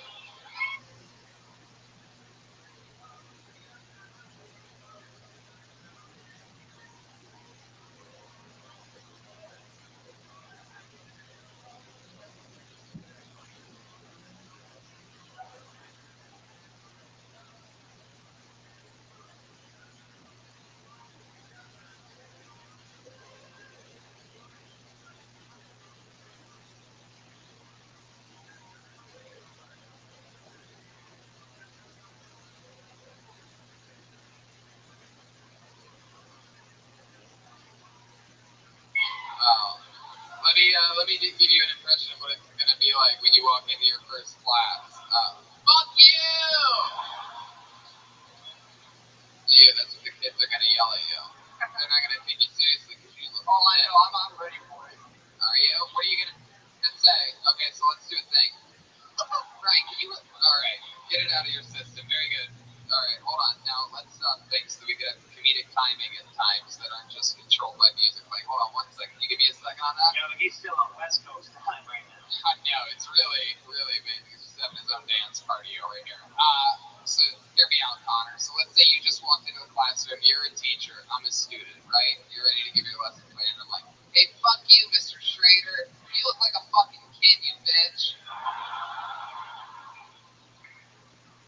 See, I don't even know. I guess I'm not ready. Honestly, I'd probably just laugh. I'd probably just laugh. Oh, I had a feeling that was going to be great. And I think they should be paid more. I know. They're going to need to I give don't you even know if I'll make it. They're going to need to give you a gun just so you can kill yourself on day one. Oh, yeah. All right. Connor, what else are you into? What are 21-year-olds into around here in Cincinnati? Well, I don't know if all of them are into this, but I love exploring abandoned buildings. Wow, that's really fun. That's a dangerous little sport. What's the creepiest building you've been in here in, well, I guess you're from Knoxville. Isn't Kane your mayor now? I don't even know. Alright. Yeah. Pretty sure he might be. What's the craziest building you've ever explored? 2 weeks ago, I found there's like this abandoned card factory over in the Norwood area. It was huge. Like there was like there's this clock tower. You can get up into the clock tower and like change the hands on the clock. Wow, yeah, it's a huge building. I think I saw How far is Norwood from here? Let's do this shit tonight. I'll take you guys on a tour. No, it's okay. All right, Connor. Well, we're gonna keep it moving along. There he goes, Connor Schrader.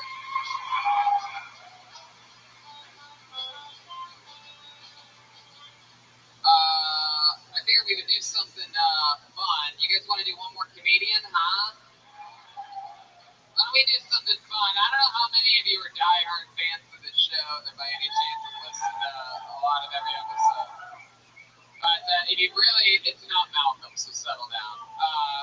But if you really listen to every episode, then you might know that there is sort of a local legend around these parts. He started on Kill Tony a little bit after, I think, in episode 100, right around there. We found him in Columbus. He came out to LA, had fun there. We've been keeping an eye on him for now like 4 or 5 years from long distance. He, I believe he lives in Cincinnati, I'm pretty fucking sure. And he always signs up for this show for years now when it's in Columbus or anywhere around here. Put your hands together for a guy that started on this show 4 years ago.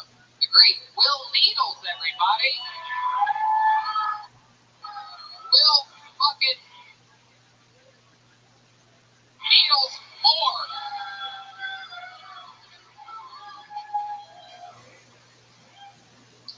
Hello, everybody. I'm 22 and I've only taken 3 pictures of my dick ever in my life. I know that seems noble in this day and age, but it's not. It means that the first 2 were so bad that I was like, I need to try this again. And the third one was so bad that I was like, I never need to try this again. I can't be sexy. I can't like thirst traps. Only bear traps. I got some wicked sexy shoulder hair. I'm having trouble letting go of the past. I found a sword that I found when I was like 15, and I've got no fucking idea how to get rid of it. I'm physically having trouble letting go of my past. Fuck yeah. Will Moore is my part. Will Moore. I call you Needles for short. I'm pretty sure our friendship started, you were in the front row of a stand-up comedy show. That was me, Red Band, Haddish, Segura. Am I right? Is my memory crazy? Something like that. You were in the front row, and I believe... Okay. Yeah, I was the only one you could see on the stage. And you were in the front row, and I believe I said the words like, you look like you ate a double cheeseburger on the way here, and you go, I did. Yeah, no. And We stopped at Wendy's on the way up. I forgot about that. you and I have been friends ever since. How about one more time for Will Moore, everyone? So here we are.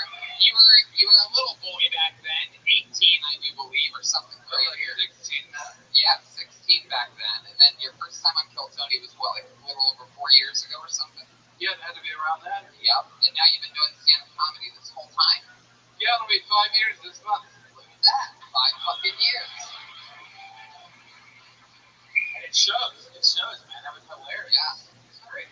How you been surviving? What's been going on? I mean, I know that you saved a lot of money when you were the lead singer of Blues Traveler. Yeah, I'm no longer a giant baby. I have a beard now.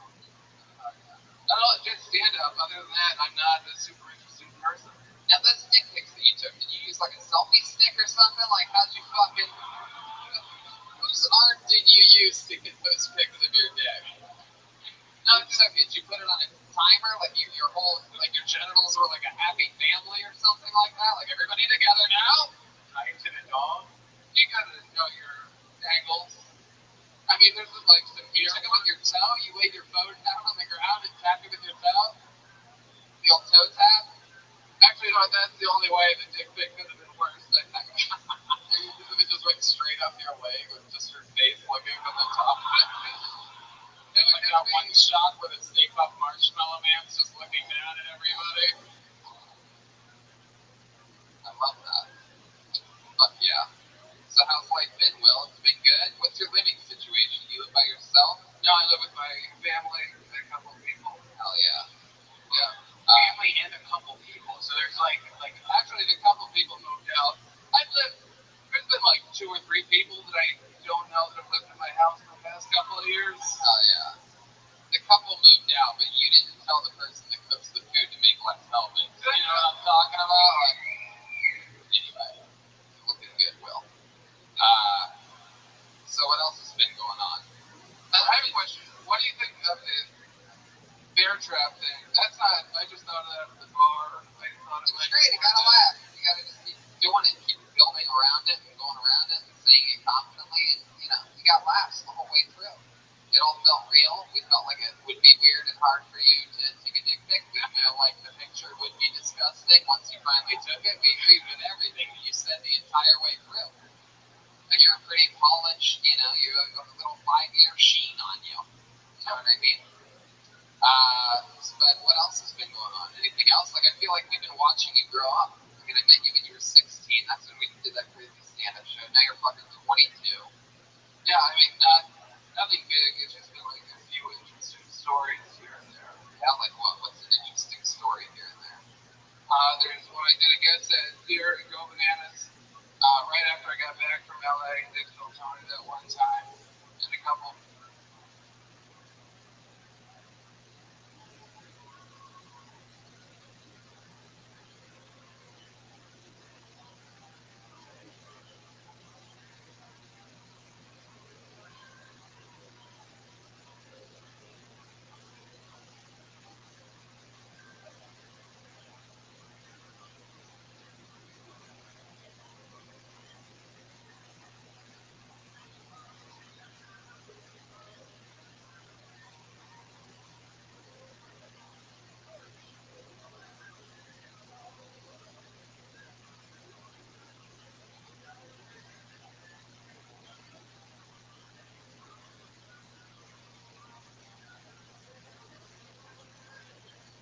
It was like, oh, we're in town filming a movie. It'd be perfect for this part.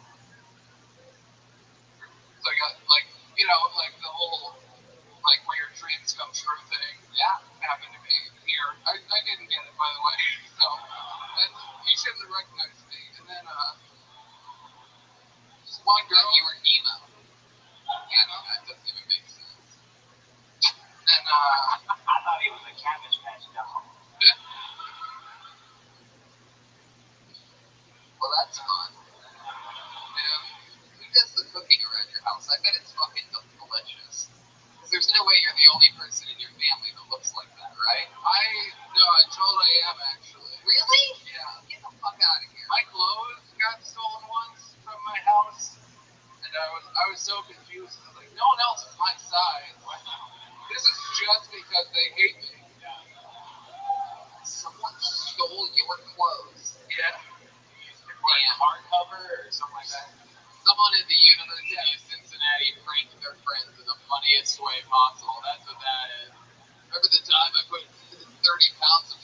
shirts under your bed, dude.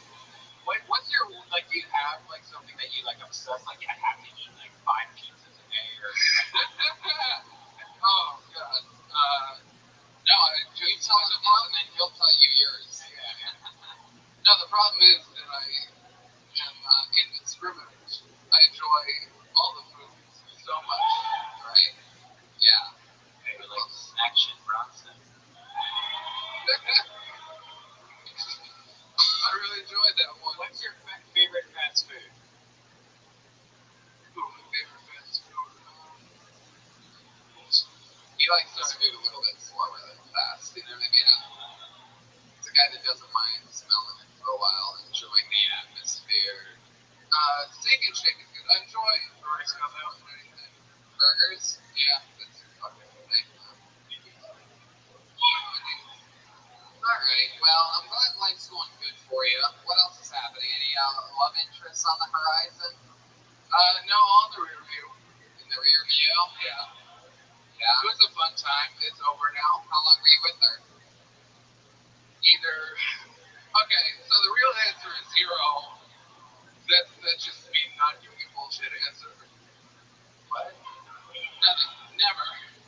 I was in love with someone, a woman. We were never together. That's it. Oh, jeez. Hey, fuck whoever laughed like that back there. Whoever cackled like that. My The bully God. from The Simpsons? What an asshole. That's the sound of a guy that never really got the girl he loved either, by the way. Hateful bastard. Yo, can one of you ladies give this guy a free throw and let him smash real quick? Yeah. Come on. Which lady out there is gonna give this guy a big crazy hand job right now, huh? What about that guy's dad? Come on. Yeah, bring the doctor up here. He's coming, actually. Here he comes. Will, you've been funny on this show so many times. You did it again here tonight. Thank you. I can't wait to keep watching you grow up and then eventually get smaller and then keep growing up again. Here's hoping. Hell yeah, there he goes. Will Moore, everybody. Come on.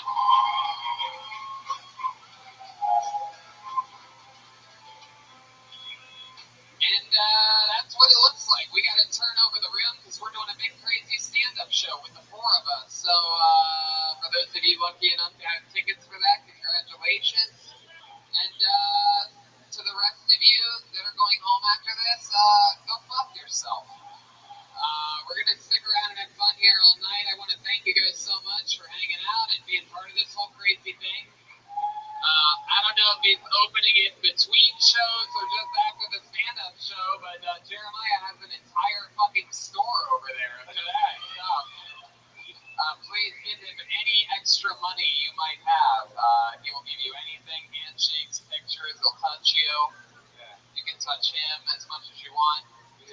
Rubber swords over there, or something like that. Inflatable saxophones, man. So no need to go too crazy because we're all going to do stand-up after this. And that's it. But thank you to Jeremiah Watkins, Joel Jimenez, Brian Redmond, the Woodward Theater, the city of Cincinnati. And we'll see you for a show after this. We're going to do stand-up comedy. Thank you so much. We love you.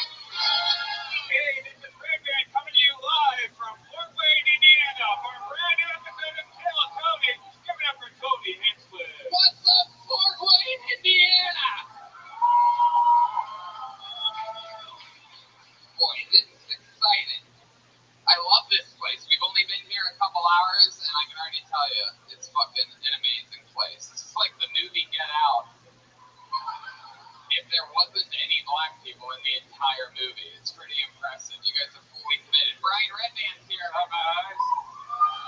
Welcome to Fort White, Indiana. Yeah, it's crazy out here. People drove hours and hours from different places here tonight. Make some noise if you had a long drive tonight. How many people from Fort Wayne? This is pretty exciting. I met a few of them outside. A few hours drive. It's pretty crazy. But it's good to be here at Let's Fest from the Tiger Room. Good luck finding it. No signs necessary, just an address outside, like it's a fucking haunted hotel or something like that. But we all made it through the bar and burger shop to the actual comedy festival in the back. Pretty excited about it. I truly thought we were at the wrong place when we first got here. Oh, yeah, so did I. But back here, it's a fucking party. You guys feel it or what? It's chaos in here, Brian. It's good to be here. Let's just get into it, shall we? We'll bring up our guests. I'm so excited. On these road ones, we normally don't have the chance to have a guest. But on this show, you guys are extremely, extremely lucky because here at the festival is one of our favorite comedians in the world. Truly, one of the best. We've never even gotten to have him on this show before, so you guys are in for a super special treat because this is a special one for Red Band and I. Make some noise for one of the all-time comedy greats, one of my favorites, one of my good friends, Andy Kindler, everybody! Hey! Be careful over here. There's a lot of stage. I don't know why they did it like this. Andy, be careful. Lawsuit Central. You know what I'm talking about? I'm going off that stage. You're good. You're in good shape. He pockets Chopra. Oh, I don't have any branding. I'm not that branding. Yeah, we are going to have so much fun. I'm pumped to have you on. Of course. We're in Fort Wayne, Indiana, and it's going to be a lot of fun. Pinch me. I'm sorry. No more Fort Wayne jokes. I'm very sensitive. Seems like this crowd's a little beat up, you know what I mean? I feel like this crowd's filled with ex-wives of Ohio State assistant coaches right now. It's incredible. Just sweaty and Is everybody on Molly, whatever that is? I'm so excited about tonight's show. We're going to have so much fun. We have a band on this show, ladies and gentlemen. With a show like this in a small town like Fort Wayne, unfortunately, we couldn't bring the whole band from Los Angeles with us. We could not possibly afford Chroma Chris. Yeah. I mean, he could actually be here right now. He could be under this table. He doesn't say a word, so. But it's tough to get them out on the road, but I think we pulled a little Fort Wayne miracle for you guys here tonight. Every single week they commit to different characters. We never know what they're going to do. They've been hiding out after getting dressed for the last few minutes. And they commit to these characters throughout the show, and they do jokes through those characters. It's fucking crazy every time. Two of the funniest human beings on the fucking planet. Make some noise for your Kill Tony band. Jeremiah Watkins and Joel Jimenez. Yeah. Here we go. Oh, they're coming from the back. All right. Look at this.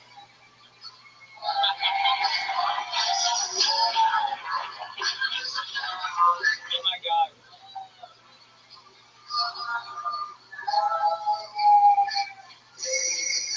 Oh, holy moly. Oh my God, I can't believe it. I know what they are. They're fat babies. Cancel my swim class. Are you guys basketball hoops? You're angels. We're angels too. Oh, wow. Look at that. I love it. Oh, Wow. wow. What a heavenly crowd. Everybody loves random dirty feathers in the air. So, one of the gifts that just keeps on giving when everyone's sweating hot in a rock club. I will pray for your negative energy. And then we have Joelbert back there who looks like his name could actually be Angel. Pretty excited. You guys gotta wait until he says something funny, assholes. But he's jumping the a gun lately. Anyway, I said he looks like his name could be Angel, for those of you that missed it. That's a Mexican name, right? Angel Salazar? I have a few cousins. You can name that. You guys really pulled out one or two stops on those costumes. I mean, it's unbelievable. It was one. It was one stop, the 99-cent store. $15, $20 for the little costume, right? I'm sorry. You guys are goddamn angels. You guys ready to start this puppy? I am. Now, Andy, here's the craziest part, is this isn't even the whole show. I have a bucket filled with comedians' names, and it's filled with names. It's fucking crazy. I mean, not filled, but, you know, I mean, not to the top. Obviously, you guys can tell that physically. But there's Yankees, that used to be a business card bowl. We said, put the business cards in the bowl. You people remember print.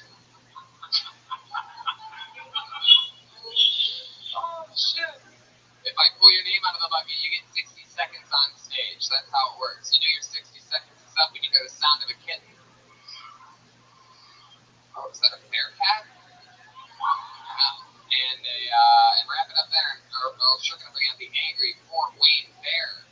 Wow. Good God. All right. That's real. That sounded real like that. That's scary stuff. That bear sounds furious.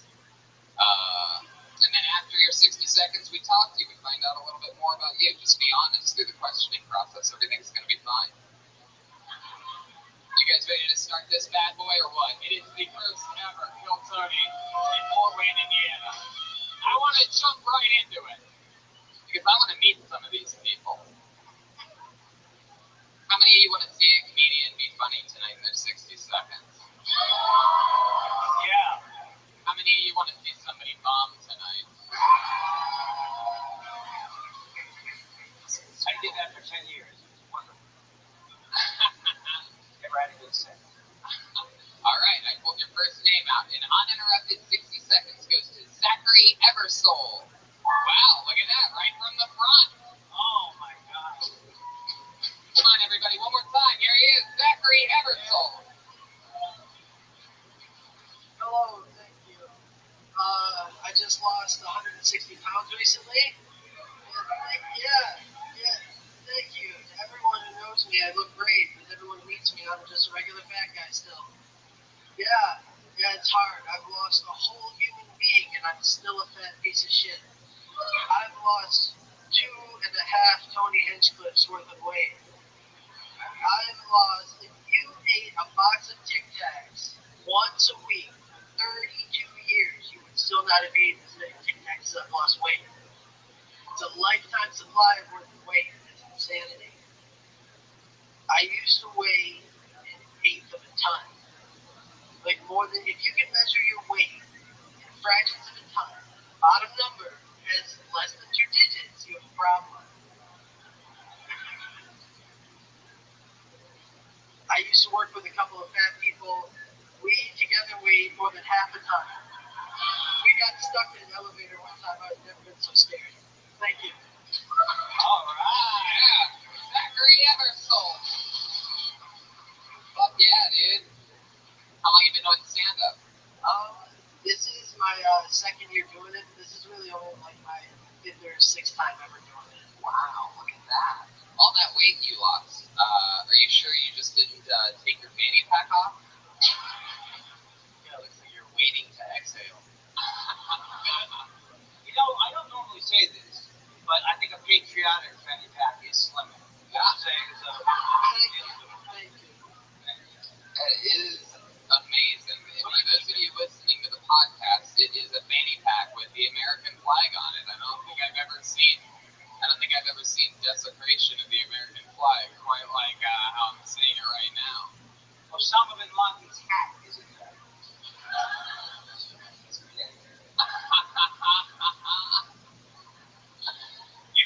I thought that was funny, and I give you. I appreciate the answer. You're a hero of mine. That means a lot to me. Oh my God, there's too much pressure. You're the comedy State of the Union. You're really, They say buttering up works. I'm telling you that. I could lose the weight. I just put the fork down, and I was eating a lot. I was drinking like 6 You cans. what? It was a pitch park, right?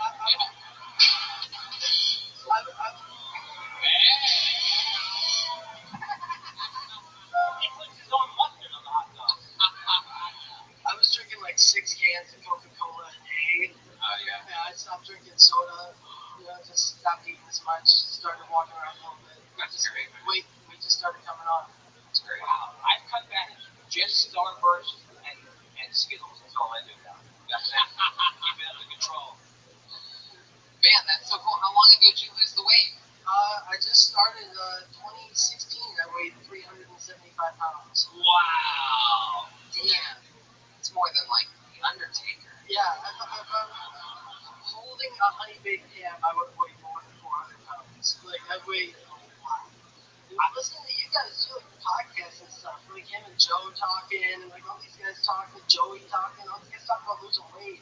You know, like it inspired me really. Like I hear like all these guys can do it, and I can do it too. You know, just, Well, maybe one day I'll get inspired to gain weight. I'm on the opposite end of the spectrum, and I think you know what I'm talking about. I just figured it out. You have an uncanny ability to guess things about people. I have Asperger's. I am on the spectrum. Wow, I like that. There you go. I love it. Damn right. I hate to bring everybody down, but Asperger's was he was a Nazi. I'm not joking about it. He was. They're thinking of. It's also Not joking. It's also an awful name for syndrome for a Yeah. fat kid. Yeah, like Well, Asperger's. I got made fun of a lot. You have what? He probably gave it up because Asperger's have a lot of calories. Oh! A thunderous drum roll for himself.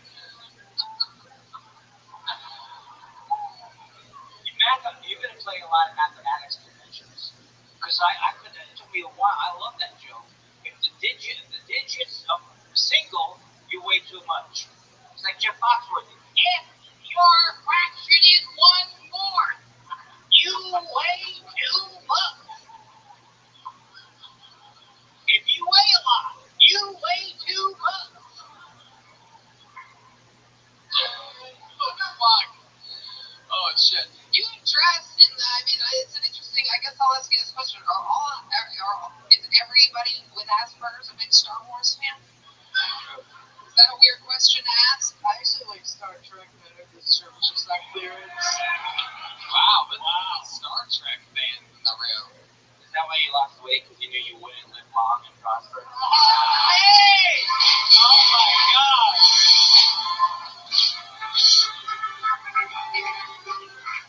Heck yeah. That won this round. Hey, we're doing it by rounds. You look like a lot of the Star Wars characters. You sort of look like when they took Anakin's helmet off, you got a little bit of Chewbacca in you, and I'd also say you look like a young Me2D2.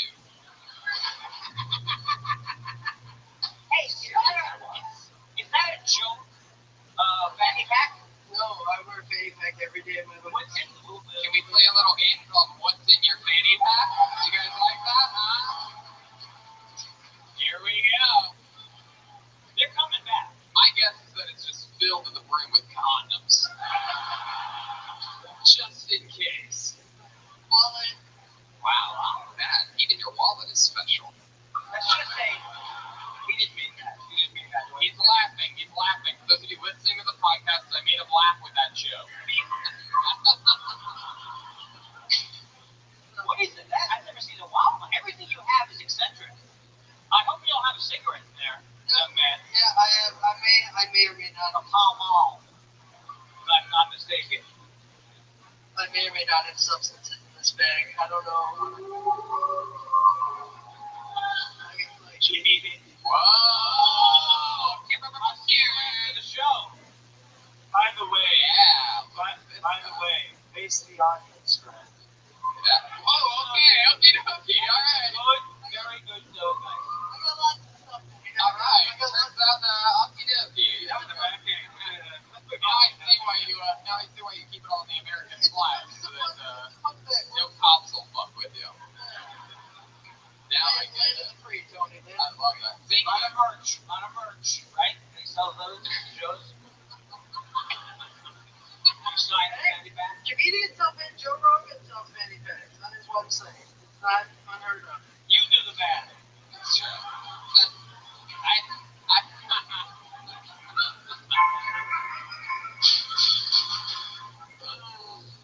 Oh my god, I fucking love it. So Zachary, you listen to the show? Every week. Wow, that's so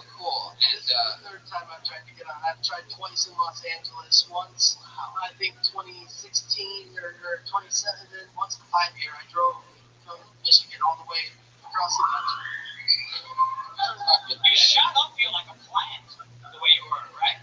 I knew it was going to third time's the charm. I knew that it's like, it's a numbers game too. So many people sign up in LA. Of course, you would know that it's a numbers game. We gotta get payola involved, right? Payola. I happen to have one of my palms. I'm sorry, forget it. Well, Zachary, I just want to let you know that, just fucking keep doing it, keep doing whatever makes you happy, whatever, keeps you having fun. I'm trying to come out to LA soon. Pay my car off this year as soon as I don't have a car payment anymore. What do you do for work? Right now I clean toilets at a university. You clean toilets at a university? Yeah, like I'm a janitor. Like I clean up. What university? It's in Michigan.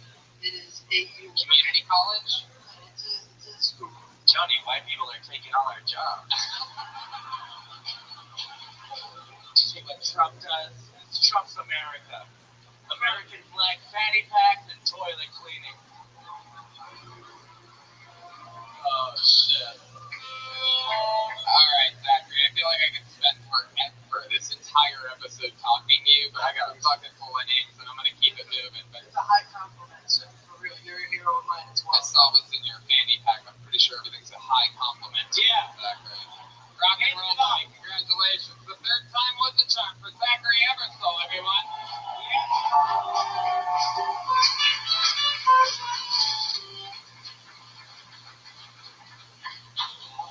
That was great. That was really cool. What a fun way to start the show. This feels like it might be a special one tonight. John Coltrane called. He said, "Put some pants on." That's my instrument. All right. John Coltrane. John Coltrane. He's also dead. John from the Gulf. I spoke with him. All right. I pulled another name out of the bucket. Put your hands together. 60 seconds from Kyle Bug. Wow. Here he comes from the back. This is exciting. I think we have good bucket energies tonight. It's going to be a fun show. How about one more time for the great and powerful Kyle Bug? Yes. Yes. So I've been branching out my social media recently. I've done Facebook a while, started Instagram and Twitter. Hashtags are a challenge. Kind of got me in some trouble. I saw a friend of mine post a delicious meal, said hashtag food porn. Another friend of mine posted an inspirational quote, said hashtag word porn. All right, I'll give it a shot. All I did was post pictures of my niece's birthday party with hashtag child porn. Now I can't use the internet. But if you think they're hard for me, imagine how hard it is for our older age folks. Sitting down in the news with my grandma recently, and she said, they're trying to stop sexual harassment in Hollywood. Maybe Pound Me Too sending a big message. Thank you guys. That's my time. Thank you. Fuck yeah. Kyle Bug. Yes. Hell yeah. I know a guy that lost 180 pounds. I found it. Have you thought about doing edgy material? Going into controversial area. Yeah. That's what I'm going for. Like public planning. Yeah. Absolutely. That was edgy. That's more edgy than I want. I'm not that edgy. Yeah, I'm not very edgy myself. Well, but I mean the material. Oh, okay. I didn't get the joke. Such an idiot. I did. I'm such a moron. But no. But I mean, Kyle, it was a fun set all around. Thank you very much. I appreciate that. How long have you been with stand-up? About 2.5 years. Oh, cool. Where at? I run a couple shows up in Anderson. Anderson. Where's that at? About an hour and a half south. South. Yeah, halfway between here and Indy, basically. wow. That's my old one hunting grounds. Oh, now. Yeah, I used to play the bluegrass bands. Really? Yeah. Jeez Louise. You look like you played in more of a blue cheese band. I'm so sorry. That one slipped out. I didn't mean it. I'm sorry. Yeah. That's a dream right there, getting roasted by Jeremiah Watkins. Oh, yeah. You need to elevate your dreams. Absolutely. I think that's the first time you've been touched by an angel, Kyle. I can't come up with this quality of material. No, it's good. You're killing it. I'm just doing Jewish aside. Who knew? Kyle, for those of you listening to the podcast, this is a fucking badass, very aware, in the moment, killing it, gigantic, scary motherfucker. Like, this looks like the guy that they bring in. Like, if there was a video game about bouncers, this would be the final boss that you have to beat in that video game to get through every bouncer at every bar. Like, the bouncer fight. I think I just King Koopa.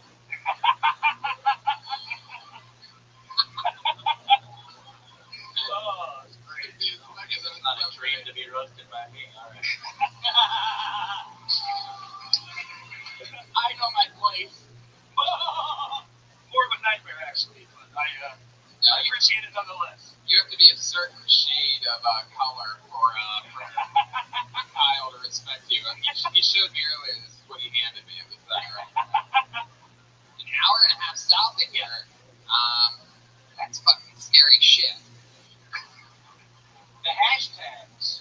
Get on the ground floor of that racket. That's a good racket hashtag. Hashtag good racket. What do you do for a living? I work for a mortgage company. Yeah. Yeah, I basically process the documents you sign when you buy your house. Wow. Yeah. You're like a paperwork guy. Yeah. You wear a suit to work? No. No, I work in the corporate department, just jeans and t-shirt. Oh, yeah. Yep. I did used to wear nicer shirts. I worked as a bank teller before that, which was interesting. Yeah. Just like, cannot picture. Were you a bank teller on the other side of the window of a semi-truck? Like, where are we going? No, the branch I got hired at got robbed a lot. And so they're like, we're gonna bring in the biggest badass bank teller. Don't find me the largest, scariest bank teller. We're never getting robbed again. Yeah. That can still do that. Yeah, absolutely. Me and one other guy. There's two big guys in there. Did they ever try to rob it when you were there? I think one guy thought about it. He walked in and I just greeted him and he just like turned around and walked out. It was weird. You ever tried to do material when you were a bank teller? Oh, yeah. What is this transferring funds all about? Yeah. Genius rocket scientist who came up with the CD. Something like that. I just provide the structure. People back in. Yeah, there are a lot of interesting folks. I actually kept a journal about all the crazy shit that I heard people say. And then I found $5 at some point. You mean like you stole $5 from someone? No, they never. No, as long as you put it back eventually, they never found out. Wow. Yeah. Listen, that's not a story for your memoir. You got a real. Yeah. Kyle, what do you do? What do you do for fun when you're not working or doing stand-up? Well, I play music with my friends. And Whoa! What kind of music do you play? Are you Blues Traveler? The Country Bears.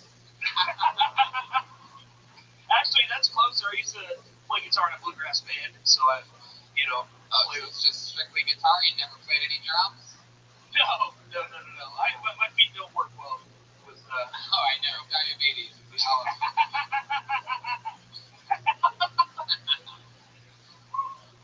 My A1C is rising just as what was the name of your band? The Stampede String Band. What? The Stampede String Band. Stampede String Band. Getting into that rodeo cattle part. Yeah. We basically just wore flannel and played loud and crass. Wow. Did you sing at all? No, not really. No, they were way better singers than I was. So I did all the business work, booking and whatnot. You did the mortgage paperwork for that band? Yeah, absolutely. What did you say you wore when you were in that band? Flannel. Shit have been called the Rothschild'S husband.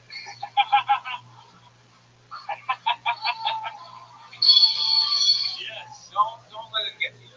Kyle, you have a girlfriend? No, I do not. Oh, yeah. Why do you assume he's that much straight? Like I told you when we last slept together, you know, I swear.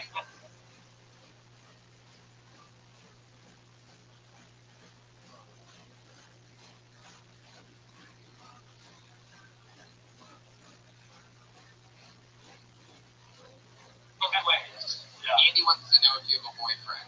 No, I do not. Just want to meet some cool people. I appreciate that. Indeed.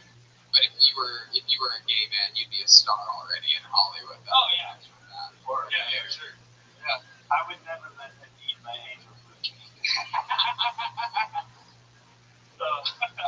Well, Kyle, I mean, so much fun. So nice to meet you. Hey, absolutely. I love the show, and you guys are just fantastic. Thanks for coming to Fort Wayne. Oh, yeah. There you go. There he is, everybody. Kyle Buck, ladies and gentlemen.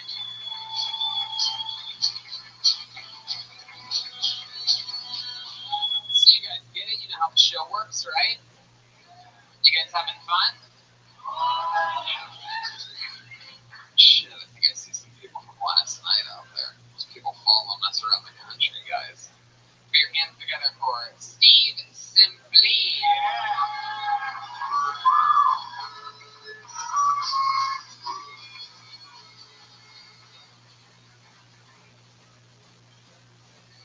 What's up, everybody? Did you guys see that the Women's March went on again this year?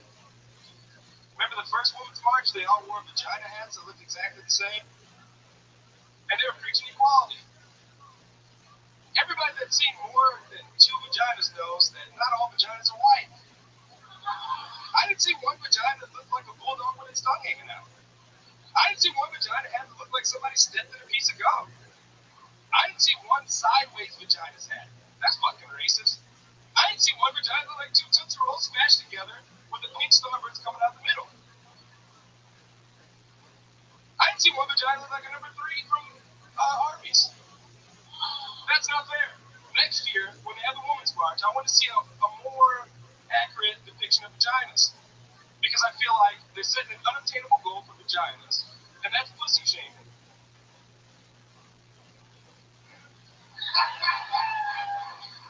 That's all I got. There you go. All right. You know, you should do jokes like a Jewish vagina walks into a bar, an Irish vagina walks into a bar, a priest's vagina walks into a bar. You would switch up the structure. Oh, yeah. I'm just kidding. See all those vaginas. Why are you so upset? Did you go to any of the marches? Were you there? I saw them on TV. Yeah. Yeah, me too. Thank you for your support. How long have you been doing stand-up, Steve? I've only been doing about 2 years, almost 2 years. Almost 2 years. Where? Here in Fort Wayne? Yeah. This is where you're born and raised? No, I'm from Garrett, Indiana. It's like Garrett. Yeah. It's like the asshole of Indiana.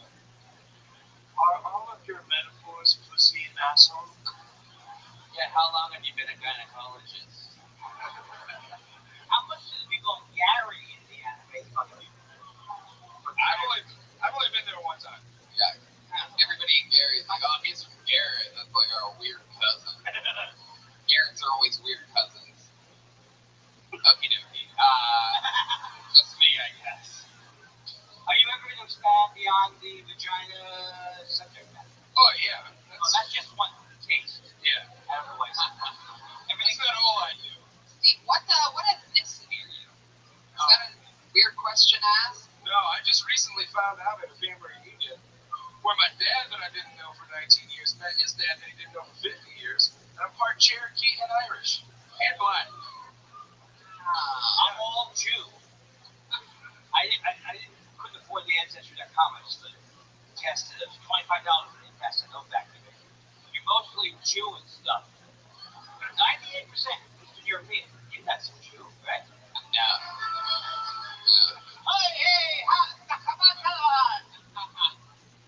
No, I'm not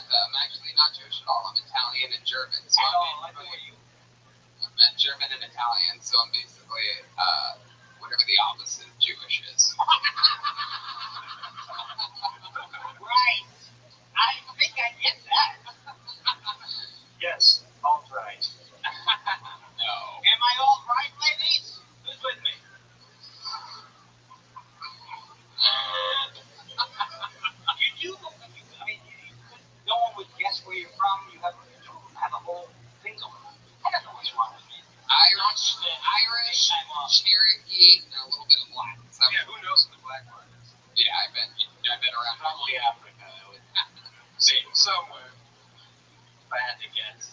That's just what all black people say in Fort Wayne to get by. Like, oh, I'm just Cherokee, Irish, and a little bit of black. We're not even sure. You know what I mean, buddy? I mean, I don't even. We're not settled on that. We can check and change. That Trump's hilarious. What do you do for work? Oh, I work with Amish people building like That's why you're not admitting you're black. That's what it is. It's on a resume when you decide when you're black and when you're not black, right? Under candlelight, you don't see anything. So what do you do with Amish people? we build like those little pop-up campers that go by in trucks and shit. They got like tents, got like shit to them. I'm just not really. People don't normally drive their tent trailers through Los Angeles, California, where I live. Well, they do around here. Yeah. Like, there's a whole bunch of pop-up tents and shit where people stay for the whole summer. Wow. The Amish really do sounds wonderful. and that's not all fun. There's no electricity.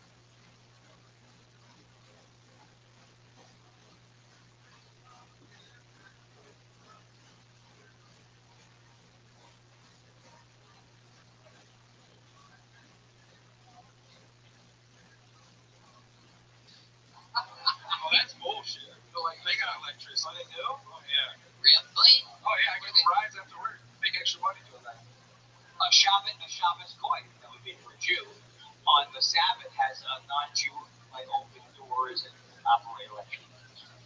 Hell yeah. So Steve, what else do you do for fun? Like, you just build trailer tents? No. I also, I play basketball and do regular shit like that. You ever fallen in love with a Amish lady? No. I mean, You ever touched on one? there's some of them that are kind of cute, but at the same time, they also smell like shit, so it's Whoa! Wow. What a charmer! Am I right? not all of them. Ladies love this kind of song. Why do they? Yes. I'm just disgraced at the language that this man is speaking.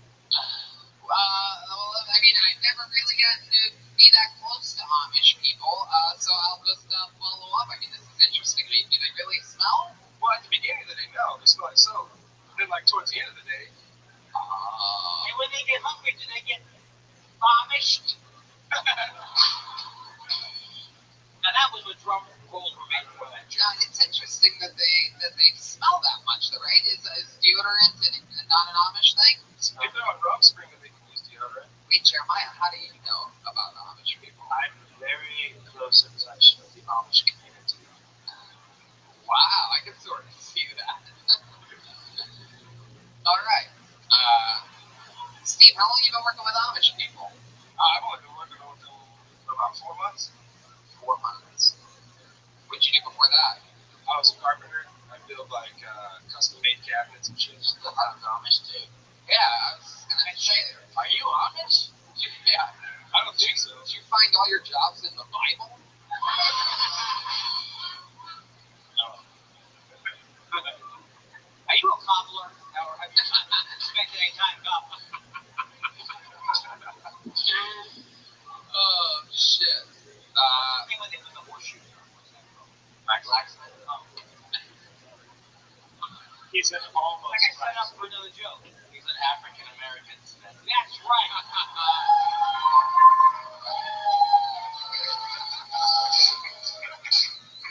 Steve, you have a girlfriend? No, I'm married. Oh, married. How long have you been married for? 5 years. 5 years. What's that like for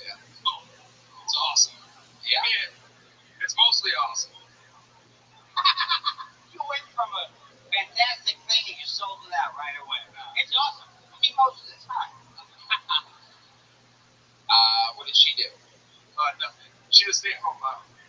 Wow. That's so, You have kids? Oh, wait, actually, yeah, she's a stay-at-home mom. That's a lot. That's not nothing. whoa, Jesus, I think it sounds like we're in a town hall meeting all of a sudden. Everybody started talking. dancing. I feel like everybody knows who you are, though. This is 4 kids from a mom. How many kids do you have? I only have one. Only one. Just a stay-at-home mom? I mean, do you need more kids to be a stay-at-home mom? Come on, people.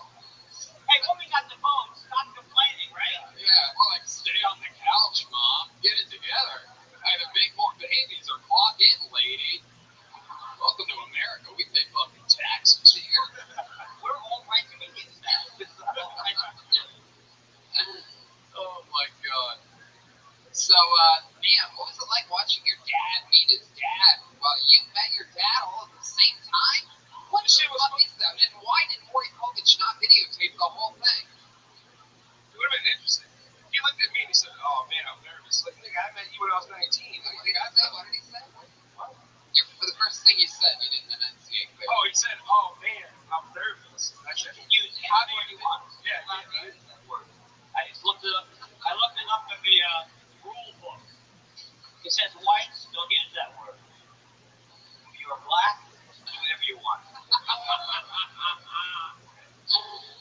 Would you agree with that? As a general rule, I don't care who uses this word. Wait, what?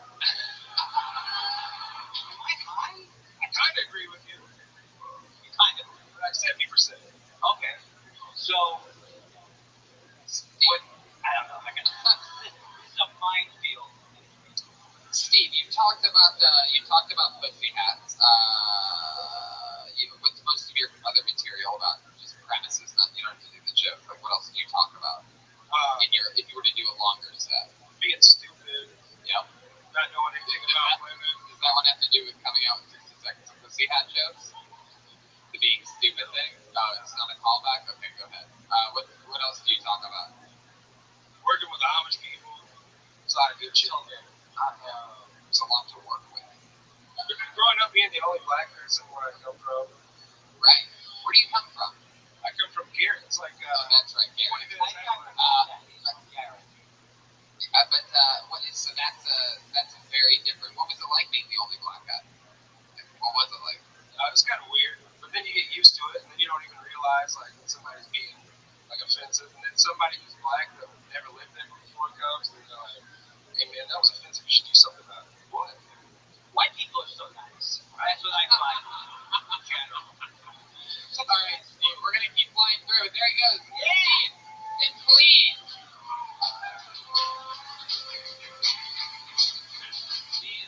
These people are so goddamn interesting. We have so many more names in the bucket. Good fucking work. Yeah, you're gonna really create sort of like a little its own weather system. Put your hands together for Nathan Evans. Oh, that's a good name. Oh, I thought it was Nathan Evans. Nathan Evans. Nathan Evans is his first time nominated I believe for so. the 60-second trip. Take your time. I think is that Nathan back there walking? The beard? Here he comes. Nathan Evans. Make a meal out of the entrance. I always know that.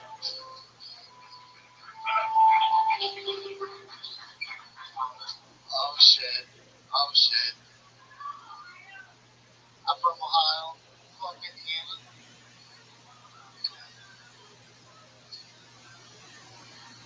But okay.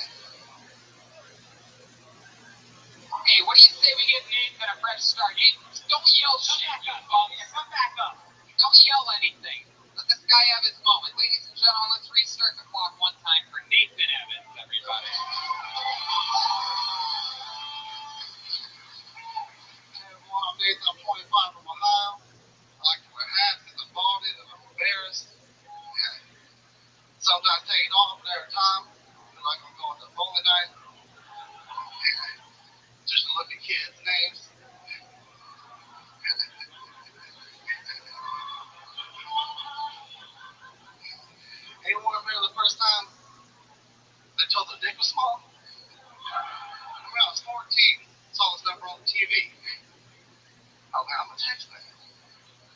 said my dick, they're like, that's small. Oh, okay. Fuck yeah. They said my dick was small. I was like, you got 14 ounce dick in your phone, motherfucker, you going to jail. That's it. All right. All right, Nathan bailing out after 54 seconds. Fuck yeah. These people are so mad out there that you're from Ohio that they can't even help it. They just keep yelling shit out because they're mad because you're from a state that fucking matters. Thank you. Thank you. Yeah, that's so good, homeboy. And crazy lady from the beginning. Look at this badass motherfucker. He's been defending us from the White Walkers for years now. And he gets up here, and you're gonna fucking hassle about his home state, my home state, Brian Redman's home state, the people that created fucking airplanes. Let's go, Martha. Fuck yeah, they built airplanes so that people like you could get on them and move to a better fucking place. Fuck you. And brand new like Kent State. Only four students were killed. Not bad.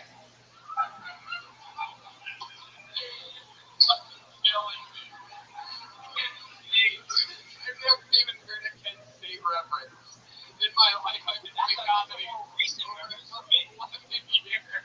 I usually do Isaac references. Oh, fuck, man. I'm like breaking. This is the episode that Andy Kimler wrote Tony Hinchcliffe. I've just been trying to not crack up the entire time. Whew. All right, Nathan, look at you, you big fucking... I feel like this is what Louis C.K. looks like now.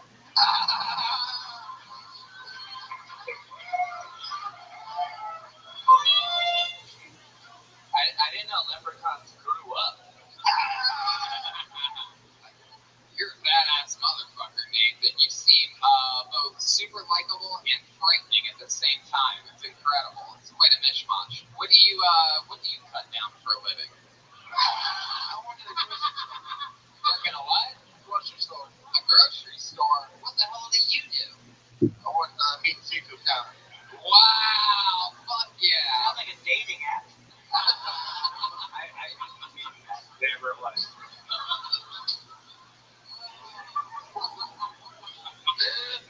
Meat and seafood counter. Oh my god. Oh fuck, how long have you been doing that for? 20 years this August. 3 years this August. So 20, not 23. You ever joke about your beard? Like, hey, my beard's like red or Santa Claus. I don't have the joke. Something like that.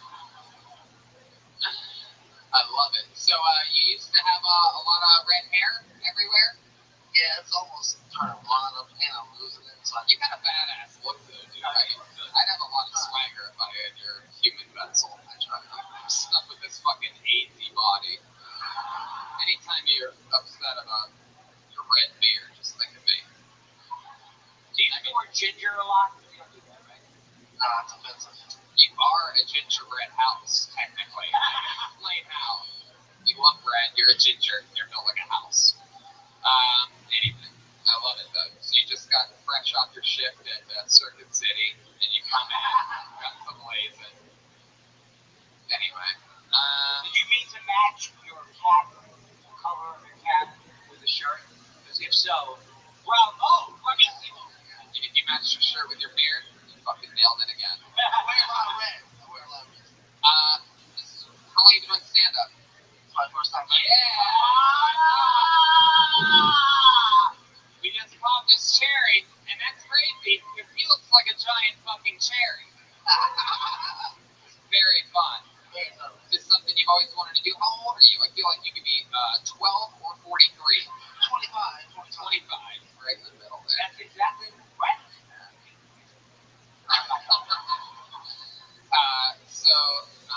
This is something you've always wanted to do? Yeah, I'm just a big fan of comedy. I've been wanting to do it. It's hard for me. Like, I'm very nervous. I was very shy growing up, so it's hard for me to get out. I think that could be an advantage, though. Like, I never heard anybody. You almost sound like you're from Cajun country. You know what I mean? Like a crawl. You got a little... It's gonna catch on. I don't blame you for letting the hecklers throw you off in the beginning. I don't know why in the fucking world anybody who didn't have the balls to sign up for this show would ever yell out anything during a live podcast. I mean, it's mind-blowing to me. I mean, it's obviously not a fan of the podcast. It's the guest of a fan of a podcast, so shut the fuck up. Thank you, animals. He did say F Indiana at the very top of the set, so I usually don't side with the audience, but he asked for it a little bit. Anyway, I didn't really catch that part, but I'll listen to the replay. I heard the lady yell Ohio first, but maybe my timing was off. Why do people get so excited about the state that they're from? Because I missed that movement. Well, Queen! Ohio is like the state in the middle that sort of like has like the weight to it. So all the other all the other states are sort of like, you know, they naturally have to hate, but it wasn't their decision. You didn't decide where you were born, and if you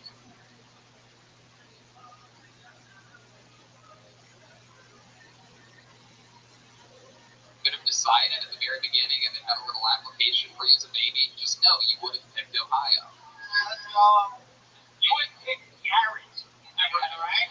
Yeah, give it to the Garrett people. What's that through? And you're from here in Fort Wayne? I'm from Dayton, Ohio. From Dayton, okay. I don't even know how I possibly asked that right now. We know a little something about Dayton, right? Oh, yeah, you ever go to the living room, strip club? Yeah. Oh, yeah. He looks like he literally lives in the living room. It's like that's why his beard's red. Oh, Jesus Christ. I'm disappointed, though, that you're not completely comfortable on stage after 60 seconds. You know what I'm saying? 20 seconds in, I was like, I got this. What else was in the news? Fuck yeah. Well, Nathan, it was your first time. You fucking plowed through it. And there you go. Congratulations. You did it. Nathan Evans, we're going to keep moving on.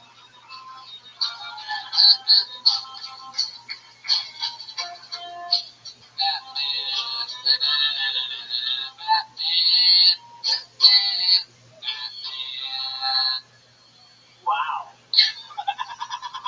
All right, here we go. This is a interesting name. Put your hands together for Andy Coons. Andy Coons. Andy Coons. Man. Andy. Put your hands together for Andy Coons, everyone. What's up? Let's go ahead and address the elephant in the room. Got a pretty racist last name.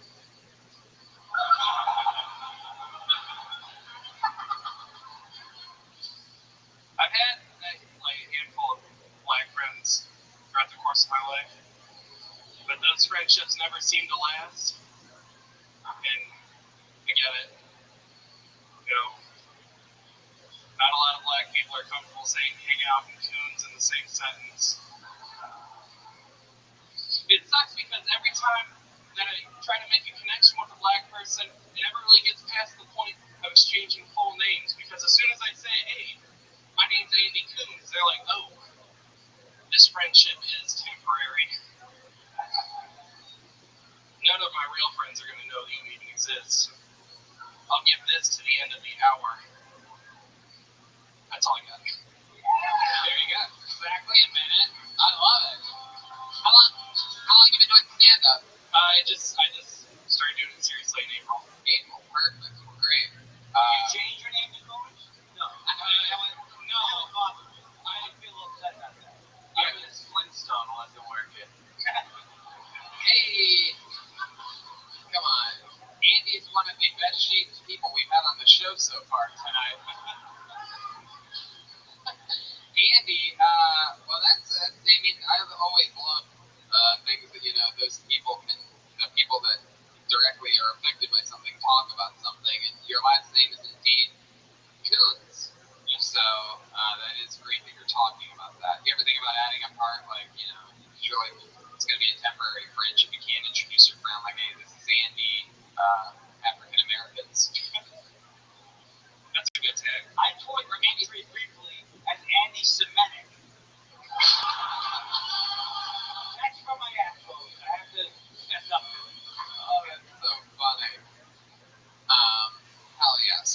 start stand-up in April? It was actually your show. Whoa. Yeah. I tried it a few years ago. Only did 2 little open mics. And then I found your podcast and just started listening to it like crazy. And I was like, I have to fucking take this seriously now. So I've been going as hard as I can for where I live. You've never had any black friends, right? No.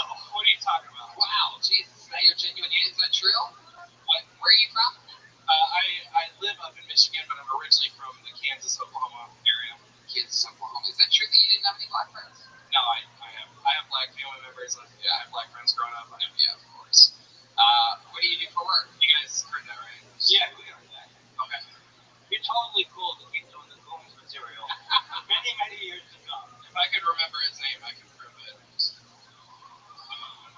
Remember whose name? My black friend. Oh, gotcha. Okay. Oh, he's going for it. Andy, what do you do for work? I deliver medical equipment like oxygen, hospital beds, stuff like that. Oxycontin? Oxycontin, yep. Oxycontin, black tar heroin. So. Ooh. I can't shoot. Did one guy over there take that seriously? I heard one guy go, oh. Andy, don't ask any questions. I'm sorry.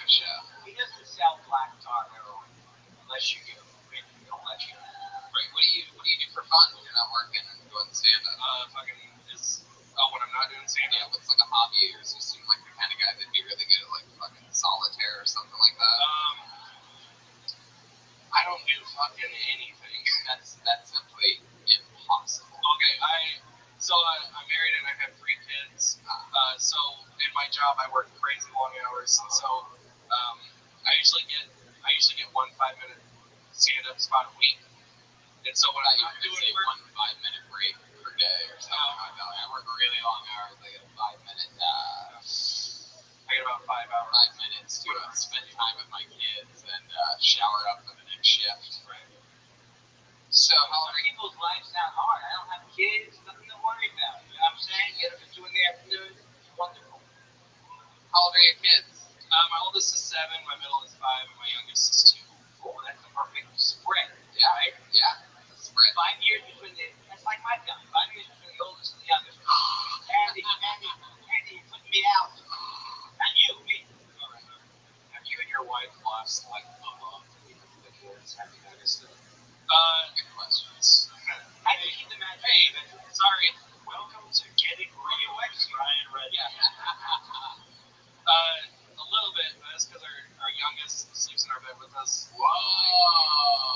You're going to get arrested for that. What a talk wrong. No, Ryan, you can get arrested for that.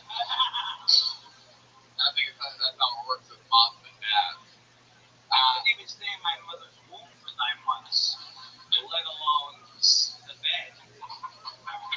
You try and live inside my mother. You make the nagging, the Yelp reviews are awful.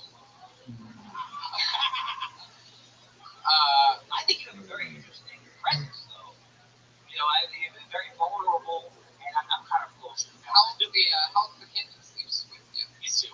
He's 2. Does he sleep between you two? Yeah. God, that seems like it's cozy. Is your wife a little bit bigger too? Yeah. Oh, I fucking love to cuddle between you two. We're like 2 I don't blame this 2-year-old. It seems like it's just adorable. You got good air conditioning in the bedroom? Oh, absolutely. Oh, yeah. I'm in, dude. Cancel my hotel for the night. We have a sleep number bed. Tell the 3 different numbers, right? Tell the 2-year-old it's sleeping in its fucking crib tonight. I'm still breastfeeding. I think she's my mother. I don't know. I've got the tits for it, but it never works. So do you have to like escape and do it in the bathroom or something, or do you have to like put a pillow on the kid, or? Oh shit.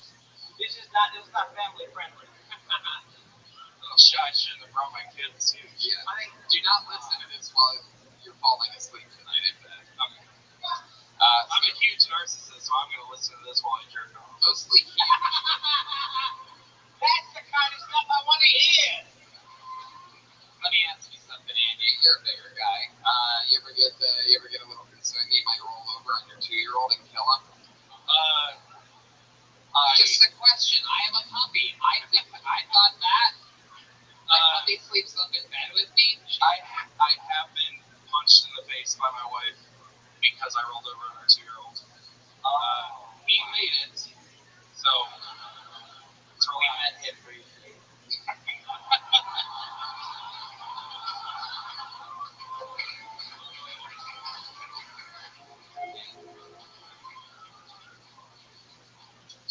goes out of all the ways to wake you up, to punch you in the face. That sounds like she wanted to do that. Probably. Was she dressed as the school marm? Classic. All right, we're going to keep it moving along. Put your hands together for Yeah! Thank you, Andy.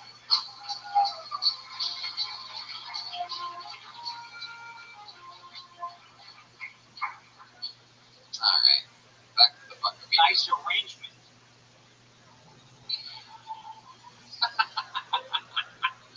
Make some noise for Andy Kindler, everybody. It's his first time as a guest on the show. This is the guy that, I mean, we are honored to have on the show. This is like every comedian's favorite comedian, and you guys are very lucky that he's here in your shithole town. I'm serious. No. Serious. Too soon. Inside information for you. Too late. And by the way, I'm from Youngstown, Ohio. I'm complete white trash, just like the rest of you. I'm only busting your balls, so don't get sensitive about it. He wasn't always a glamorous star. I didn't always have my own, podcast with 5 people to back me up. Put your hands together for Anthony Racing. That name sounds familiar. I feel like this is a familiar name. I don't know how that's possible, but it sounds familiar.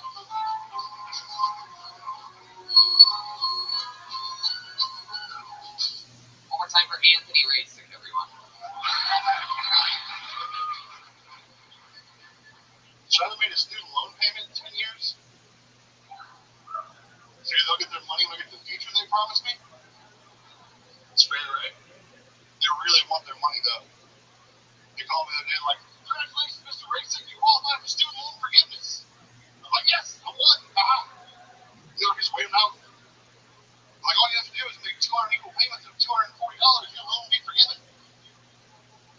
I was like, that's $48,000. Not forgiveness, it's repayment. Like, we didn't graduate, so we think you can do math. It's like, yeah. You should wait it out, they'll have a finisher for that joke. Sorry, folks. Working on it. I'm out of breath from learning up here. Yeah.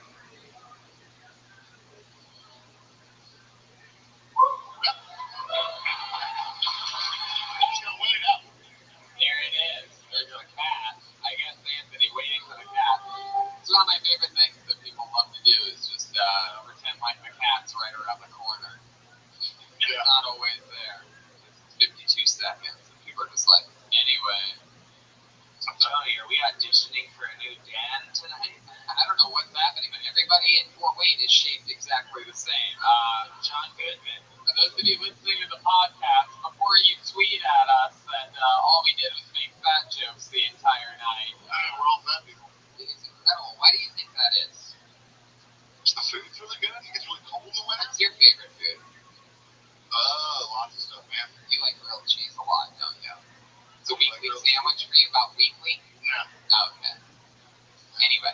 You do the chili, it is the chili size or whatever that. What? What's the Ohio thing? Steamboat Springs chili? What is it? Like Skyline? No, just spaghetti and chili. That we were talking about. I think I was going to Skyline. Skyline. Joke is Skyline is good. Anthony, how long have you been on stand-up? About 4 years now. 4 years. Where at? Here? Here in Fort Wayne. Fort Wayne. Here you go, Fort Wayne. Your very own Anthony Racing. You're born and raised here? Yeah, I'm from Mooresville, Indiana. South of Indianapolis. Okay. What did your mom and dad do for a living? My mom is a safety director. It's a what? Safety director for a construction company. My dad works at an Amazon warehouse. Oh, okay. He's drunk. Your mom keeps things, it's like a safety thing, right? You say she's a safety? Yeah, she's the construction site, make sure guys are wearing the hard hats and shit. Put your helmets on! That kind of thing, right? Hey, Andy! Are you wearing a cup? Oh, yeah. Sorry, that's not to sound like your mom, I know. You said your dad's a drunk, he drinks a lot? Yeah. Oh, interesting. Does he know? I mean, I think he knows, but he's in denial. He lives in a motel. Really? Oh, yeah. How much does he drink, if you had to guess? I mean, I don't really talk to him anymore, so. Wow. Comedy is about that. last time he came up for Thanksgiving, he was like, I did really well this week. I didn't drink. I only had one beer. He also had a bottle of whiskey. So, Right. still little victories. You have a lot of brothers and sisters? 2 younger brothers. Well, how'd they turn out? Alright, yeah. Alright, cool. You have any kids of your own? No. Okay.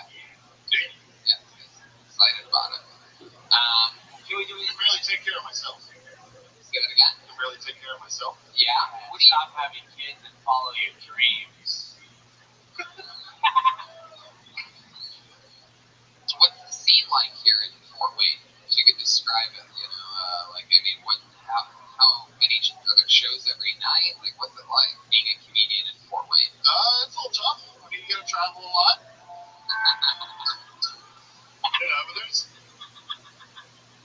We had an open mic every week, and then the bar burned down.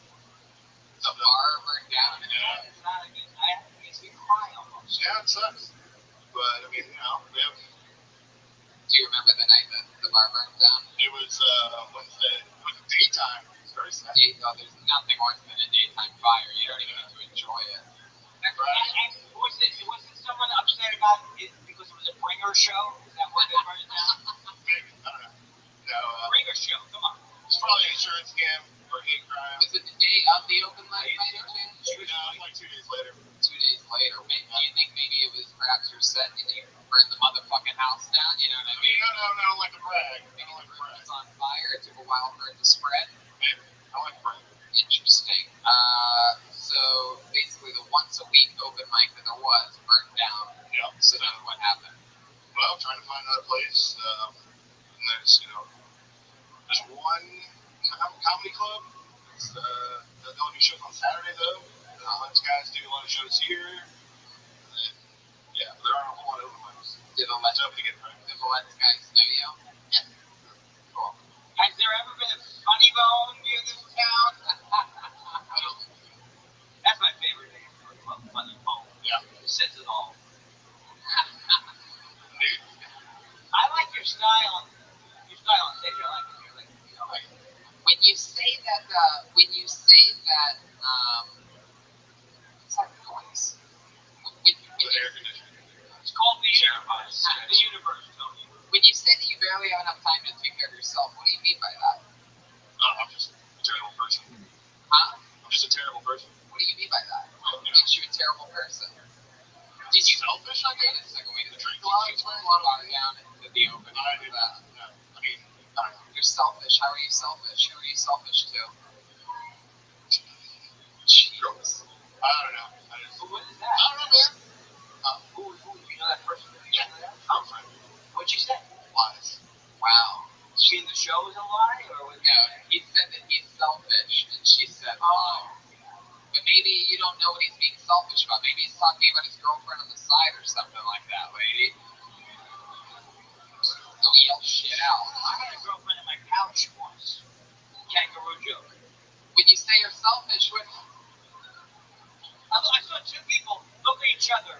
They looked at each other like, what could he possibly be thinking? They're talking about me, not you. That joke would have killed in Australia.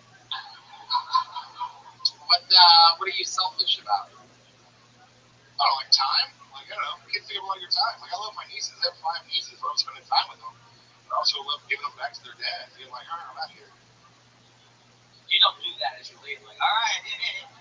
So, you know what? The people who say they're selfish are usually not that selfish because you're aware. Exactly. If you're really narcissistic, or you would be saying you're and self-deprecating, which I'm a big fan of because I'm stupid. I put my B game tonight. But Anthony, there must be something else that you're into, right? Nothing else? Nothing else? No other fun facts about Anthony? Make dirt or the other comedy festival. Wait, you make dirt? Yeah. That's a scam if I've ever heard one. Have you been on this show before? Yeah. Yes, years ago. Columbus. Wow, look at that. I remember that. You're the guy that made dirt. Yeah. Man, I got you good back then. Probably. Yeah. I remember I spent minutes on it too. I'm like, what do you mean you make dirt? That sounds like the easiest job ever. There's the dirt. And everybody was going crazy. Yeah. Now it's almost 5 years later. I'm all old, jaded, and beat up. You know what I mean? Just like you the dirt. I remember you. Actually, God made dirt, and dirt don't hurt.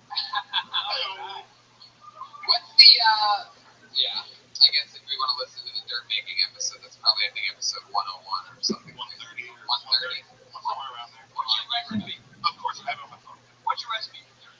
How do you Leaves, grass, big machine that spins and shreds it, and then bacteria that break it down. Just leave Water. grass. How much Water. bacteria? Oh, that makes sense. Are we low on dirt in general? No, I just say I make dirt 'cause it's fun. I make high nutrient topsoil. Like Oh, okay. I It's very fancy dirt. I don't know. Topsoil? I'm more of a bottom soil guy. I heard What? All I right. toured at ZZ Bottom during the. All right, we're going to keep it moving along, Anthony. Anthony Ransom.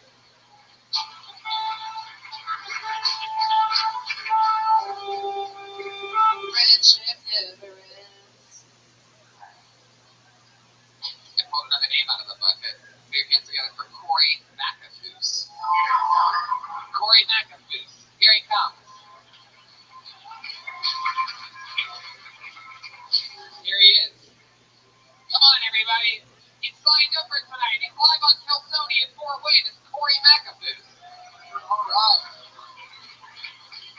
So this is an absolute dream come true. It's my first time on stage, so when I'm wrong about telling you a story about jerking off, you guys can all understand why. So I came on here tonight to tell you guys a story with no punchlines, but a great story about how my brother's an asshole and I had too much testosterone in middle school. So in 8th grade, everybody gets a picture of the hottest girl in their class, right? You take it home, you read the back, and it says, "Oh gosh, you sure are funny." So you wait for your parents, you go to the grocery store, you hop in the shower, and you put it in a respectable spot on the top shelf of the shower, right next to the lotion. Anyways, so after I grabbed the lotion and started jerking off, my brother was showering after me, of course, and so I must have had a good session because at the end, I completely forgot I had the picture in there in the first place, right? So after he comes into the shower after me, obviously I'm whipping my hair back. It's the end here. You want to try to finish it? That's the end, yeah. So I finally built up enough confidence at the school dance to go and talk to her. Luckily, my brother was at the same school dance and simply just told her that, hey, he must really like you because I got him jerking off to you in the shower. So that is the direct confidence that I come to you with a comedian standpoint tonight. There you go. Very Louis C.K., right? There you Very go. Louis with the jerking off. Yeah. And she wasn't in the room. Hell yeah, look at this. I never thought I'd get to see Daniel Bryan start to do stand-up comedy. It's really exciting. I can't tell whether you're turning into a werewolf or turning back into a human, but I'm just trying to turn into you. what? I'm just trying to turn into you. Hell yeah. I mean, you are covered. You're covered in hair. What are you? American. Yeah, I'm American. Corey, how long have you been on stand-up? I mean, that's your first time, truly? This is truly my And you first time. stuck with the jerk-off story. Unbelievable. Well, there was a couple stories that I was. I don't even know what happened in the thing. You were jerking off. Somebody saw you jerking off. Okay, he had your bombed last time though, so that's. No, I said prepare for me to bomb. Gotcha. We're not gonna prosecute you for lying about how long you've been doing comedy, but everything's cool. I'm kidding. I love him. We pre-planned. Corey, so how old are you? 27. 27. What do you do? I do special fabrication and welding. What? Special fabrication and welding. I make the giant stuff that cuts Jack Wings jerky and freezes stuff and smokes meat and stuff. Wow. You making stuff that cuts it? The giant smokers and saws and machinery. Only a carrot top kind of a. Yeah, you know what? If I brought a pump on stage, I could shoot meat. It'd be proud to be pretty cool. You actually did it from scratch? Absolutely from scratch. We get it fabricated metal parts, cut, and we weld them all together and build it. You're like a real grown man. Well, sort of. I'm only about 130 pounds. You look like Conor McGregor after a weight cut. You know what? The sad part about that is I'm going to take it as a compliment. It was. He was being straight up. Yeah, I tell it like it is. You from here in Fort Wayne? No, I'm from Kansas City, actually.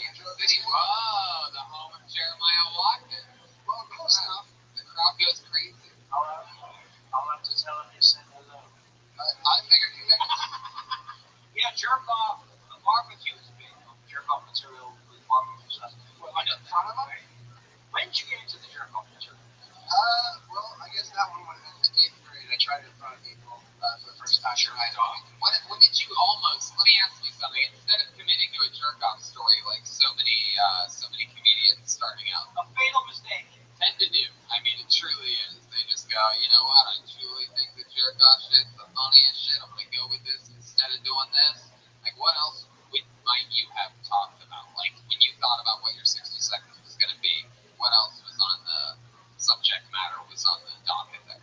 Well, I was going to try a few punchlines out and stuff like that. A few punchlines. I don't know. Random punchline. No, I mean, King Kong balls. I said King Kong balls.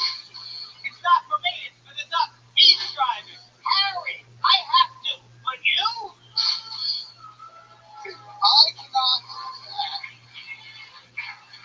That's a good way to warm up. I can't do that. I have to tell a happy story, you know. I don't got the punch. Oh, I fucking love you. Holy shit. He had a hat.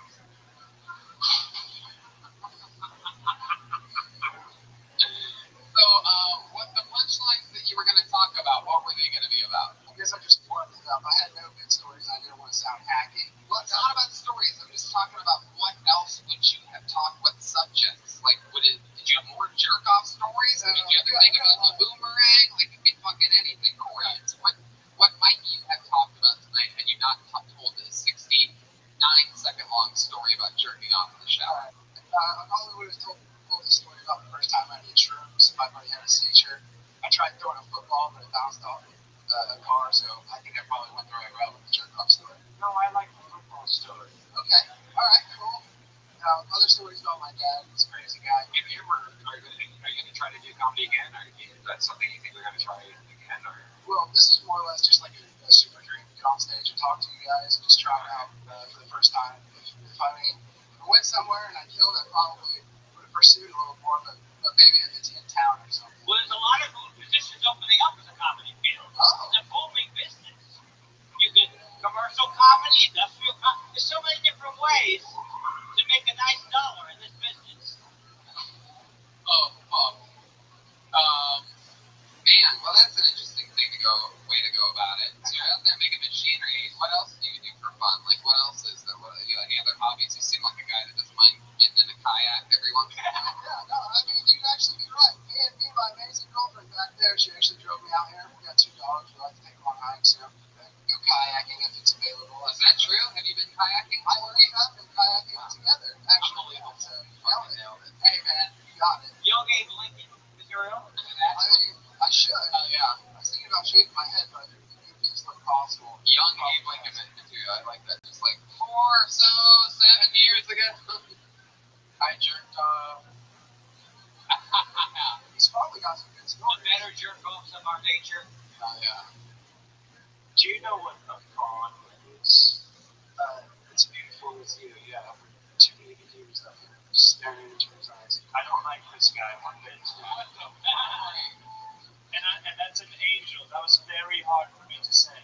Corey is like if a student that found all the worst improv classes in the world and just sort of tried to roll with everything, but in a weird way. Yes, and I agree with that. All right, Corey, we're gonna keep it moving along. There you go. Hey, Corey Max News. Here we go.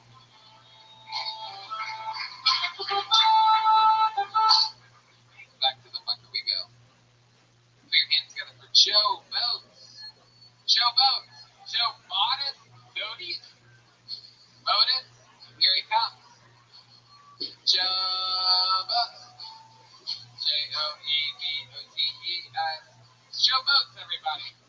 Joe Banks, everybody. I didn't have bad handwriting. I was on the way here from Indianapolis and I saw a sign that said donate your car for breast cancer. That's a pretty bad trade.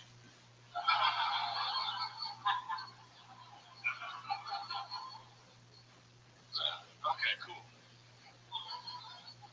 I like TV. You heard of this? I watch a lot of my favorite show is Family Feud. Steve Harvey's great. Love Family Feud. It's fantastic. If you haven't seen it, let me describe what the show is. It's a show where it's usually one white family versus whatever they're scared of. Maryland white family versus a black family, an Arizona white family versus Mexicans, a Florida white family versus science.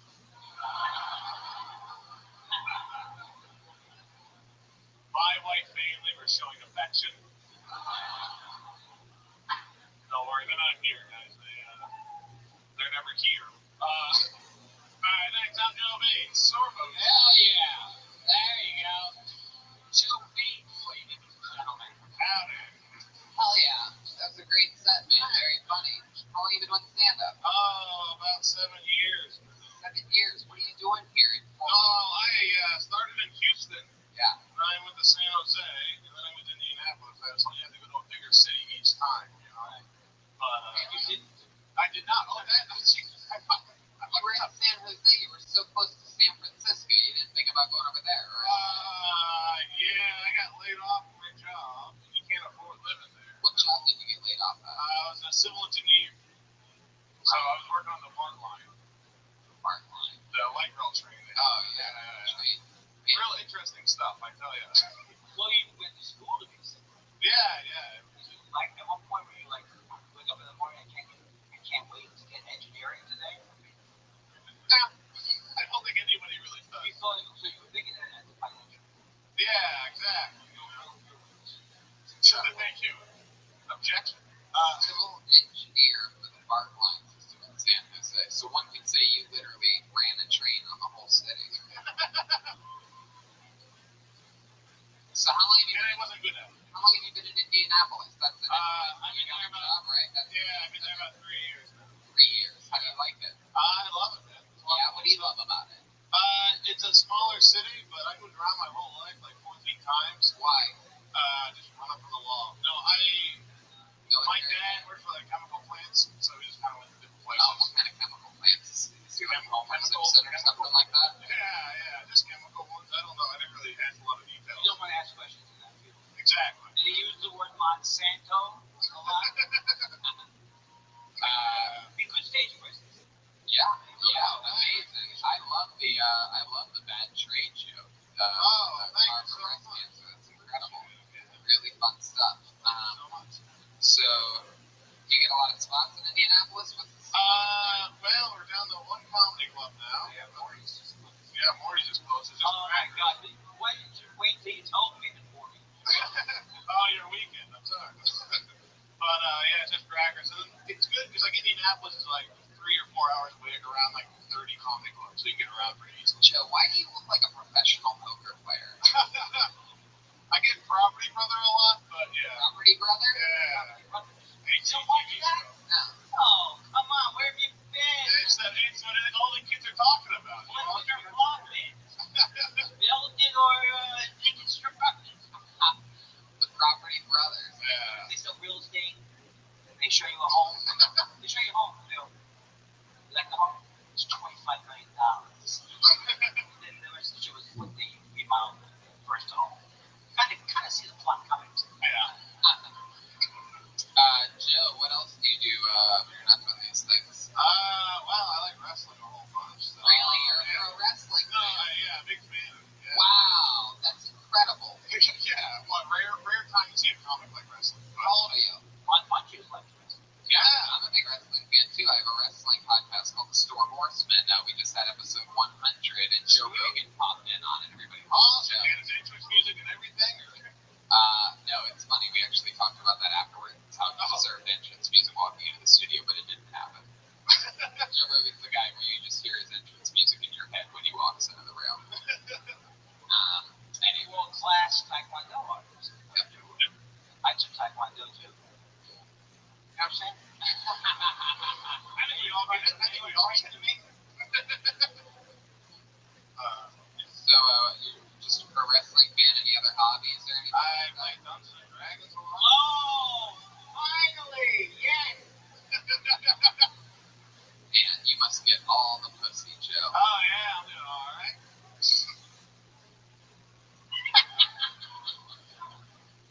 I'd like to see the comedians. Every comedian has turned their back on me tonight. Sorry. Turn my back on God. This is one of the smaller stages we've ever been on. So, Did you ever play Shirts and Skins? Dragon. Man, so how long you been in Dungeons and Dragons? Like 2 years.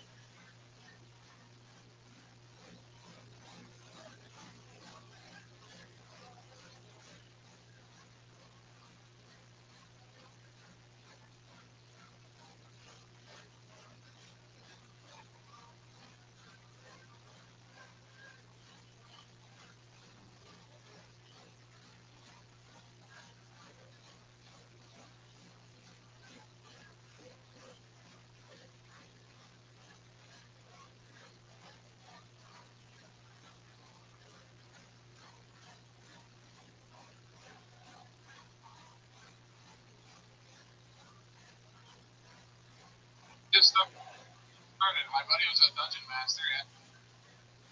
I should have played. Never played with Your buddy was a dungeon master? What is that like? He's the guy who runs the game, basically. Yeah, right. Yeah. Anyway. So, alright, well, Joe, You get acting work, too. Straight acting work. Get the whole thing going on. I have a strong jaw, they said. a strong jaw. Who said that? The guy who's jinky or something? Pretty tight. Strong jaw. Oh, what a strong jaw. Tight lips, you dirty bitch. My jaw unhinges. If that helps. All right, Joe, we're going to keep flying through it. We got to get more people up here. Thank you.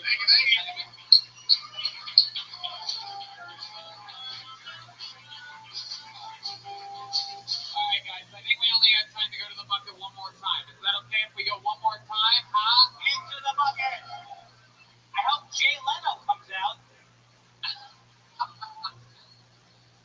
Hell yeah. A cook. Oh shit! You know what? Actually, I know what we're gonna do. We have to get a couple guys up here who were originally scheduled to be opening for the show that I'm doing later at 8 p.m. on the stand-up show. There was a lot of confusion. They got booked. They were excited, a lot of fun, and unfortunately, I came with this whole crazy crew that's gonna go up before me on that stand-up show. So instead of doing a few minutes before me on the stand-up show later, they're going to come do Crush as hard as they can for 60 seconds. So going up first tonight, put your hands together for Brett Hayden, everybody. Come on. Here we go.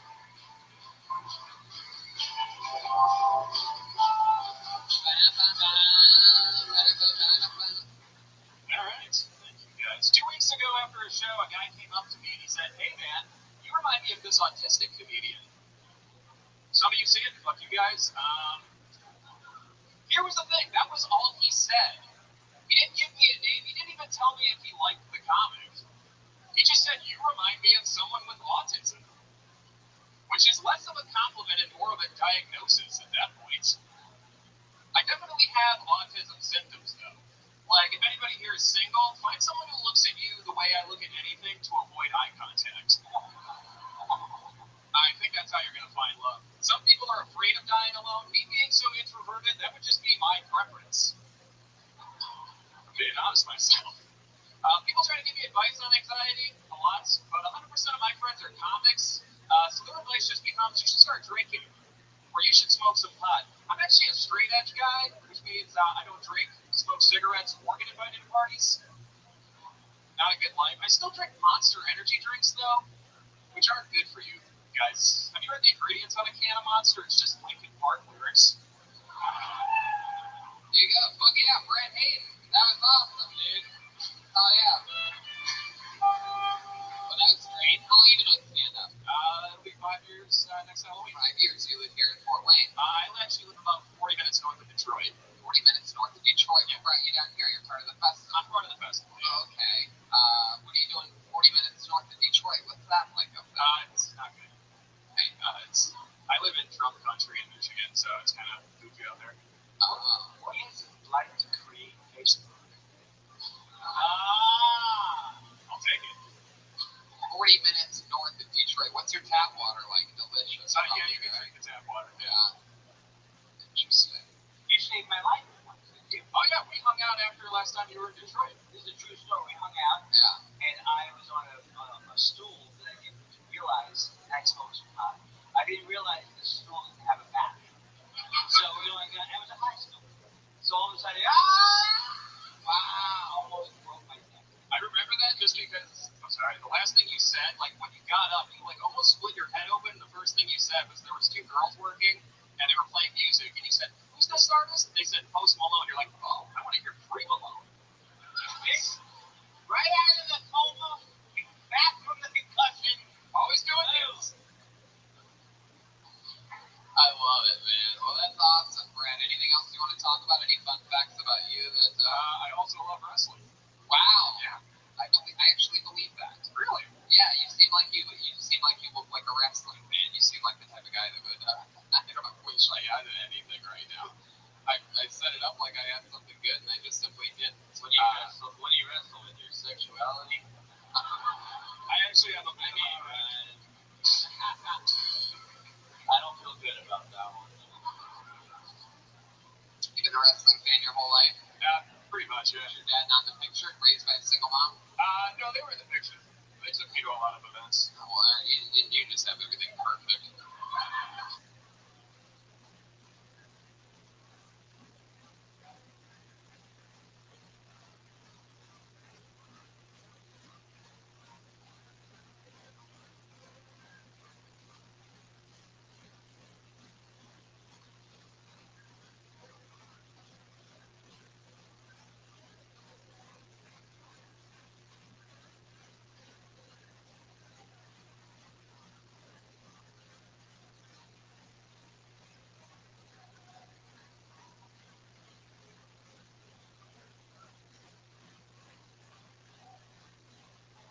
Oh, I haven't realized some people got to have dads and be a pro wrestling fan. That's some bullshit.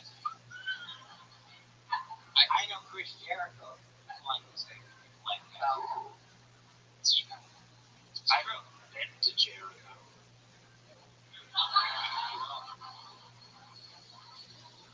All right. Let's just keep it moving along. Thanks a lot, Brad. Brad, you got a great set. There you go.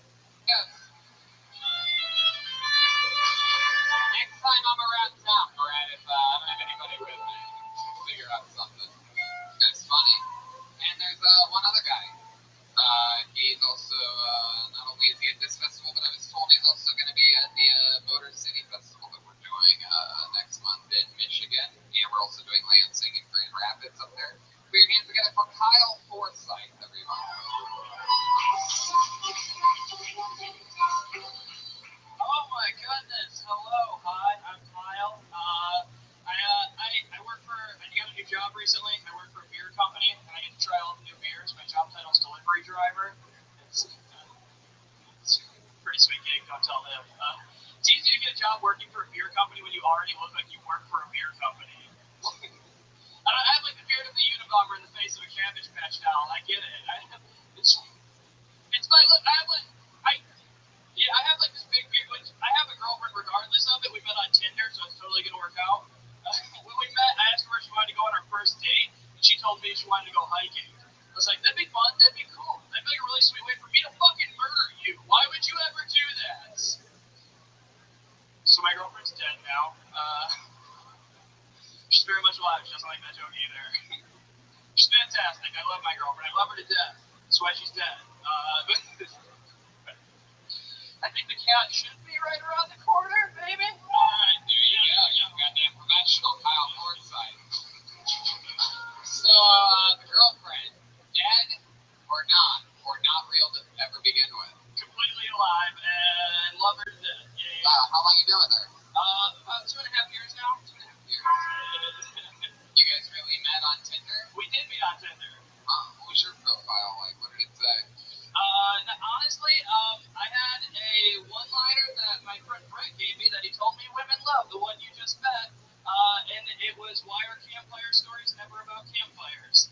That was it. And she's just like, wow, whatever this guy looks like or smells like, I'm in. Yeah.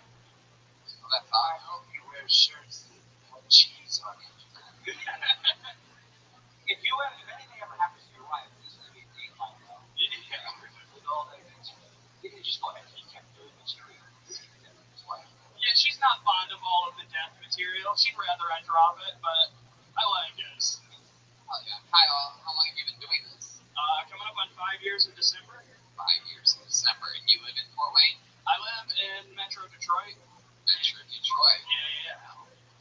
So that's what they do here. They ship in a bunch of Detroit comedians for the Fort Wayne Festival. We're like, look, we couldn't get New York or LA or Chicago, but Detroit. Festival time. No, I'm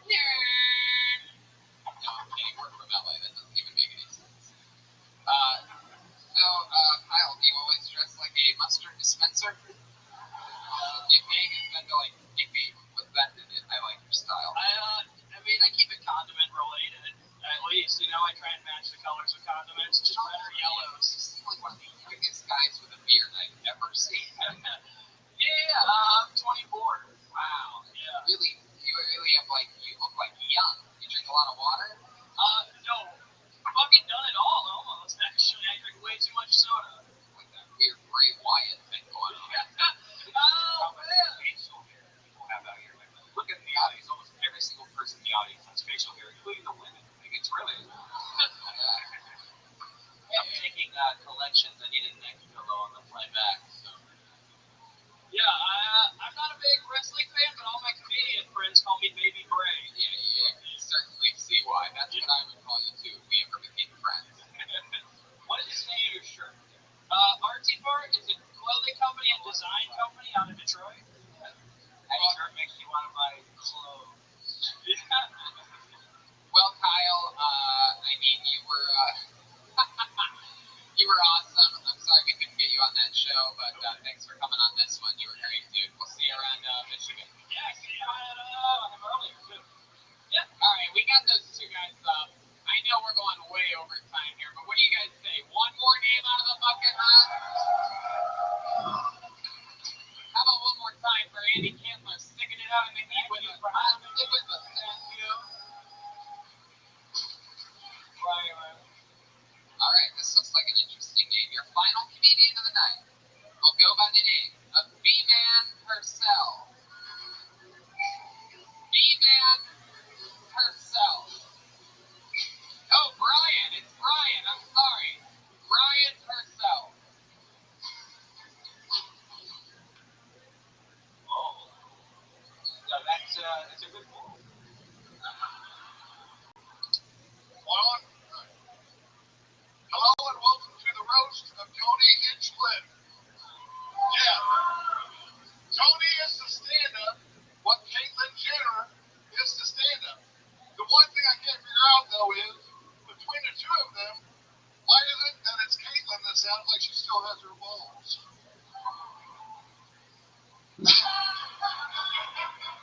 Tony looks like a gay Daywalker from Blade. The musical. Tony is actually pretty good at stand-up, which is ironic considering he prefers to bend over. They're hacky. Either hacky, I'm sorry. Tony had a Netflix special out one time called One Shot. He came up with that name because that's what his boyfriend had done him the night before. How did this happen? Did Tony grow up without ever having been a father, besides the priest that molested him when he was 11? Don't worry, he grew up. Yeah. Time's up, bitch.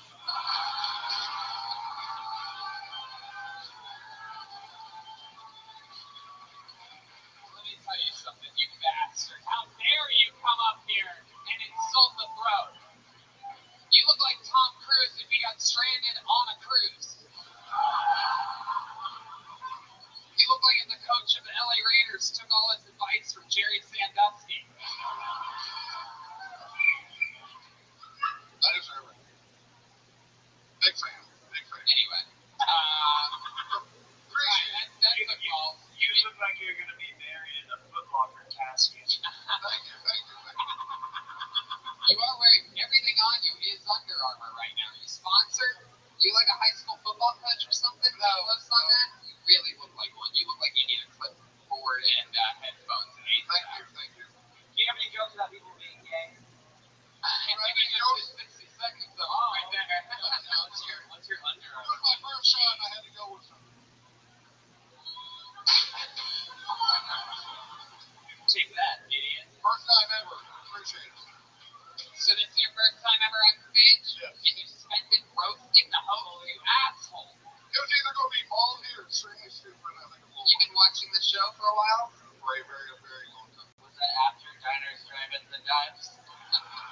know it. You know it.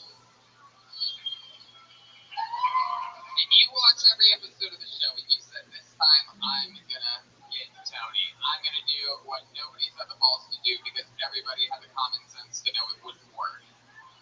I'm going to make jokes about surface level things about Tony, and you came in guns a-blazing, and look at you, and look at me.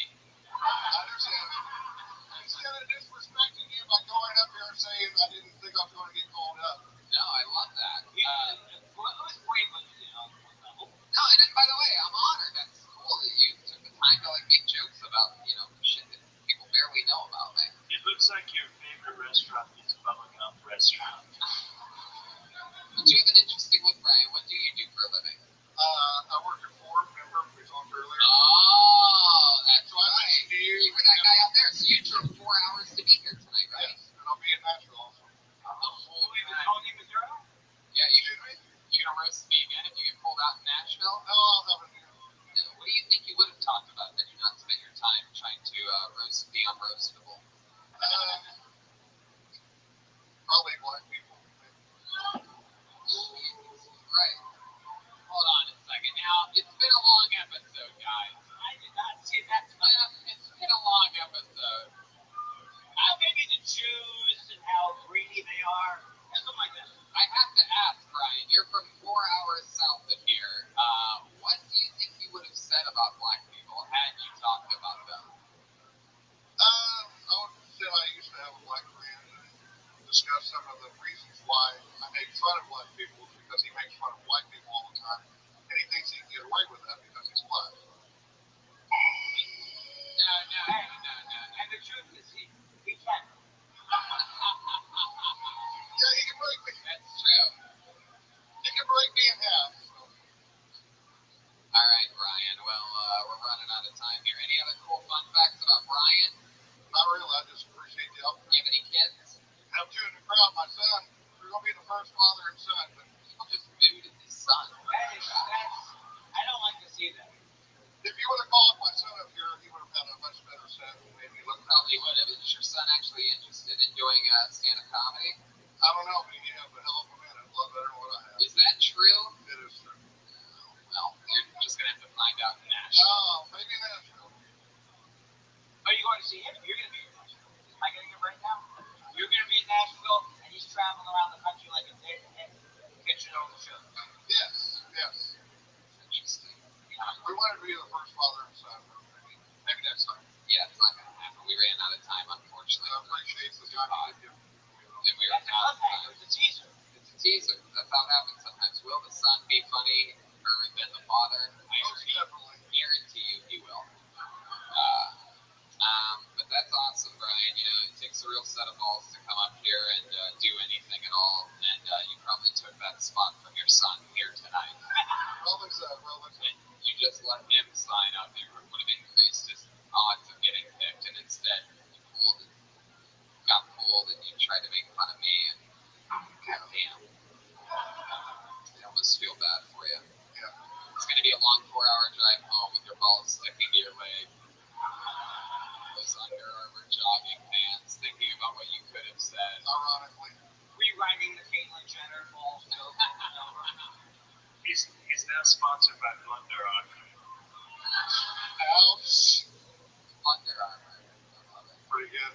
All right, Brian, thank you so much. Yeah, Brian Purcell, everyone. And that is a hot and sticky episode of Kill Tony live from Fort Wayne, Indiana at Let's Fest.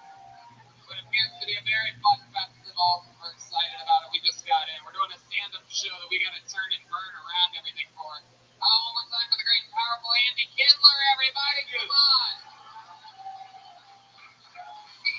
You were so funny that you fucked me up a little bit, from laughing too hard. I could barely get my fucking things together sometimes. I have insurance for busted guts and. I love you. I'm sorry, that was my last. Truly an honor to have you on. Thank you. The great Jeremiah Watkins, everybody. Come on. Yeah. So angelic. Listen to every episode of Jeremiah Wonders. That's one of my favorite podcasts out there right now. He plays a bunch of characters, has great guests on, a lot of fun stuff going on over at Jeremiah Wonders. And how about Joelberg, everyone? Joel Jimenez. It's on social media, mostly. Sorry. Anything else, Joel? Oh, it's just amazing. I've got it to me. Most of my heroes will half naked, so it's just weird. All right, bye. There he is, Joel Jimenez. We're all doing stand-up in this crazy stand-up show that I'm headlining whenever they turn this place around and hopefully fix the AC or something, and we'll figure it all out. That's a hot and sticky episode of Kill Tony. Thank you guys so much for coming out. See you guys.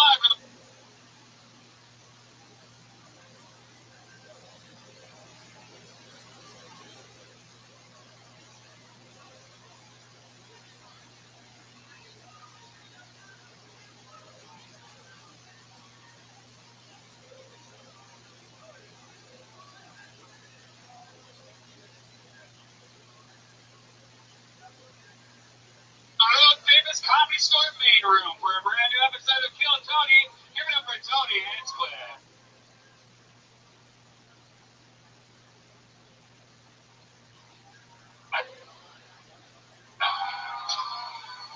Wow! Hi, everybody. Look at this pet.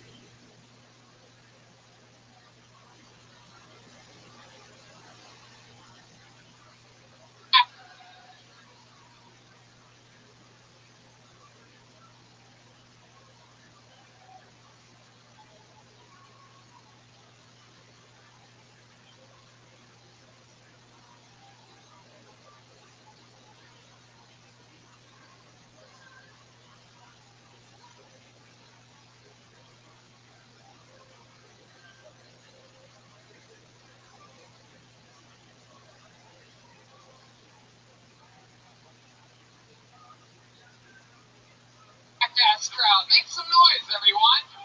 Right, Red Band's here.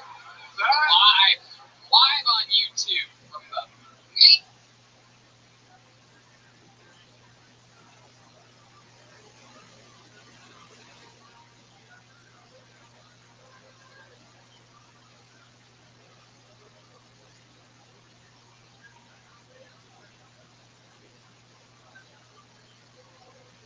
Room of the Comedy Store, the greatest comedy club on the planet. It's great to be home, good to be back. We just had a crazy long stretch of shows in Cleveland, Cincinnati, Fort Wayne. Thank you to all those amazing cities in the Mid-East of America for great shows. We had a lot of fun. I had a crazy plane trip coming home yesterday. Our guest is a few minutes away, so we're stalling.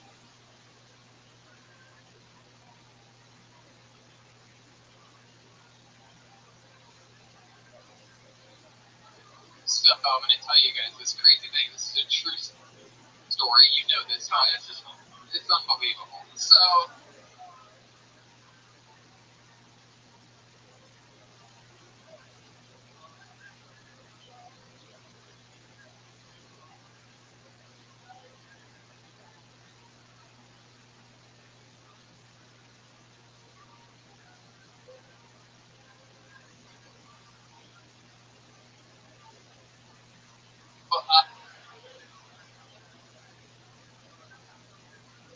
normal thing. We fly all the time.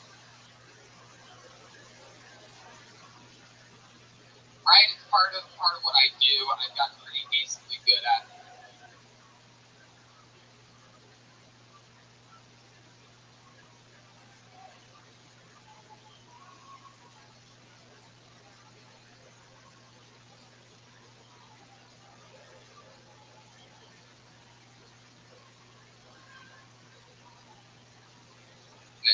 And yesterday I had the front seat of the premium side, not first class, the front of the back, basically, right? Row 7, seat A. Now that's a window seat. I specifically paid the extra $30 for the fucking window seat, right? Because I know that I'll enjoy it. It's a long flight.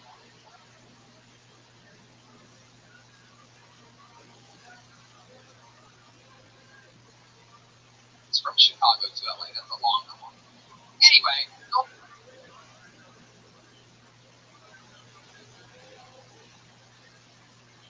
normal thing. I've gotten good at flying, so I sleep like a baby. I got the big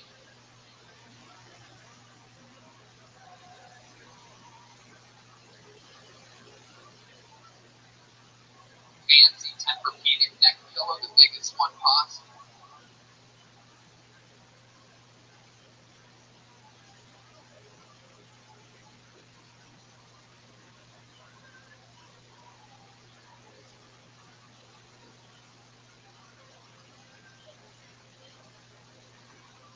Oh, like one of those fucking linebacker things.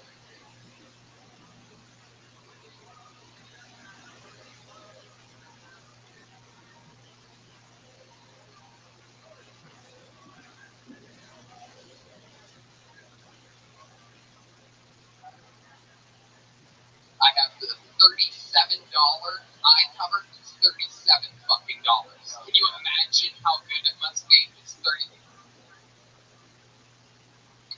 basically a Tempur-Pedic fucking light for about, we'll say, 4 hours.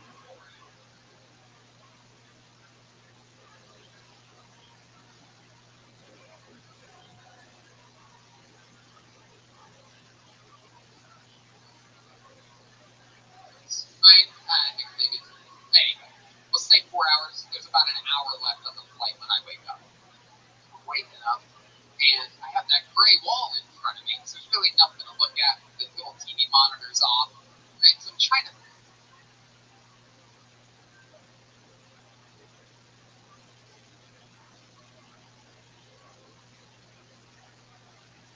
Focus my eyes. But there's nothing to really focus on. My window's shut.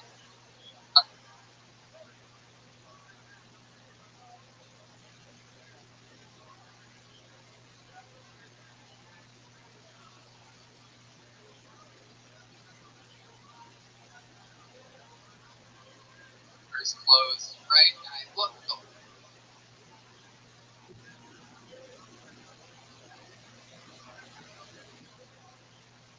only thing I see is I'm starting to like wake up, right? I've been crap out of my eyes, and I'm looking down. My thing was on too tight. My $37 eye cover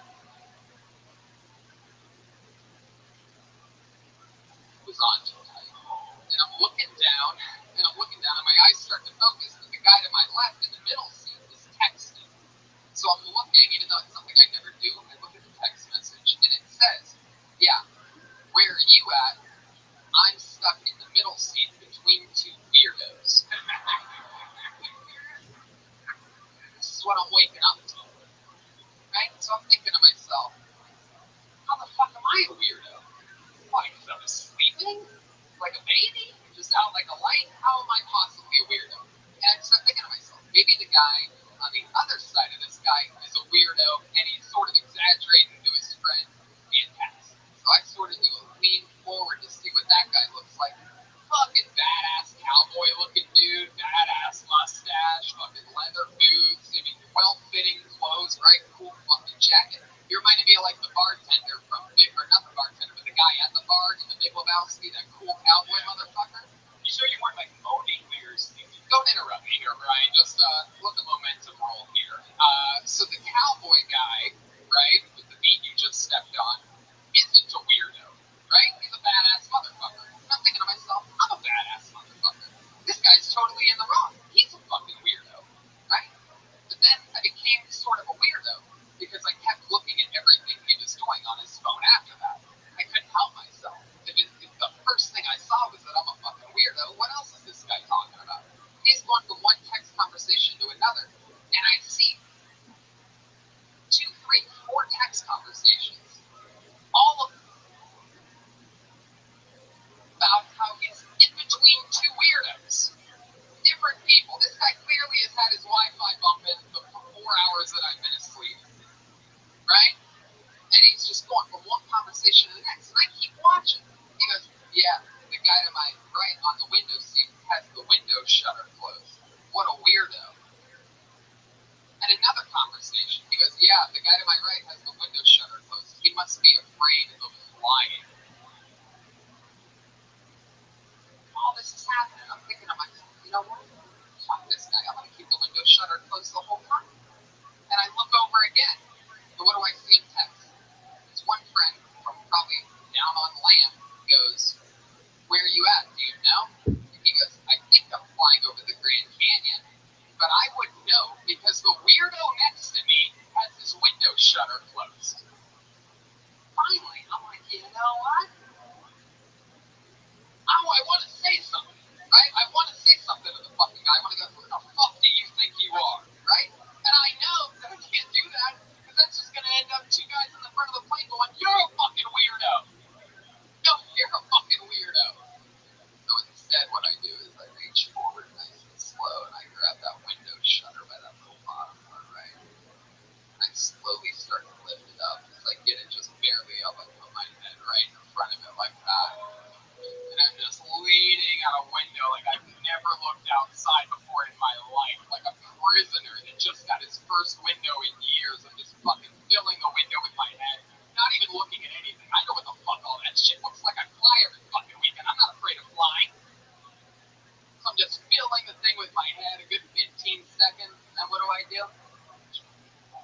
at the top of that fucking shutter, and I slowly lift my head away, go, like that. Fucking weirdo calling me a weirdo? So weird. I always sleep with that thing down. Who fucking keeps it open? I want to sun my eye. You got the middle seat, you idiot. Yeah. Don't accept a middle seat unless you're not going to be paying me with a window. Windows are closed. Bunch of tourists here with the fucking looking out the windows. They're like, why don't you enjoy the process? Ryan J. Ebel's here. He's Hey, look at that. Speaking of windows, always a sunny sight to see, the great Ryan J. Ebel. And yeah, we just did a whole crazy week on the road. We're about to do it again this week. We're going to Lexington to do some stand-up, and then we're doing that big reschedule, Kiltony in Nashville this Sunday. That's a big one for us. September 20th, we're in Lansing, Michigan, doing Kiltony and stand-up. Same with Grand Rapids the next day, September 21st, and then the next day, Detroit, Michigan, September 22nd, doing Kiltony there with our guest Danny Brown and some special surprises. Then the next week, we're in Toronto, doing some stand-up shows and some crazy stuff. That's a big festival at the JFL Toronto, and then we are doing a Kiltony there on the 28th of September at midnight. That's Friday at midnight to midnight. That is going to be fucking chaos. They put us in this beautiful Regal Theater, and we're going to burn the bitch down. October 3rd through the 6th, I'm doing stand-up in Chicago, and then November 9th, we're in Venus de Milo in Swansea. I think I'm saying that right, Massachusetts, outside of Boston, between Boston and Providence, smack dab right in the middle. So, yeah, we had a lot of people driving from a lot of different places, 4 hours, yeah. So, yeah, good luck. And then November 13th, we're in San Antonio, doing Kiltony and a stand-up show. 14th in Austin, 15th in Houston, and the 16th in Fort Worth. That's all in November. That's a 4-day stretch. Actually, it's a 5-day stretch, because we had 5 days in Fort Worth. Damn, we sold this motherfucker out tonight. Give yourselves a hand for that.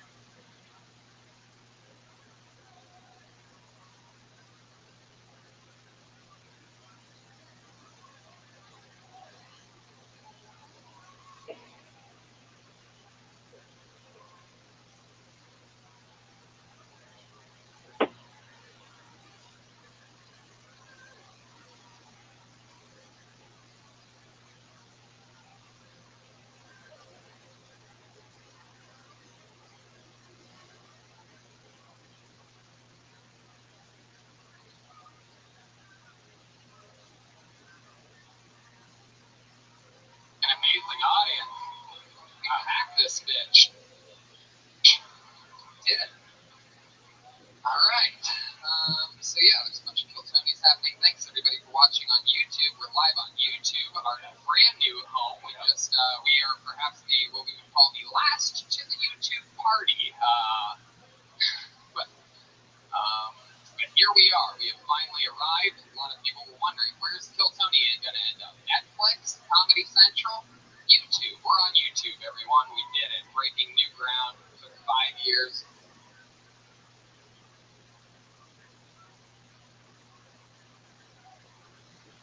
To sign our deal with YouTube. Our Cleveland, Cincinnati, and Fort Wayne shows will be uploaded to YouTube this week also. So my free extra episodes, check it out, youtube.com/Kip. And be sure to check out Roast Battle on Comedy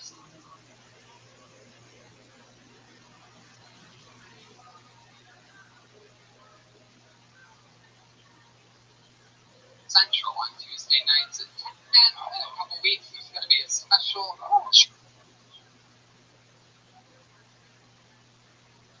treat for all you Kiltony fans out there, as I will be taking on the undisputed, defending Roast Battle champion, Mike Lawrence. We'll see how that goes. Fingers crossed. It's going to be one of the toughest things I've ever done. Luckily, the last 6 or 7 Comedy Central roasts are built for that shit, so we'll see what happens. Maybe we should bring the band up first? What do you think? You guys like bands? How many of you are fans of this show? Alright, then you guys know what's up. Every single week, these guys commit to different characters, and I never know what they're going to be. They actually, for the first time ever,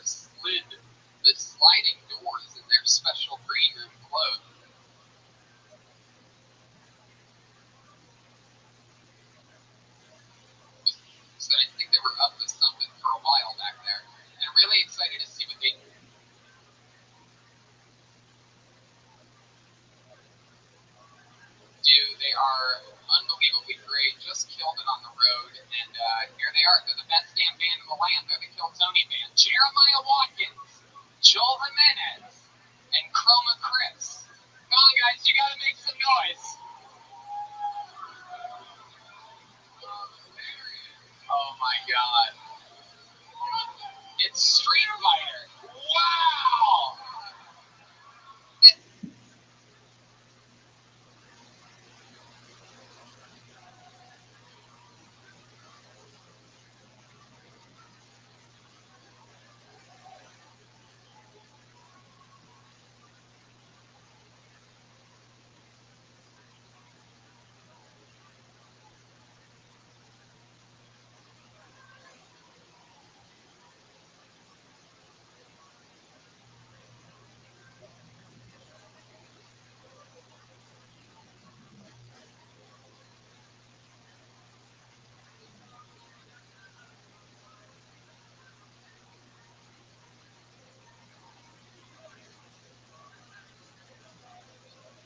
That's incredible! Holy shit!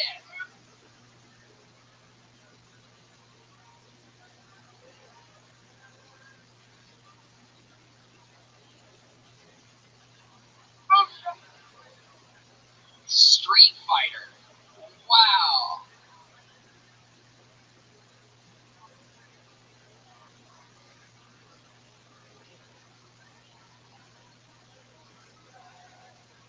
Perhaps some of the most committed characters I've ever seen. Wow. I just tore my ACL, Tony. Wow. We have the methed out Karate Kid. And, fuck yeah, Chroma Chris has gone full lesbo for this one.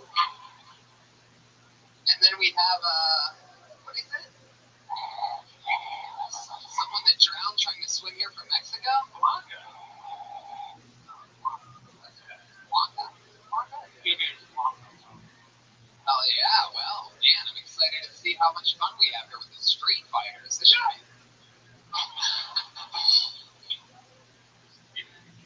I never really played that much Street Fighter, but I guess you guys will remind me of what I forgot. Well, Ryu usually has more muscles than that, but Red Bull's on a keto diet.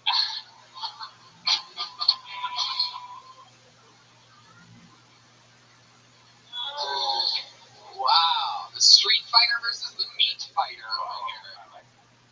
Pure keto over here. So, I don't know. Maybe we should explain the show a little bit more. Another few minutes. Josh, can you hear me? Josh, can you hear me? God, I can hear him talking back there, but he can't hear me because he's talking about something.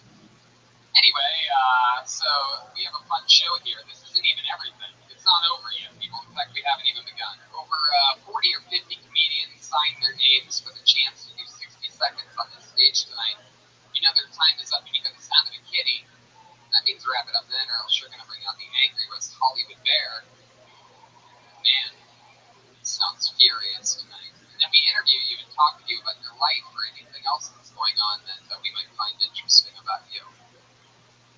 What does that say? Oh, okay, perfect. What do you guys say we go through one before our guest arrives? Would that be okay? See what happens? It's like a Kill Tony Road show.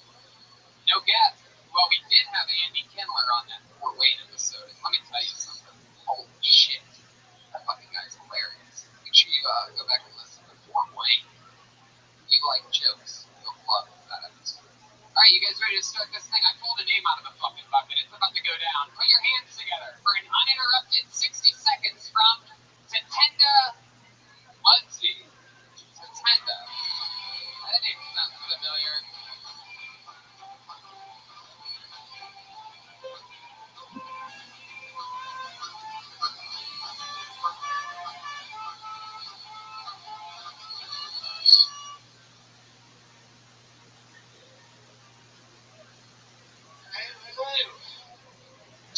How's it going?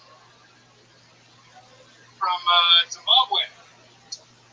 Coming to LA, I didn't realize how behind the time we are in my country.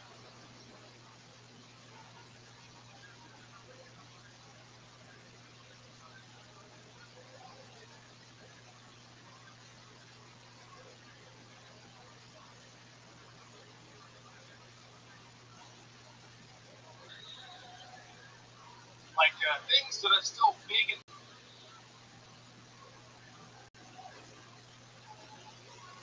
the 90s, like were big in the 90s here.